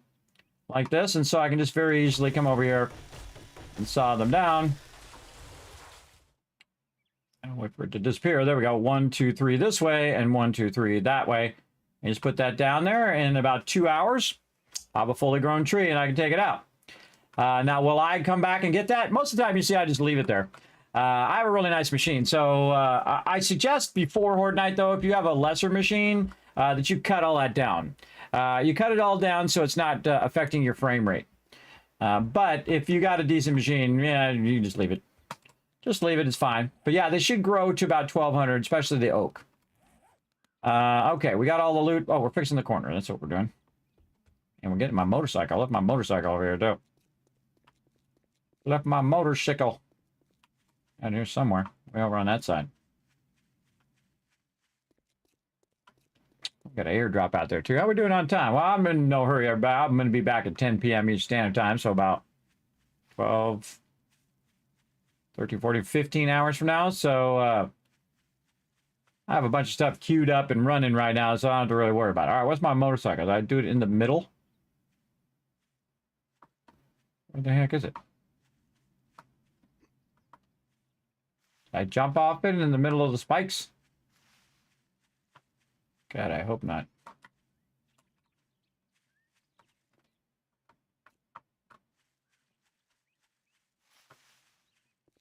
It's pretty weird. It says it's right there.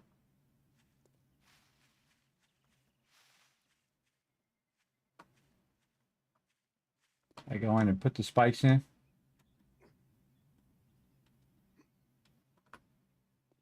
Hello. Hello.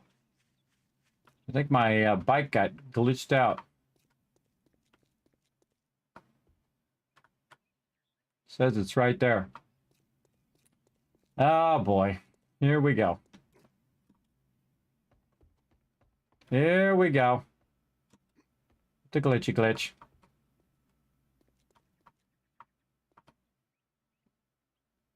I don't see it. We might be making ourselves a new bike here in a minute. Thought I parked it way over there. Now it's way over here. Oh, it's underground. It's not a glitch. I parked it underground and I left it underground. I never brought it back out again. Not a glitch. See, I'm so used to playing the alpha, everybody, that I just assume it's a glitch and just go with that. But no, it's down here. It's parked right back here. My bad. And the fact that it wasn't glitched, big love to them. Big love to them for fixing that. We'd have that problem, everybody. We'd be like, hey, who took my bike? Someone took my bike. I can't find my bike. When we would log out and then come back in on the server. And then what would happen is it ended up on top of the base or it ended up on top of some building or something like that. Nobody took it. It just was a bug in the game. And I'm like, hey, before you start blaming people, go look around for it first. And so that's what he did. He looked around for it and was sitting up on top of the base. Alpha, you got to love it. Now, this is not the alpha version. This is the release version, and it's awesome. All right, there we go. I thought I drove my bike out there, but apparently I did not. All right, first thing we want to do is repair what we got. Repair all of this. These are our essential supports. All right, there we go. We didn't bring any steel on purpose because we don't want to make this stuff into steel yet. We'll get to that later on. Now I'm just going to go right to concrete blocks because they took out the blocks. And this is what I want them to do. I want them to go ahead and take out portion of the defenses, and then I know where to strengthen those defenses for next time. Like that. And since they took all this out, I might as well just upgrade all of this as well. So many blocks out. 1, 2, 3, 4. This would be number 5. Again, as they're taking it out, I'm going to be upgrading. Look at this. Boom. Cop blew up over there. So this is 1, 2, 3, 4, 5. And this also will tell me, hey, this is as far out as you want to go with them spikes right now. So very, very useful. Now, again, one of the things you can do before you get too crazy with the spikes, sometimes I like to do this, everybody, put it in an angle. It doesn't do anything, by the way. Oh, I forgot my forge iron. I knew I was going to forget something. Is to upgrade the spikes before you start to put another row in. Just upgrade them while you're putting them back down, because they're really obnoxious. I feel like the spikes, the hit box on the spikes, takes a lot of practice. That's for sure. All right, forged iron. How much we got? We got a bunch. Let's take a stack of 500. And really what I want to do is get some electrical going on for this base. I think that'd be pretty fun. And eventually I'll get to turrets. But again, I want to shoot them. I don't want the turrets to shoot them all. Especially if it makes it super easy. You know, it's like, meh. Don't need to do it too easy. I want a little bit of challenge still in there. Because doing turrets is so easy. But especially if I do it with my team. If you have a bunch of turrets in there, forget about it. You can just turn those turrets on. Because my team can make so much ammo. So they'll make a massive amount of ammo. And then I'll put those turrets in there. Nope. Upgrade those first. And then I'll put those turrets in there. And then it'll just have basically an infinite amount of ammo. And I can make an infinite amount of turrets. Because we got so much resources. So I don't do it. Even if I put them in, I have them off. And then for whatever reason, if my team's out of ammo or they're just like, Kismet, oh my God, we're getting overwhelmed. They're breaching. Then I will go ahead and turn the spikes on, or turn the turrets on. All right, now we're getting to the good stuff here. And upgrade them before you get too far because they're really awkward to upgrade.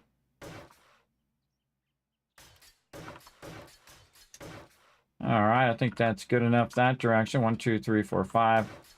This way. 1, 2, 3, 4, 5. Yeah, okay. So it's right there. So now what we're going to do is we're going to reduce the amount of spikes. You're like, Kismet, reduce the amount of spikes? Yes, down to 5 rows. Because it's going to be easier for me actually to kill the mobs if they're up closer. For me. And then I'm just going to make the spikes stronger. And so they'll all be like spikes like this. Now, sadly, you can't make these into steel spikes. You can only make them into forged iron spikes. But this is also to be non-Horde Knights. And that's just because if mobs run up and they're being super annoying and they're like constantly attacking my base all the time, I will... this will keep them from attacking me. I can just go down to my base and they'll just die. Another thing I can do is have those blade traps automatically turn on. So if they roll up, it'll automatically turn all those on wherever they're at, whatever side is on, and then kill them, and then that's it. Now, the biggest problem with those blade traps, though, that I learned is when you got, when I was just looking at it, is that I have that outside block protecting now, and so I can't put the blade traps right against the base. So what they can do is they can get up against the side of the base and be away from those blade traps. But I can put them all the way around the base to where they have no gap and they have to hit the blade trap at some point. But if they do happen to make their way through the blade trap and not die, then they can just stand right on the edge of the base. But they'll be standing on the spikes. But still, that's one of the drawbacks of having that double like that. And again, if I had the blade trap on this side, everybody, it would have just annihilated that blade trap. It would have just absolutely annihilated it with the bombers. And I like the fact that I just learned that you don't have to actually shoot them in the head. You can just shoot them in the body or shoot him on the left side to see if he would die. And he did. So good to know, everybody. Good to know. If you don't have a sniper, just shoot him on the left side of the body and not where the little thing is. And you're good. Good morning, BMX. What's up? I would love to see some co-op Horde Night. Well, guess what? How would you like to see co-op Horde Night with up to 12 people doing it? Yes, tonight, 12 p.m. or 10 p.m. 10 p.m. Eastern Standard Time, everybody, in about 12 hours or 12, 13, 14 hours, whatever it is your time. It's going to be 10 p.m. Eastern Standard Time for me. We're going to be doing a whole bunch of that. And then guess what? Again on Sunday night as well. That's right. With my awesome team, the Teamwork Tycoons. We're going to be crushing it as we always do. You know what? I'm going to have to get in there to get that. To get in there and then not put a cement block down. That would not be good. No cement block there. Regular block. And up. There we go. And over here. Take this out. Upgrade that block. There we go. Put them spikes back in there. Doesn't matter if you have them one way or another way, everybody. It doesn't matter. They will still make their way into the inner part of your base. Again, I hope they... Oh, 97%. How much does the blade trap take? Let's punch it and find out. Too far. 2,000. Was it 2,000 before? I think it was 2,000 before. The problem is the bombers do 5,000 damage when they blow up, those demolitions. So that's why you got to have steel and why you got to have concrete, because they'll just annihilate cobblestone. Cobblestone's not very strong compared to bombers. So at this point, what I really should do is have this all concrete and eventually have it all steel. And then, of course, the other thing I should do is have a rocket launcher right now, because that's what I really need to counter those. You go out and rocket launcher once, and then you rocket launcher them again, and that should take them out without activating their thing. Or if you're an awesome sniper, you can also sniper them as well, for sure. All right, put this back over here. Okay, so we got that done. You can see we took a bit of damage there. Very nice. And again, that's why I make that whole pad so I can kind of watch the way that they're attacking and see how they're making their way through. Great way to do a little analysis after the battle.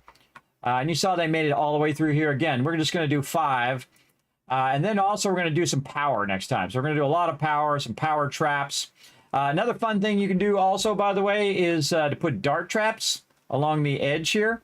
And so what you can do is just do your dart traps, have a sensor that senses they're there, and then it just starts shooting the darts down at them. And you can put it in zones too. You can put each one individual if you wanted to. Have a dart trap here and here and here and make it all individual with its own power or whatever. And then it's just looking straight down. And anytime a zombie gets right under it, bam, it starts to shoot it. You'd have to have the sensor much closer, though, to really center that down, because there's no way to adjust the cone of what you're looking at. So it's got to be closer. So if you have the cone aiming down like this, it's going to need to be further toward the ground. And then as it gets lower, see if I can do it the other way. There we go.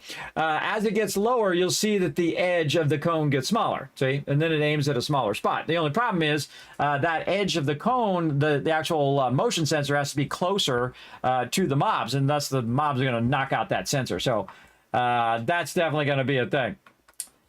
Still a lot of spikes on the way out here, and you can see I've spiked the inner spikes here.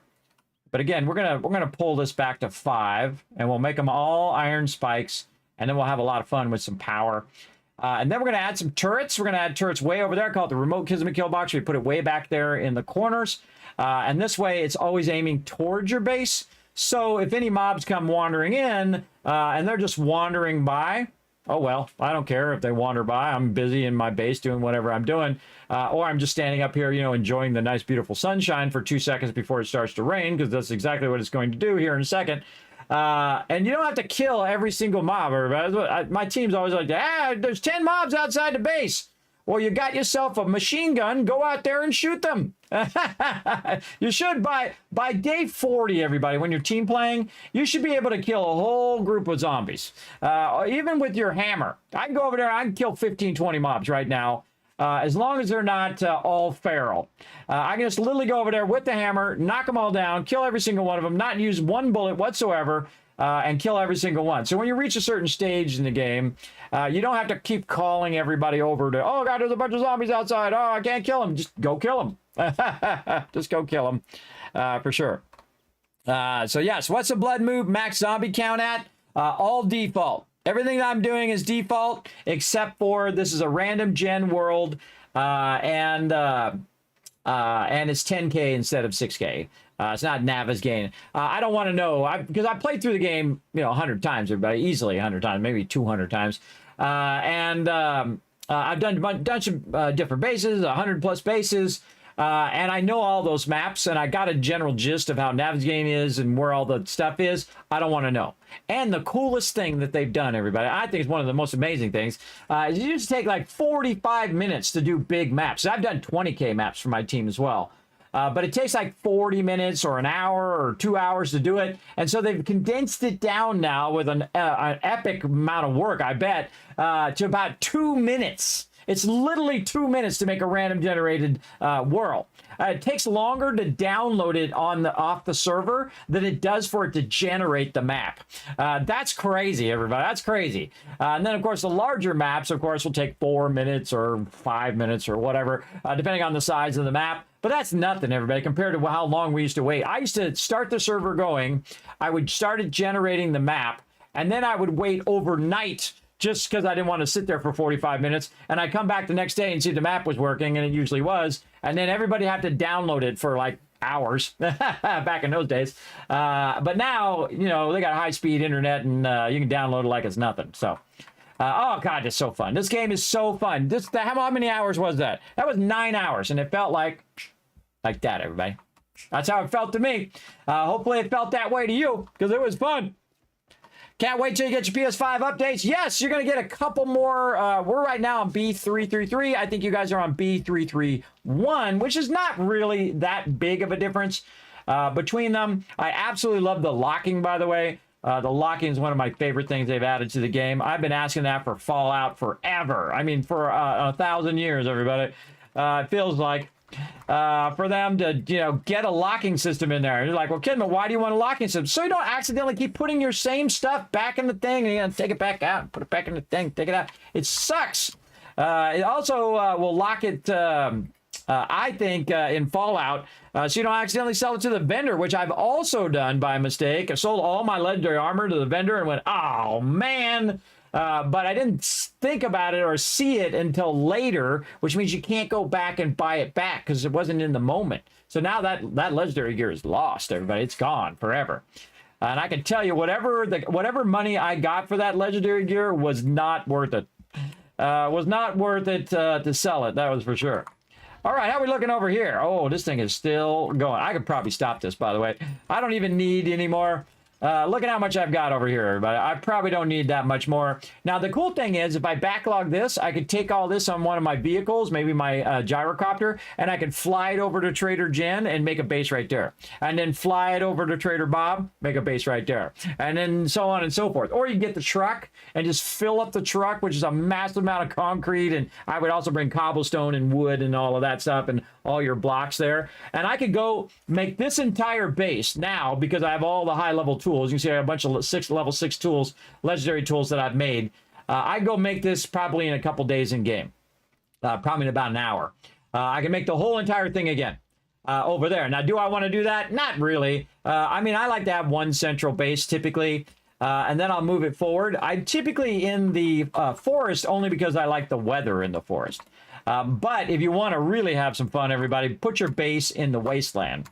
And I think over the time of our multiplayer playthrough, we're definitely going to kind of push forward our base. But so you got to have one central base where you're doing all your food and your water and your porches and all of that stuff. And then you can have remote bases. That's how I like to do that. Make a remote base where people can go there and put their loot down for a second and all of that kind of stuff. Let's get these bullet casings and bullet tips running out. Over there, we got that running out. That's all looking good. Probably got a ton of concrete in here that we haven't taken out yet. Oh, boy. And brass, brass, brass next time. Look at all that gunpowder, too. Holy moly. Ah, we filled the box. We filled the box, everybody. Wow. Okay. Let's take all this out of here. And let's see if we have enough sand. We do, and we certainly are not hurting for stone. I'll put one sand back in case we get more sand in the future. How much concrete can we do over here? 9,000? That's a smidge. Let's see. That's going to be easy. About let's say 3,100 per mixer. I don't need to ask Suri on that one. That's about 90 minutes, an hour and a half. And an hour and a half from now, we're going to have, 9,000 more concrete. That's 9 stacks, by the way. 9 more stacks of these, which is all the rest of that. That's a lot of concrete. It's a lot. So I love getting to this stage, everybody. Look how much stuff you just got stacked in here now. You got tons of everything. And again, over here, since I'm running these out, I can now put more lead in there like that. Now, of course, lead is going to be way more abundant than brass. But if you got somebody wrenching cars all the time, you're going to just have an absolute ton of it. Also, if you have batteries and you want to collect lead, you can go ahead and just put the lead in there as well. I forget what engines break down into. Let's go see.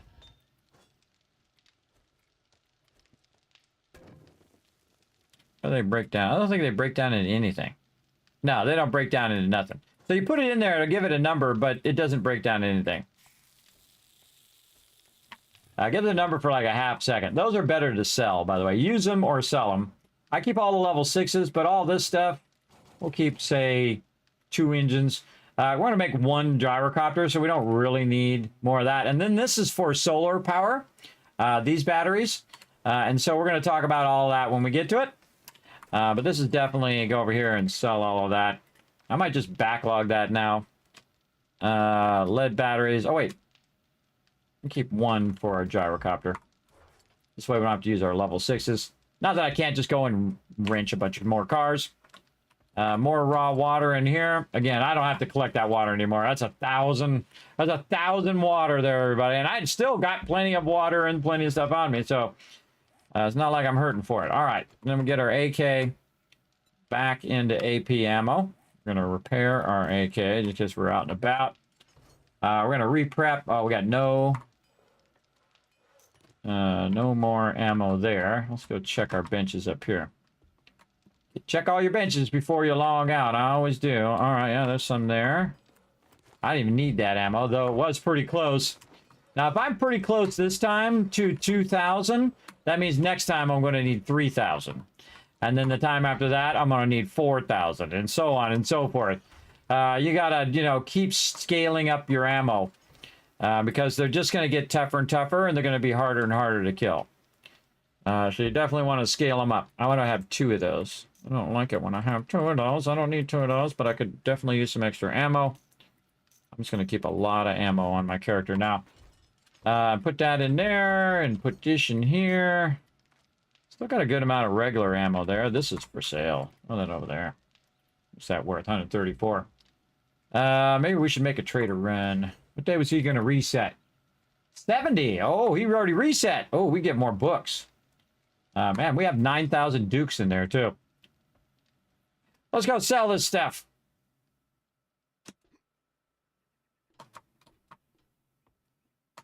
That's off center.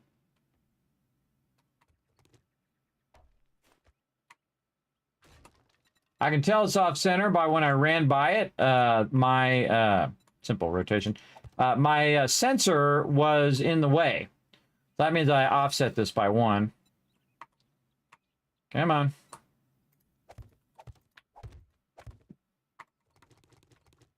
I have it perfectly aligned to the middle of the trader. Took a little bit of pre-thought, but we got her done. Again, eventually when I get this thing automated on this side, I won't even go this way anymore. I'll just go in and out of that way. Even when I'm going to the trader, I'll just use that instead. And again, we'll massively reduce the amount of spikes, but just let them keep destroying them spikes over time. Let's go in here and see if we can make some dollar bills and maybe find some stuff. Maybe we should do 1 more trader run. You're like, Kismet, weren't you going to go? No. We do 1 more trader run, maybe. All right, let's sell some of these first. Make some dollar bills. All right, that's as much as he wants. Let's sell this. Not going to use that. Now, why am I selling this stuff? Because I don't want to deal with it, honestly. I could scrap it and get some paper out of it. But I can get some paper, the other kind of paper. The 135 worth of paper in there. Again, I can also repair these. Like, see how this is 292? Let's go out of here and repair this. Right here. And then go in and talk to him. And then sell it. Now it's 486. So it's like 200 more dukes. But is it worth my repair kits? Probably at this moment, because I have a lot of duct tape. So at this point, you could really scale up your stuff by just simply repairing everything you got on you. I would not repair some of this lower level stuff, but I got plenty, everybody. So this is a great little trick as well to really up the value of all the things that you're selling. And so on. Oh, I'm out of repair kits. But there you go. So now we're going to get a lot more, right? 432, 270, 270, 378. The same thing here. This is worth 48. Let's go and let's go make some more repair kits. And I got a massive amount of duct tape. I got a lot of water. Once I get super corn, forget about it. I can start selling stacks of duct tape. That's when you know you truly won this game. When you're selling stacks of duct tape. Though I would sell the super corn more than I would sell the duct tape. But that's just me. All right, let's put that down there. And speaking of duct tape, where's my duct tape right here? And then what I do is I put repair kits to stacks of 25 because repair. Because you don't need to stack. I don't need to make 90 of them. 25 is more than enough, and I'll just take a single stack and minor boots out of there. Wait for that to go in there. Yeah, it'll get in there in a minute. Let's put this back in there. And there it goes. All right. Because it's going to go to the first available slot. So if I open up that slot, it'll drop there, and then we'll just keep putting it in there. So at this point, or you can do it earlier in game. If you have a lot of duct tape, I hate wasting duct tape. I really don't. And repair kits are from duct tape. So especially early game, I don't do it. Now, my trader's doing that. He's making us more dukes doing it, and more power to him. That's his job, not mine. But now it's my job. So now it's my job. All right, so if we take an iron pickaxe, 48. We say, I want to repair those. Actually, let's stop these. And see how much the value went up. 48 for a level 3. Now it's 189. So that is pretty significant if you think about it, especially on the higher tier items. What do I got to do to repair a battery? I can't remember. But that's pretty significant. Plus, if you already have a ton of... get out of there, level 4 hunting knife. If you already have a ton of stuff, that is pretty significant. All right, let's, how many? No, I need 25 more. 25. Oh, I only brought 21 because I put the resources back. All right, let's talk to the dude. All right, so we're going to, and we forgot to bring our food again, too. I was really being diligent here, everybody. I've been using my food. I've been using all the things that I can do. Now, by the way, click on these engines again, just in case. Didn't go through, and I got 15,000. Now, is there anything that he has that I could possibly want at this point? Probably no. Probably no. Other than a bunch of armor parts, I guess I could get those. And sewing kits are good. Until I get all my armor to maximum, then I don't need that anymore either. See, after a while, this thing started to diminish, right? Like, you don't need as many books. You don't need as many items. All of that stuff. Now, if I'm not crafting or working on my skills or working on my books, then what I would want to be doing is upgrading my loot level. Upgrading my loot level so that he has higher level loot in here.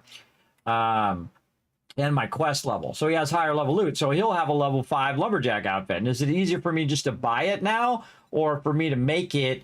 And it comes out of armor kits and all of that stuff. I mean, at my stage now, I could just buy that. I don't need to make it, but we're doing a crafting playthrough. So we're not going to do that in this particular playthrough. But we'll do a trader playthrough later. And plus, I would still buy all of these books, everybody. I would absolutely still buy them all. In a trader playthrough. All right, he's got nothing else. I sold him all them books. All right, we're almost done with all these things here. Again, double check we have our nerdy outfit on, so we know we're getting that thing there. And we're going to use. Oh, shotguns. Pump shotguns, quality 5. That means I'm getting pretty close to the auto shotgun. So close. Yes. 6, 7 away. 7 away from an auto shotgun. Level 1 auto shotgun, but still a shotgun. You know what else I need in here? Shotgun parts. What else do they got in here for parts? Let's see. So if you see like shotgun parts or parts like machine gun parts, you definitely want to buy those. Normally I buy the armor parts, but I don't need it right now. Don't need it right now. What we can do to get this done nice and fast is to use my motorcycle to run to Rex's twin brother, which we may or may not get to before nighttime. Right over here. Also got to get that airdrop he decided to put way out in the middle of the boonies. My little airdrop guy sucks. He sucks big time. All right, move me back in the middle. There we go. Let's do it. Hey, drummer, what's up?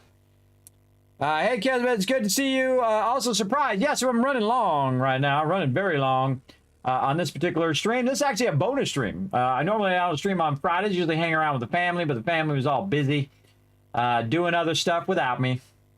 Such is the way it goes. And I haven't been feeling well anyway, so Just trying to recuperate, trying to wait for this constant sickness to pass. And see if I feel a little better tomorrow. That's what I keep doing. I keep saying, okay, well, maybe I'll feel better tomorrow. And I still get up and try to do something, everybody. Again, I'll rest for a while until I feel like I have enough energy to sit up here and stream, try to bring all of my love and energy to the stream. I don't like to stream unless I have that kind of energy, because I think that's what I'm known for, bringing that energy to the stream. And so if I'm really down and I'm really out of energy, I don't stream. I just say, okay, I'm too tired. I'm gonna rest up, come back to the next one. My streaming schedule is more of like a guideline because I have bad medical conditions than a hard fast rule.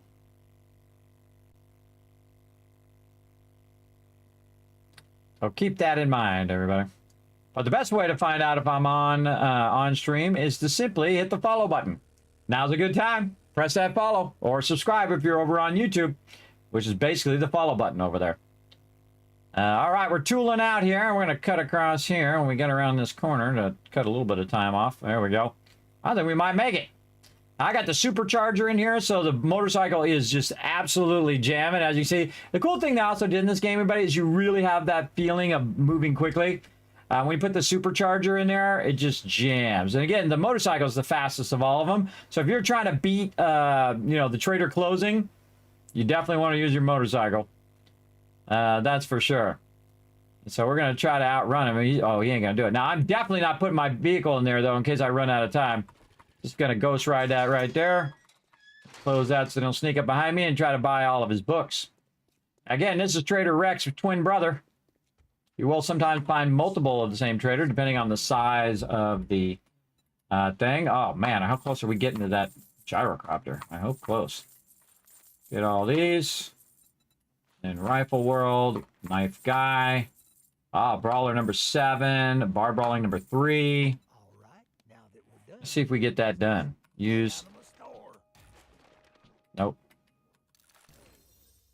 Machete quality 3. Oh, another shotgun weekly there. More vehicles. Oh, SMG auto turret. All right, let's see if he has anything else that's cool. All right, dazzle me with something cool, bro.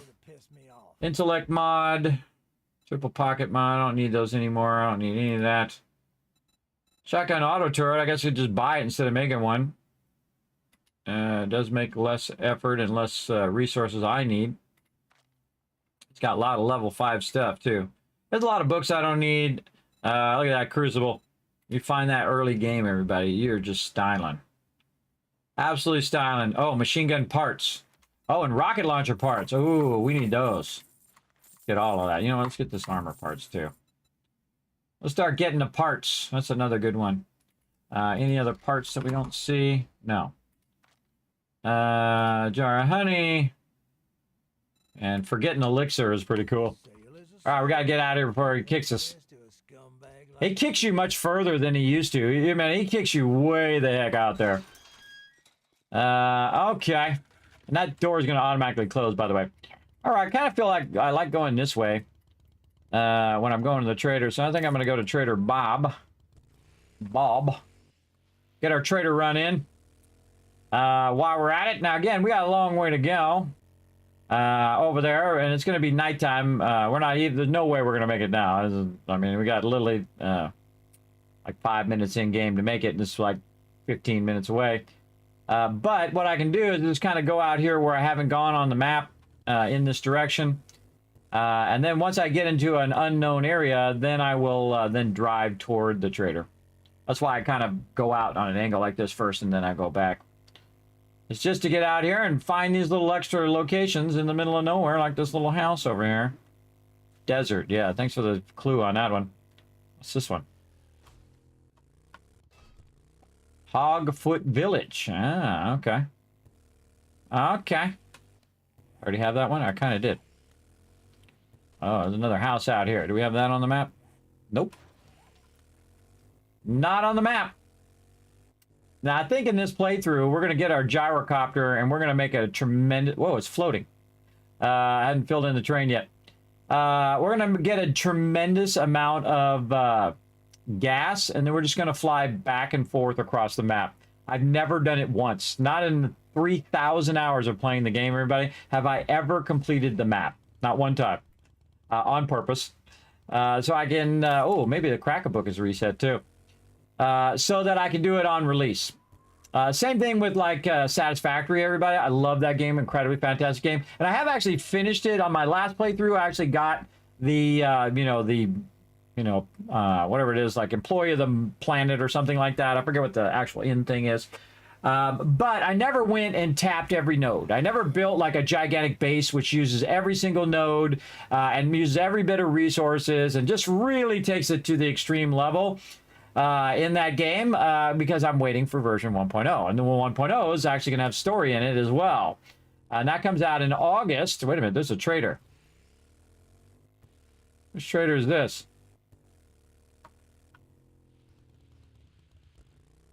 This is Trader Bob. There's another Bob. What? We got 3 Bobs. Why didn't it say it was Trader Bob?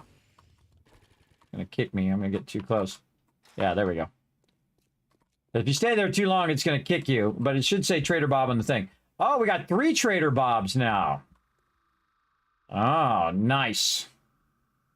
Nice. Oh, okay. Again, what you're trying to do is get as many traders on there. Used to be where we would mark all the traders and then we would share them with each other. Now you don't need to do that because it automatically makes a marker in your inventory for those particular things. You know what we should do? We should run all the way over here. God, that's really far away from where I'm at. We should run over here and get this airdrop, I think. Where did it go? Oh, way over here. Funny thing is I was closer to it when I was at my base. You know, we should get it on the way back. That's what we should do. All right, well, Trader Bob's here, which means we probably have a big old town here. Let's go check it out. Do a little town exploring. And see, that's what you want to see, everybody. You want to see a passing gas like that. You want to see some shamways. You especially want to see... the bookstore, which I'm trying to think of right now, went right out of my head. Hopefully we'll see one. Popping pills over there. That's a big popping pills, too. That's a good one. Sometimes they have small, like, you know... Oh, the post office! Oh, we've used that as a base before. They have, like, some that are in, like, little mini malls. And then some that are very big. And I love how it does like these roundabouts. And it pre-calculates all the streets and all this cool stuff. We got a big old mansion over there.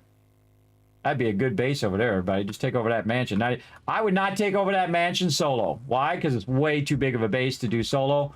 A lot of these bases, if you take these things over like this, that's a lot of upkeep and a lot of resources to make the bigger ones use. Oh, speaking of Shamway, right over here. Now, again, we can go over here and start marking all of this. Yeah, it's like a level 1 Shamway over here.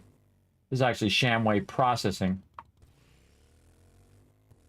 So very cool. And I'm always looking for the biggest city possible and then let my team go over there and just loot the heck out of it. Again, we got lots of time. Still nighttime. And this is the best time to travel around. Best time also to explore. Cop car. Hogzilla Ranch LLC. A lot of passing gases over here. Man, I'm trying to think of that bookstore. Went out of my head. We just went to one earlier. Oh, look at the snow way up in the mountains. That's cool. That's cool.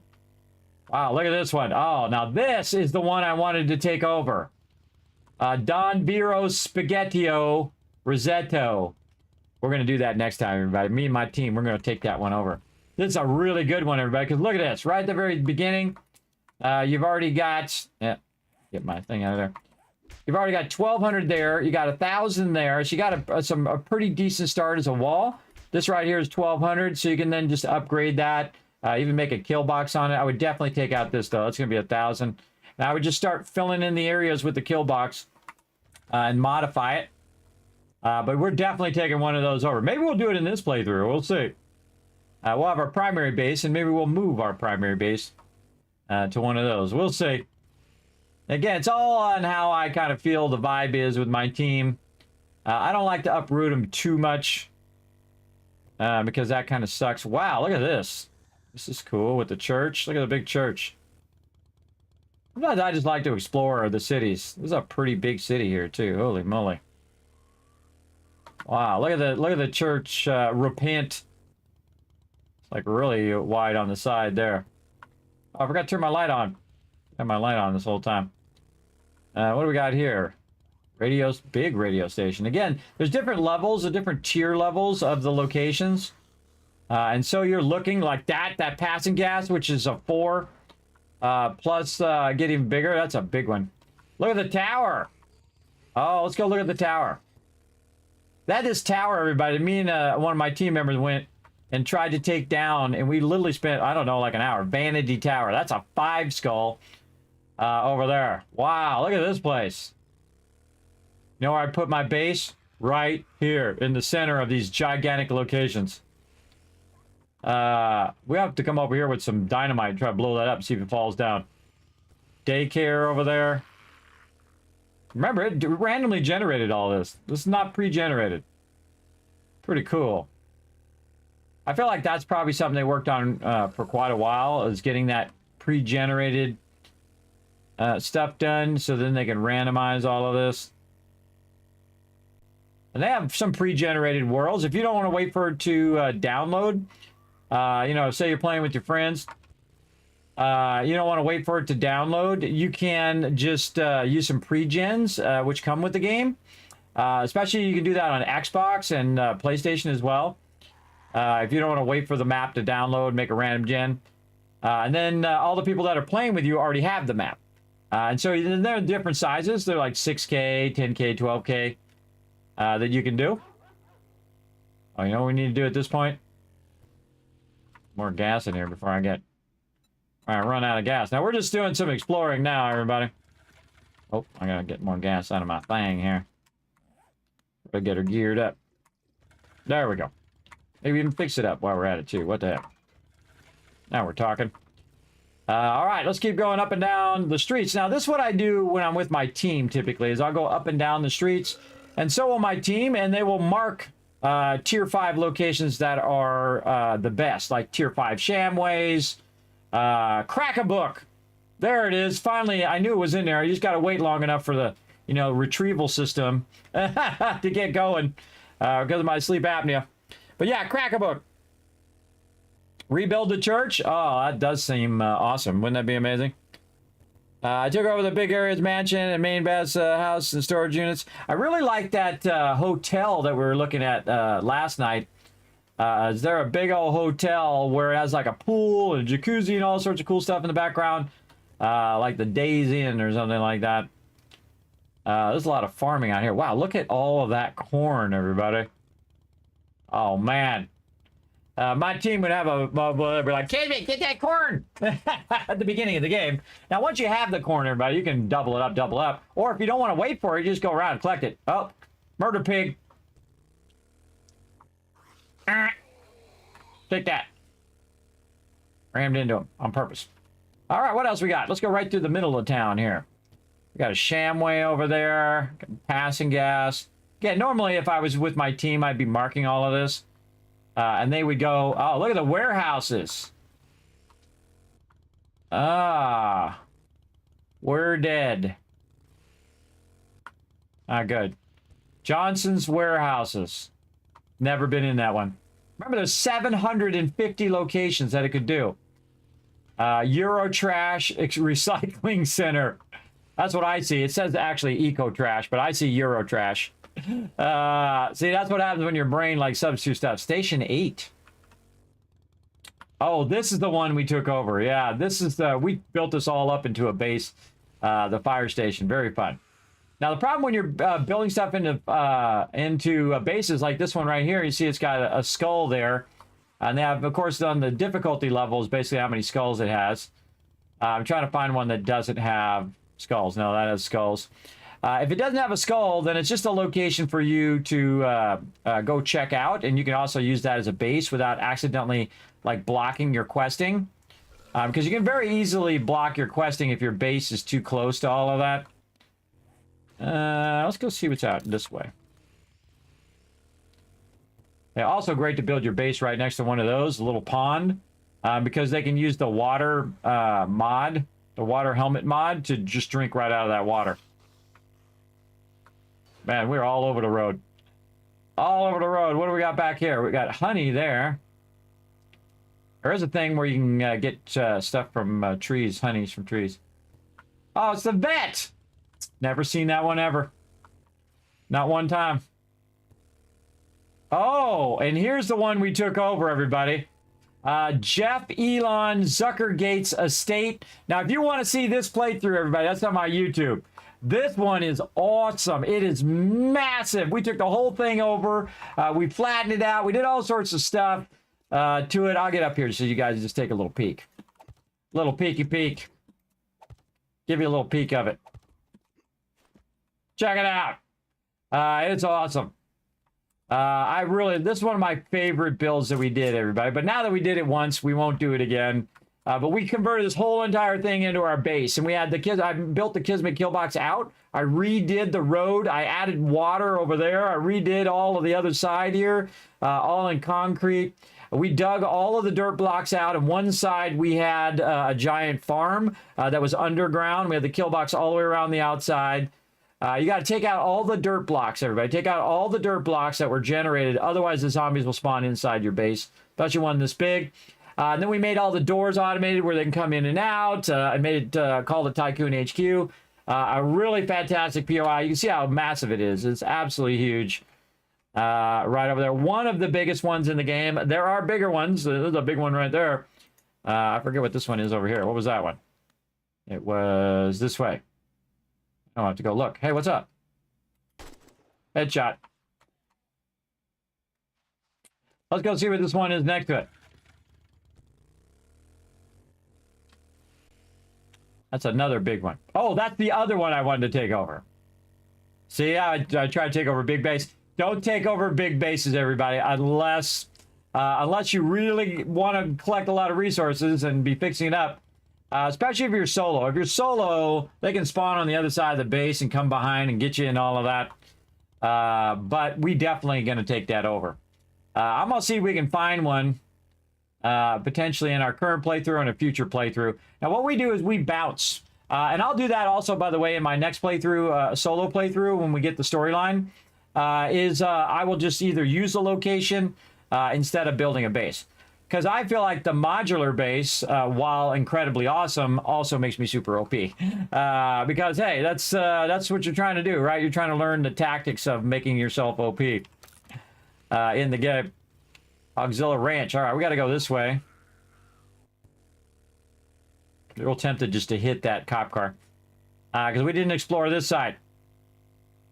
I'm looking for a crack-a-book. I gotta find like a tier 5 crack-a-book like in that other town. It's going to be awesome.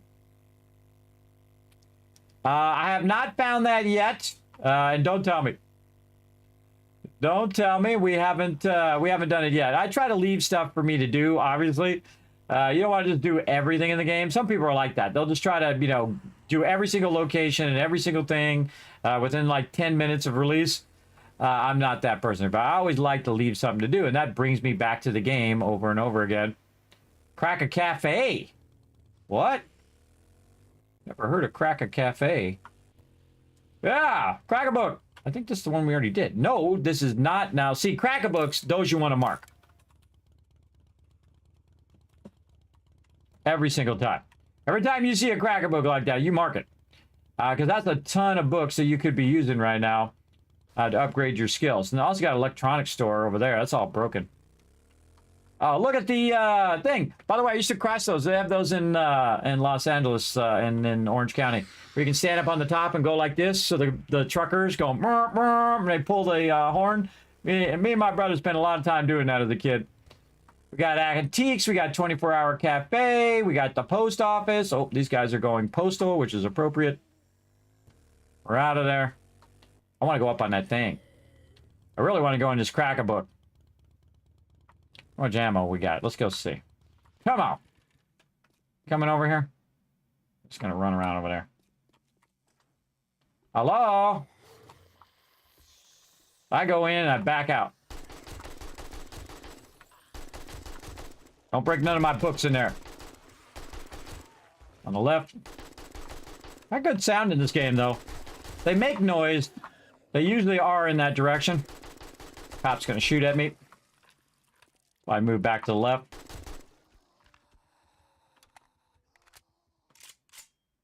And that's why you normally don't do that at nighttime. Whoa! He did the very thing I didn't want him to do. Punk. Blew up. Took out some of my books. Down here, you're gonna find a lot of books. I'm gonna get all the books. Put them in my pocket. Cap. Blowing up my books. Blowing up my books. And then also that spot will be blown up forever, by the way. Blown up forever. Look at all that. Man, I just keep seeing more. Alright, come in here and get all the books. Oh, I got some recipe there, too. What if it leans toward whether you have it or now or not? I think it's just totally random. Whoa, hello! Don't make me shoot any of these bookshelves. An extra in there. Anybody else want some? Get up high and look for anybody else sneaking up on me. Oh yeah, I hear somebody. Where are you?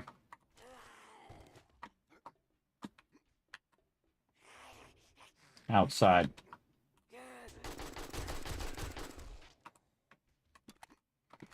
So now at this stage, everybody, since I'm such high game stage, I gotta stop screwing around. I'm stage 207 now. It's pretty early to be 207 in the game, and you can see I got all these quests and I'm not. Oh my god, look how many I got. Could have a whole nother level here. Wow, man, I'm a zombie slaying like crazy. I'm killing all the various zombies. That's a lot of XP right there. Yeah, so definitely want to come into Shamway here, or crack a book and get it. Now, of course, each location has, you know, different type of loot. Like we went to the tools one and we found some motor tool parts. That's pretty awesome. So if you're looking for a specific thing, you want to go to a specific area. Get it going. I'm not going to bother with all this other stuff. Now. Feral. Get the feral one first. Oh, you're not dead. Shoot him an extra time, everybody. Just going to get back up again. Alright, daytime now. I'm sure there's some more books around here somewhere. I feel like really getting into it. Probably not. Somebody outside making noise. There's some leather there that I might want. Miss anything here in the front? I think we pretty much got that. Now what'll happen, everybody, if I get a quest there, it'll reset that. And we'll get that again. Alright. It looks dark, but it's morning time now. Alright, where was that other guy? Trader Bob here. Yeah, so I was just kind of fooling around in town until this Trader Bob opened. And now back this way. Alright, back at it. Let's go. Guys, gotta go postal. Exactly. Man, this thing jabs when you have this booster on it, man. Look how fast I'm going. Again, this is still the fastest vehicle. It just totally goes very, very fast. All right, there we go. Oh, we're going to go in the front door this time. This is the front door, in case you were wondering. And then I immediately go, we're going to get one of those eventually. Immediately go over here, because I know I'm just going to have potentially some books in there. Anything in the back of there? I don't think there is. So I'll go right for the benches. Just learn where the benches are and just go straight for those. Because they're going to reset probably every time you come back here. Because you're going to... Usually I'm not going to come back to Trader Bob unless it's like been 7 days or so. Oh, I forgot to read all the books. Hey there. Now you want to read all the... This is the same thing in other games, everybody. Read all these so you don't accidentally buy more of the same one in the trader that you no longer need. Because I could get to a point where I can make rocket launchers now too. I could get to a point where I don't need it anymore. I'd be proud too. Good job. Oh, I got a quest. I got a quest to turn in on this guy. Oh, I didn't even know. What do I feel like? 150 AP ammo. Oh man, I never did contact grenades. Wow, I'm getting a whole bunch of stuff. Cigar. What the heck? What is with all this loot here? Treasure hunter mod. Super corn seed recipe, which I already know. What if solar cell? Oh my god, that's worth like 30 grand right there. Or 4 legendary parts. I would say solar cell. Solar cell worth way more. Watch this, everybody. That's worth 6,000 right there. But if you buy it, it's like 20, 30,000. We can use that in our solar cells. Art of mining 2, we already have. All right, let's say handgun magazine. Where am I getting all these loots, man? Any special jobs? Open trade routes. I've got jobs and you got time. Trader Hugh. Oh, okay. You'll do well. We got Trader Hugh now. You name it. Old Bob's got it. All right, well, let me sell this loot here, brother. All right, I got all that stuff. Shove some of these engines. And try it multiple times, because sometimes it just, like, acts funny. And won't take it. Oh, that handgun magazine. What else? Keep all that. Oh, God, that solar cell was an incredibly great drop. We restock often. That's a really, really good drop there, everybody. You get a solar cell. Just get it so you can take it and resell it back to the vendor. Look at that, 7,445. Even if you're not going to ever use solar, I would definitely do that. All right, so did we get all of his books? Didn't even look at what else he had. I think we got all of his books, and look what we got here. we did not get all of his books. Oh, slacker. So it was like, wait a minute, did I even get his books? Because I had all those books from the other trader. What else parts. What kind of parts did he have? Over here, parts. Machine gun parts, we'll take those. And shotgun parts, for sure. We can make ourselves a really nice shotgun and some armor. You want to start buying parts now, too. So parts of stuff that you're going to need. Once you get past, most of your books, you no longer need all those books. And so now we can run out of here. I'll bite this way.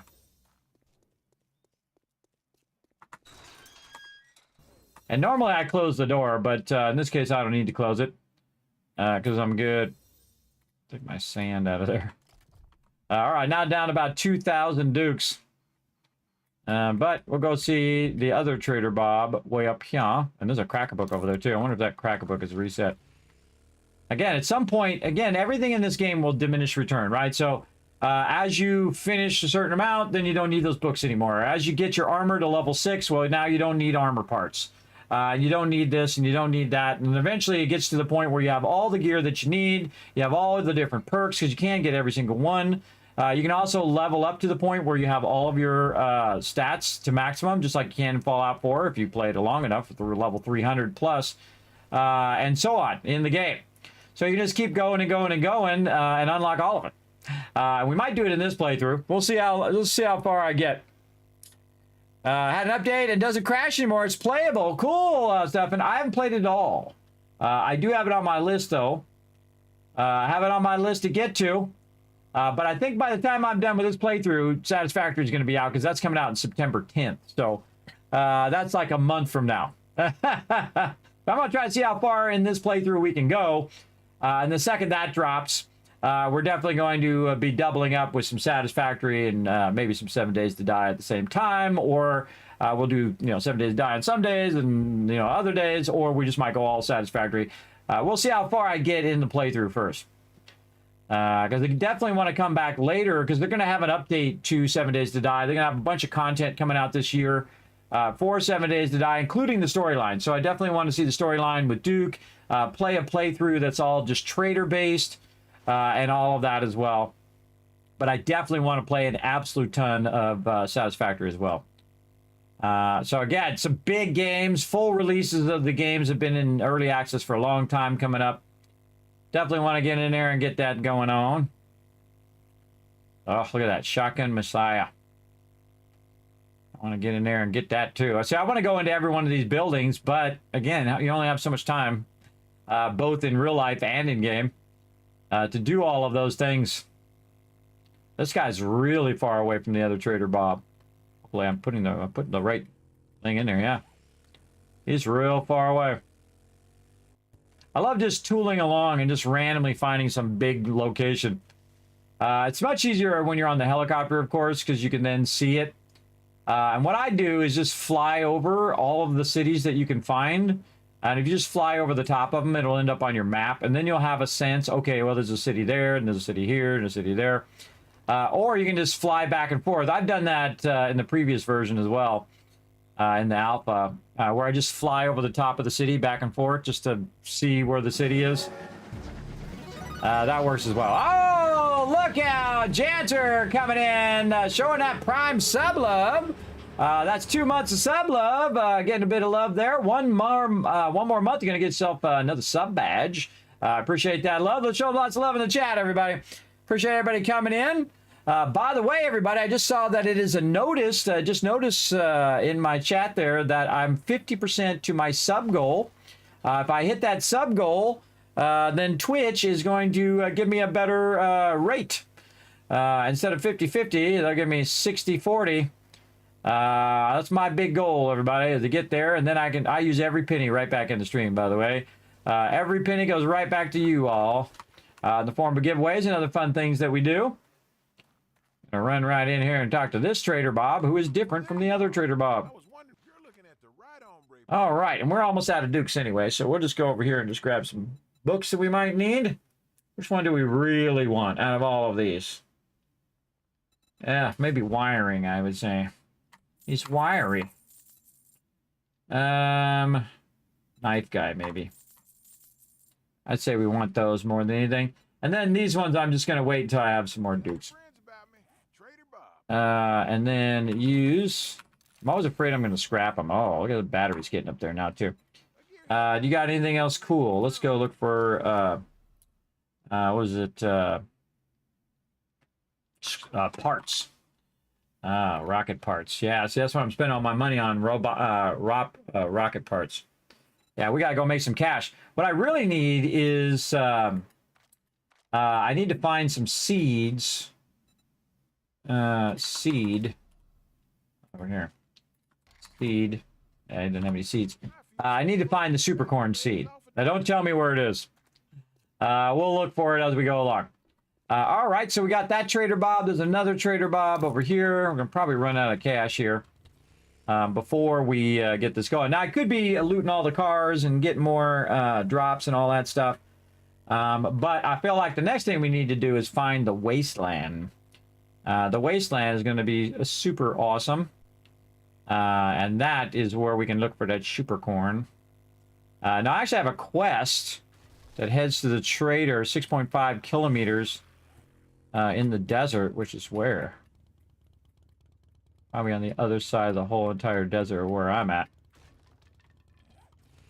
We'll go talk to this trader, and then we see where this one is. It says locate trader Hugh, 6.6 kilometers away.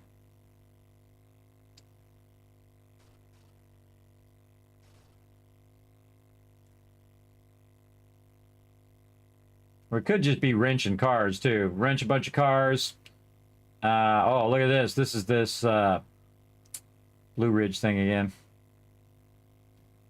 I forget what it's called. It's like a nuclear silo or a nuclear bomb shelter. Blue Ridge something or another. Very cool.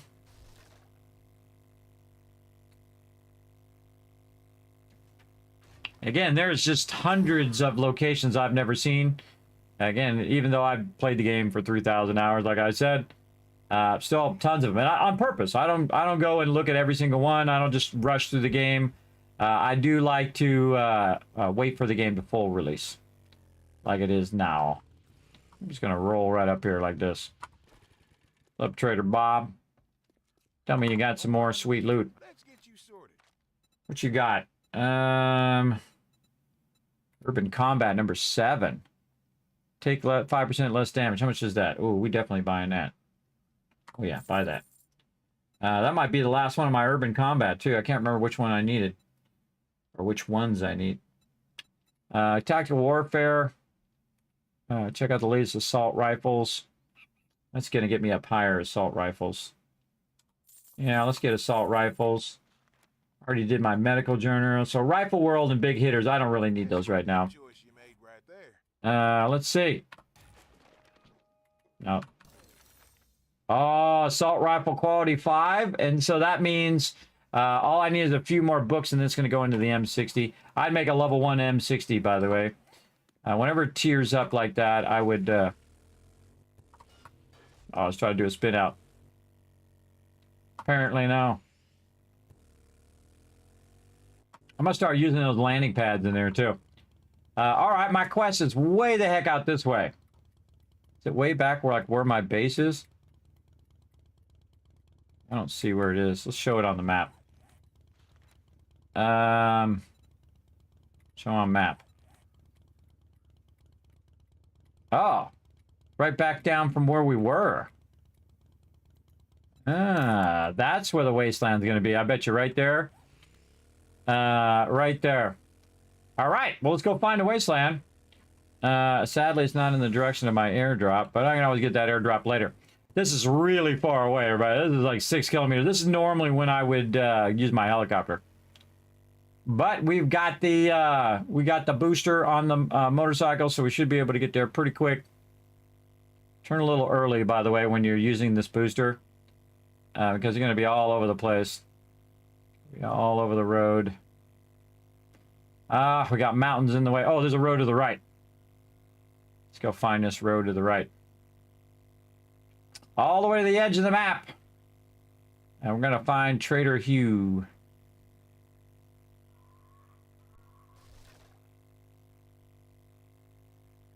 Now, oh no, Trader Hugh, what am I talking about? Trader Hugh is in the winter biome. Sorry, my bad, just thought of that.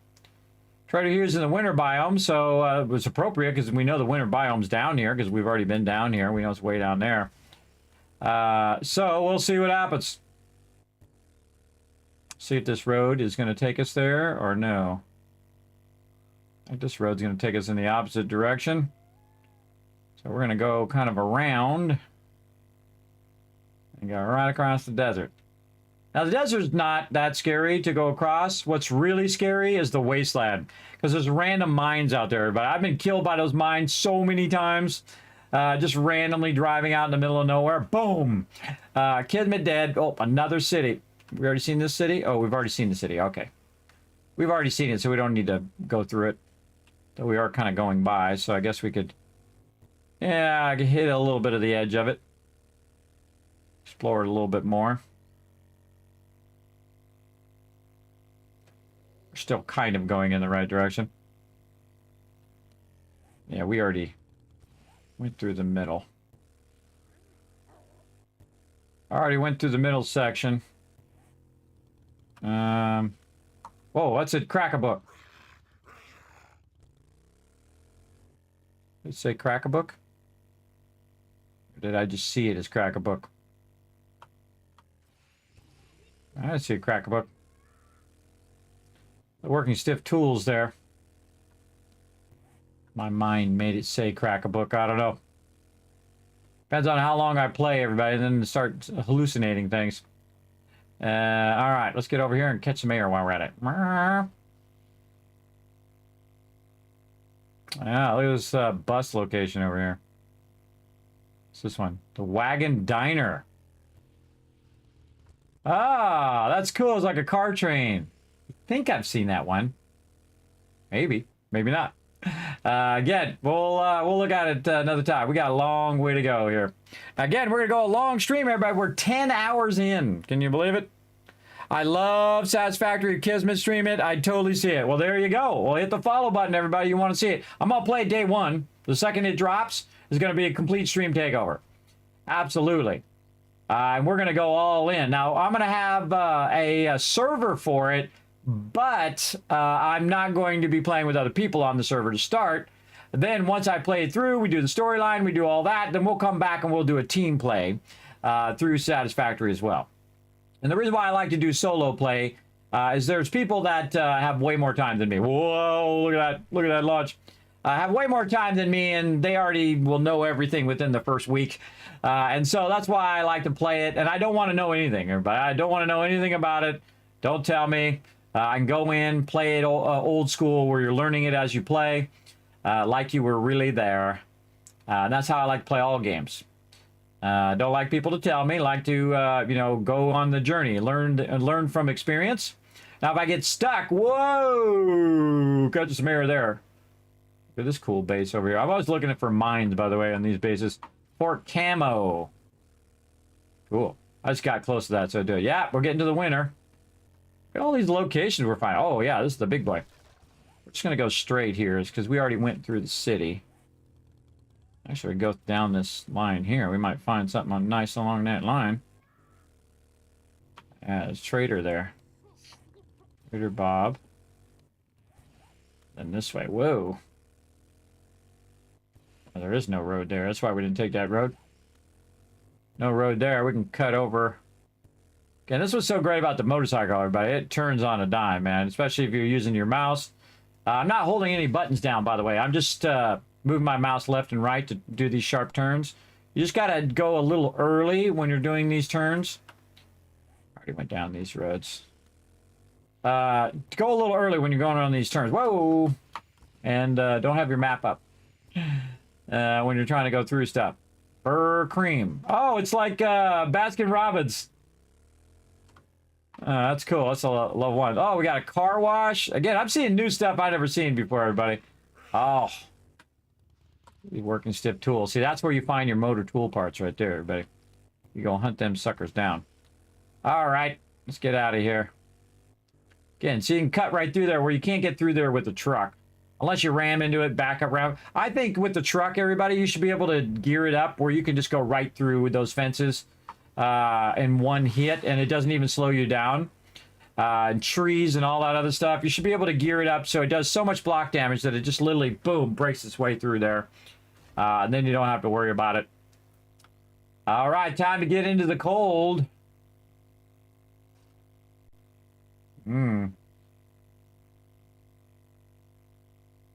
Yeah, a little rest stop there. I love all these rest stops, by the way. Brilliant idea for a location. I want to take over one of those rest stops and build a base there, too. I want to build a base everywhere, in every POI. Uh-oh, we got to go up the snowy mountain. You know what this reminds me of right here? Valheim. Where you get to the snow part of the game, and then you realize that you don't have enough gear, and you start freezing to death. This is totally what this reminds me of. And then you're trying to climb up the side of the mountain, and you don't have enough stamina. And you keep, running out of stamina, and you keep sliding down the side of the mountain. That's what totally this reminds me of. Oh, we made it. Going to the tippy top, everybody. Let's go. Wow. Wow. Whoa, look at that city. Oh, my God. Oh, I was going to try to stop. Oh, we ain't stopping now. We ain't stopping now. We're going down the side of the mountain. Well, take a quick look. That is a massive, massive city. We're driving backwards down the hill now. Driving backwards. Yes. I'm also getting uncentered from my thing here. Hold on. Get centered back in my camera. Wow, that's cool. That's one massive, massive city. Again, this is where you get your higher tier items in here. Oh, look at this. Oh, this is a good one. Yeah, electronics store.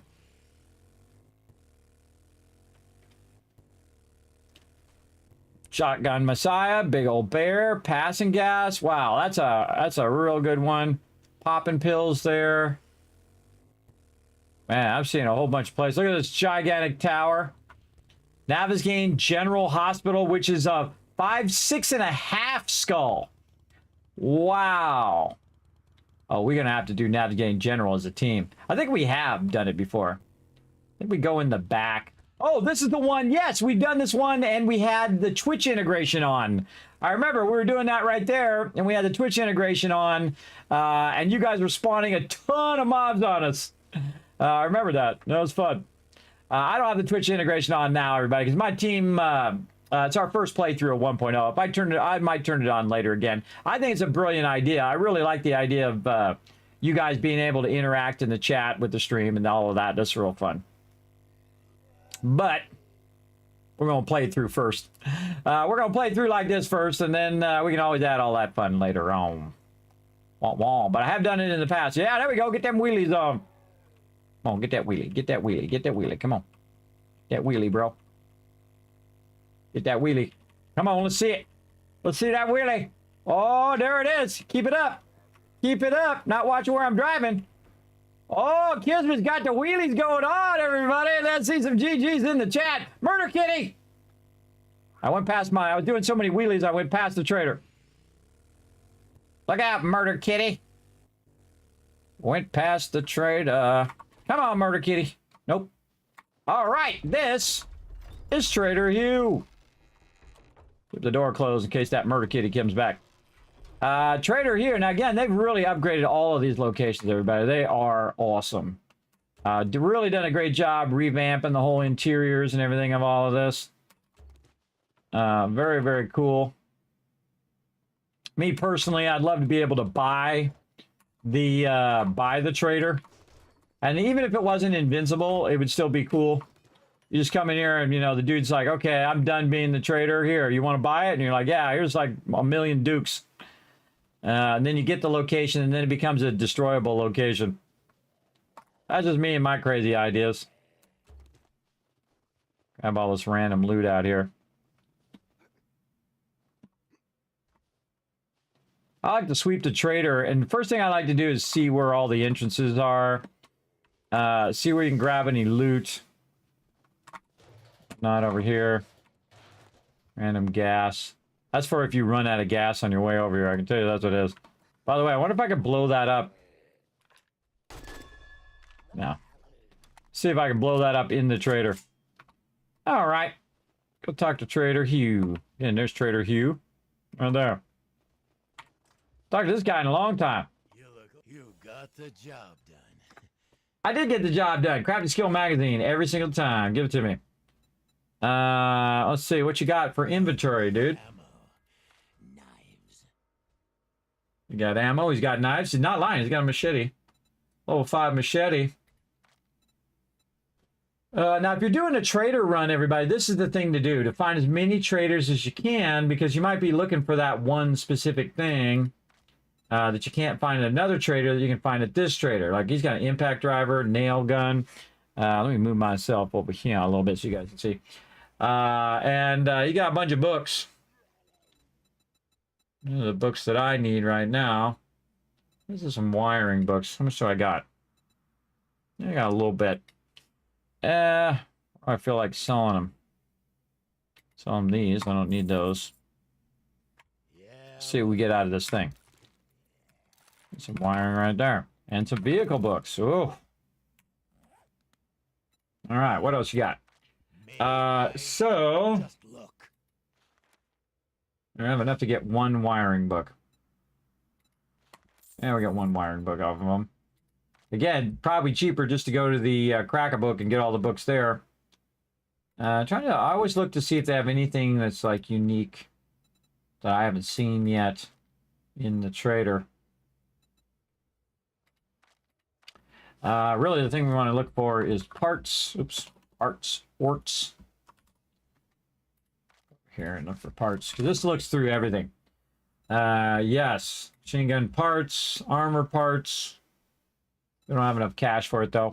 But now we know where Trader Hugh is. That's good. You can come over here and loot all this stuff too.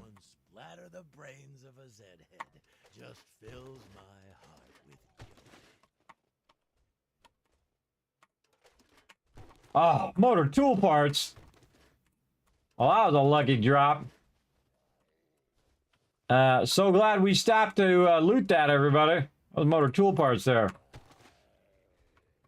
Those are always welcome, thank you. I can't always loot all of this. Like certain things you can loot and certain things that you can't. Ammo box. Whoa, it wasn't lying. There's a bunch of ammo in there. AK munitions.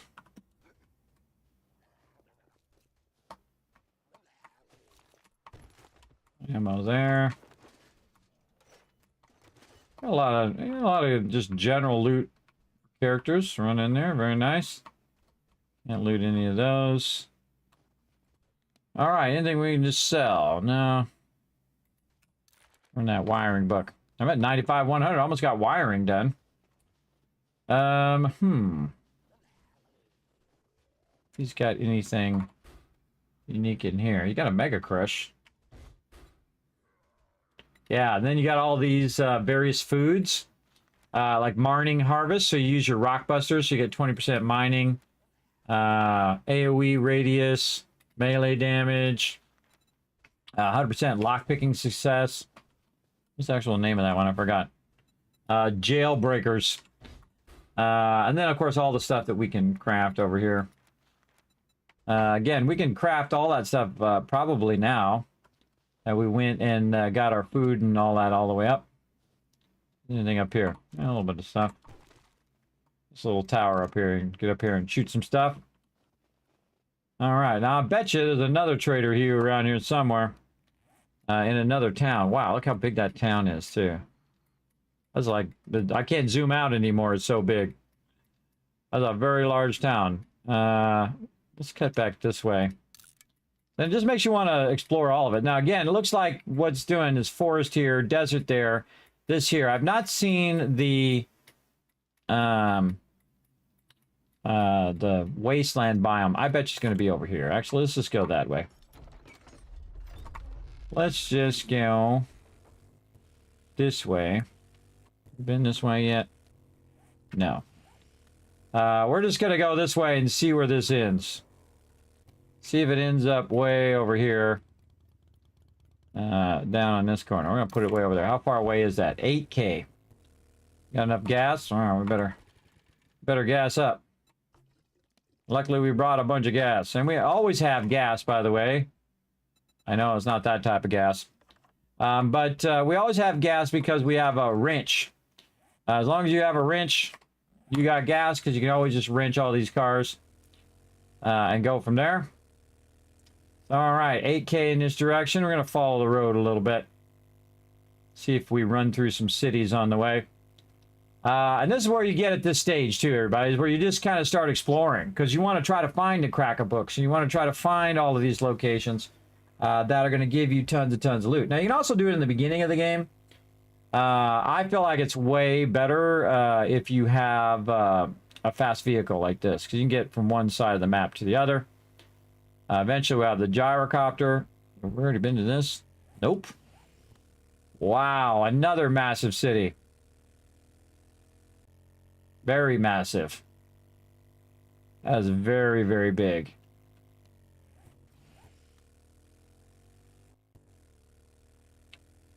These big, they look like Christmas trees. Yeah, this is a very large city here. Remember, this is all on the same map. All this. Oh, cracker book. We definitely going to the cracker book.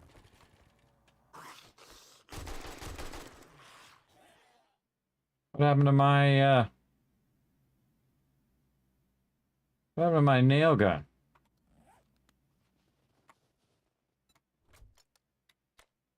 Nail gun in there. Actually, I want to put my nail gun up in here. All right, knock, knock. Kismet coming to the cracker book. I like how this one's got, like, crashed in. All right, come on. Let's go.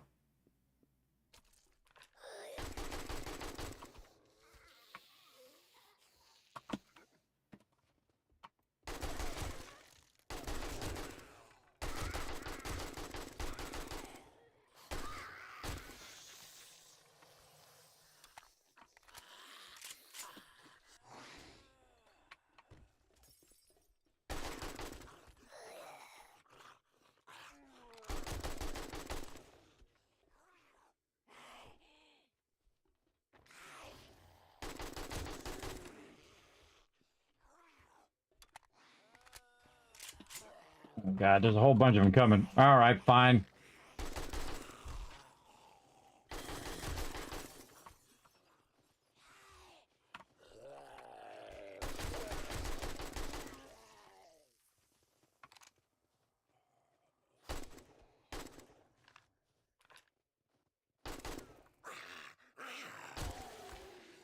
Point blank range on his face, and I still can't get him. It's like all of a sudden a bunch of zombies spawned. Little zombie horde coming in. Missing my bullets. Wow, look at them all. Coming from all the different directions. Now again, each zone is a little tougher than the previous zone. So keep that in mind. You're going to find a lot of lumberjacks over here in the cold.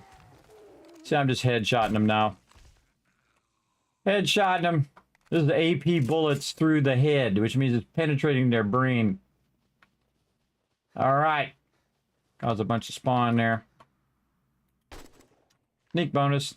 That should have one-shot her. I hit her in the head. Come on.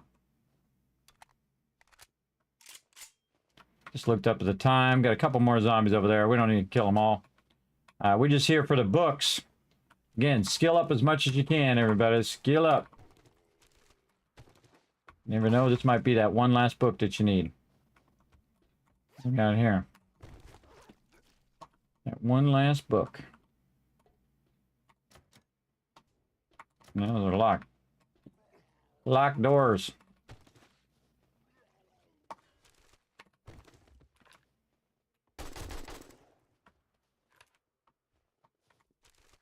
I just don't want them to destroy my books.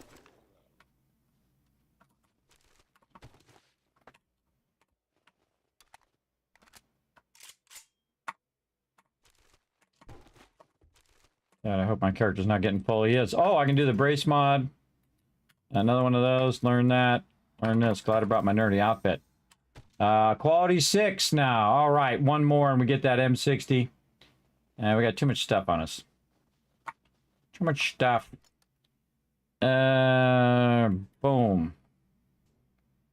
Drop all that in there. Good enough.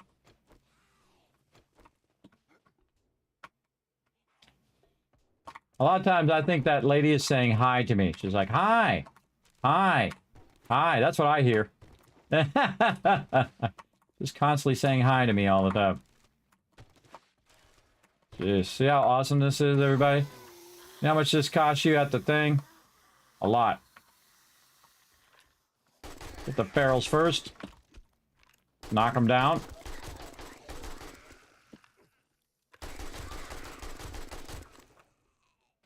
Don't save the ammo for a rainy day, everybody. Mobs are hardcore. Hardcore mobs up in my business. Somebody to the left. Where are you? Watch them bullets. 167 left. Somebody over here for sure.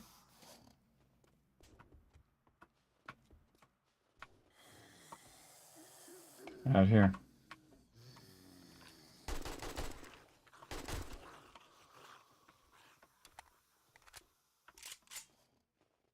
Try to get the books.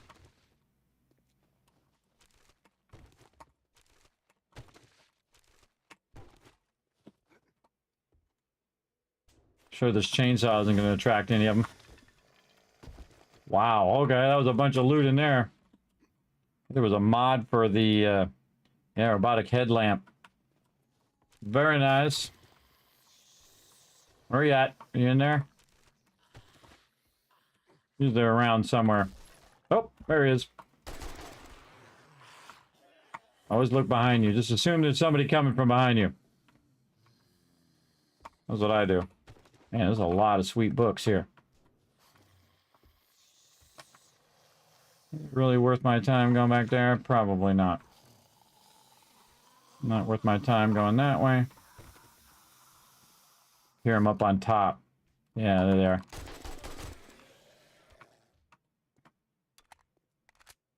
Wow, can you believe I missed those books right there? Always amazes me when I miss those books. All right. Get her food. Get her water. All right, we're going on a grand adventure, everybody. Look at all these books. Urban Combat. And get it done. Shotgun. Auto shotgun level 2. Oh, man. Oh, we got electrical traps done, too. Fists. Wiring. All right, we're getting there. Oh, we're 3 away on the wiring. All right, come on. A few more books. Now again, when you're solo playing, this is what you do, everybody. You get as many books as you possibly can and learn as many as you can. Try to save the money for you. Now, of course, I came over here when I'm higher level, and I got myself an AK, which I got from a police car, by the way, as a drop. Just a random drop from there, which obviously is paid off big time. All right, we were going that way. I think we were going this way, yeah. Kind of felt like I was coming from the other way. I don't know. Huh. Oh, because I saw there was a big city. That's why I came down here. I was like, why didn't I just go toward the red arrow? But we're trying to explore the city. O'Reilly Auto over here. Water. Joe USA. Ah. Cool.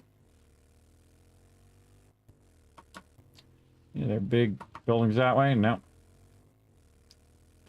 All right, we got a long way to go. Oh, this is another trader.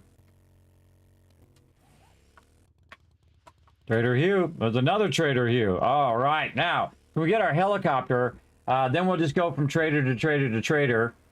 And I try to get that done in a day. If you have the helicopter, especially if you have like the, you know, the fuel saver mod, and you got the, let's go over here by the road. Fuel saver mod, and you've got your boost, and you got tons of gas. You can just get to every trader in a day. At least previously you could. Not sure if you can do it now. Oh, this is dangerous in here. This is dangerous. Oh boy. Got them all blocked off. You know I'm gonna.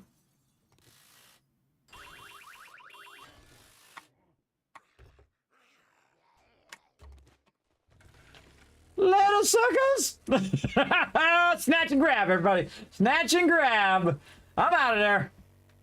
Again, you just snatch and grab and get out of there. Now, see, I also turned off the thing so it didn't just keep spawning those mobs over and over. But they'll despawn. See, if I'm not around, they'll all despawn and it'll be no big deal. That's a problem for back there, everybody. I'm not back there. It's not my problem. Again, you know, if you get in an accident and 53 cars crash into each other and it doesn't hit you, that's back there, everybody. Not my problem. Speed looter impressive. Yes, you got to have your salvage operations up to do it that fast. Also, very much helps with the impact driver. There's an impact driver to get past the lock. Then it starts to go off. Then you impact driver a few more times, and then now you've removed the siren, and then you can grab the loot and get the heck out of there. Which I think is nice. What do we got? I think we're going to hit the water. Like all winter biome here. I'm trying to find the wasteland biome now. I could just keep going on my traders and then... Oh, there's a city out here, though. I could just go on my traders, and then eventually the trader will tell you where the biome is. Because it'll say, hey, go over here and find the trader. Oh, wait a minute. I think we found the winter into the burnt biome. Whoa, look at them giant towers over there. Oh, we're gonna have to go check out them towers. Get this cabin out here first. Snow. Whoa! Into the water we go. And out we go. It tells you can go into the water. So yeah, Jon Snow's place from Game of Thrones. Oh, look out, look out, look out. Red alert, red alert. We found the wasteland. Whoa. All right, I thought it was the burnt biome. But that is not the burnt biome. All right. Now, do we feel like risking it going across there? Not really. Here's a little trick. You double back and you find a road. Now, in the wasteland, it's going to be foggy like this. And when you're going off road, there's going to be mines. So we're going to roll over here right by the edge of the snow. And we're going to try to use the road a little bit to get us in that direction. Oh, yes. This was the perfect road, too. Wow, that was just lucky, everybody. I had no idea. Had no idea. That was just a lucky thing there. Now, we're trying to find my favorite trader, Trader Joel. He's always been my favorite and continues to be.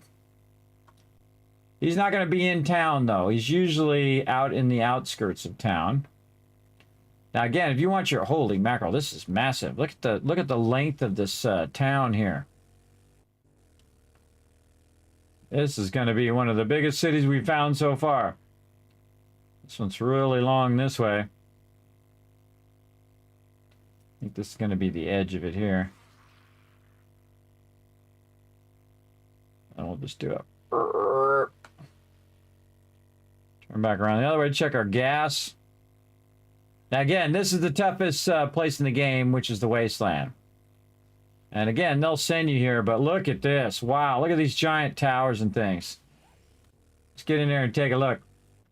We buy gold, fast loans. Remember, this is all random generated, but they didn't hand go in and do this. It's so cool.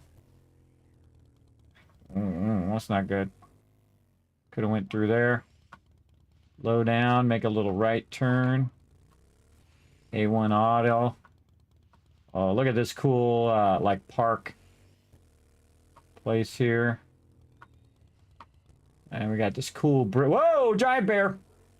Then we got this cool overpass. Look at the cool overpass. And the giant stuff. Oh, man. Oh, that is cool. I want to go in every single one of them buildings, everybody. Every single one of them. We got to get our auto shotgun, and we're going to go in there and wipe them out. Look how big it is this way. Wow. Wow, wow, wow, everybody. Oh, there's a Shamway. Is there a Crack-a-Book over here? Do you see this little shopping mall? Look for a Crack-a-Book. No, I don't see one. I don't see one. But again, those little shopping malls sometimes have the stuff like the popping pills and stuff like that. I'm always looking for a Crack-a-Book. Electronics there. Still going.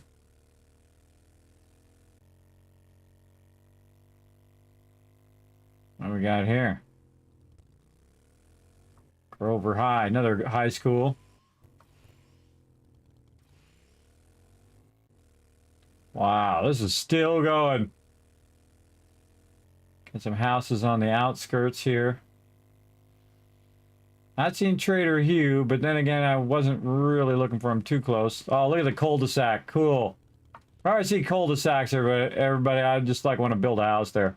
Well, that's a modern house. Cool. And then we got farmhouse out here. Free manure and a popping pills. Something over that hill over there. Doggy.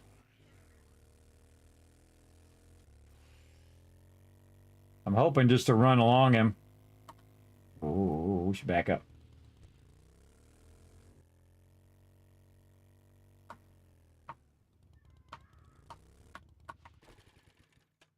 Sure, in the wasteland, in the hardest place of the game. Sure, in the hardest zone. Let's just go ahead and just do this cop car real quick.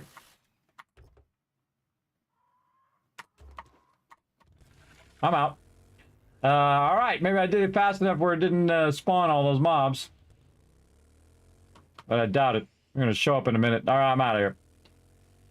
Again, no Trader Joel that I can see. Now, again, it's harder to find the Trader... Oh, my gosh, look at the size of that. Now we're going this way. Wow, it's very large in this direction. Oh, another one. Wow. How long it'd take me to explore all of that, everybody? That'd be weeks and weeks and weeks. Oh, here we go.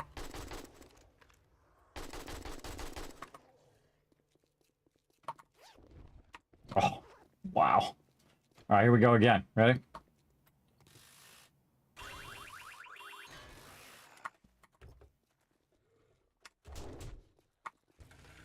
Later! Snatch and grab! And we out. All right, now Trader Joel's probably on the outside edge of one of these areas. Again, snatch and grab, get out of there. Run, Kismet, run, I know, right? Get away from them cops. What's up, Raz? Thanks for coming in, hanging out. Speed looter. Yes, I'm all about it. I'm not only my super looter, but I'm also a super speed looter. Oh, look at all these cars. Oh, man. Just want to loot all them cars. Man, what a cool random generated location, everybody. That's really nicely done. I love these overpasses. They're so cool. Look at the size of that sucker. Holy mackerel. I should be going back this way. Yeah, look, you got off ramps and on ramps and all of that. Onto the freeway. Onto the main roads. See where this road goes. Dog in the road. Again, you need a lot of gas from this. I kind of feel like this is going to circle back to the city.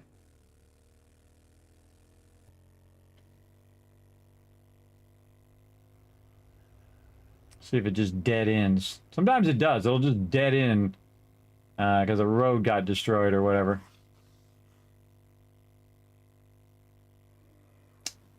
Another overpass. Missed my turn off. Go this way. Yeah, look at that. How cool. Getting to be nighttime and I'm in the hardest zone in the game. Awesome. I might have to build a kill box out here. Just to take it to a whole nother level.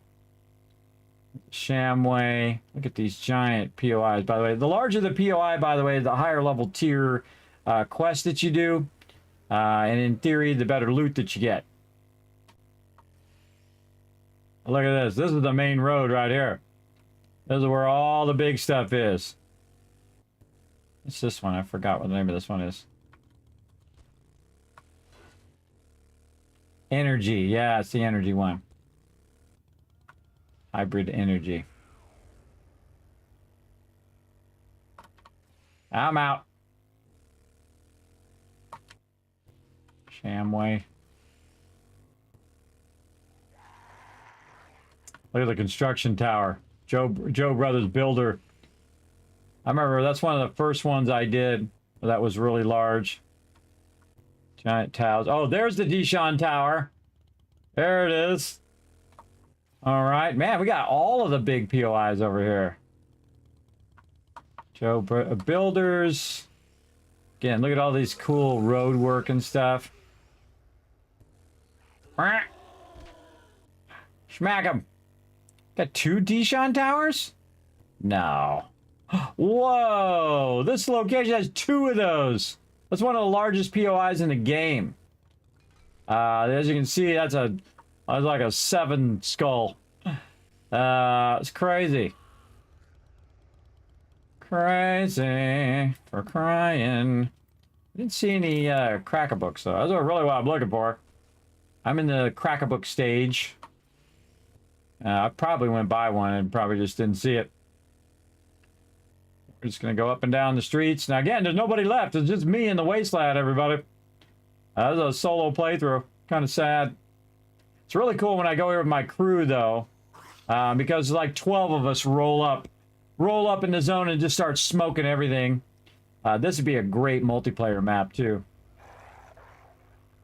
This would be a great one. This is what I was doing if you're looking for stuff, everybody. Just go up and down the roads until you find the POI you're looking for. Oh, here's that construction site, Atlas Metal Company. They revamped that one. I haven't actually been in that new one. That's cool. There's a lot of POIs here that I've never been in, everybody. A little electrical thing there I just rammed into. There's a ton of them. Oh, we're gonna have to do all these. Or we'll do them my team, one or the other. Yeah, that's another reason why I don't play out a game like that. So we, my team and I do it. Guns and ammo. The dogs. Again, if you got a vehicle, you can usually outrun them even at nighttime. Oh, this is dangerous. This is dangerous. Danger, Will Robinson. Danger! Oh, the county jail. Wow. That's another 8 skull there. Navigation County Jail. Cool. I bet you there's an obscene amount of mobs in there. Man, I can't wait to do those. I'm going to wait to do those with my team, everybody. Those really big ones like that. That's going to be super fun. Super fun. I'm just looking for a crack-a-book. No such luck. Let's go this way. Cut back this way. Oh, cool. Underpass. While you're out and about in the city, everybody, look for little portals or sewer locations. Savage Country. That's armor and stuff.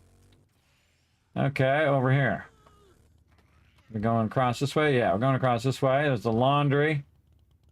The Dumpsty Clinic. I don't know if I want to go anywhere where it says Dumpsty. It's just me. That's a little mini mall in there. There's an electronics store in there. Wow, look at this. They got like all the outside eateries. This is like Main Street right here. Where they have all the eateries and the Luigi's and the fitness parks and all of that. The Shamway and the food office. Oh, that's cool. Reminds me of LA, everybody. Very much so.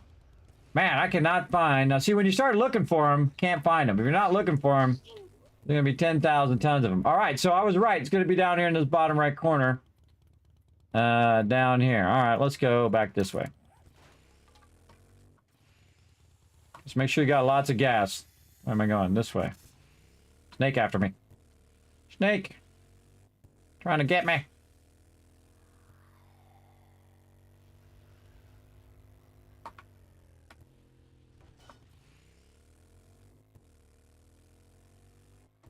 Yeah, I can't wait to do these high-end POIs with the team. We'll build ourselves a remote base out here in the wasteland. Kill box with some. I think we'll just probably go from the forest directly to the wasteland. That's what we'll do.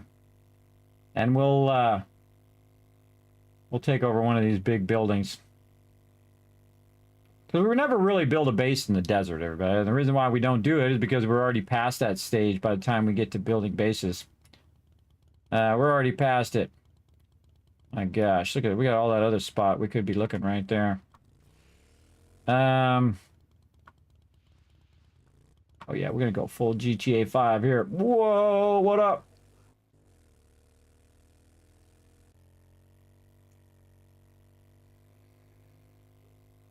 This place is cool. Spooky, but cool. Oh, look at that radiated. Oh, he hit me as I went by. Radiated bear there. Cops on the street. I'm out. Kismet is out. We didn't find Trader Joel, though. That's a bummer. He's usually out on the outer edge. Might have went past him. Go back the other way. Again, the fastest way to do it is to do all the quests. How many quests I got left? 72 of 100. To do all the quests, and then it takes you to the next one, Like right now I'm on tier 4. Whoa, there's a direwolf.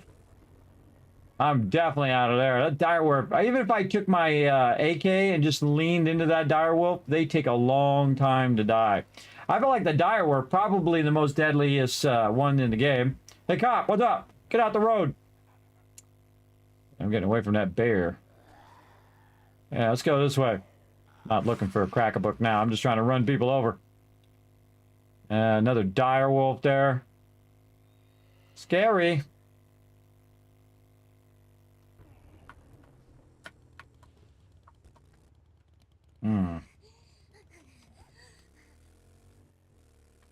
If I was Trader Joel, where would I be? Out here on the right.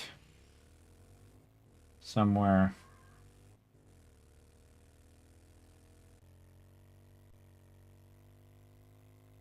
Don't tell me. I want it to spontaneously happen. Yes, they have lots of meat, but they are hard to kill. Especially the radiated ones. I'm not far enough on the outside, I don't think.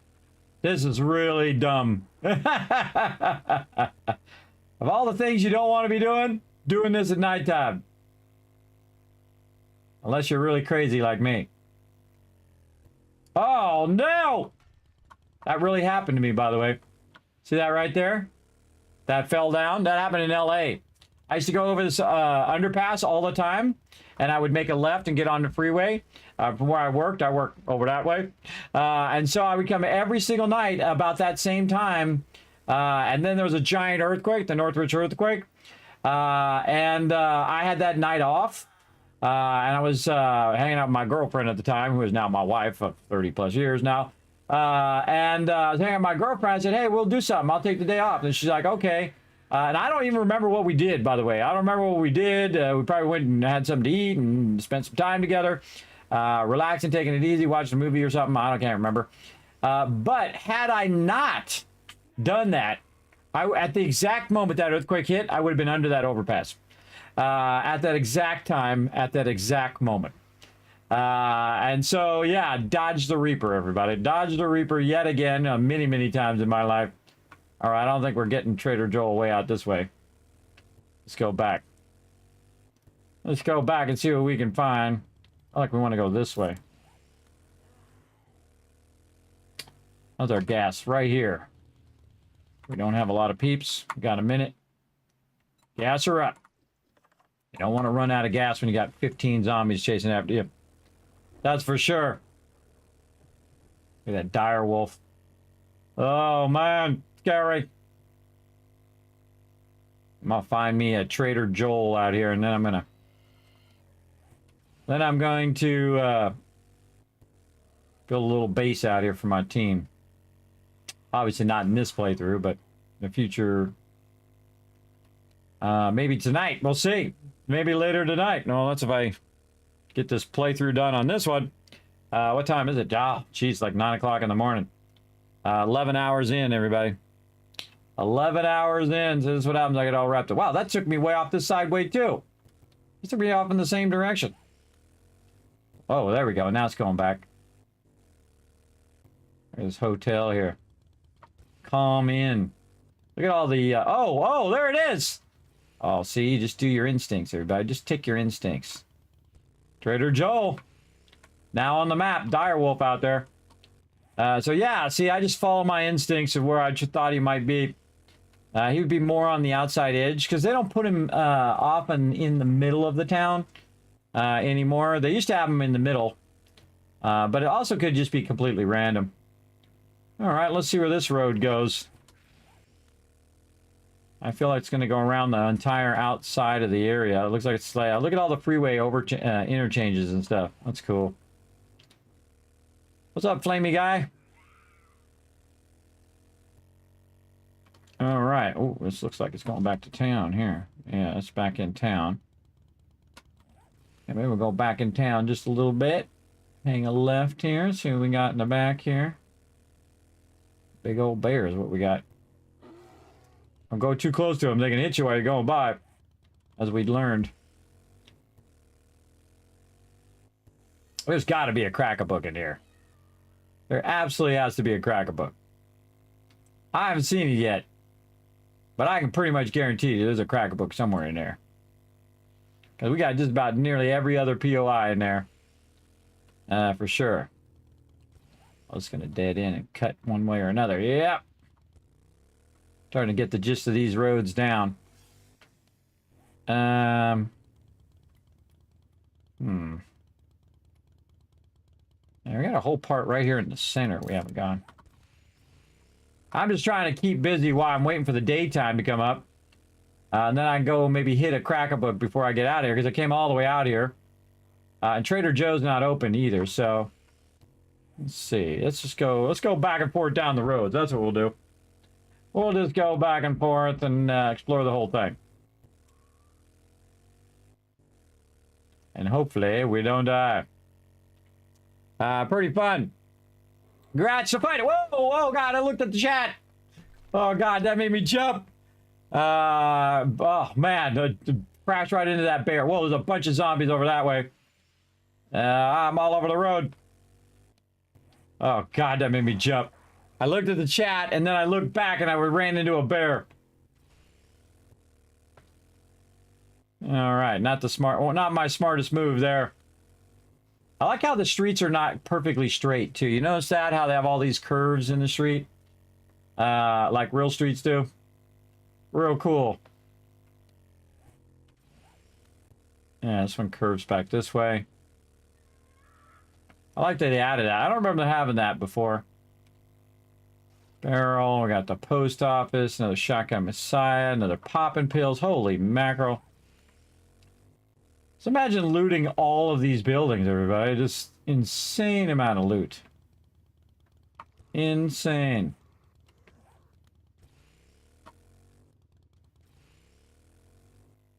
What's behind here? Bunch of big houses.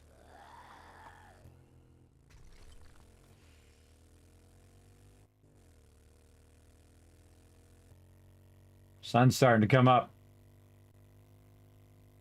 Yeah, huge residential area back here.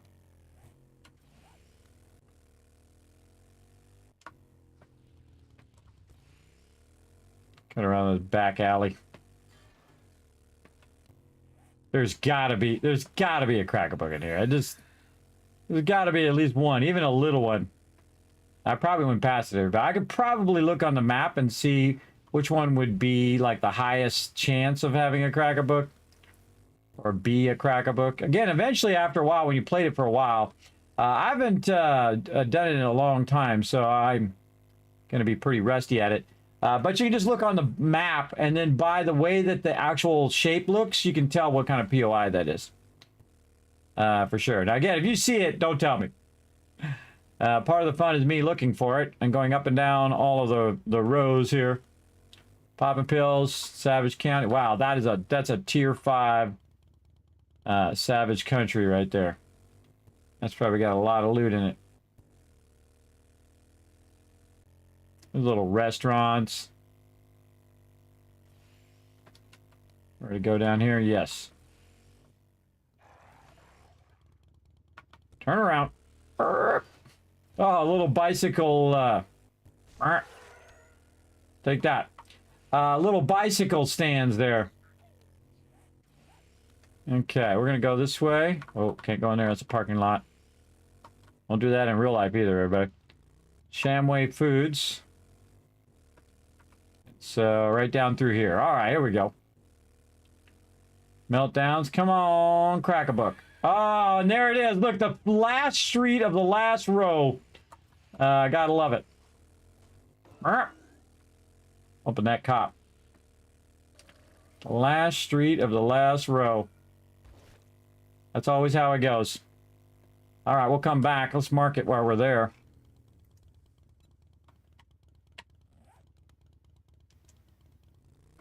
All right, which one was it? Missed him. This one on my current right. This one.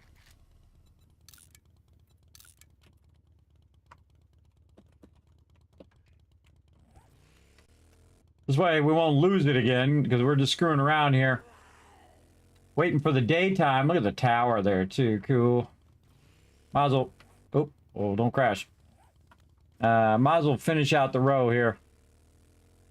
Oh, there's a radiated guy. What up? And a bear. Might as well finish out the rest of this row. Now we're going to find like 5 crack-a-books. Watch this. I knew there had to be one, everybody. Look at all these massive POIs. Oh, can't wait to do this with my team, everybody. We're going to do all of these. Again, I'm not going to do them all in this playthrough. There's just no way. There's not enough time. Not enough time in the day. I'm just waiting for the daytime now. Or maybe we don't even need to wait for the daytime. Just go over here and start smoking some baddies. I am gone funeral. Oh, radiated bear. Pick Garson's Petey Pond.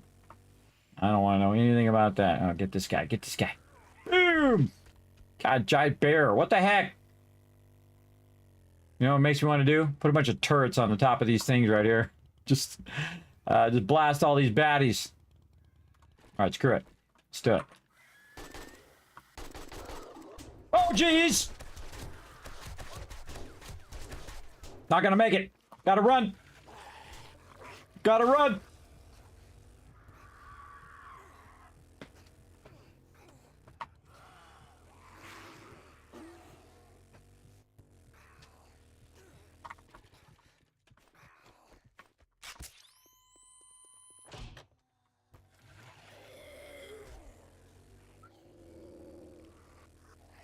Okay. Had to run. Sometimes you gotta advance in the opposite direction, everybody. You gotta make a break for it. That direwolf was not going to die, everybody. He was not going to die. And I had a bad position on the road. Bunch of mobs after me, and I got a bird after me, too. Ram into him. Take that, direwolf. Oh, God, that scared the heck out of me. All right, I got my health back. Bird on me. Just keep running into him.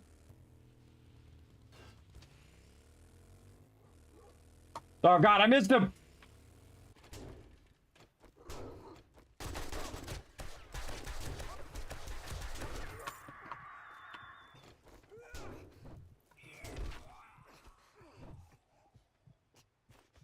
Get it going, get it going. Screw that loot. Get moving, get moving. All right. All right, bird, now you're gonna pay for that. Stupid gun wasn't loaded.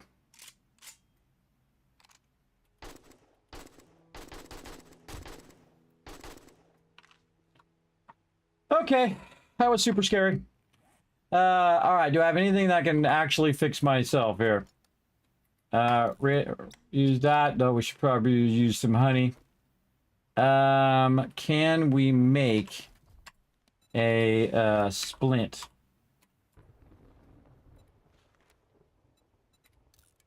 Cloth fragments and some duct tape.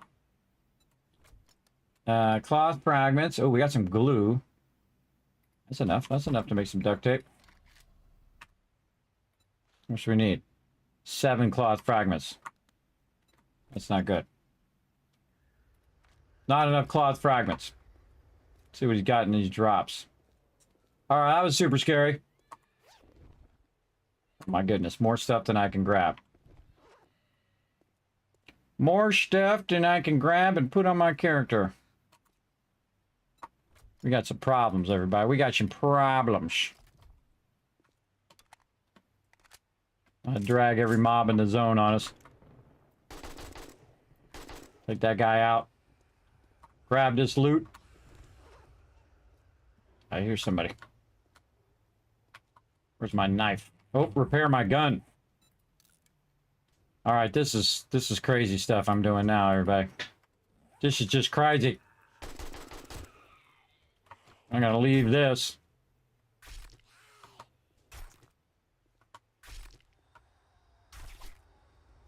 All right, a bunch of people still want to say hi, but I want to say bye-bye.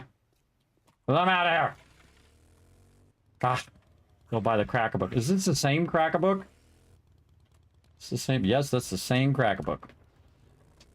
Okay, now, even more dumb ideas. Try to take out this bear. Get our buffs on. Some of this purified water while we're at it, too. What else we got? We got any meds? We got some meds. All right, let's learn some things. Drop the rest of it in there. Oh, there's some duct tape in there. Didn't even see it. It's right there. All right, splint. Oh, no, I need cloth. That's what I need. Ah. Track. I need 10 cloth fragments. I got 4. Let's grab some of these books. I say we just go get some. 64 bullets left, too. Make sure the 9mm is loaded.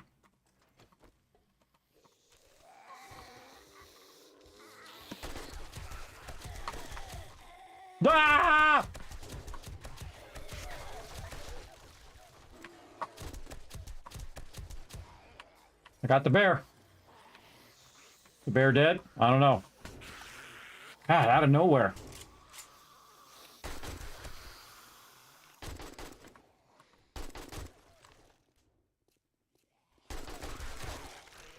That bear dead? Yes.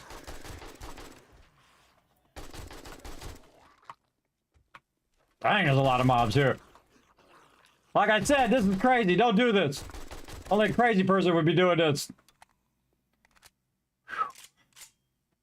Man, that really takes your breath away. I'm just gonna say.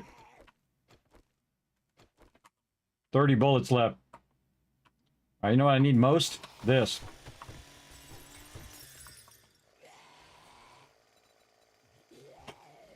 Not enough cloth? What did I just get from that?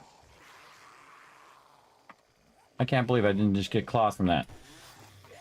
I'm getting plastic. Those are not cloth things.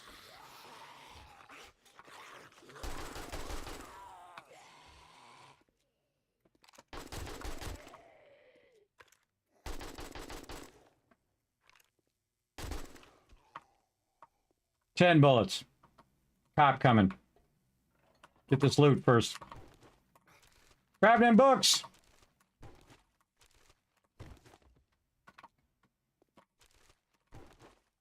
This is not smart. This is not smart. Bad tactical advantage. My leg is broken. My arm's broken. But if we pulled it off, it would be epic. Oh, God. Learn these books. Oh, I just finished that, too. I just finished that tier, whatever that was. Okay. Not smart. Not good. Go, go, go. Hail. Die, lady. Be using my hammer on those mobs.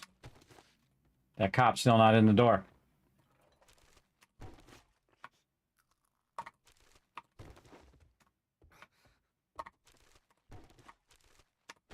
Scary bear.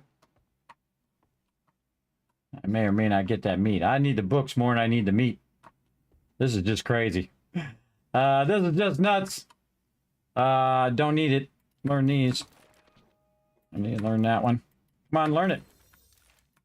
Slow me down.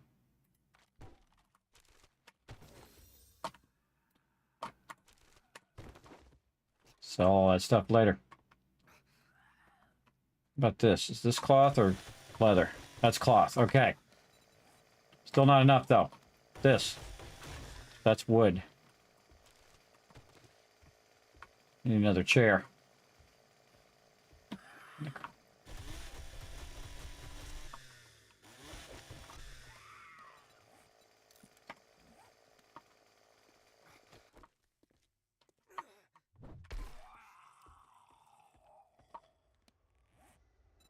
Boom, watch it go away.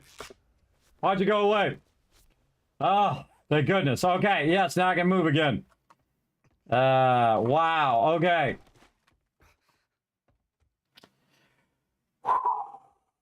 Okay, breathe, everybody. Breathe, chat, breathe. I stopped doing it for a while there. Wow, okay.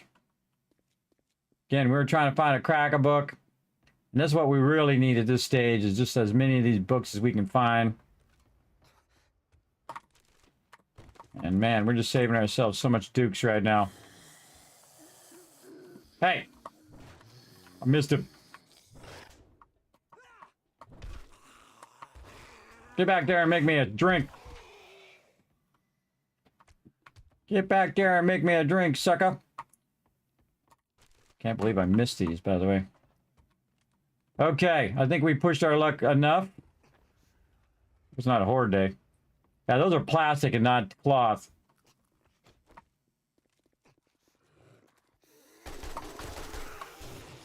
Oh, come on. From the left, out of nowhere.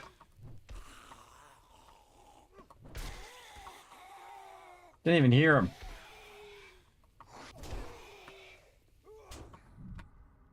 Uh-oh.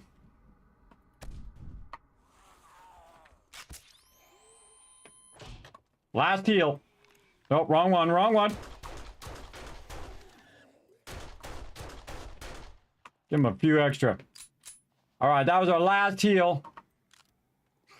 Freaking barrels coming at me.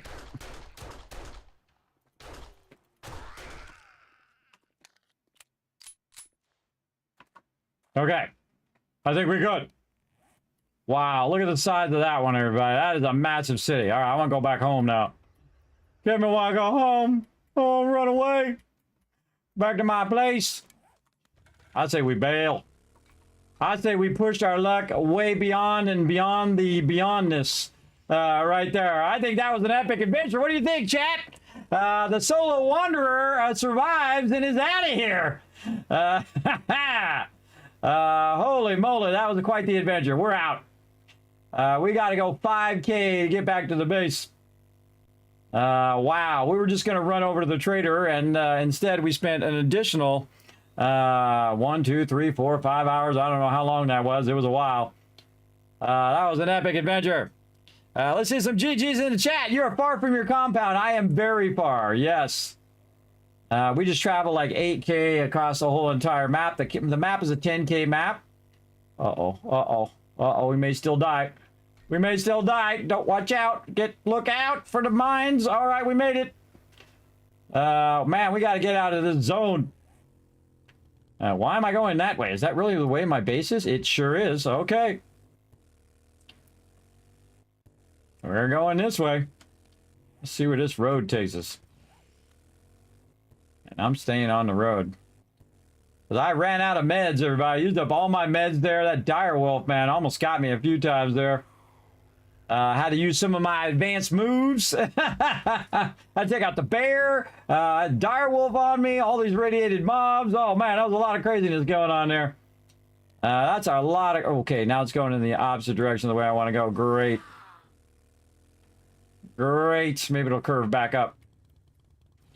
Let's see. Oh yeah, it curves up here and up front. Ah, the sun is rising.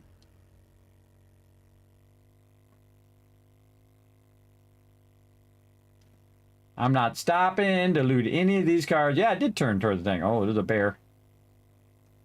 We learned to go wide when it comes to bears, everybody. They can still hit you. Almost bled to death there as well. That was some crazy action. Don't they? Yeah, they totally feel like how it would be if, again, zombie apocalypse. People just leave their cars there because, one, they'd be dead, but two, they'd run out of gas eventually.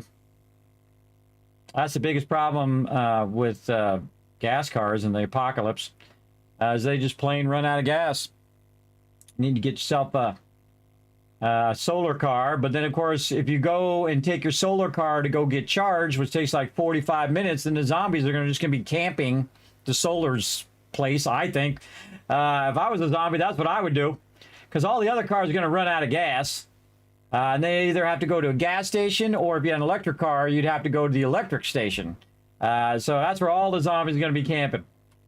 Big time. Oh, look, we're finding the road that leads us to the wasteland here. Look at this. We got another big old city over here, too.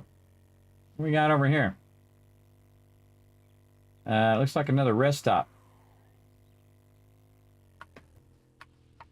Oh, yeah.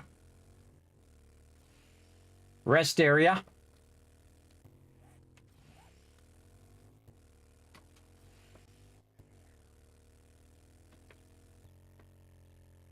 There's smoke going out behind me. Cool. We took some big risks on that crack-a-book. Just kidding. You're like, no, don't do it, Kismet. Don't do it. Don't do it, brother. All right, I'm going to cut through this town just to get a little gist of it. Right here, and then see if I can find a road that takes me up to here. And I don't often stay on the roads. Usually I do a lot of off-roading, but if I haven't explored the road yet... Oh, there's another trader over here, another trader wreck. Another trader wreck. Man, we are finding tons of traders. And again, I did make the map much bigger, which is why we're finding so many different traders. But yeah, that is a lot of traders we can go to with our flying vehicle. Man, those cracker books are awesome, man. Especially you got them all marked, and then you go back there in so many days, or you do a bunch of quests, and those quests take you to the cracker book and reset the cracker book. And that's awesome. Yeah, I kind of feel like it's going to go up to here. Yeah, I'm going that way. I'm going that way. Going to lead me back to my base. Again, I could be just going straight toward my base, but again, sometimes it's fun just to see where these big roads kind of circle back. Now, it's even easier with a gyrocopter because you can just fly around the city up above all the mayhem. Make sure you have lots and lots of gas, by the way. And that you also have a little place you can sneak off and land and put some gas in there if you need to. There's way stations. Bunch of cars in there we could get. This ambulance right in the middle of the road. I think we already did. Oh, we haven't done this one yet. No. I wonder if there's a cracker book over here. We use like 500 ammo there too. I don't see one, but definitely worth a little reconnaissance. We used that for a Horde base when we did like a... we're not building a base in the beginning, and we're going to stand up on top of that thing and use it for a base. It was very fun. Yeah, that's a good town there to loot. That's what I feel like they really got down, is that they got down all these little places that you can go to. I think that the loot, and I think there should at least be an option, where the loot doesn't respawn, ever. It doesn't respawn ever. Close encounters gun range. Ooh, that's the one that killed us before. Oh, look, and we have the loophole. Anything in there? Yeah, a little bit of farming stuff. Actually, we haven't got any... Oh, man, our vehicles are getting up there. Anything else? Nope. Put stuff in here. Yeah, a little bit of something.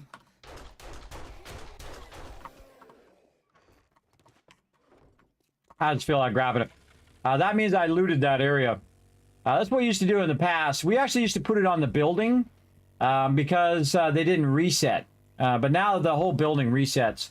And I've set it to 5,000 days where it doesn't respawn before, but it's just pointless because when you do a quest, it resets the location, you just get all the loot again. I think the loot should get scarcer and scarcer, meaning you have to actually move from your location. Otherwise, I can just stay in the forest biome the whole entire time, everybody. I can just stay there, have my base there, no adverse weather conditions or anything like that. And I can just keep using the same trader, Trader Rec, and do tier 1s and tier 2s and tier 3s and so on. Just right from this one location and never have to go to the other zones unless I need resources or something like that. I think I took this out in the middle. I just go straight through. Yeah, look at that. Nice. Straight through. Went over that chicken. Got him. Ah, feels good to be home, everybody. We're back in the Kismet kill box. Way over here. That was quite the journey, man. That was an awesome one. Full of fraught, full of danger. That's what you get when you're watching the Solo Wanderer run here, everybody. All sorts of craziness going on. All right.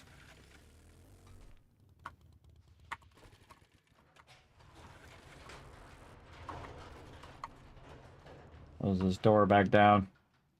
I don't trust that drawbridge. All right. Let's see all our ill-gotten goods. I got a little bit of motor tool parts there. But holy moly. All right, we got a ton of stuff to trade. Let's put all that up in there. We can get rid of all that stuff. We definitely got a lot of bullets. Scrap this. This is for sale. Let's just put all this in the drop box to consolidate it. Down first. Let's get all this over here. And this we can just go right here and do some bunch of that in there. Get all this. Do an inch. Have that. What do we got? We got some bike box stuff. A lot of grenades that we're going to have some fun with. Funny thing is I got these as a quest reward, and these two I just got as drops. Which is fun. Okay, then garden box. What else? We got meds. Glad we had some of those meds out there too. Oh man, we got the solar panel. That was the other thing we got too. That's worth like 20, 30,000. Pretty awesome. We got some mods over here that we've bought, I believe. We got scavenger gloves, rogue gloves that we can sell. Parts. We bought a bunch of parts, especially for our rocket launcher. Tools that we can get rid of. And we can sell. We can sell. I don't keep the lockpicks. I don't spec in the lockpicks. So I did in my multiplayer, just so I can get the things faster. What I should have done is got a nerdy outfit much earlier. Just used that every time I went to open something. This is raw water here. Oh, wrong. Those ones are wrong. Press the wrong button. This one. All right, anything else? Wow, and we sorted all that out too. And then we have some stuff right here that's in my bar. This belongs over here. In there. Okay, man, we burned up a lot of... Whoa, I got 147 more ammo. Well, I bet you I had that on my vehicle. Man, I didn't even think of that. Get more ammo off my vehicle. But we made it back. That's the important part. We just did a ton of books, everybody. I think we got some stuff done, too. We got Farmer's Almanac. We already had that done. Shotgun Messiah. We got the whole entire thing done. Awesome. Wasteland Treasures we got done. You saw that earlier. Everything else is like 5, 6. Tech Junkie. We got a ways to go on that one. Yeah, Pistol Pete's at 6. Yes, Lucky Looter as well. Find more Dukes and loot, and enemies have a higher chance to drop loot. And we need one more Lucky Looter. Lucky Looter number 1. Fall Great Distances. Cool. Yeah, man, we need a bunch of the great heist ones, too. All right, we're really, man, that was a good run, man. We just got a ton of stuff. Oh, 2 more on our automatic rifles, too. Now, I could make a note of which ones those are, everybody, and then see them in the thing. But it has a little icon. And the little icon will tell you if you have it or not.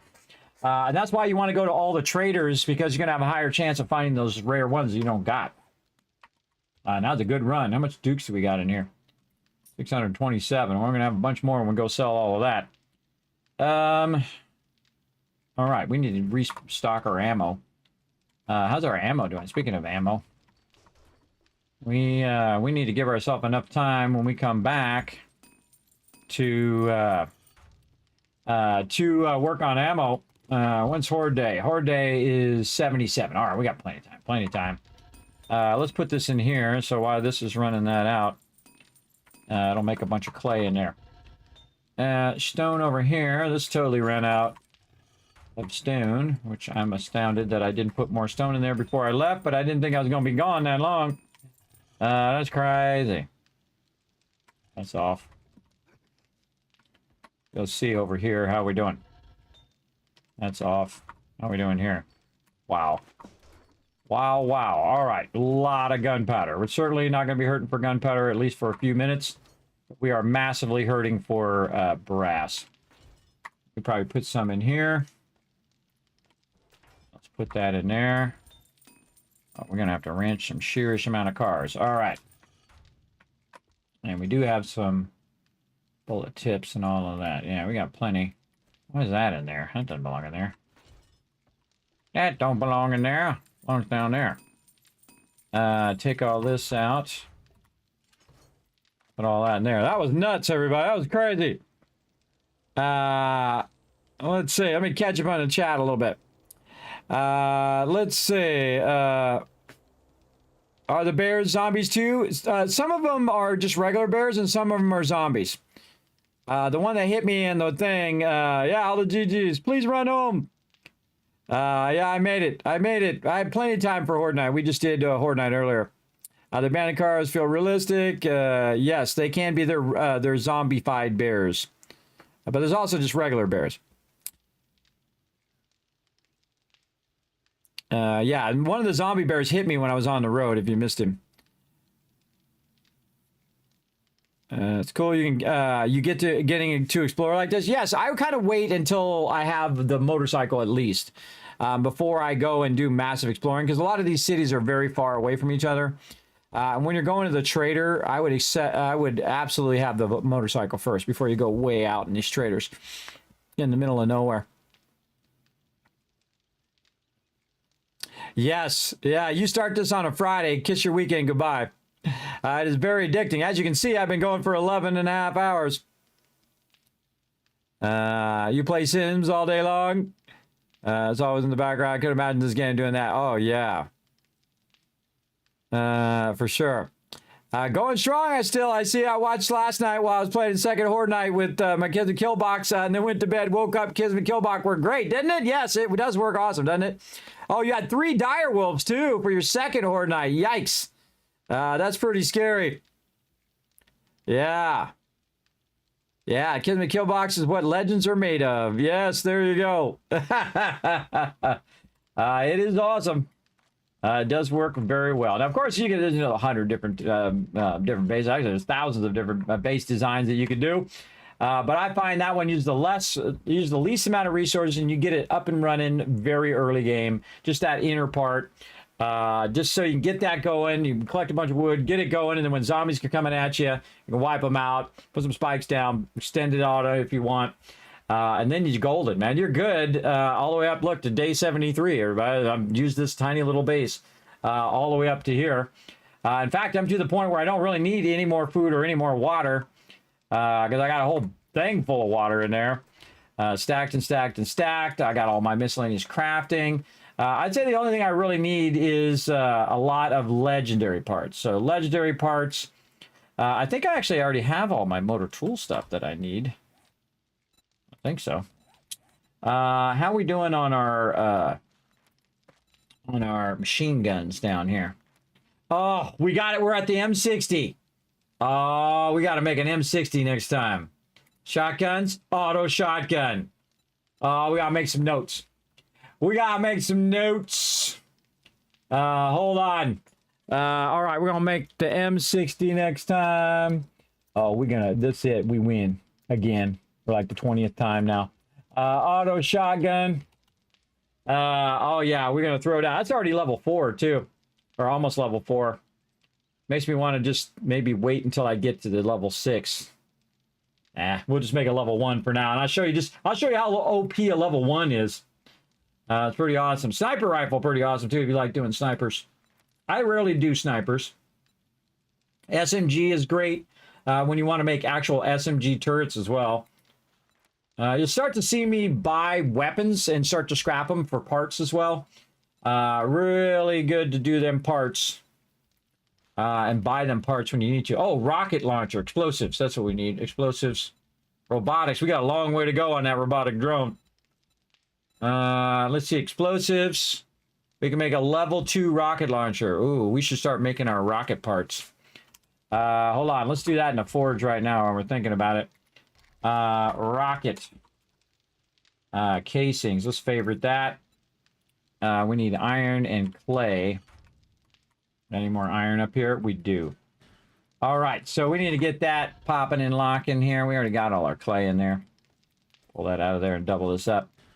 So here's what we're going to do. We're going to turn this on, and then we're going to remind ourselves to do some rocket casings, because we're going to need this rocket launcher because we already got we got bombers or demolitions. We got like 3 or 4 of them in the last Horde Night. I'm surprised I didn't get it earlier, though. I'm just going to craft one of them just to remind me. I'm surprised I didn't get it earlier because I am really high game stage. I'm 158. I've seen it as low as 80, 70 game stage. Where those bombers start coming in. It's crazy. Whoa, I got almost 3,000 kills so far. That's not a lot, everybody. That wasn't a lot. And I've died 3 times. That's okay. That's okay. I don't have any pings or any of that stuff because I'm playing a solo game on my local machine. But wow. Very fun. Holy mackerel. All right. Oh, while we're gone. Oh, I forgot. We made 9,000 more concrete. And this is called momentum here, everybody. You build this kind of momentum, you are staying way ahead of the curve. Let's put some of that in there now because we got no more room. Yes. All right. All good. All good. All day. Now, how many more for that gyro, though? How much more for the gyro? Oh, two more. Two more books. All right. Remind myself. 2 more books for the gyro. When did they reset? When did we say it was going to reset? Let's go see. Let's go check the vendor, and I'll make a note of when he's going to reset. And then the second he resets, we get 2 more vehicle books, and then we got the helicopter. And then we can start building up a bunch of cash. Now, we definitely want to get over there and get that super corn. Honestly, I don't remember where to get it from. Don't tell me. Don't tell me, and I don't want my team to tell me. I want to find that super corn. You only need 1, by the way. You can turn 1 into 2, 2 into 4, 8, 16, 32, etc. I probably should have been looking for super corn in there the whole time. But let's see if he actually has... No, he didn't have it. I was going to see if he actually had some of those books. Day 76. And we're day 73. So let's make a note. Day 76. Man, we are just on the cusp of a whole bunch of things. We can make an M60, an auto shotgun. We can start making it. We can make a rocket launcher. We need 2 more books, and we can make the gyrocopter. We're crushing it, everybody. Day 73. That's even good. Even if I was with my team, everybody. Even my team has struggled sometimes getting to that point. Look at them all walking by. I feel like snipering them.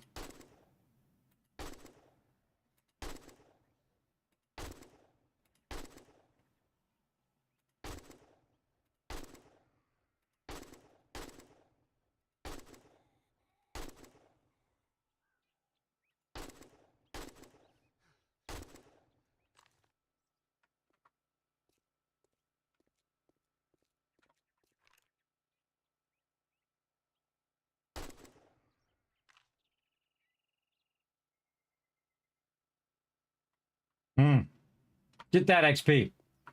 Never did get that airdrop. All right, maybe get the airdrop real quick. But Kismet, this is going to be 48-hour stream.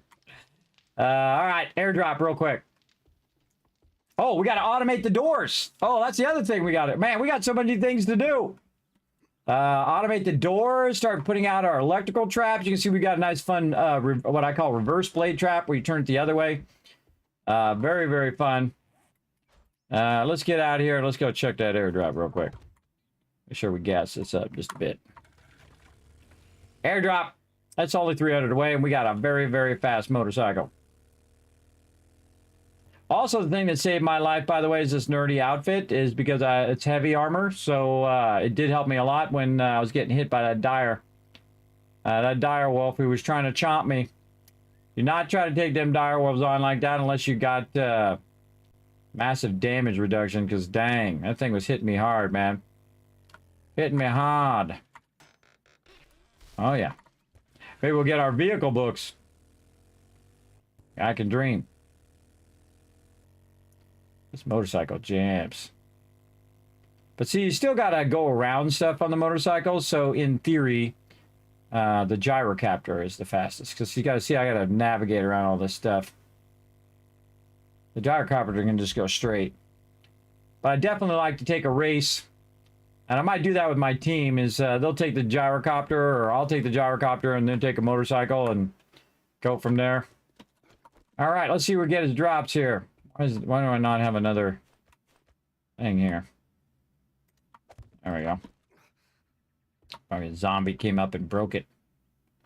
Bet you that's what it is. Let's take this one out. There we go.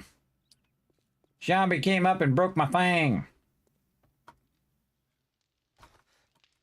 Okay, easy, everybody. What are we going to get? What are we going to get? Oh, we got a first aid kit. Definitely use that.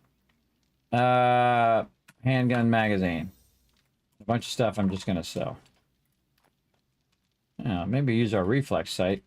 Kind of fun. What's this? Suppressor, arrow rest. I'm not going to use that. This side is designed for fast targeting acquisition and improves weapon handling. Alright, we got some room in here. Oh, not yet, until we get a higher level one. I think I can put it on the shotgun. Can I put it on the shotgun? Wow, I don't think I've ever tried to try it on the shotgun. Oh, yeah. Never tried it on the shotgun before. Oh, that's cool. Totally doing that on my auto shotty. Alright, so, and then we also need to use our powered doors. Powered doors. So don't forget to hit that follow button, everybody, because that was a heck of a long stream. Right there. Yes, hydrate. I appreciate the heads up.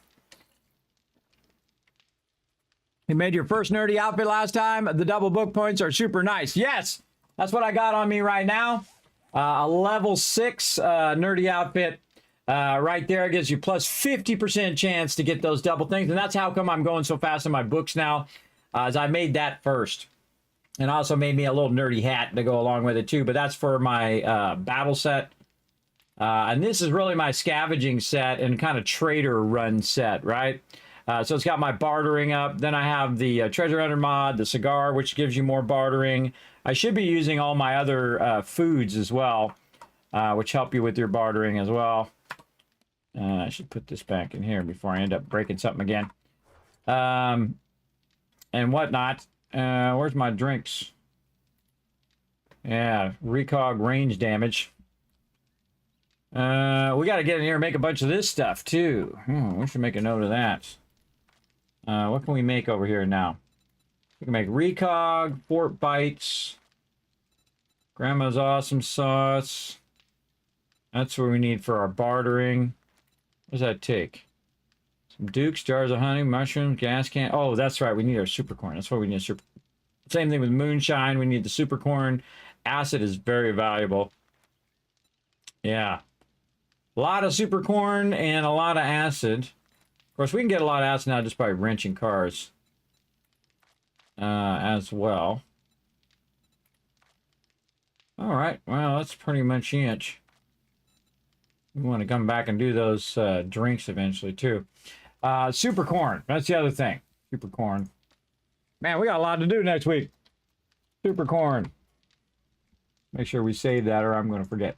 All right, everybody. I think almost 12-hour stream ought to be enough. We'll come back later tonight. I got to rest up. Come back later tonight, 10 p.m. Eastern Standard Time, about 12 hours from now, and do it all again. So let's go to the Kismet Love Train. Roll on out of here.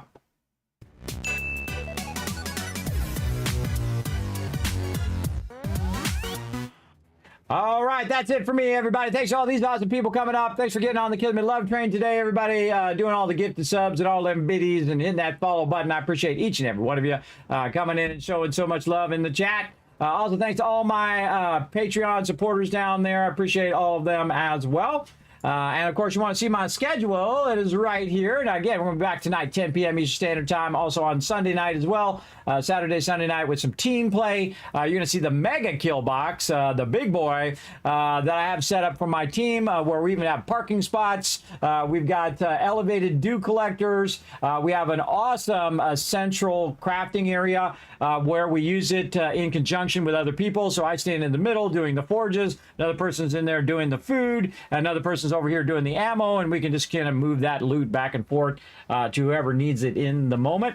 Very, very fun. And of course, we're going to upgrade it some more and keep it going big time. And we're going to really massively scale up the amount of resources we're going to get going. A lot of ammo. And of course, scaling up our concrete and all that other fun stuff we need to get going. Definitely some steel as well. So you definitely want to come back for that, everybody. Again, hit the follow button or the subscribe button if you're on YouTube, or follow button everywhere else. Make sure to come back and show the stream some love. Now, you can also show the stream some love by just taking a quick moment right now, popping on over, follow those links right there, jump on over to youtube.com and hit that subscribe button and leave a comment of massive progress over there, because again, I do see all those come right to me. You can also go to twitter.com/KismetBP and hit that follow button. I appreciate that. Check out the Discord, check out the website, especially check out patreon.com/Kismet. Be one of those awesome people right down there at the bottom that help keep this stream going and all the things that I do across all the platforms. Again, thanks to everybody coming in and showing that love. Now, here's the smart thing to do. Always stay to the end of the stream, because then I shower you with a bunch of Kiz Cats for future giveaways. That's right. There you go, everybody. A bunch of Kiz Cats. How we doing on those retweets? You know, we got pretty close. I'm going to give you a couple extra thousand for crushing all of that as well. And hanging in there, everybody. That was a long one, but a super fun one to me. It was like that. It was like that. That's how fast it went by. That's how you know it's a great game. All right, everybody. Again, see you guys in about 12 hours your time, but my time's going to be 10 p.m. Eastern Standard Time. We'll see you all next time. Bye, everybody.